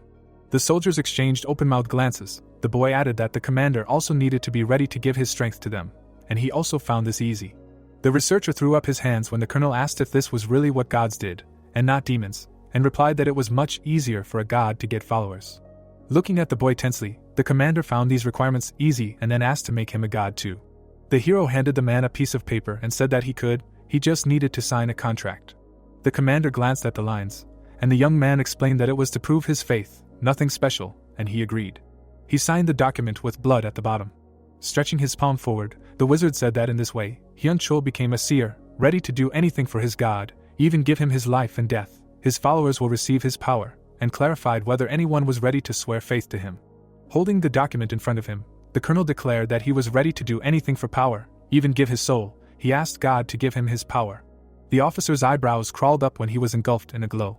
When the man squatted down, the researcher added that the contract came into effect. May their faith be eternal.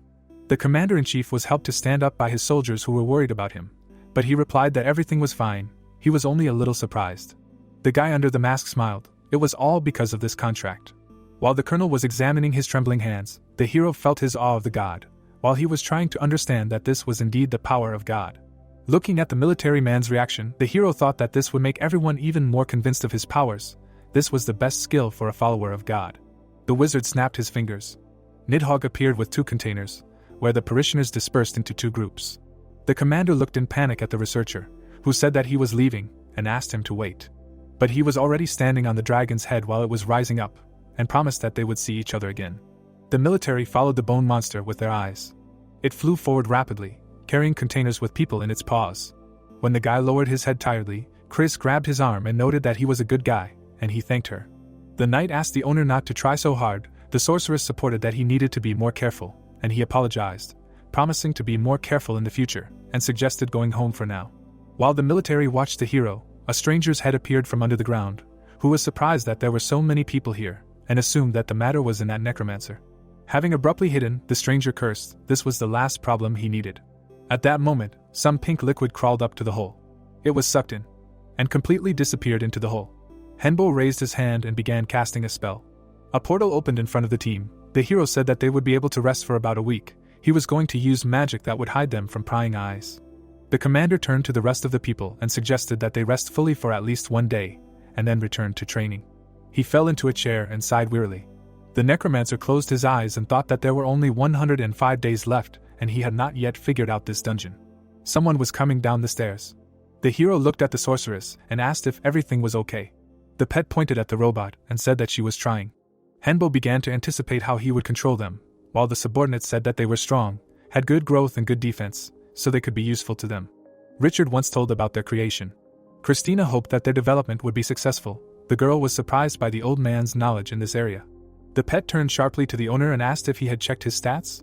A window of characteristics appeared in front of his face. The guy frowned and noticed that he had holy power and dark magic. He thought about the numbers. The skeleton leaned towards him and said that this was interesting and truly skills worthy of a prophet. Meanwhile, the team was resting in the camp. The leader said that they needed to develop in this area. The scientist suggested that the weaker the prophet, the weaker his followers. Meanwhile, in the house, another pet made noise, while Christina said that the more followers the hero has, the closer he will be to God. Meanwhile, in the dungeon, a slug attacked the hunter, who did not understand how many of them were left here. He spread his arms, threw his head back and screamed, "Can't they understand that their attacks do not work?" The blonde looked ahead and screamed that they only do what they waste his time. Why does nothing change? The man began to go deeper into the darkness of the cave and complained that he still needed to hold out for another 100 days. He assumed that he could complete the tasks. His silhouette disappeared into the passage. He hoped that time would go faster. The hunter stopped and looked back. His eyes widened. He asked if they were really going to follow him, but he decided that he was ready to meet guests. Meanwhile, Tia threw herself into the hero's arms.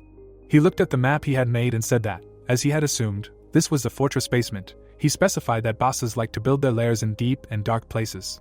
The girl looked at the owner with excitement. He asked if she knew about the structure of the basement. She replied that there were too many monsters there, and she could not see anything. The necromancer examined his people and asked if the girl could show the boss's face. The child's body began to change, and soon a blonde man appeared in front of the team, who was now hiding in the cave. Christina put her hand to her face and noticed that this guy was using his fast fighting style, tactics, and the element of surprise well. Kai called him a typical deceiver. He looked at Kazal and asked what he thought about this. The knight gloomily drilled the boy with his gaze. He asked Tia if the boss said something unusual. Henbo looked at his subordinate in surprise, but he apologized and asked the boss to be quiet. The villain looked angrily at the heroes and shouted that they could not understand him. Everyone looked at each other. Castle said at the same time as Tia that their attacks were not working. The owner looked at the subordinate and asked how he felt.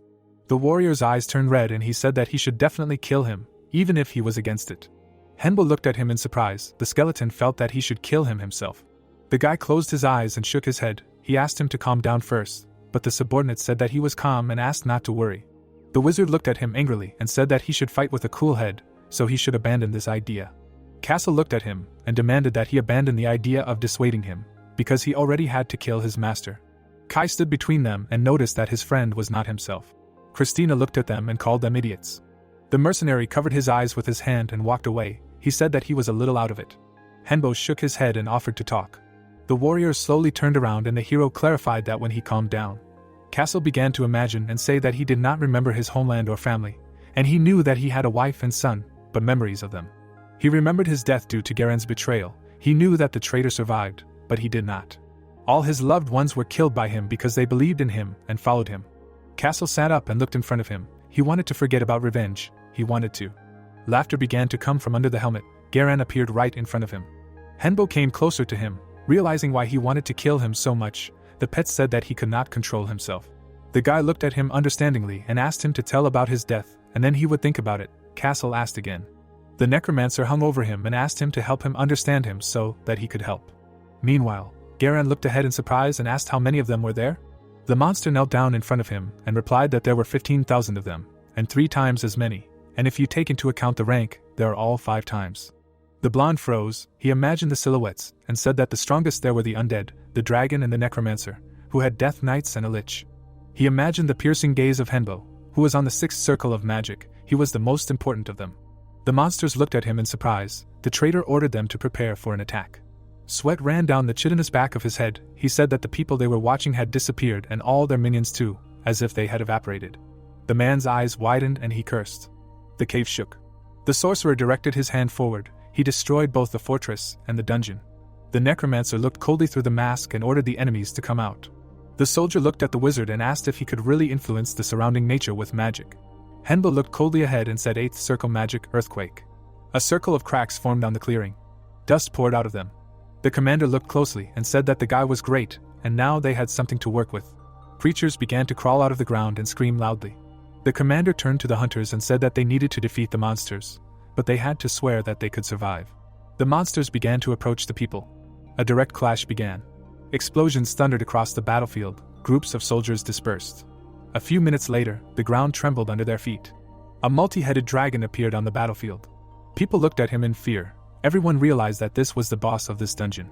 The creature looked at everyone with red eyes and promised to leave no one alive. 6 heads opened their mouths and began to spew slime. A huge stream of poisonous substance flew across the field.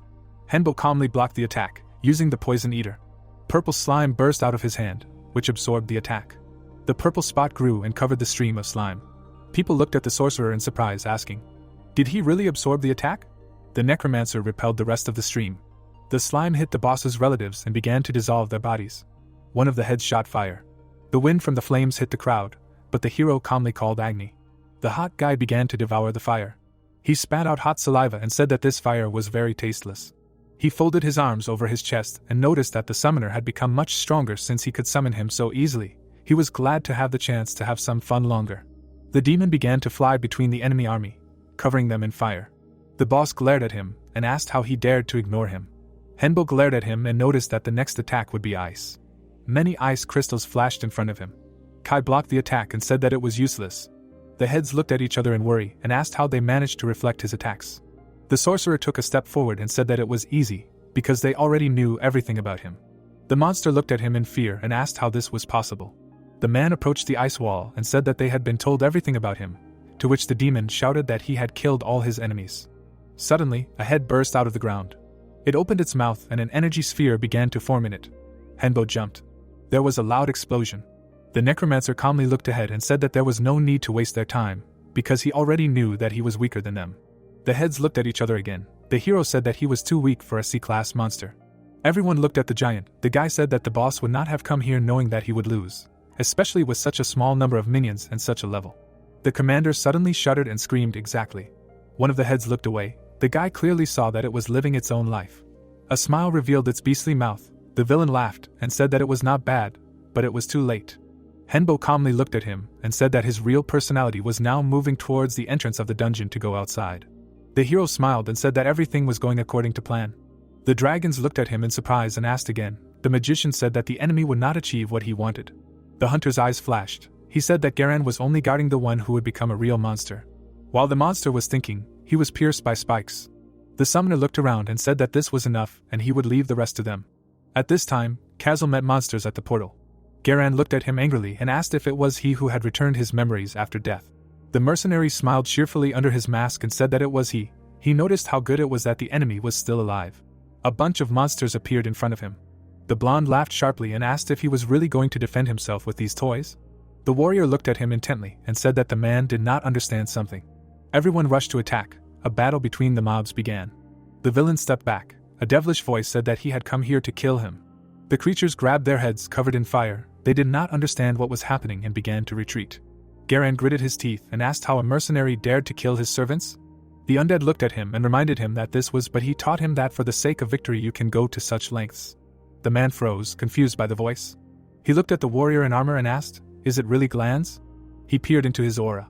The skeleton stared ahead. He remembered his name, his past and memories. He slowly looked at his hand and called it a disgusting feeling. The villain tensed his muscles. The warrior thanked him for now knowing his name. Garan remembered how he stabbed Castle in the past. He then looked at him angrily and said that without him he could achieve anything. The blonde's body began to change. He screamed that he would kill his old friend again for what he did to him. His body turned into a monster. The mercenary looked at him angrily and said that this was the reason he became not a dragon, but an ordinary wyvern. Even in life he was trash. The monster knocked down his minions with its tail. Castle slowly raised his sword. Yellow energy shot out of it. An explosion sounded in the air. The wyvern looked up in surprise and asked if this was light magic. The swordsman replied that it was a gift from his master. At this time, Henbo was fighting with the squad. The skeleton said that the name of this gift was Judgment. Garan was covered in fire along with his creatures. He opened his mouth and screamed that his friend had used them as bait. He grabbed the head of one of the monsters and threw it into his mouth.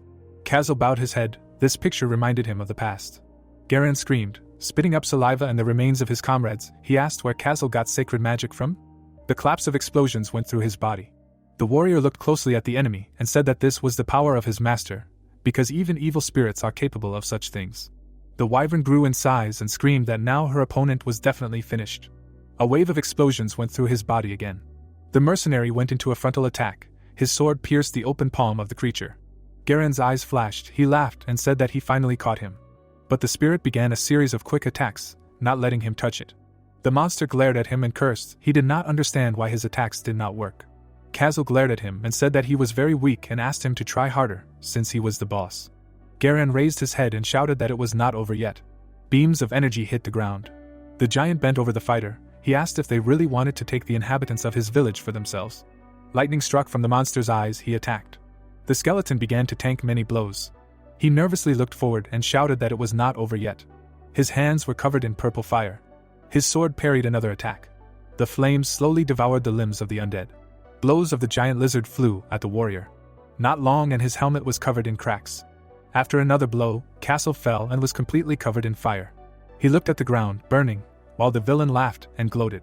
The boss leaned closer and asked how he tasted losing and the taste of death. Suddenly, there was an explosion. The entire body of the creature was covered in a wave of purple explosions again. He did not understand what was happening. Castle raised his head and said checkmate.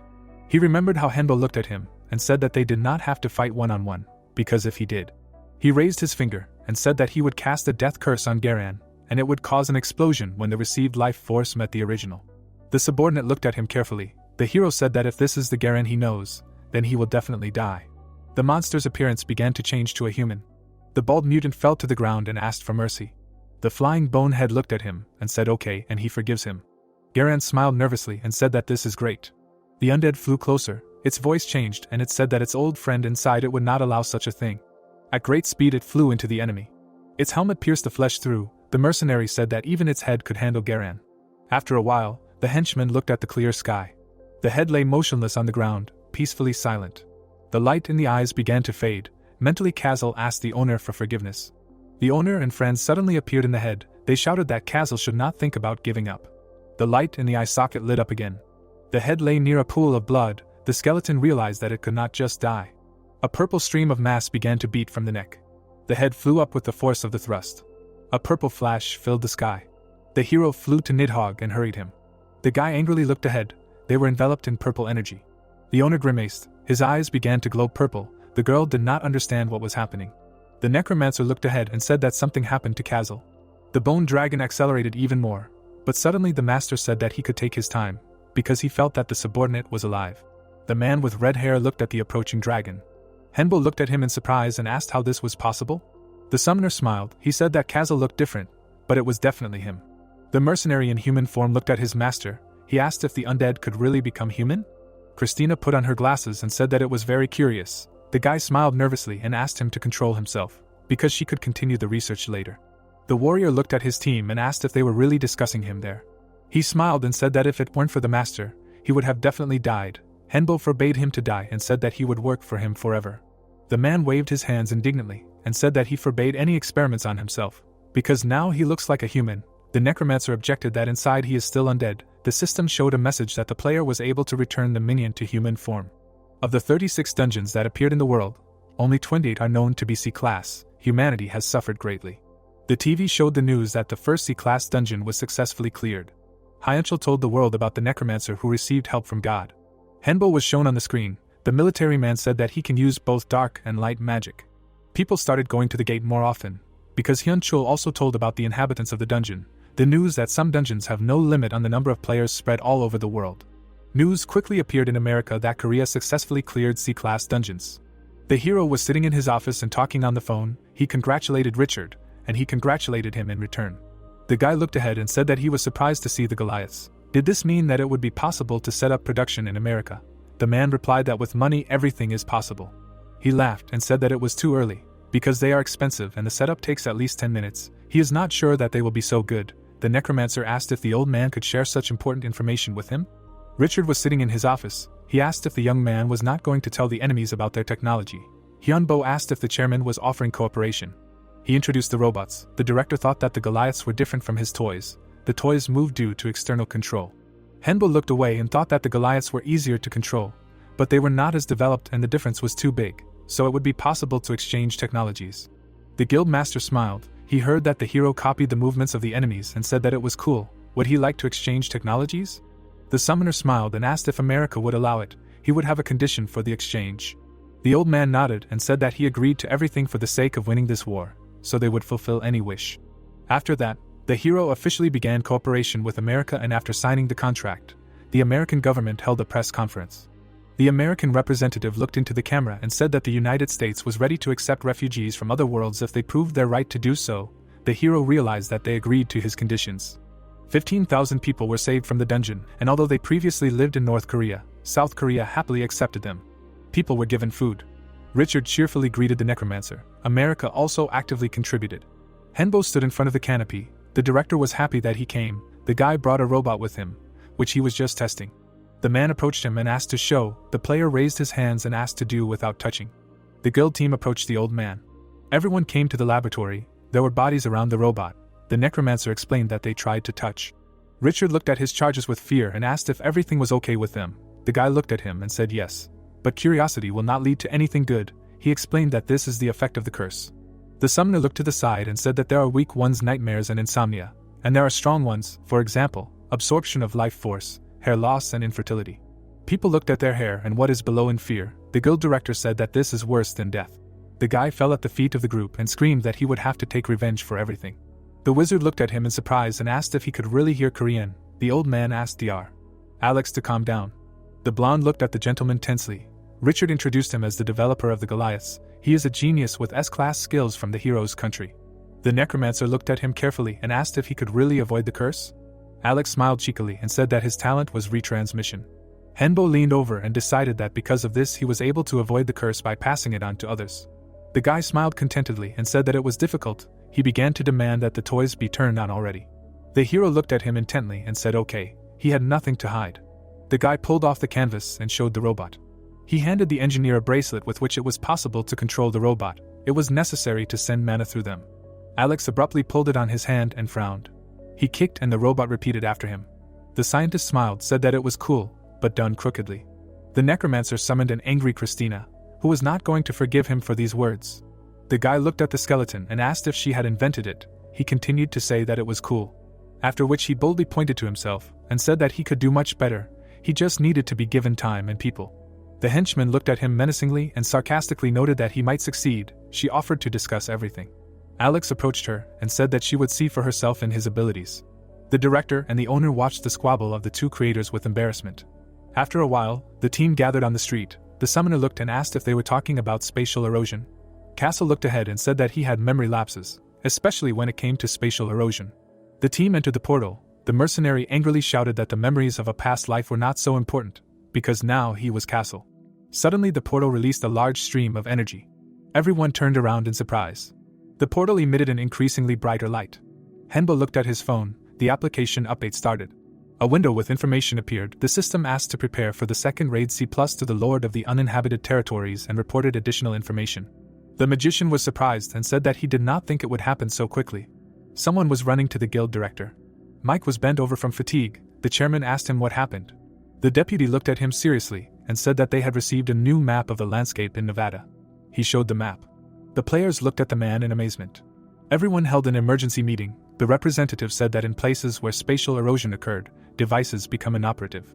Richard bowed his head and reported that the power of superpowers was weakened by about 5%. The employees looked at him tensely.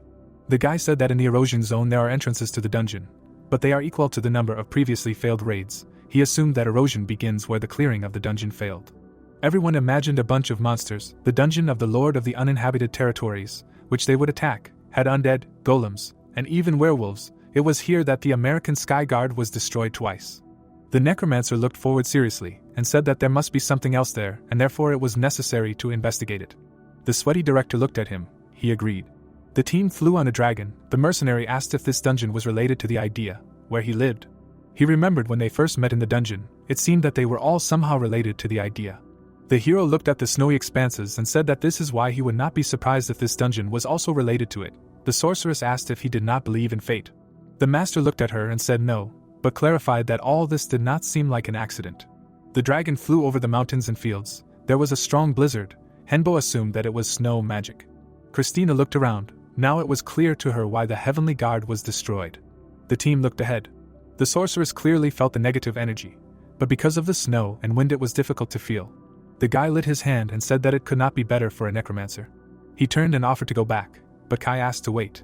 The henchman looked closely at the map. The hero asked what was there. The knight looked ahead tensely. He did not know why, but this map seemed familiar to him. Castle looked at him happily and asked if it was really his turn. The owner asked if the pet remembered anything. The skeleton touched his head and said that he just felt that this was an important place. Meanwhile, the chairman looked at those posting and concluded that the dungeons could be copied from another world, or were they created according to his model? Kai and the necromancer stood in front of him. The man said that it was good that the henchman was somehow connected to this place. They still had time, so they had to try. Kai nodded. He understood everything. The guild master gathered people in front of the portal. The players looked at him warily. The man said that this raid would not be easy either, because more than 10,000 people had already died, but they had to go through it.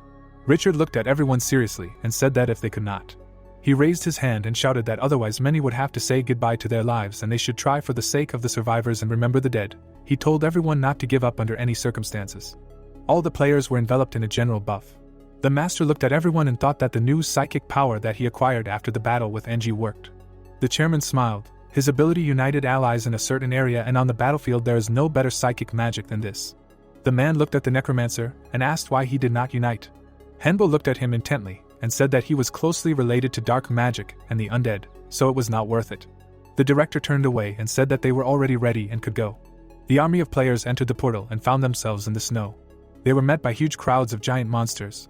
Richard smiled and said that they were already being greeted. He asked to respond in kind. The turrets immediately activated. The soldiers aimed the special weapons of the juggernauts. The cannons opened fire. The huge bodies began to explode into pieces. The old man looked ahead from under his brows and shouted that this was their warm greeting. The necromancer raised his staff and lit it. He looked at the enemies and cast Inferno. A flame flared up in the gray blizzard. A huge beam of fire began to hit the ground. The players began to sweat from such heat. Wind and ash hit Henbo in the face. People shouted that this was the magic of the seventh circle. They began to say that the necromancer himself was like a weapon.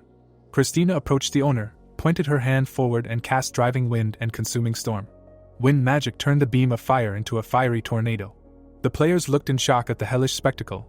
Richard looked at them and sternly ordered to continue the attack. From the top of the hill, someone was watching the massive battle. The air riders hovered in the air. They said that the hero was stronger than they thought. The knight looked down and said that he was a seventh circle mage, a necromancer and a wizard who used dark and light magic. He spurred his iron horse and said that his personality, body and soul were unique, after which he burst into laughter. The rider turned to face the snowstorm and said that the long wait was finally over. After the battle, the players set up camp. The director asked how his henchmen recognized this place. Henbo said that the area seemed familiar to him. The necromancer looked around. Everyone agreed that this was his homeland. Richard stared at the hero in surprise. The mage opened his eyes wide and said in fear that he did not feel a connection with Kai. The knight ran through the snowstorm. The sword dangled on his back. He remembered who he was. He was a high-ranking nobleman who had lands and a large estate. His path led through the hollows. His family had many lands, but why did his homeland become a C-class dungeon? The henchman looked ahead and thought about the boss of this dungeon being a traitor. Could it be possible that he was part of his family? The skeleton's eye flashed. He decided that he needed to check it out. The warrior stopped near an ice wall with an eagle painted on it.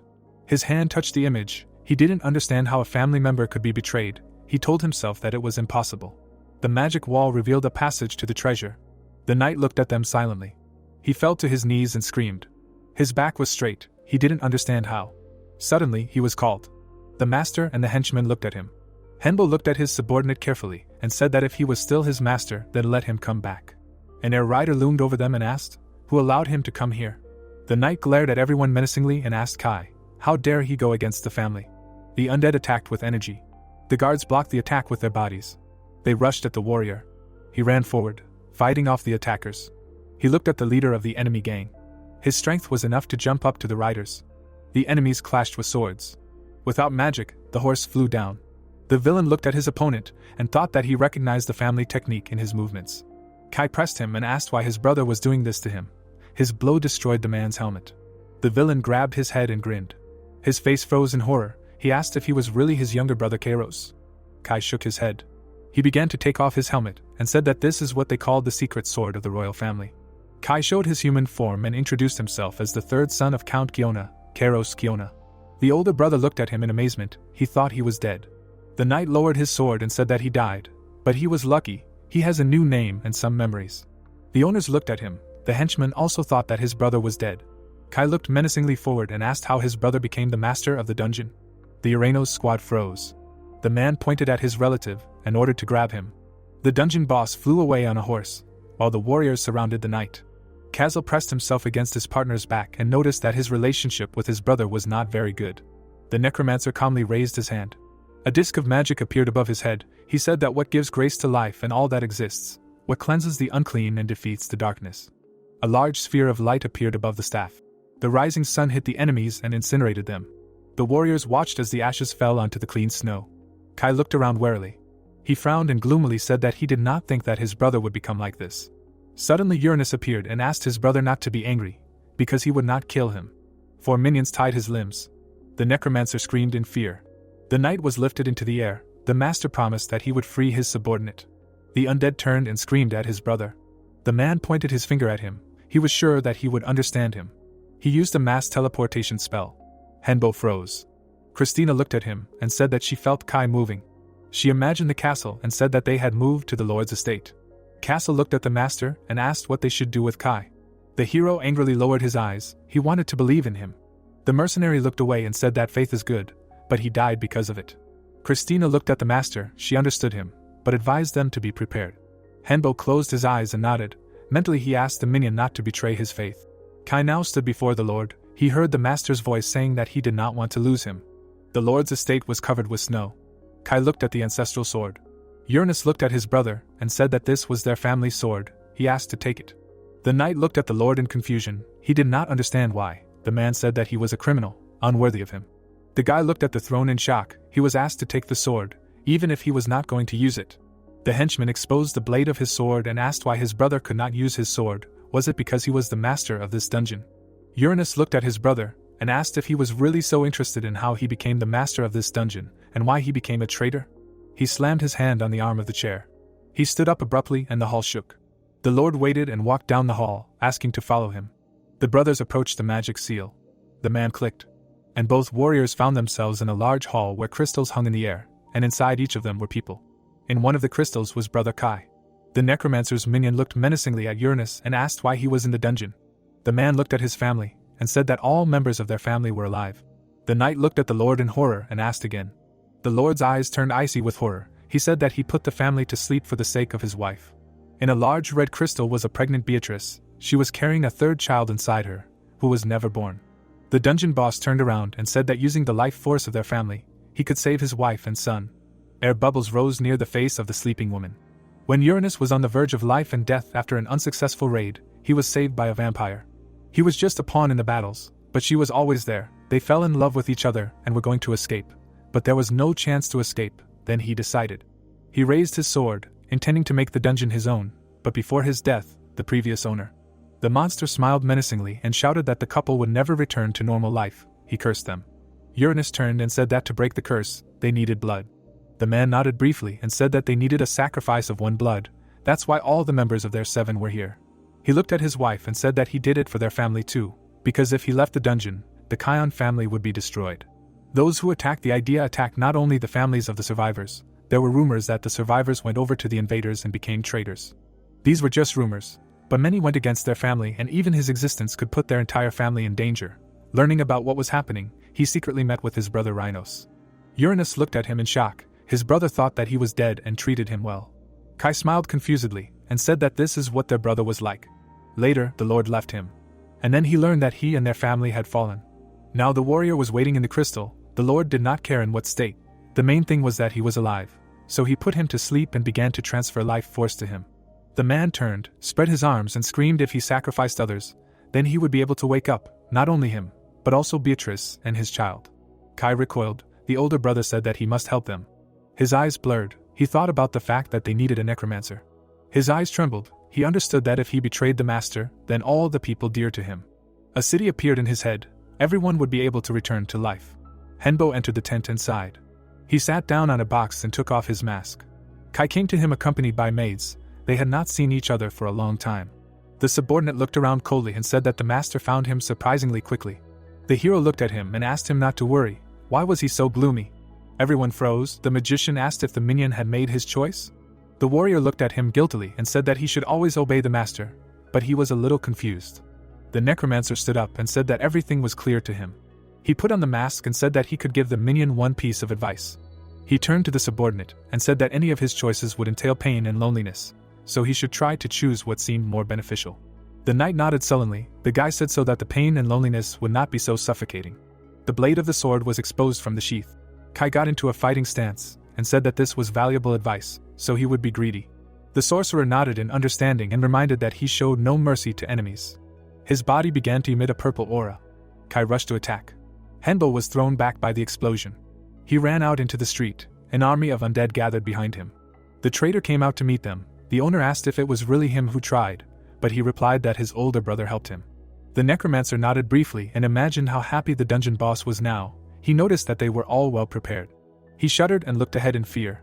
Alien shadows appeared under his feet. This meant that a vampire was here. Shadows began to crawl along the Nidhogg.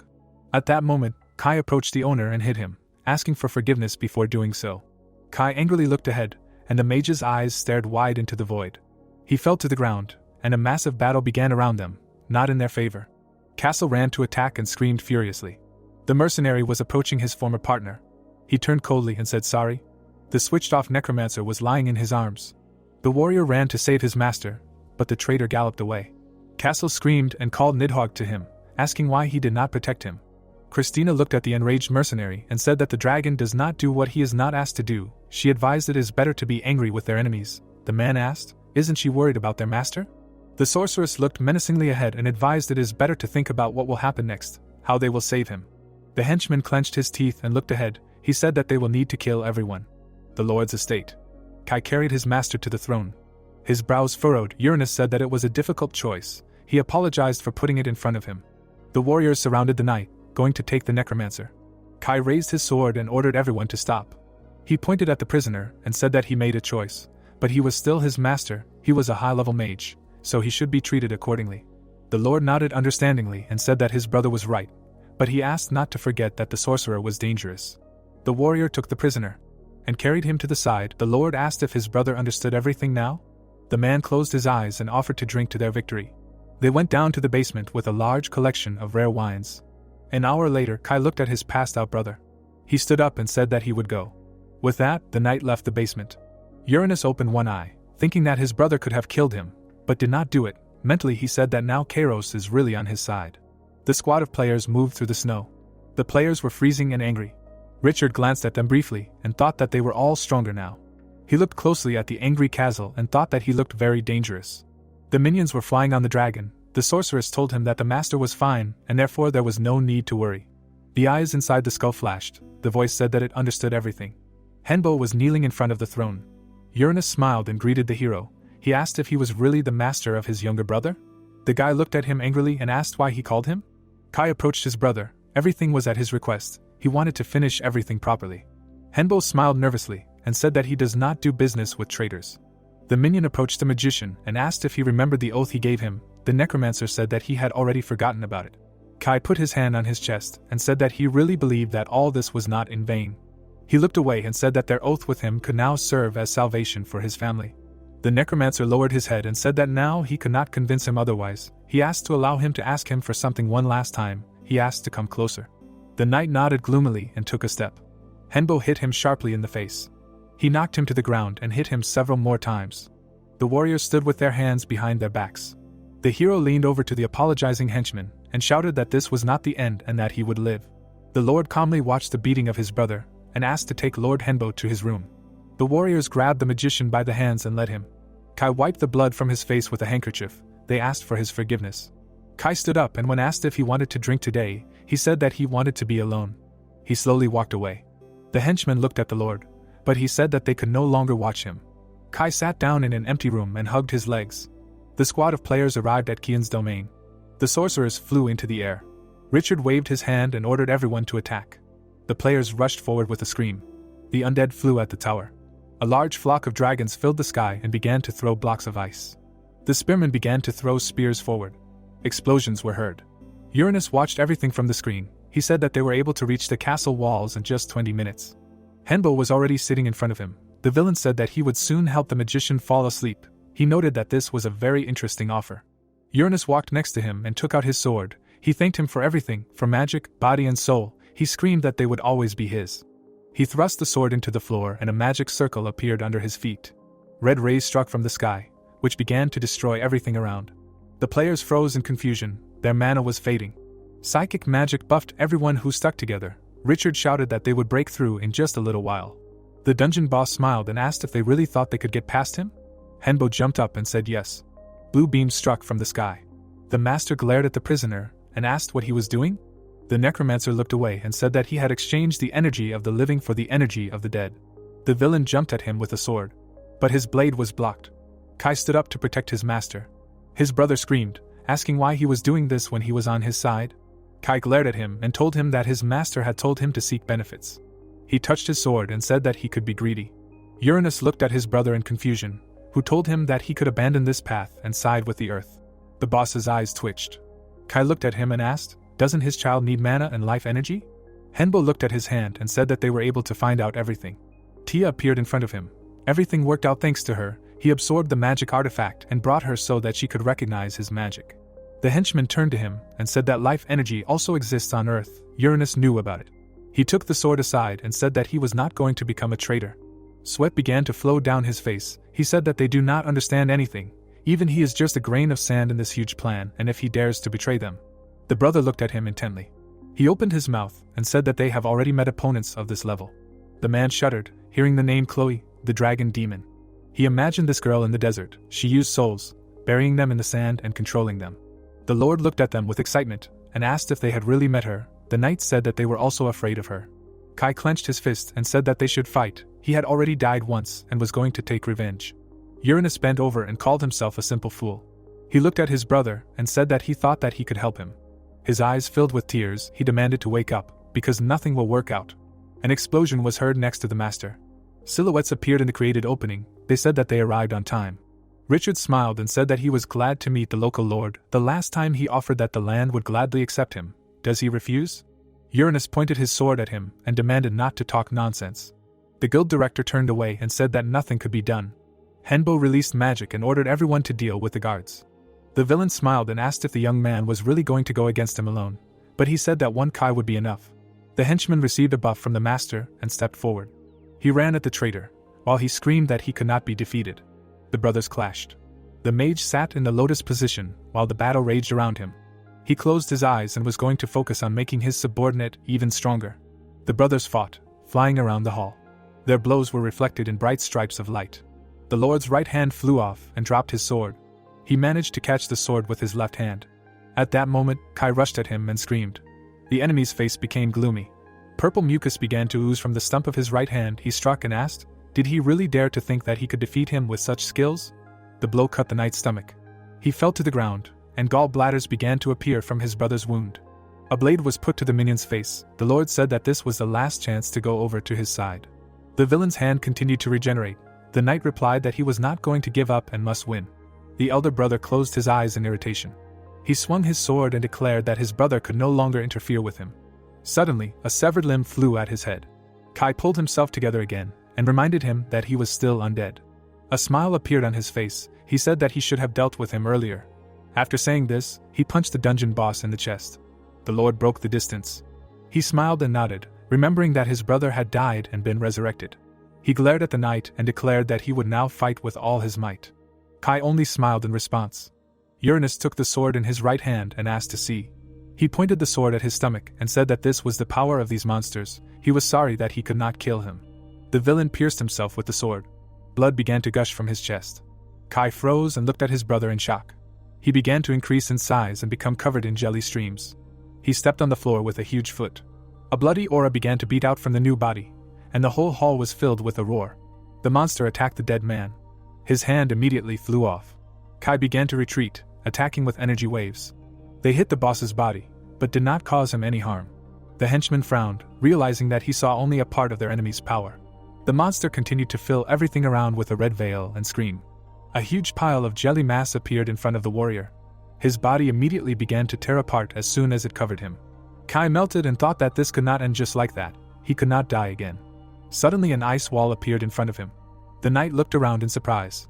He smiled nervously. The master in his head said that at this rate they would lose. Kai's eyes began to glow blue. He said that he could find the right solution. Uranus smiled and looked at his brother. Kai said that he believed his master. Waves flowed throughout the hall. The shadow covered the dead man. The necromancer ordered him to allow himself to be absorbed again. He needed to become a part of it and control it. This was the only way out. Kai looked at his sword and said that this would be quite a challenge. He threw his sword away and said that since there were no other options. After that, he was immediately swallowed by a wave, torn to pieces. A piece of the knight's face flew near the enemy's eyes. The dungeon boss threw up his hands and screamed. A chain of explosions passed through his body. The players threw magic crystals at him and demanded that he stop. The monster began to slowly approach them. Suddenly, a magic dome with a necromancer inside came into his field of vision. Christina held the barrier. The giant began to attack him. Kazel looked at the enemy and demanded that the owner hurry, because he would not last long. Energy scales began to fly off the barrier. It was time for a substitution. The sorceress extended her hand forward and said that it would be difficult. The monster continued to attack with great force. The barrier turned yellow. The minions screamed that they could not hold on any longer. Uranus roared and raised his fist to strike. His clawed paw reached forward. Henbo removed the barrier and said that they were almost done. He was glad that Kai had done it. The necromancer smiled and said that Kai was now a master-level death knight and was much stronger than the cursed soul. Uranus looked at him in surprise and was covered in lightning. The magician said that thanks to Richard, he was able to penetrate the villain and absorb him, and now he can call him back. The dungeon boss screamed, His insides began to glow purple. He took on a human form, all his veins were glowing. After that, the master fell to the carpet. This fight was for the players. Red smoke rose from the warrior's body. They began to collide with each other and transform into something jelly. Henbo opened his eyes wide and said that Kai was good. The minion appeared in human form and looked forward in shock. He turned sharply to his brother. Uranus's body began to disintegrate. The knight told the master that something had to be done with it. The dead man turned angrily. The magician calmly replied that it was impossible, because the man was already dying. The guy asked if this was all because of his intervention. Kai turned. His brother said that it was not so. He lay with his eyes closed and said that this was the price of his curse. He remembered looking at his hand. The curse made him move towards the goal and made him stronger, but even one loss. Uranus smiled and said that losing destroys his soul. Kai grabbed his hand, but the older brother asked him not to be sad, because he saw with his own eyes what loyalty means.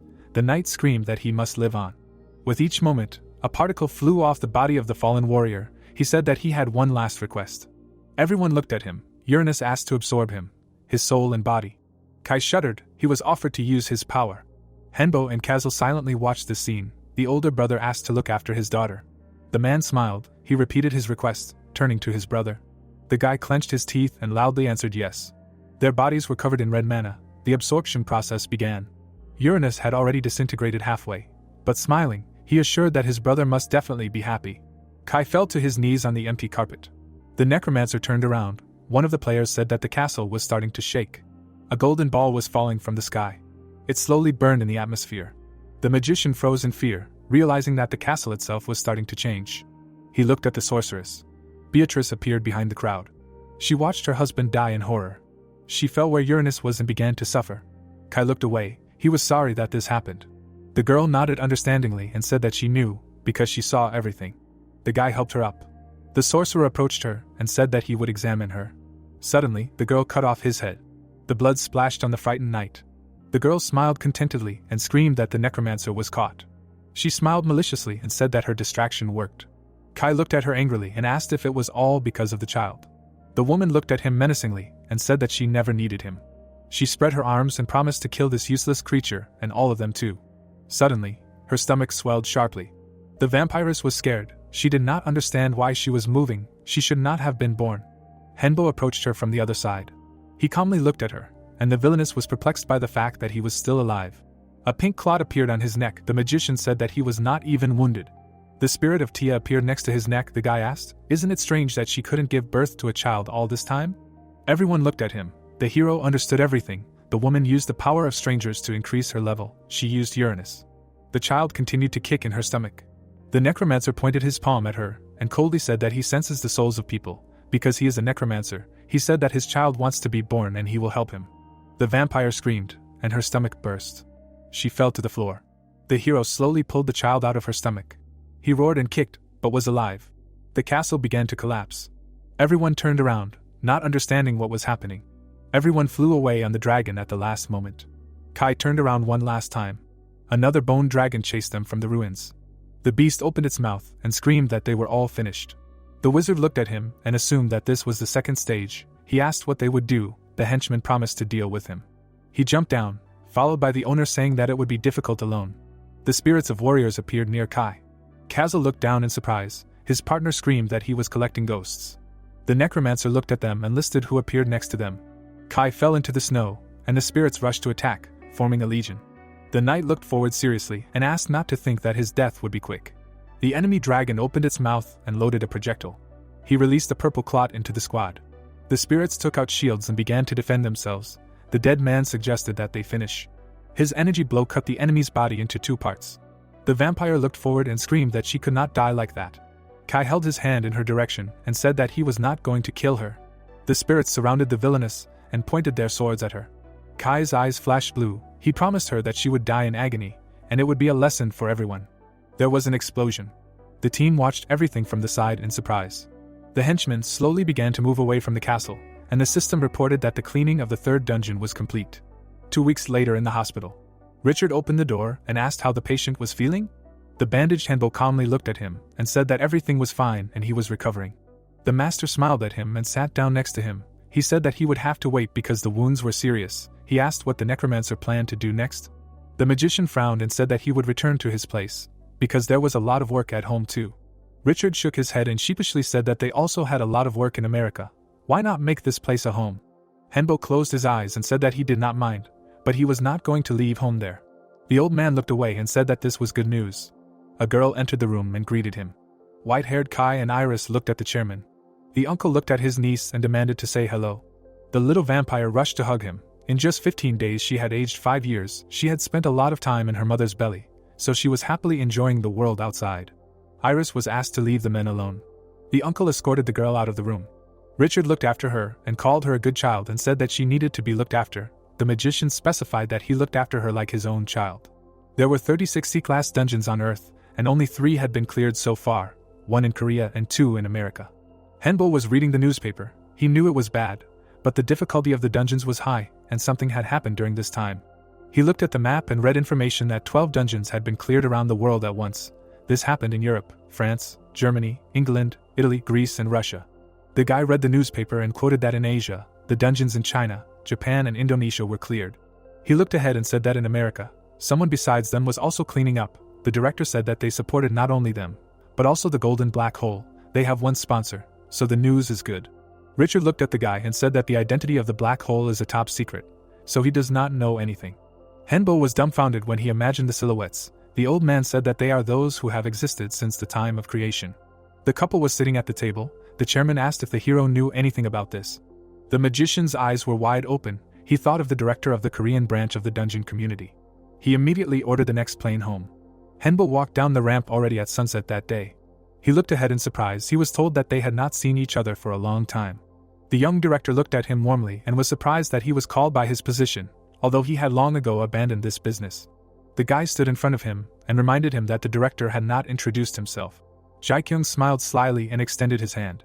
Henbo shook it and noticed that his interlocutor had an interesting name, but why did he invite him? The guy smiled and said that he had one task. He said that some time ago a rather interesting group of dungeon cleaners appeared. The necromancer froze and thought about the fact that they were the ones who cleared the C-class dungeons. The director said that he wanted the hero to train them. He took out 2 books and said that for this service he would give him a book that contained the powers of the other world and data on American territories. Hasn't he been interested in America lately? Henbo looked at both books. Jae-kyung calmly looked at him and said that America is very big, so this will definitely come in handy. The hero asked, "Are these really all the conditions?" The guy smiled and said of course not. The magician looked at him in confusion. The director wanted to show him the worst outcome of the future once. Henbo shuddered at the thought. The guy nodded and clarified that it would slightly reduce his lifespan. The magician immediately added that it was worth it. Jae-kyung smiled and replied that it was absolutely necessary to do this at least for his sake. He took the books, looked at the squad of players and offered to meet later. Now people were coming here with whom he would not want to deal. Suddenly the man teleported, leaving behind several scrolls. Henbo called Nidhogg and said that they were leaving too. The players chased after him and began to ask him to stop. But the dragon with the necromancer was already hovering in the sky. Night fell, all the windows were dark. The team entered the testing room. The hero looked at the vampire and offered her to begin. The owner looked at the henchman and assured that the girl was strong enough. Kai turned away embarrassedly. The necromancer said that she knew how to use this power, and he knew that it was good for her. Iris smiled happily and thanked him. Everyone approached a large flask of water. The vampire touched it with her hand. The flask exploded. The water took the form of a tornado. Everyone went inside. Henbo looked ahead in shock. The girl led them to a familiar castle. She said welcome to her dungeon. Castle smiled nervously and asked the owner how he knew that she was so talented. The necromancer looked around and said that when almost 20 days had passed since her birth, Kai discovered that Iris was disappearing somewhere. The girl ran through the snow to the castle. She created this dungeon herself and can regulate its size and change it. The dead looked ahead. The master said that she uses this world as her home. Iris smiled and noticed that the dungeon became even wider. The guy suggested that she tried to change it a little with the help of magic. Suddenly everything trembled. Green foliage struck from the cold snow. The team found themselves in the middle of a warm, blooming forest. The hero explained that it was a forest labyrinth. Had she come up with any monsters for this place? Kai watched the conversation between the owner and his niece in surprise. He opened his mouth and asked if he could take Iris with them to Korea and show her everything there. Henbo smiled at him and said that she would definitely like Seoul. Iris blushed and turned red from this news. After a while, everyone arrived in the city. People were interested in what the uncle and niece were doing now. Henbo was sitting on the veranda with his henchmen. He said that the world had changed a lot. The guy turned and asked the colonel if he agreed. The man turned to him and asked how he knew he was here. He added that he was now a general, the magician congratulated him on his promotion. The man frowned. He heard that the cleansing operation in America was successful. The necromancer turned to him and said that all this was thanks to the help of his faithful comrades. The general sighed and said that he envied his loyal comrades. Henbo frowned and asked, "Did the man really have any problems?" He closed his eyes and said that it did not matter, but thanks to the victory over the fanatics and successful missions in America, he was promoted and now they were watching him even more carefully. He stood up and said that he wanted to ask something. Was he going to work for his homeland? The general smiled embarrassedly. The necromancer refused. Castle looked at the gentleman and asked if he really resigned himself so easily. Wasn't that an order? The man sighed and said that he himself did not like this idea, because in their world, calling for patriotism was ridiculous. A portal opened behind the necromancer while he smiled and said that it was hard for a soldier. He handed him a bag of space expansion magic. If he studied it, he would be able to use it in different ways. The general accepted it with gratitude and hoped that it would help him. He walked away and passed a girl in an orange jacket. The woman stopped near the hero and addressed him by his nickname. She looked at him intently. She bowed and handed him a red envelope. She was under the command of the Red Lord, who occupied the 9th place in the Magic Association. She introduced herself as the witch Helen. The hero shuddered when he learned that she was from the Magic Association. He didn't think that they would contact him so soon. He looked at the red envelope. The girl explained that it was an invitation to a grand banquet from the 6 High Lords of the Magic Association. Helena even sat on his knee and told him that everything would take place in a week at Buckingham Palace. Many world heroes would visit this place, so they were also waiting for them. Castle looked at the witch with distrust and thought about the world heroes. Jikyung appeared in his head. The magician decided that it was very surprising that both the top and the bottom decided to become active and increase their power. Henbo bowed and said that it was a great honor and he would take part. The girl silently began to leave. The mercenary smiled with anticipation. The owner said that this woman seemed to be a very good magician. He would be interested in meeting other magicians. The guy looked at the sign and suggested that it was time for them to return. The banquet was held in Britain, and adventurers who had conquered sea-level dungeons around the world, and those who had played a major role in clearing the dungeons were invited here. The palace greeted them with its grandeur. Iris smiled happily and said that it was her first time at such a banquet. The hero looked at her and said that she shouldn't expect anything special from this place. He looked away and assumed that something would happen here, so she should be nearby. The team slowly approached the main entrance. Everyone noted that the girl was very beautiful today. Henbo smiled contentedly, and everyone followed him. The girl met her mentor and said that they hadn't seen each other for a long time. Henbo smiled at the Hyuns and was glad that she was also invited. The student explained that they simply couldn't ignore them. Andromalius approached the speakers and told them that they hadn't seen each other for a long time. He noticed that the hero had become even stronger, which meant that it would benefit the land. The vampire smiled. He knew that they were uncomfortable cooperating with him. But he could ask them to take Lady Sunsu? Hyunam walked next to the mentor. She heard that the mage successfully conquered 2 C-class dungeons. The guy replied that he honestly thought he would die. The girl was surprised and said that the dungeon did not seem so difficult to her. She remembered all the monsters and said that she also destroyed 1 C-class dungeon in China. It was called the Garden of the Fallen Giant King. Huge bears, trolls, ogres and storm giants. They were all bosses. To be honest, no one except the storm giants caused her any difficulties. Henbo looked at her in surprise and asked if the monsters in her dungeon did not attack from behind and set traps. The student replied that nothing like that. She looked at the hero. He asked how she found her way. She confusedly replied that they were just walking along the road and saw the boss's castle. The necromancer became even more confused and said that there was such a difference in difficulty with the dungeon he had passed. Richard suddenly said that this was nonsense. The chairman approached them and asked if it wasn't natural for monsters to create traps and attack suddenly. Hyunam sheepishly put her hand to her face and explained that there was nothing like that in her dungeon. The director began to guess that their dungeon was special. The magician looked at the guild master and assumed that this was not the case. The old man smiled nervously and said that the girl was just lucky in that case. An unknown man in a robe approached the speakers. It was announced that the host of the party had arrived. The old man spread his arms and greeted everyone. He introduced himself as Crowley. He called himself the first magician in the Magic Association, and he is called the Arista of Space.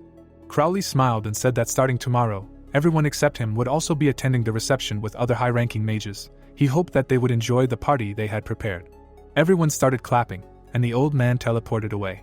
Henbo leaned over to the guild master and said that the Mage Association reminded him most of a group of monsters. Richard agreed. Kai picked up his frightened niece in his arms. The chairman approached him and said that even for an unusual child, such a thing could be a big shock. Crowley appeared behind them. He laughed, noticing that the little girl was in shock. Everyone turned to look at him in fear. The old man raised his finger and blood began to ooze out. He asked to accept it as his apology. A drop fell into Iris's mouth. Her eyes spun, her cheeks turned red, the taste was sweet.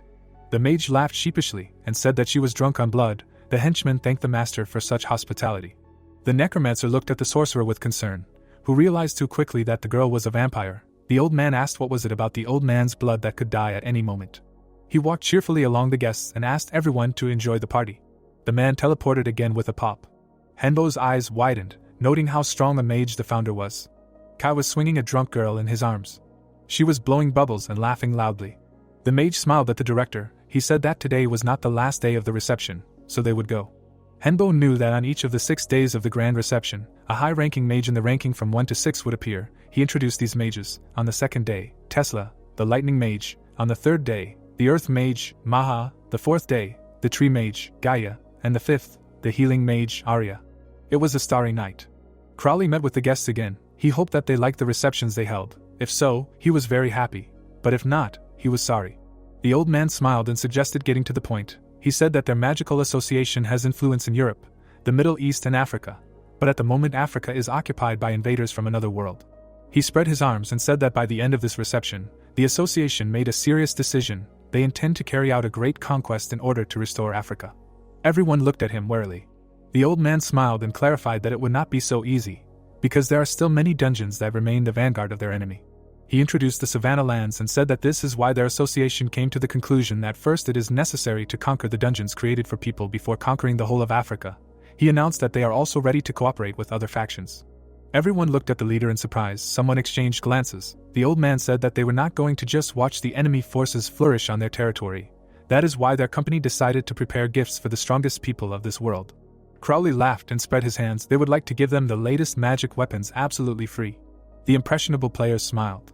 The magician smiled and said that there was one condition. He staggered and said that they would like them to prove themselves worthy. His hands rose again. He announced that in exactly 15 days they would hold a special test and anyone can take part. Besides, he was going to share this event with the whole world. His eyes flashed. He was sure that when people saw them, the defenders of humanity, they would feel much better. His hand snapped. The old man repeated that in 15 days he asked them to show themselves from the best side, and the time for gifts tonight had also come. Bags appeared under everyone's feet. The magician said that the object contained the magic of space, lightweight and stabilization. He hoped that they would be useful. Crowley teleported again. Castle looked down contentedly and asked if there was really no need to create problems now. The hero replied that he had not even thought that something like this would be prepared for them. He smiled and said that he would take part in the test. He understood that it would be a good experience for him. Everyone immediately leaned forward. Henbo leaned towards the mercenary and said that they would prepare for the test. Information from the reception quickly became known to the whole world. Also about the upcoming competition became known to magicians, alchemists, shamans, psychics and everyone else. As a result, the existence of supernatural beings plunged the whole world into chaos. The whole world was agitated, a battle of superhumans with forces that go beyond any limits. When it was announced that only 100,000 people could apply, a second wave of panic began. For superhumans this was also an excellent opportunity to show their strength. So 1 month passed.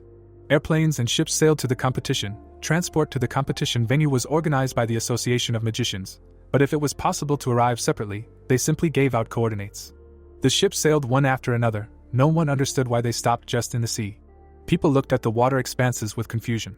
Suddenly the wave began to rise. A smile appeared on people's faces. A huge techno base appeared from under the water. The hero's team looked forward seriously. A hologram of Crowley appeared in the air. He smiled and said, "Welcome to Atlantis, the city of magic and science." In the daytime, a small building was visible. Henbo, lowering his eyebrows, said that it looked good, but did not look like a place to hold a competition, to which he was explained that it would be too obvious, and probably there should be some kind of epic entrance like in the movies. Suddenly, the gates in the form of a city began to open. A huge arena appeared. The protagonist, his eyes bulging, was very surprised. The protagonist, looking ahead, explained that this was a shield controlled by gravity magic that protects the city, and therefore they need to quickly get closer and take a look, and also asked if they should first get permission. Kai, raising the corners of his lips, exclaimed to the owner that he needed to calm down, because if he was too excited, it could affect the results, and he replied that he was right, because he cannot forget himself. After some time, a sign for a VIP room in the Atlantis Hotel was visible. The wizard scratched his head and said that he was wondering if he could get permission to explore the building, and his assistant said that a man from Crowley had just come. Henbo turned his gaze to the side and asked why, to which he answered that he was inviting them to dinner today. Lowering his head, the protagonist thought that Crowley had been very friendly with Iris, so in the worst-case scenario, he would decide to kidnap her. After some time, the door creaked open. The old man, sitting at the table, said that they could pass. The guys stood in front of the first magician of the Magical Association and said that it was amazing, because his room looked like a huge garden, to which he explained that with age he wanted to be closer to nature. Closing his eyes, Crowley said that he had to try hard to arrange this room, and also added that they could sit down. The old man, spreading his arms in different directions, exclaimed that he did not know their preferences, so he prepared his favorite dishes. The protagonist, sweating on his face, said that it was very tasty, and Kazal added that he would eat everything. The first mage, his mouth hanging open, apologized for wanting to ask him directly while he was eating. The wizard, smiling, asked if he wanted to become his apprentice, which surprised the necromancer greatly. It was obvious that sweat ran down Henbo's face when he heard that he should become his apprentice. Crowley bit his lips, and the protagonist wondered how he knew his real name, and whether that meant that he had found information about him. Looking at the guy, the old man explained that it was not difficult for him to find this information about him, but he apologized if he had caused any inconvenience, but he should consider it only a confirmation of how much he was interested in him. Lowering his eyebrows, the protagonist asked why him, since he was sure that there were more talented candidates. Turning his gaze, the first mage replied that it was because of his talent for magic. The necromancer, his eyes bulging, asked again about the talent for magic. Henbo, sitting at the table, asked if he was talking about luck, to which he received a positive answer. The protagonist clarified what luck meant to him, and his team sharply turned their heads. The guys looked at Crowley carefully. The old man, smiling slightly, said that it was difficult to define what luck was, but it was a frightening and enormous force, and he thought that he had been very lucky until now. The protagonist, with his mouth slightly open, realized that he was right. The guy remembered standing in front of the skeleton and muttered that thanks to a chance meeting with Christina, Kazal and Kai, he was here now. The young man introduced the dragon and added that if Nidhogg had not convinced him, he would have definitely died. The former mercenary began to sweat, and the first magician explained that luck had helped him in desperate situations, and that was why he was able to survive. Extending his finger, Crowley exclaimed that the necromancer was indeed lucky, and asked if he knew how many people had a talent related to luck. Raising the corners of his lips, the old man said about 1,000. Henbo's eyes widened when he heard that the association had tested 3 billion people and found that only 1,000 were related to luck. Turning his head, the first magician said that there were only 4 people with A-rank luck talent, including himself. The protagonist, looking to the side, asked again about the 4, after which he was told that the other 3 were already taken by the gods. The sun god of India appeared, and Crowley explained that he was chosen by the A-rank misfortune. Introducing the god of the greatest religion of mankind who became a saint, the old man explained that he was chosen by the A-rank luck. The dark night appeared, and the first magician said that the A-rank evil fate chosen was the Valkyrie, Odin's daughter in Scandinavian mythology. Closing his eyes, the magician added that this was only a proposal, not a threat or coercion, because if he did not want to, he could refuse, but they could swear by their soul and mana. Crowley said that in any case, if he wanted to get someone, he could not force them, causing the protagonist to raise his eyebrows in surprise. The old man, stretching out his palm, exclaimed that he really wanted to make him a disciple because of his talent, and wanted to create a worthy follower for himself, so let him think about it and give him an answer. Suddenly, the old man disappeared into the magical space. Henbo lowered his head in confusion. Introducing the first mage of the Magical Association, the protagonist said that if he became his disciple, he would be able to receive the best education in the association and great support. It was visible how the protagonist raised the corners of his lips. Closing his eyes, the guy said that he was sorry, but he would have to refuse. Looking down, the young man thought that becoming his disciple would indeed give him an advantage, and he would also have access to all the knowledge of the Magical Association, and would be able to improve his abilities and learn more about his enemies. The necromancer found himself in an unusual space and muttered that there were 2 reasons for his refusal, and explained that the first was that he was confident in the path he was taking. Uranos frowned menacingly, and Henbo thought that the Lord himself said that his power was only a grain of sand of their power, which meant they were very powerful. The protagonist remembered how Kai, opening his mouth, said that his brother also experienced their power on himself and was able to achieve it after long training.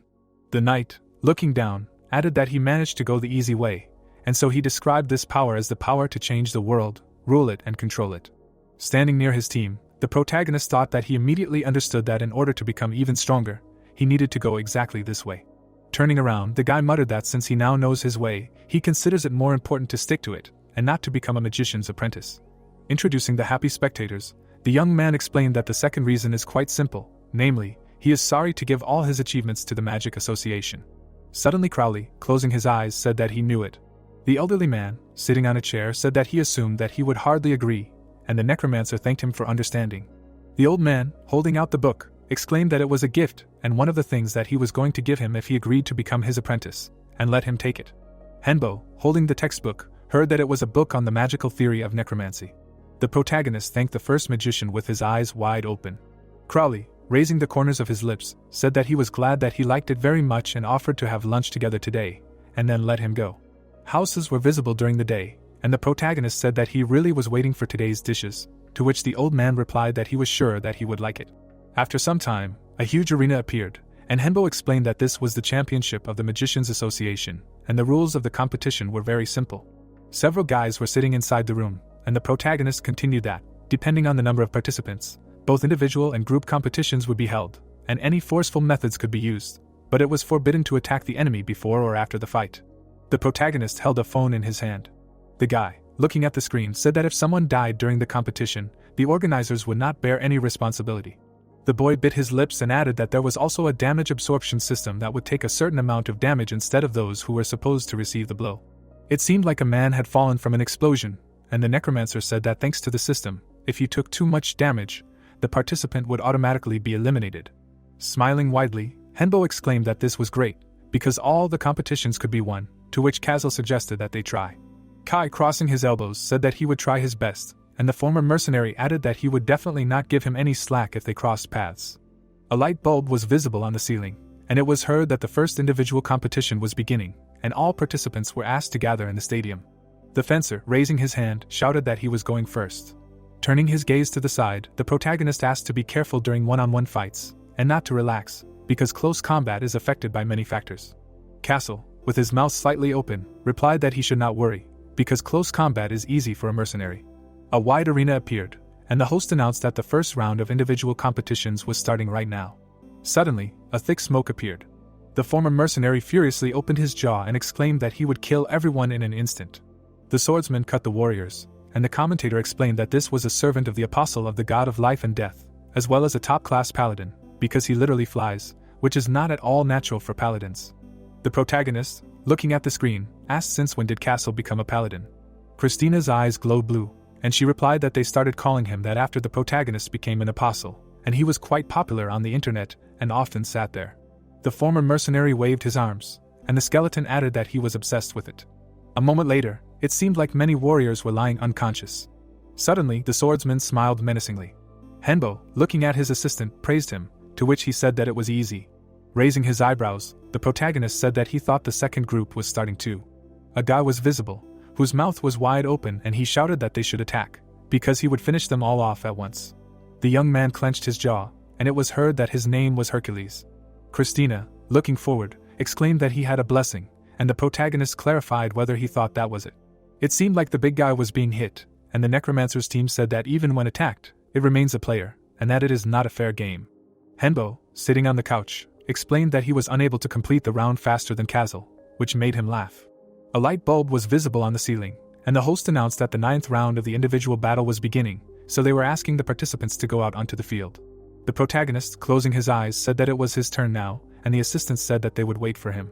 Kai, raising the corners of his lips, exclaimed that they would root for him, and Iris asked not to get hurt there, to which she received a positive answer. After some time, the protagonist found himself in the arena, and the commentator said that he was a world-famous Superman and the owner of a skeletal dragon, so let them meet him. Suddenly, the rivals perplexed forward.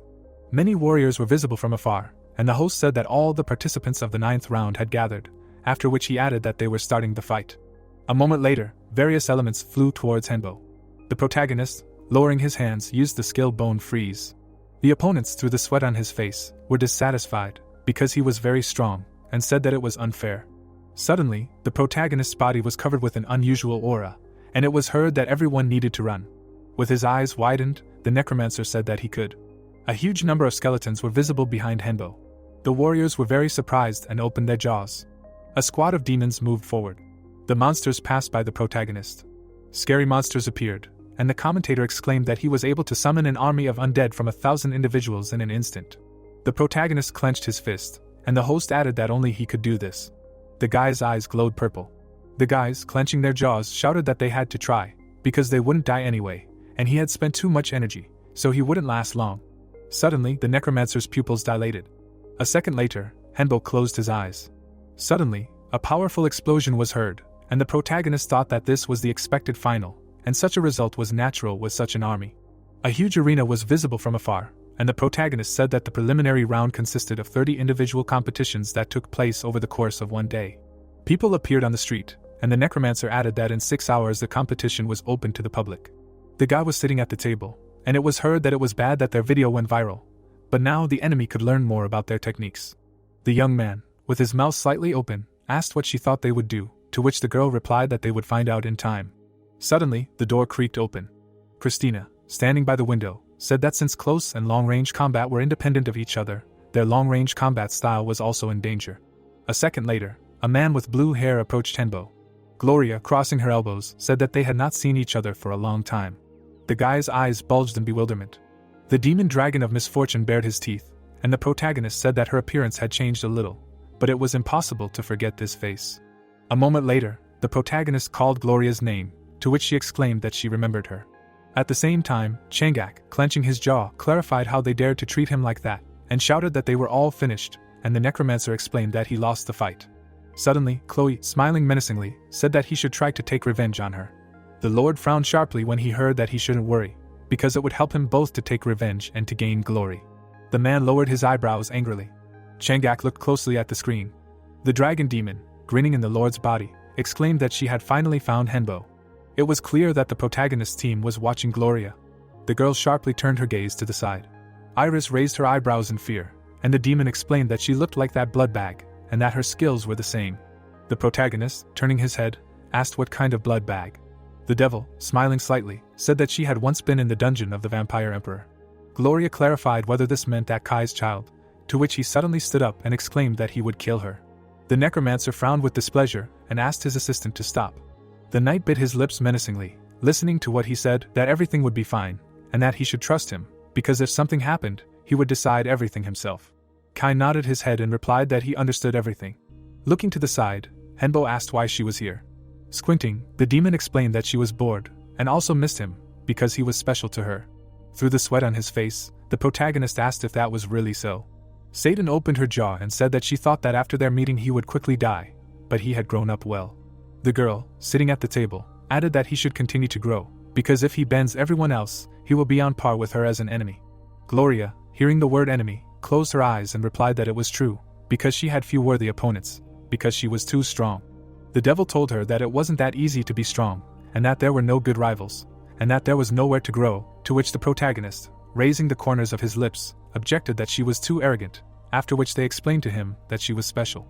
The necromancer, turning his gaze to the side, asked how she had gotten outside, because usually the owners of the highest level dungeons couldn't just leave them. The girl, stretching out her stone hand, replied that everything was very easy. The protagonist's eyes widened and he realized that it was a golem, and Satan exclaimed that she couldn't leave in her real form, but in the golem form she had no problem. The protagonist, lowering his eyebrows, muttered that it meant there was no point in fighting her now, and in any case the fight wouldn't take place, but would only waste time. The waitress, smiling contentedly, greeted the guys and asked if she could help them place an order. Gloria, pointing to the piece of paper, replied that she needed everything, and the maid asked if she really wanted everything, to which the girl asked not to make her repeat herself. After some time, the entire table was filled with many dishes, and the devil said that she liked how varied and delicious the food in this world was. Satan, chewing her food, said that Henbo would pay for the food, because she could not in this body. Gloria added that in return she would tell him something important, which surprised the guy, turning his head. The demon of disasters, lowering her eyebrows, said that she was not the only one who got out, and that the bug he had kicked was also here. Closing her eyes, the devil added that she was very angry with him, and the young man said that he understood and would remember. A moment later, the unclean soul got up from the table and exclaimed that she would follow the championship fights, so let him not disappoint her.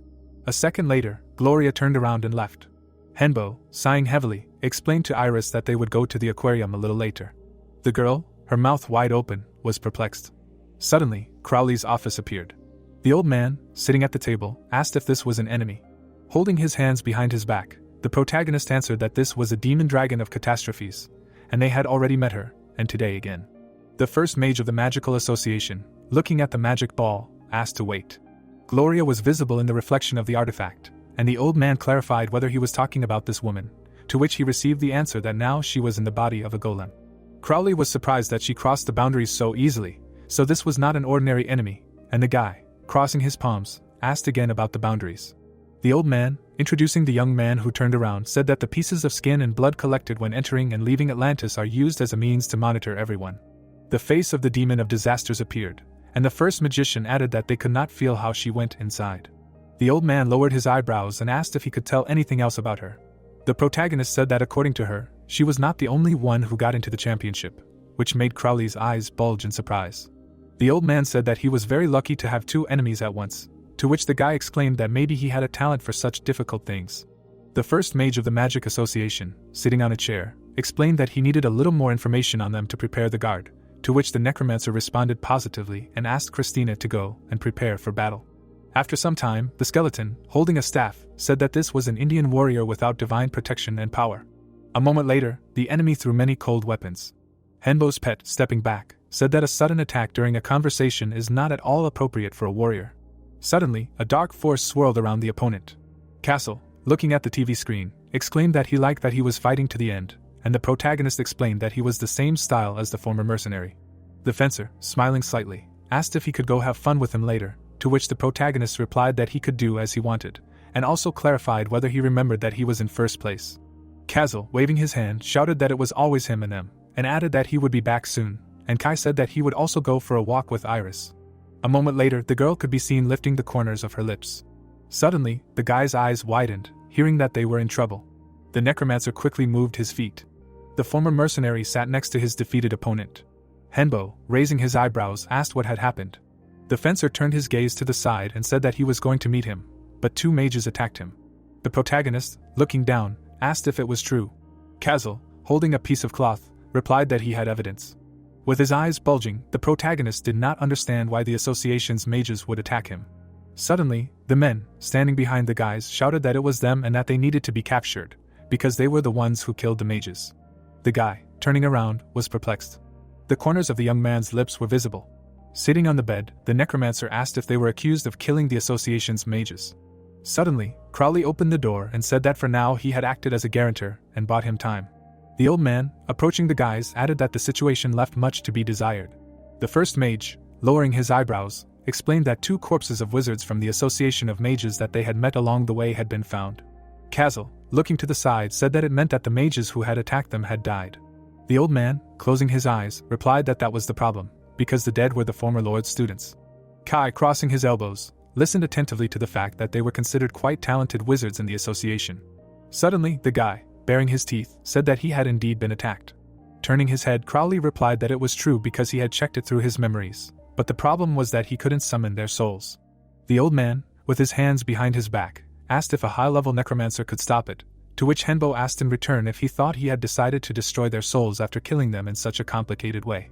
The first mage, with his mouth slightly open, exclaimed that he knew he didn't have to do that, but the association had to find the killer, so they were checking all the options. The protagonist lifted the corners of his lips and said that he hadn't been arrested for the murder yet, thanks to Crowley. Suddenly, the protagonist stood up and started to speak, then stopped abruptly, and the old man asked what had happened. Clenching his fists, the boy thought that the contractor's soul could be pulled by force. Through the sweat on his face, the young man asked if they would help him catch the criminal. After a while, Changak appeared, sitting on a chair, saying that including the members of the association, he now has excellent dolls, and there are only a few left. The demon in the man's body, opening his mouth wide, exclaimed that Henbo should wait, because he will tear his flesh to shreds, pull out his soul and make him suffer for eternity. A moment later, the Lord turned around abruptly. Crowley, entering the room, said why he was so surprised, because it was him. Crossing his palms, the old man said that he imagined how hard it was for him, and also added that he looked very thin. Changak lowered his head and said that one young man gave him advice, namely, a body that has lived for a long time in a world with little mana cannot adapt to a new environment. Through tears, the Lord continued that when he learned the news about his students, he finally realized that the man was right, because if he had understood this truth a little earlier, he could have saved them. The puppeteer apologized for crying at such a young age, to which the first magician opened his mouth and exclaimed that he understood him, but now he could not give up, because the other students still needed him. The old man, looking forward, explained that he had two pieces of news, and he would start with the bad one, after which he announced that it had officially been decided that Henbo was not the criminal. Crowley told the good news that they had a clue that would lead them to the trail of the criminal, which made Changak's eyes widen in surprise. The demon, through sweat on his face, muttered that there definitely should not have been any evidence left. A second later, the old man stood up and asked if he would walk with him. After some time, the men could be seen walking along the bridge. The Lord, looking to the side, wondered if this road led to the heart of Atlantis, and silently said that he had tried to penetrate this place many times, and each time to no avail. Suddenly, the puppeteer's eyes widened in surprise. A bright ball appeared, and the first magician said that he thought he was seeing it for the first time, and added that it was a magic stone. The unusual artifact shone powerfully, and Crowley explained that it was left by the ancestors of the Magicians' Association many years ago. A large city was visible from afar, and the old man said that it absorbs various forces, converts them into mana and releases them at regular intervals to increase the concentration of mana in the city, and at present it is the heart of Atlantis. The old man said that everyone is waiting, so we need to go quickly, and Changak smiled strangely. A moment later, a crowd of people appeared ahead. The man lowered his eyebrows menacingly. Henbo turned his gaze back. Crowley, standing in front of the people, thanked everyone for gathering here. Opening his mouth, the old man exclaimed that they know that someone has penetrated the territory of Atlantis, and they believe that it is a minion of their enemy. The Lord, his eyes wide, thought that they had guessed, but it was okay, because now he was only thinking about the magic stone.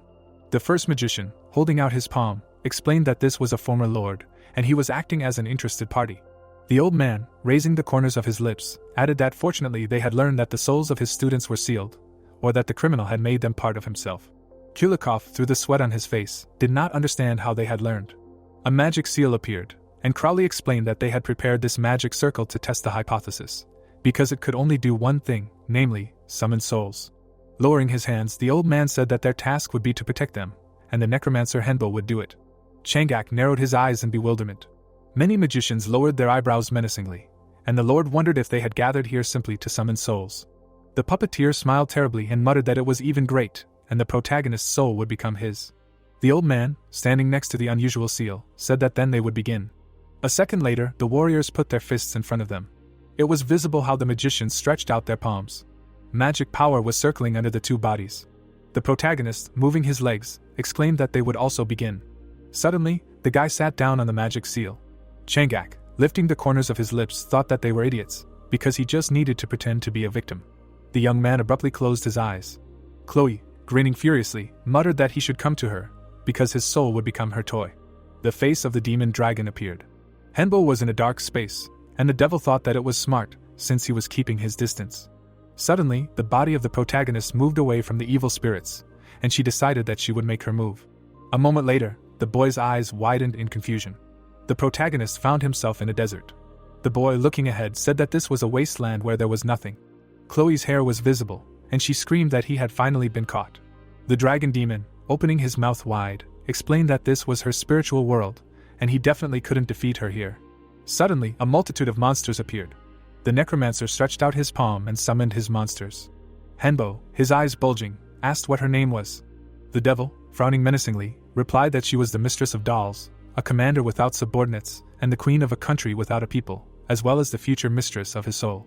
The protagonist, holding a magic weapon, repeated the words about the queen of a country without a people. It seemed like a huge number of unusual creatures were fighting each other.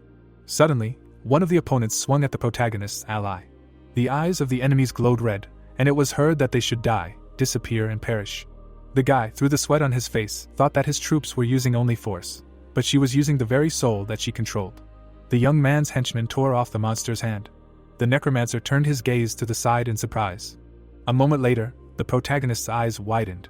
An unusual aura swirled around him. The protagonist, standing in front of Chloe, explained that when the battle was over, he would start with Chloe and free their souls. The sand warriors clenched their jaws, and the young man ordered them to fight for him. A second later, a large army rushed from the spot, and the necromancer added that they should fight for their comrades. Chloe, baring her teeth, shouted that how dare he do this to her toys.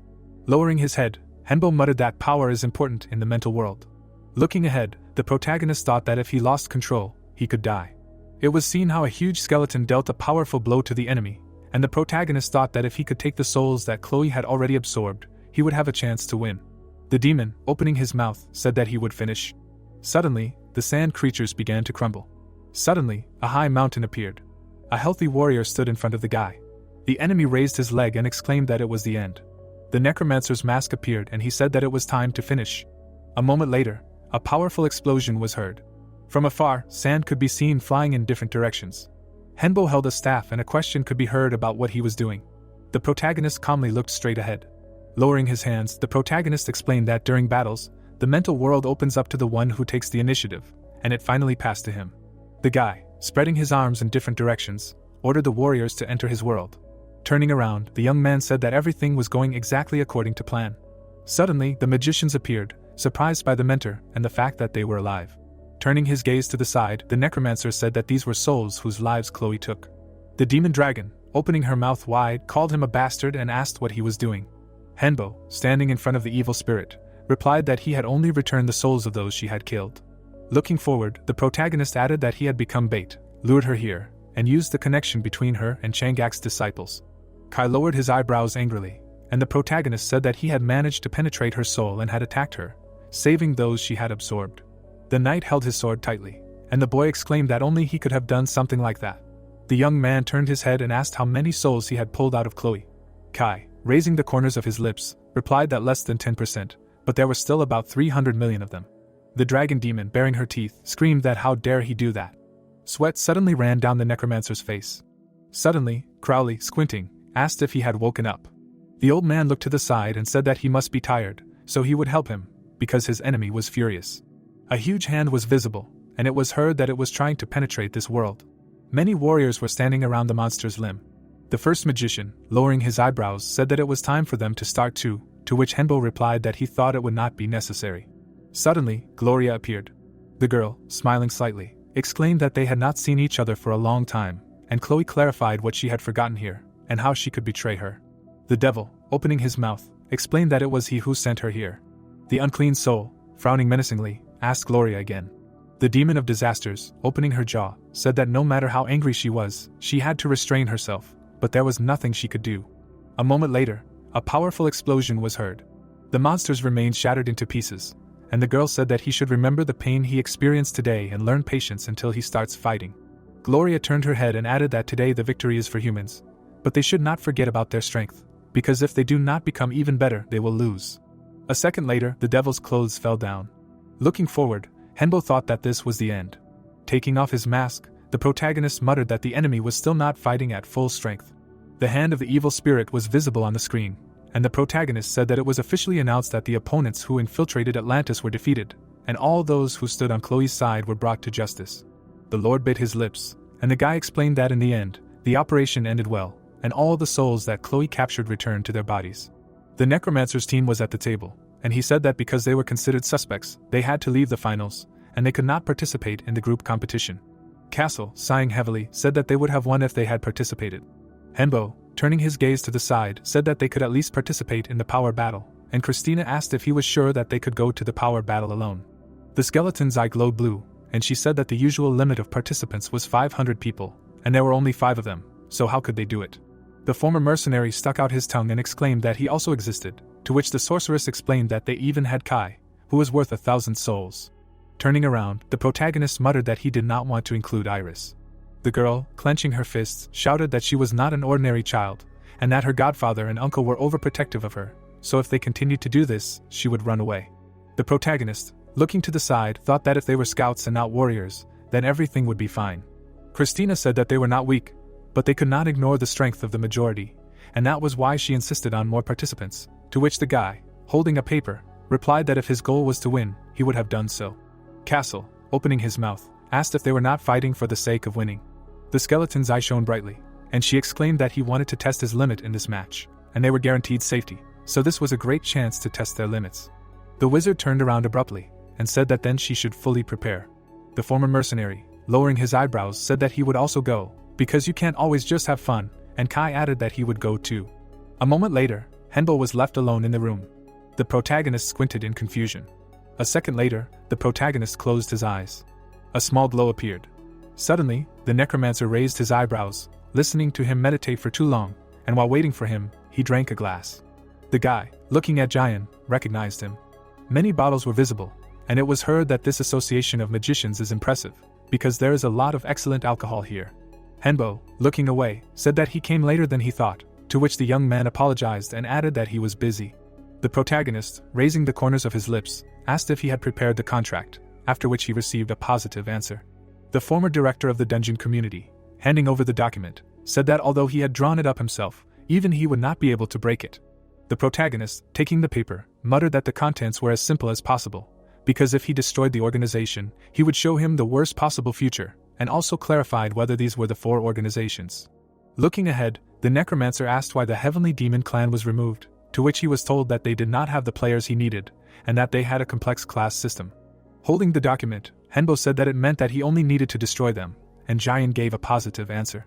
The guy, standing opposite the protagonist, said that the mission would be completed on the last day of the year, and he would go to his base.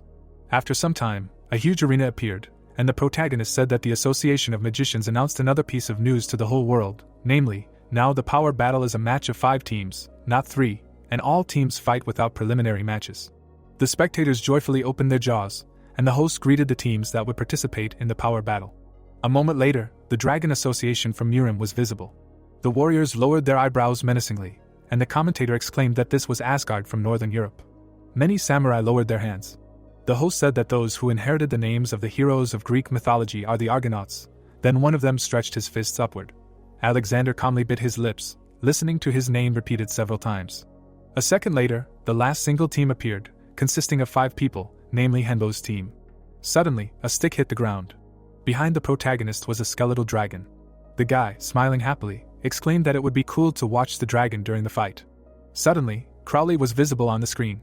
A huge arena appeared, and the old man explained that the entire association was waiting for this battle, so they prepared a special arena. The protagonist team stood still, and the first magician added that one man had something to say. The necromancer, taking the microphone, thanked them for their time, and then added that he wanted to say one thing. The guys, their eyes bulging, listened to him attentively. Henbo, holding a staff, said that he had one piece of advice for the teams. Suddenly, the protagonist's pupils lit up purple, and he said that they had better join forces, otherwise victory may not happen. The protagonist exclaimed that they would give them a head start for the first 30 minutes of the fight, and several warriors, clenching their fingers, asked what he was even talking about and whether he had gone crazy. The guy looked straight ahead, and the host said that he was very confident in his victory, so it would be interesting to see what he would show. Many magicians stretched out their palms, and the commentator said that then they would start the battle faster. A moment later, a magical barrier appeared over the arena. The necromancer, raising his head, clarified whether the space was expanding. A small pond appeared near the stones. Crowley, closing his eyes, said that the match was not limited in time, because this was a royal battle that lasted until the last team won, and then they began. After some time, Henbo's team was walking along a path. Suddenly, the opponent, who was behind the bushes, told the captain where their target was moving. The guy, opening his mouth, replied that he understood everything. Scary entities were visible. The young man lowered his eyebrows and said that he should go to them. A huge number of monsters appeared from afar, and it was audible that he would give them advice. The warrior, through the sweat on his face, asked to find the enemy and learn his capabilities. A moment later, evil skeletons appeared. The main character, bending his head, said that he could summon more than 5,000 lower-level undead, and not only undead. The monsters, opening their mouths, screamed loudly. The captain of the opposing team widened his eyes in surprise. Clenching his jaw, the guy listened to them say that they were the first team to fight him, so if they held out for 10 minutes, he would give them a second chance. Suddenly, the skeletons rushed from their place. The samurai, swinging his sword, cut one of them. The undead quickly ran forward, and the opponent said that he continued to summon them. The guys calmly stood aside, and the rivals exclaimed that he also had subordinates. The skeleton was seen gnawing at the warrior's armor. The boy, with his mouth wide open, screamed loudly. Suddenly, the protagonist, holding a watch in his hand, explained that time was up, and they had held out for 15 minutes. The opponent sighed heavily, and the necromancer called them well done. Holding out his palm, Henbo said that, as he had promised, they would continue the battle. Suddenly, an unusual aura covered the opponent's bodies, and one of them explained that they could heal wounds and recover. The protagonist, standing next to the skeleton dragon, exclaimed that this was a great battle, and added that they would see each other later, but next time it would not show mercy on them. A second later, the creature quickly flew away. The young man, with his jaw open, turned to Suzuki. The captain, clenching his jaw, ordered them to begin searching, because their target was another team. Magni, with his mouth wide open, asked if they were joining forces. Alexander, biting his lips, exclaimed that he could not believe that they were afraid of a team of 5 people, and that they seemed great to him, but in fact, there was no courage. The commander, lowering his eyebrows, asked him to disappear, and called him a coward. Frowning menacingly, Magni explained that he would gladly destroy him, but he could not destroy the player in the form of a lion, so he was lucky. The Argonaut looked at him angrily. Suddenly, Castle, holding a sword, turned to one of the enemies. The former mercenary extended a finger and asked if an alliance had been formed, after which he said that then let him help them, and also asked the owner if he could deal with them himself. The blonde, through the sweat on his face, was perplexed. The commander, standing opposite the fencer, clarified that he was really going to fight them alone. A moment later, Castle spread his arms in different directions in surprise. Suddenly, sharp vines grabbed him. Magni opened his mouth wide and shouted that he didn't care about the fight, then offered to just kill him and send him to the ground. Suddenly, a bright flame swirled around the former mercenary. The swordsman, falling to the ground, explained that the roots were too weak, and he was too careless, so let him work on these points. A second later, the commander swung his weapon. Castle, lowering his eyebrows, said that it was dangerous, and combining two tactics was no joke for them. Suddenly, the former mercenary split into 3 bodies. Smiling broadly, the swordsman shouted that now they would have fun. After some time, many warriors lay unconscious on the ground. Magni, lowering his head, turned to Alexander. Raising the corners of his lips, the blonde asked if his offer was still valid, to which he received a positive answer. The Argonauts' guild was visible, walking along the path. Suddenly, a multitude of warriors stopped in front of the skeleton. A sign appeared, which said that this was the last warning, because if they moved further than the sign, they would be considered enemies, but if someone could find him, he would give them a special gift. Magni, clenching his fist, said that this really pissed him off, and added that he would definitely smash his head when he met him. The gladiator, lowering his eyebrows, turned to Atlas. Lowering his hands, the guy explained that there were a lot of magical and mechanical mines here, so let him open the way for them. Suddenly, the warrior crossed his fingers and began to whistle. The young man, closing his eyes, called Poseidon, the brother of Zeus and the great god of the seas, after which he asked for help and permission to use the ship with which Hera blessed him. Suddenly, a huge ship appeared in the sky, and the gladiator said that it was a legendary ship. Magic clouds parried in the air, and it was heard that it was necessary to go. A moment later, many warriors suddenly rushed from their place. The skeletons noticed the ship in the sky, which made them perplexed. A second later, the undead began to shoot from machine guns. The bullets quickly reached the opponents. The guy, lying on the floor, exclaimed that it seemed to him that they had moved due to the damage system, and could not do anything and simply dropped out. Suddenly, huge monsters appeared. The gladiator, opening his mouth wide, shouted that these were legendary giants, and legendary heroes would be able to defeat them. The warriors quickly flew up. Suddenly, Henbo was visible, sighing heavily. The main character, standing on the sand, muttered that there were still 900 people left, and already less than half of the original 2,000. The protagonist raised his staff and explained that, as they saw, he was already starting to get tired, but everything would simply end with their victory. The necromancer slammed the ground and exclaimed that he would announce a special rule, then explained that they should try to knock him out, and then they would end the battle and retreat. Suddenly, the sand began to rise quickly. The gladiator turned his head and said that it was Karen's turn, to which he replied that he knew. A moment later, the warrior abruptly jumped out of the ship. His opponent ran across the sand, leaving a trail behind him. The guy waved his stick and shouted that he would destroy them all, and that the angel of death would never come to them because they would simply disappear. A second later, many monsters rushed from their place. Suddenly, Castle, opening his mouth wide, laughed loudly and said that no one could forget about him. Alexander and Magni were seen running up to him. The former mercenary, lowering his eyebrows, explained to the guys that they still would not win, because they had already tried. The warriors, leaning forward, objected that now everything would be different. Suddenly, a powerful explosion was heard. Christina, holding the staff, said that the owner allowed them, but this was already complete chaos. The fighters, raising their daggers, shouted that she should die. The skeleton, stepping aside, used the lightning skill. The girl opened her jaw in bewilderment. A second later, dark hands appeared from the sand. Suddenly, Eri happily closed her eyes. A moment later, an archer jumped out of the ship. Bullets flew near Christina, and she used the lightning ability again. The warrior held a hand, and she was told that it almost worked. The skeleton's eye glowed blue, and she said that she heard the voice of a man from the sky, but it was transparent, and only one. The guy, holding a knife, heard his name called, after which he explained that it was problematic to be so famous. The sorceress, looking forward, said that as she knew, he had a sword with which he beheaded the Gorgon. Perseus, stretching out his arms, exclaimed that it meant she understood that it would not be so easy with him. Suddenly a samurai appeared, who quickly rushed down. The swordsman sharply swung his weapon. A second later, Henbo flew up. The protagonist, with his eyes wide open, said that he was a good boy for reaching him, and also added that it was worthy of praise. Suddenly, the enemy, opening his mouth wide, shouted to the head of the underworld that he should meet Sharon. Suddenly, a three-headed Cerberus appeared, who called the warrior a fool for summoning him. The monster opened his mouth slightly, hearing that his opponent was an apostle of a creature that claims to be the god of life and death, and that is why he was summoned, after which he replied that he did the right thing then. A moment later, the evil spirit suddenly froze. The opponent, shaking his head, asked what it was, to which he was explained that it was an ice trap, and he would not be able to get out of it until the end of the fight. The protagonist, squeezing the handle of the staff, suggested finishing. A moment later, a magic seal appeared, and the necromancer used the fear of death skill. Henbo, his eyes wide, explained that this was magic that instilled fear of death in its target, and that they should not worry, because he made sure that they would not die. Looking ahead, the protagonist explained that there were 3 minutes left before the spell began, and during its use he would be unarmed, so they should try to knock him out if they wanted to win. The knight opened his mouth wide and shouted his partner's name, to which he asked to rely on him. The ships began to shake on the waves. The gladiator grabbed the spear tightly with his hand. The warrior threw the weapon forward and cried out that they needed to attack. The spear pierced the stone wall. Henbo began to fall down. With bulging eyes, the knight exclaimed that this was excellent. Lowering his head, the protagonist noted that this was the last warning.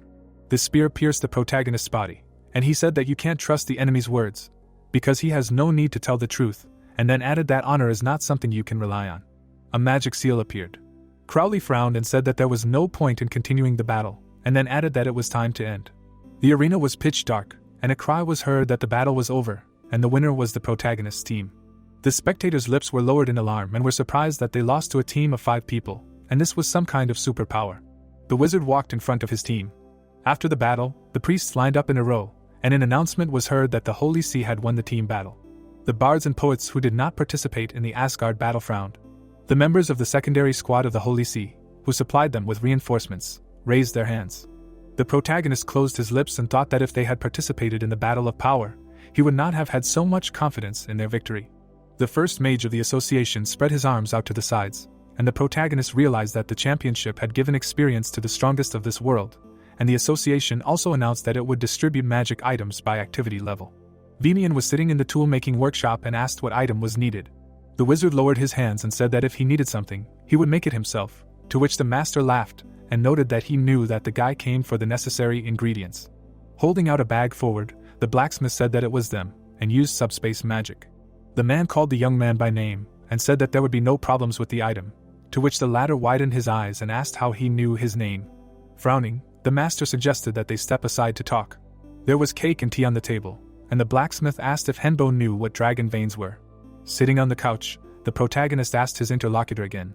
The man opened his mouth and said that in the West, dragon veins are called a sanctuary, a hidden sacred place, and added that Stonehenge was one of them. The wizard's back appeared and noted that they were priceless, so he wondered how the protagonist was going to use them if he found them. Lowering his eyebrows, the wizard said that he could simply use them as an item to store mana. Closing his eyes, the interlocutor admitted that it was even easier than he thought. Getting up from the couch, the guy said that in that case, next time he would be prepared and offer something else, to which the other replied that he would wait. Putting his hands in his pockets, the young man thought about the fact that this old man was trying to extract information from him. The protagonist walked ahead of his team and thought about how it felt like someone was constantly eavesdropping on them, and did not understand what this Venian was planning. Closing his eyes, the protagonist decided that he would need to check, maybe these materials were also magical. Turning her head, Christina stated that permission had only been granted up to here. The blacksmith's back appeared, shouting that this kid was very sneaky. A large building was visible, and the wizard said that the championship had successfully ended, so they returned to the office at the base. Spreading his arms on the couch, the guy noted that most of the important work had been completed for now, so they could rest a little. The young man called out to Kazal, his eyes wide. Frowning, the former mercenary said that the longer he watched, the sadder he became, and the owner asked what he was watching. A battle appeared on the screen, and the swordsman explained that it was a video of another C-class dungeon being cleared, and Henbo said that it was surprising that they had time to film, and this was freedom. Lowering his chin, the protagonist noted that this looked easier than the dungeon they had to clear. Smirking, Kazal said that he and Kai had already resolved their issues and let go of their grudges, and then added that only Christina remained. Frowning, the skeleton said that she was an ordinary sorceress from the people, when suddenly she was asked if this meant that she had no grudges or regrets. The assistant turned his head, and the undead noted that if she had any, then she would not have been able to achieve a high position in life. Lowering his eyebrows, the former mercenary asked why it was necessary to achieve such a high position at all. Christina admitted that she did not remember anything, and her partner turned his head and did not understand how this could be. Lowering her jaw, the skeleton explained that she did not know, but she thought that there was an important reason for this. Looking away, the swordsman said that she now had a goal too, and then offered to try to find out why she needed it. Frowning, the sorceress agreed. Kai said that they had a job, to which the owner opened his eyes in surprise. The knight looked away and said that the rest had sent a man to them. Opening his mouth, the protagonist thought about the fact that the rest were a union of different races that were a minority, but did not understand why they had turned to him. With his eyes wide, the protagonist said that it was all because of Iris.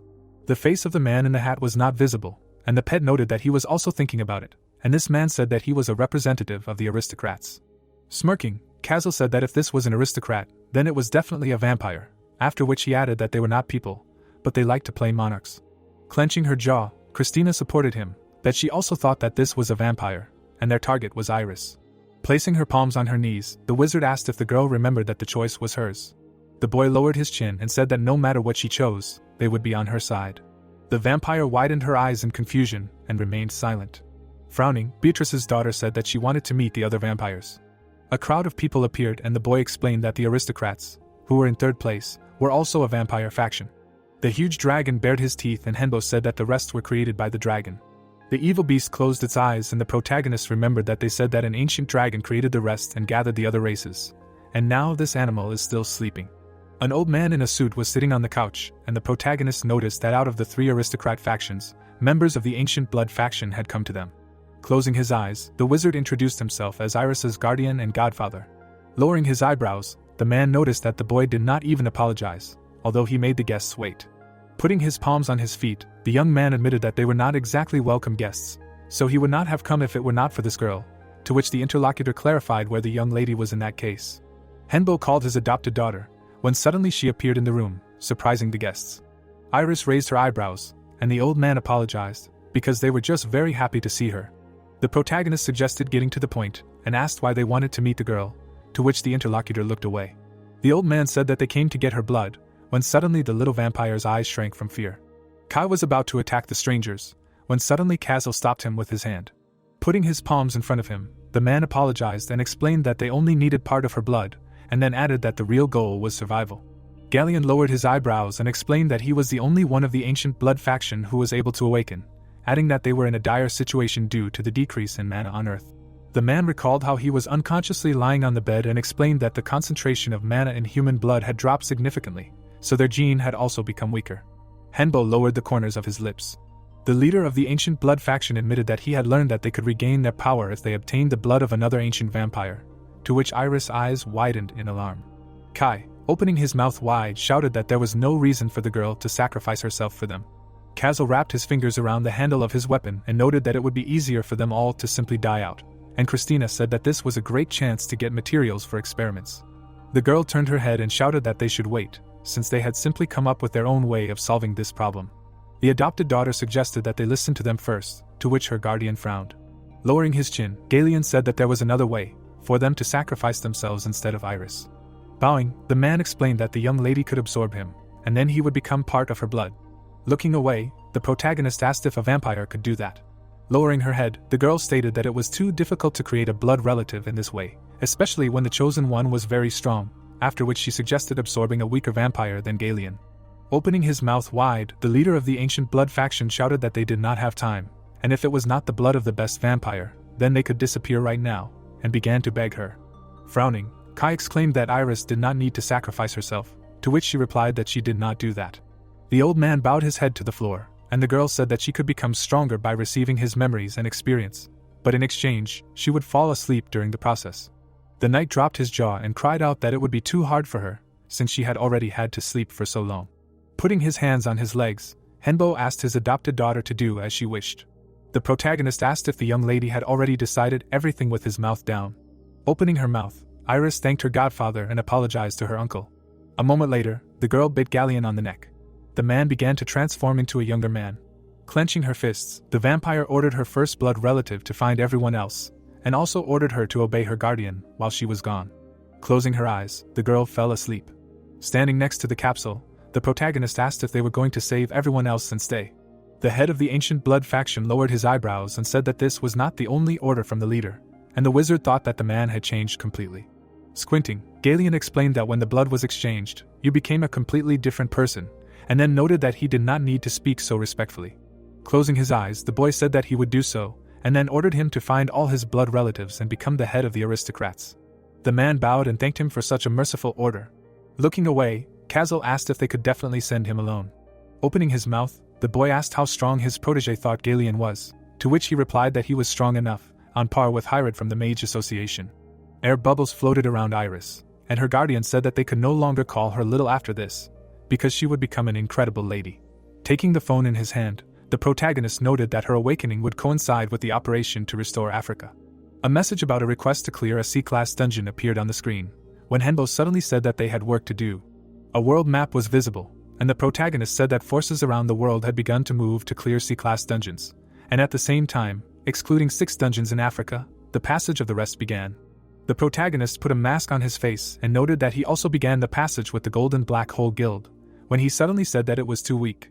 Looking away, Richard agreed and admitted that he did not think that a C-class dungeon would be of such a level, and it was even offensive, and the wizard supported him, and then it became clear that in just 4 months, all the dungeons except those in Africa were completed. The guy smiled and said that they had been waiting for him for a long time, so they could sit down.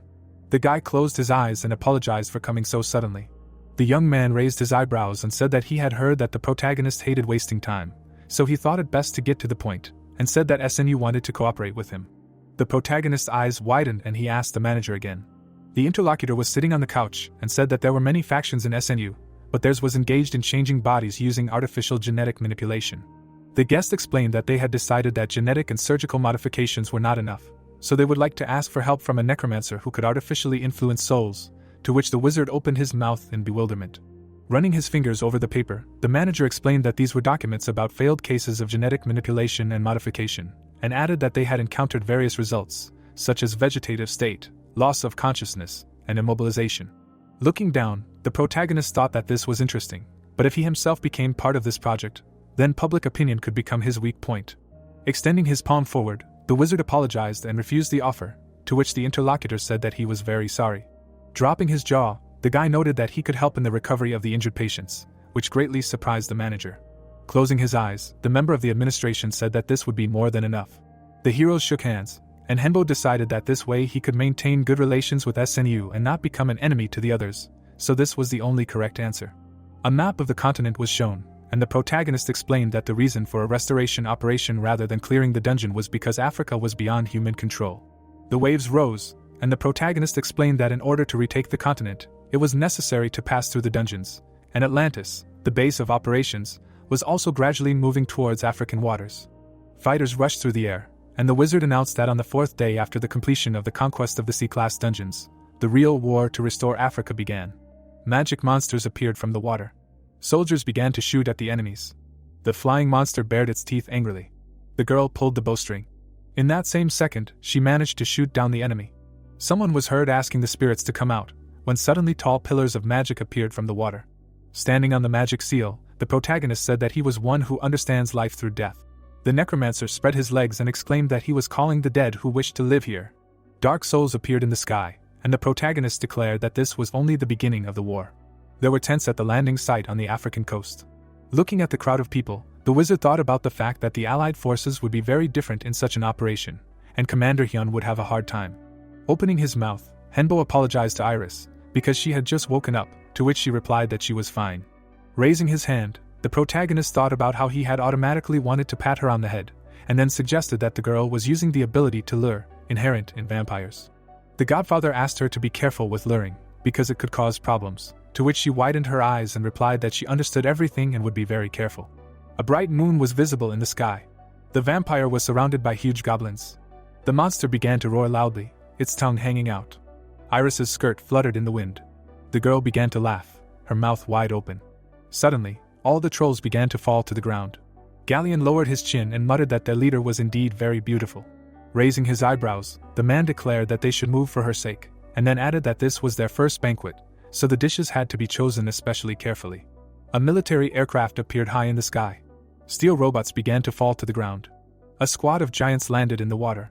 The protagonist asked why they were already here, and weren't they going to use them to enter the dungeon, to which the military man turned his head and explained that they had received a message that other allies had been attacked by monsters during the night. The soldier frowned and said that this was the reason for using the giant squad earlier than planned, to which the other replied that he understood. The squad leader lowered his chin and asked if the protagonist had done anything to stop them from attacking, to which he replied that it was all thanks to the masters of the night. Looking away, the man asked if the necromancer was talking about the rest, to which he confirmed his words. Iris's mouth opened wide, and her guardian noted that it was good that she was on their side now, even when they were limited by the night. Suddenly, someone called out to the master, to which he looked away and did not understand why Nidhogg had suddenly decided to speak out of nowhere. The bone dragon appeared behind his master and asked for permission to join the fight, after which he explained that he wanted to test his strength on a place called Earth. The eyes of the magical beast glowed brightly and admitted that something was bothering him, to which the protagonist stated that he had 4 hours to use the mana as he saw fit. Turning his head, the skeletal dragon thanked the protagonist and said that he would return soon. Gripping the magical staff with his fingers, the necromancer thought that it was Nidhogg's turn and the trials would be good for him. The bone dragon rose high into the sky. Suddenly, other mythical beasts flew towards him. The magical beast released a stream of vicious breath. The flying monsters began to fall down. Frowning, the skeletal dragon wished for them all to disappear. The beast waved its tail. The mythical beasts flew after it. The dragon's eye glowed brightly and he realized that there was definitely something that was irritating him so much, and somewhere on this continent there was a dragon. Spreading his wings, Nidhogg mentally asked his enemy and his target to wait for him. Landing, the pet exclaimed that there was one like him on this continent. Raising his head, Henbo asked him again. The bone dragon frowned and shouted that there was a living dragon here, who was their enemy. The protagonist lowered his hands. The military man opened his mouth and sighed heavily. The soldier was sitting at the table and said that they had a problem again, and a very serious one at that. Raising his nose, the protagonist explained that this information was still inaccurate, because Nidhogg said that he had no proof. The man lowered the corners of his mouth and noted that one cannot simply close one's eyes to his premonition, and suggested that the master understood this better than anyone. The guy in the robe looked away and added that he was the only one who had the opportunity to sense a dead dragon.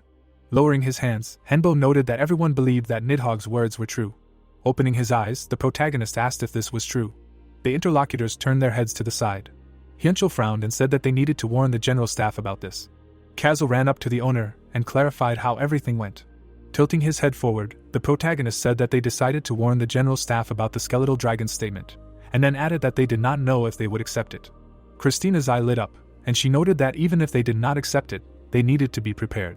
Lowering his eyebrows, Kai said that the sorceress was right. After all, it was Nidhogg who reported this, and not someone else. Closing his eyes, the necromancer agreed and said that they needed to prepare well for the battle with the great dragon. A huge black beast appeared, and the guy said that dragons are called the race that laid the foundation for magic, and they have a large amount of mana, limitless memory, and a powerful body covered in scales. The swordsman closed his eyes and noted that this monster was their enemy, and then admitted that he did not want to fight. The former mercenary looked at his master, who agreed with his words and said that he had made a promise to Nidhogg. Lowering his hands, the protagonist explained that he had promised to make the unreal even better than the real one, and now he had a chance. Bowing his head, the protagonist said that if there is a dragon, then there is a person who needs to prepare, when suddenly he was asked who they were talking about. A man stood in front of the sleeping animal, and the wizard explained that this was a man who protects the cave and is the dragon's protector. The girl lowered her eyebrows and asked if the master had really come to his senses.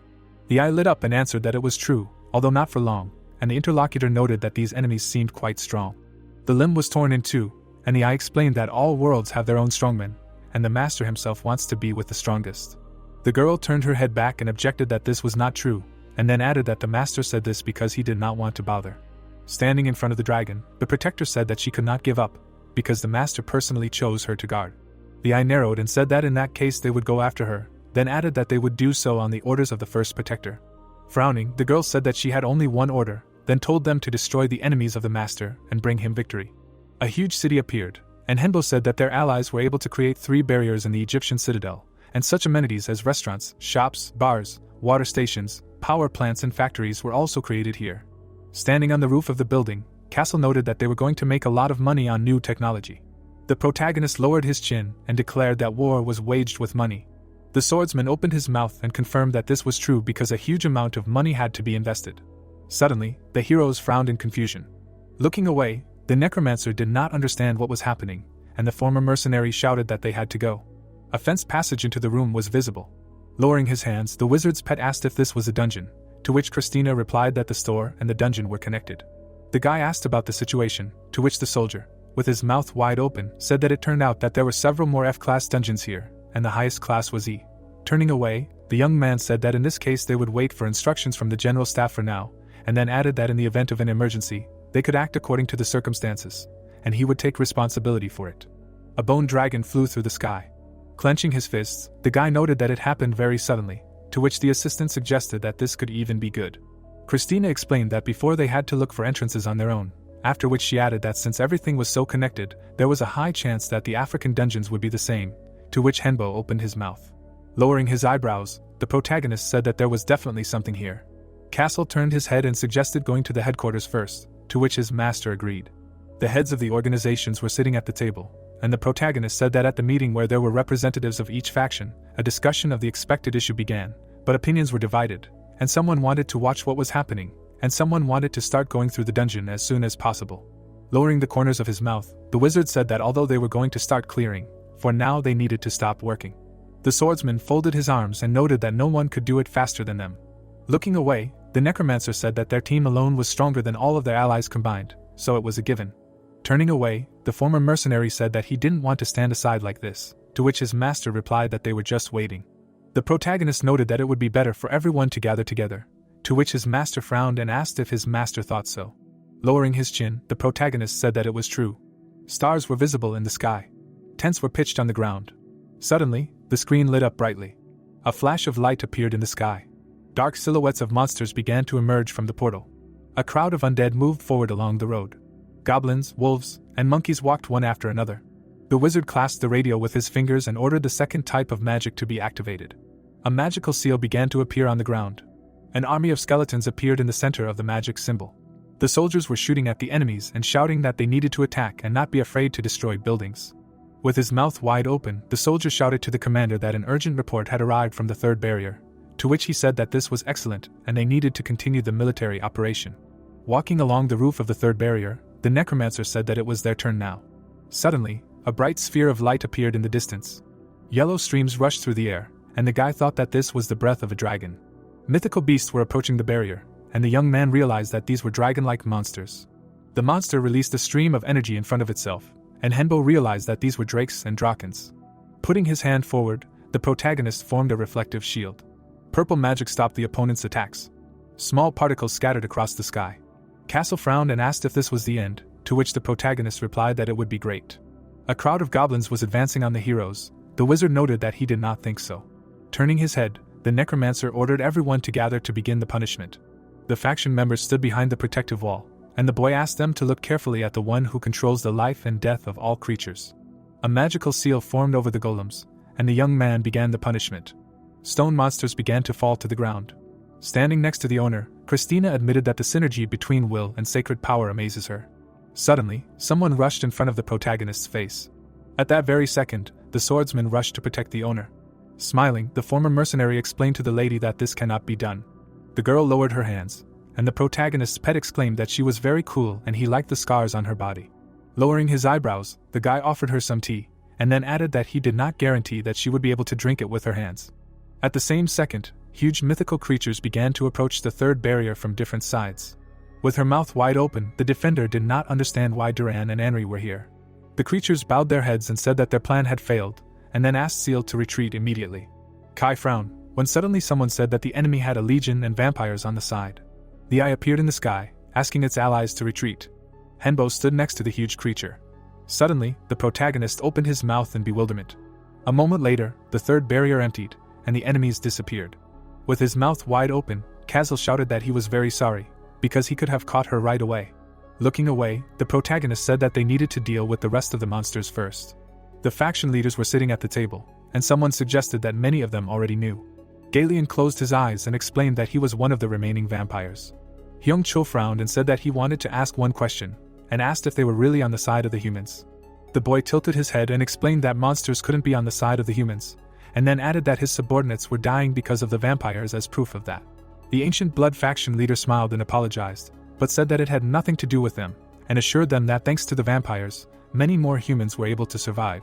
Opening his mouth wide, the boy yelled at the man to shut up, since he was a monster, to which the man clarified if it was true that he was not alive thanks to that monster.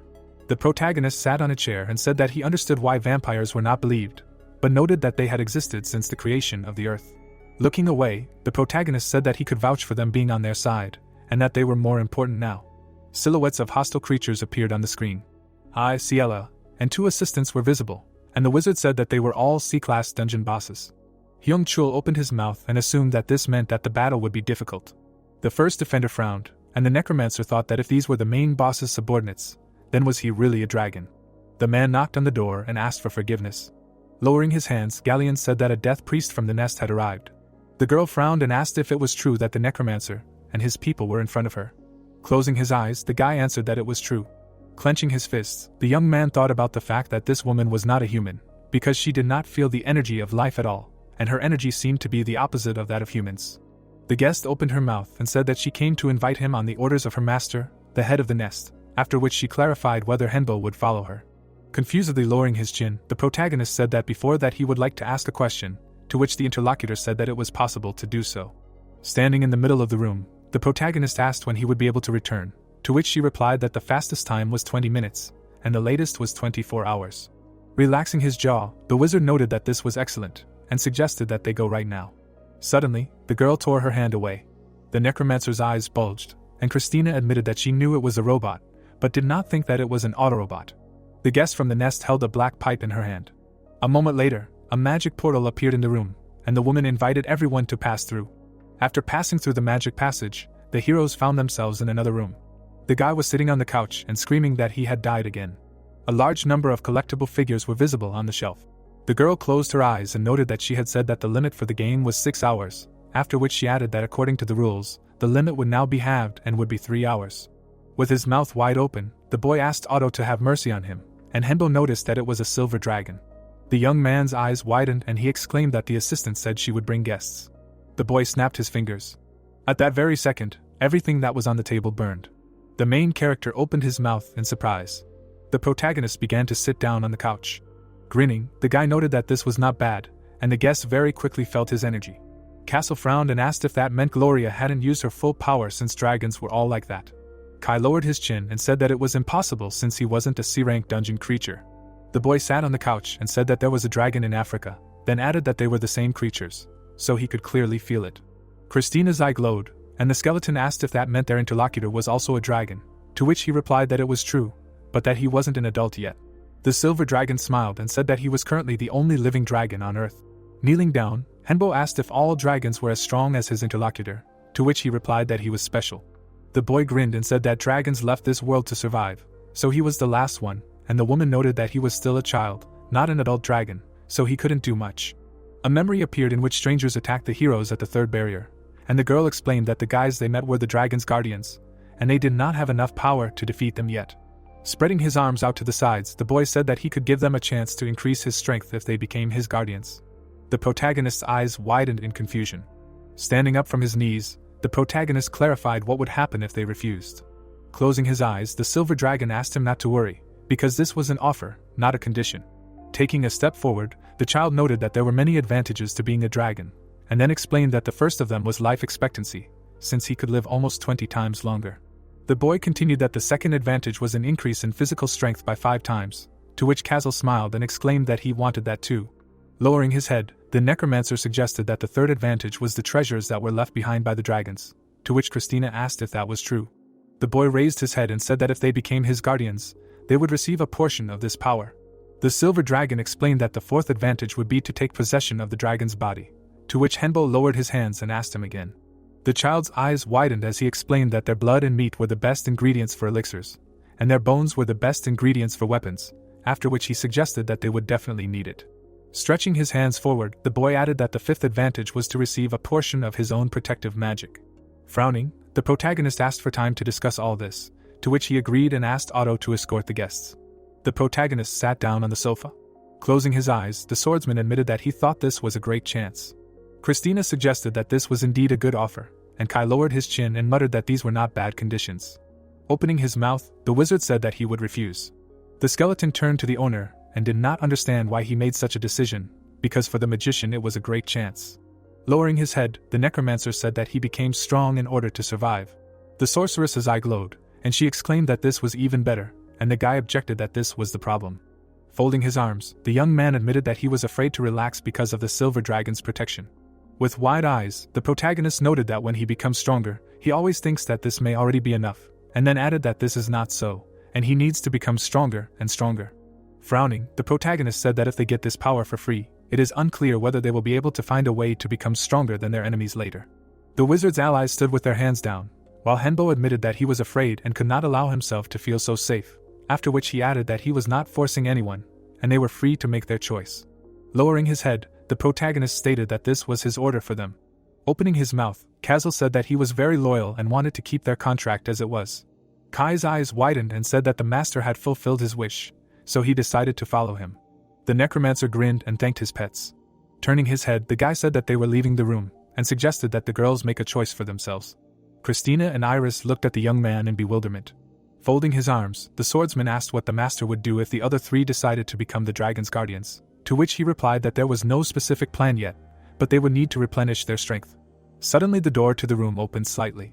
The remaining members of the team entered, and the protagonist decided to listen to their decision and then think about what to do. Nidhogg appeared, asking if he could speak first, to which the protagonist allowed him to speak. The bone dragon noted that the wizard said that he would allow him to become better than a real dragon, and he wanted to do exactly that, and not serve the silver dragon, to which the necromancer looked away in surprise. The skeleton's eye glowed, and Christina admitted that she also doubted, but still decided to choose a master, after which she added that she hoped that they could continue to become stronger as mages. Grinning, Henbo thanked the pets. Lowering the corners of his mouth, the protagonist asked what Iris had decided. The girl closed her eyes and declared that she would become a guardian. Looking away, the protagonist said that he respected her decision, but did not understand why it was so. Smiling widely, the vampire explained that it was because the silver dragon and she were children. Raising her eyebrows, the adopted daughter explained that they were children who had not yet become adults, and then admitted that she liked being around her godfather and uncle, but that they would continue to see her as just a child. Opening her mouth wide, the young man asked her not to call him a child, since he had lived longer, to which she asked if she could then call him older brother. Frowning, the boy asked what that shrill sound was. Otto closed her eyes and muttered that she shouldn't have told them about games and comics. Spreading his arms out to the sides, the silver dragon declared that he could no longer watch his first guardian's comrades die, so he decided to help them a little. Grinning, the young man announced that there would be 3 gifts. Bottles with red liquid appeared, and the boy said that the first gift was his blood, after which he added that he allowed them to drink it, so they would not have to think about the curse and drink, which would make them stronger. Lowering his chin, Henbo asked his interlocutor again. Raising his hand, the young man explained that the dragon's blood could make a person stronger, but in return he would have to experience terrible pain, but with his permission there would be no curse in the blood. Christina sat on the couch, and said that this meant that they were only in the plus. The vessels were half full, and the heroes asked if the silver dragon could give them the cursed blood, to which he replied that he could give them another bottle as an exception, because not much blood was needed anyway. Bones appeared, and the young man said that this was his second gift. Lowering his eyebrows, the protagonist was surprised by such a strong mana, and the interlocutor said that these were dragon bones. The protagonist asked if this was really what they were getting, to which the boy closed his eyes and replied that this was only a part of what they could get, and if he became guardians, he would give them a whole dragon. Holding out his palm, the young man said that this was the last gift, to which everyone exclaimed that it was a dragon heart. Smiling, Henbo loudly thanked his interlocutor. The silver dragon closed his eyes and asked to use his gifts correctly, and to live to the moment when he becomes an adult dragon. The skeleton's eye glowed, and Christina clarified how long it would take, to which the boy replied that it could even happen right now, but advised that it would be best to wait about 5 years. Putting his fingers to his chin, the protagonist muttered that it would not be difficult to hold out for 5 years. Getting up from the couch, the protagonist said that in that case they would go, to which the young man asked if they were leaving already. The necromancer grinned and said that he was all worked up over the gifts, then added that he needed to do some research urgently. Lowering his eyebrows, the silver dragon remembered that his guest was a mage and promised to look after Iris. The wizard exclaimed that they would see their adopted daughter next time, to which she agreed. Christina clenched her fist and screamed for the owner to give her the dragon hearts faster, while he was happy with the gift. Turning his head, Kazal said that he would go out, and asked his partners to finish here. Closing his lips, the protagonist said that he would give all the bones of the dragon to Nidhogg, to which he clarified whether he would get all the bones. The protagonist said that this would help him become stronger, to which the bone dragon closed his eye and thanked the owner. The heroes sat in the laboratory, and it was said that while the necromancer spent all his time there, several events occurred. The defensive city appeared, and it became clear that the large-scale attacks of monsters had stopped, and numerous rumors about the military began to circulate. The man unfolded the newspaper, and it was said that those dissatisfied with the soldiers were also against the war, and there were those who wanted to stop the war and completely subjugate the monsters in the human world. The guys fought each other, and a message appeared that there were those who benefited from the existence of monsters, so many split into two sides and skirmishes began. A bright flash of light appeared, and it was said that everything was going according to the enemy's plan. Raising his eyebrows, Henbo asked how the pet was feeling. The dragon stood up on its paws and replied that it could already move. Lowering its jaw, the protagonist explained that if you describe Nidhogg's condition at once, then now it is dead and alive at the same time. The bone dragon closed its eyes, and its owner said that with mana, it will be able to restore its body as much as it wants, and its development has no limits. The protagonist lowered his hands and noticed that a real dragon was being formed. Nidhogg's pupils noticeably shrank in surprise, and the magical beast asked him again. The wizard spread his fingers and said that this was usually impossible, but his mistake had changed everything. The pet opened its mouth slightly, and the necromancer said that he wanted to make it stronger than a real dragon, and so he named it after a powerful dragon from myths. Closing his eyes, the boy said that it was a mistake, because the name contains power. Remembering the meeting with the silver dragon, the young man remembered that he then asked if all the dragons had left this world, to which he received the answer that most of them had left this place. An empty land appeared, and the protagonist noticed that some dragons were still on the earth. The protagonist explained that some of them had become part of the forests, mountains, and lakes, when suddenly the pet closed its jaws and added that some had become part of the galaxy.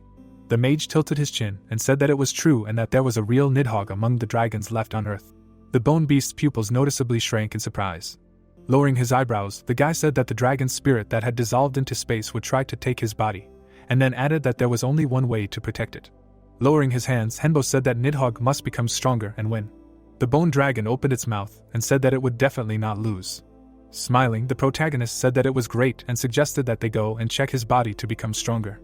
Holding the phone in his hand, the protagonist noted that he was already on the 8th circle, and according to Christina, there were less than 30 historical records.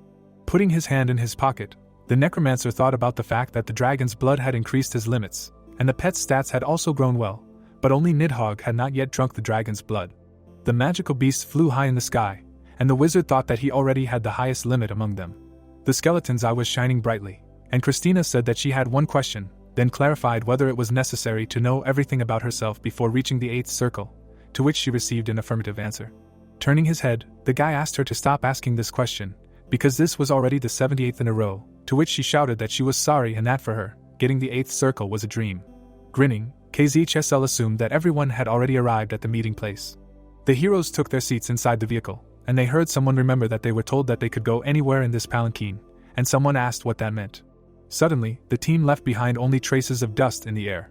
The palanquin rose into the air, and the boy said that he didn't think this thing could fly. The heroes flew through the night sky. A moment later, the team landed and left the vehicle. The boy smirked and said that they hadn't seen each other for a long time, to which Henbo agreed. Jian raised his eyebrows and noted that the protagonist was already on the 8th circle, then added that there was a 90% chance of not getting it. The young man led the team up the tall stairs. The former director of the dungeon community turned his gaze to the side and noted that the protagonist was already here, but he only had to wait a little longer. The interlocutor congratulated the necromancer on taking another step towards becoming a top-level mage, to which the necromancer frowned and thanked him. With his arms outstretched, Jian asked the mage what he thought would happen to the world in the future. Lowering his chin, the guy suggested that it would only get harder. Various human societies appeared, and the former director of the dungeon community said that those who want war and those who are against it are not enemies, because now everyone is for themselves, and then added that democracy is a great thing that allowed everyone to live with respect. Folding his arms, the guy noted that now society should be governed by a strong minority, not a weak majority, to which the protagonist agreed. Lowering his arms, the protagonist suggested that this would be difficult to accept, because it would become a problem in modern society. Looking back, the young man agreed that there are always those who resist change. Clenching his fists, Guiyong admitted that he wanted to talk, but there was no time, so it was better to begin. Closing his lips, the wizard thought about the fact that sacrifices had to be made on the altar, and this man was climbing there himself. Turning his head, the interlocutor said that the price for the opportunity to see the future was very high, after which he asked to tie his hand. Taking the rope in his fingers, the necromancer asked if this meant that he would have to endure.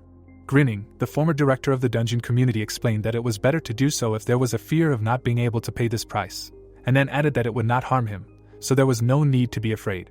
Tying a rope around his hand, the protagonist said that he believed him.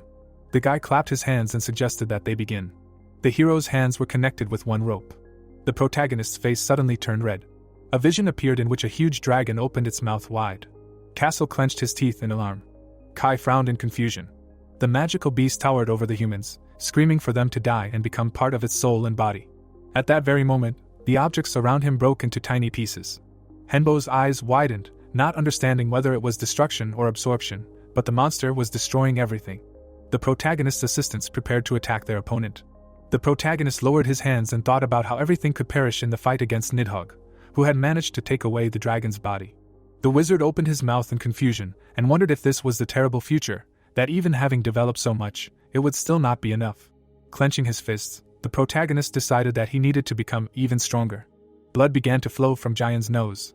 The pets came up from behind and began to loudly call for their master, shouting that they were very scared when he stopped moving. The protagonist turned his head and asked them again. The former director of the dungeon community grinned and asked not to worry, because while his soul was viewing the future, it simply did not react to what was happening here, after which he added that he hoped that he would be able to cure him, because the price was damage to his internal organs. Extending his palm forward, the necromancer agreed. Lowering his eyebrows, the guy asked not to forget that the future he saw could always change. Lowering his jaw, the wizard told Kazel to help him, and then said that they would return and discuss the future he saw. The house appeared. Jian was lying on the bed, when suddenly someone said that this was terrible and clarified whether this meant that they would all die. Putting his hands on his legs, the protagonist explained that this future was not yet accurate, and then added that they must prepare so that it did not happen. Christina clenched her jaw and said that they would have a lot of work, and everyone supported her words. Putting his hands on his hips, the protagonist suggested that they first do the things they had been putting off for a long time, and the skeleton clarified that he was talking about using glasses. Lowering her hands, the assistant said that she would be first. Frowning, the sorceress said that she did not have such a breakthrough as Kazel and Kai, and in her current state she would simply be a hindrance. Closing his eyes, Henbo thought that this was true, because Christina was now the weakest link, and then answered her that he understood everything. Magic flows enveloped the skeleton's body, and her indicators appeared on the screen. The owner exclaimed that she managed to get the 7th circle, when suddenly the fencer clenched his fist and congratulated his partner. Scratching the back of her head, Christina noted that she was still not as good as the others, and the guys cried out that it did not matter, because she had received the 7th circle, and there were almost no such magicians on the continent. Gritting her teeth, the skeleton said that she thanked them for their congratulations anyway. Frowning, the former mercenary shouted that it was his turn now and offered to increase his stats. Looking away, the protagonist asked what exactly he wanted to increase, to which he exclaimed that everything except sacred power and dark magic. Kazel raised his palms, and the phone gave out his detailed stats, and the protagonist was surprised by the interesting race of the Grey Spirit. Christina approached the owner and noticed that his stats were very high. Turning his head, Kai said that it was his turn now, and said that he only wanted to increase magic. The knight frowned, and his stats were visible on the screen, and the wizard explained that his results were higher except for endurance. Clenching his fists, the swordsman exclaimed that he lost. The protagonist explained that he had very high magic, to which the pet smiled and replied that it was because he was a legionnaire. Putting the smartphone in his pocket, the protagonist said that he thought everyone already knew, but they could lose to the enemy. Lowering his head, Henbo explained that for this, you need to prepare in order to win and to survive. The assistants nodded their heads at the same time. The knights clashed in battle, and the protagonist said that people do not know that time is not on the side of humanity, so fighting each other is the greatest tragedy. The silver dragon appeared, and the protagonist did not understand whether he should become its guardian. Crowley was visible, and the wizard wondered whether he should become his student. The team of undead stood in a row, and the necromancer said that in the end he chose to fight alone instead of with his comrades, and no one forced him, and this is only his decision. Putting his hand to his chin, the boy decided that he knew what he had to choose, because he thought a lot and finally came to a conclusion. The young man stood in front of a huge army of priests, and thought about how everyone believed their choice was right. The dragon's guardians appeared, and the protagonist thought about how one could survive in such a dangerous world only through faith in oneself and fighting. The protagonist stood with his lips pressed together. Suddenly, a fierce dragon appeared. The silhouette of the wizard was reflected in the eyes of the sinister monster, who was thinking that no matter what their worst future was, they would fight and win.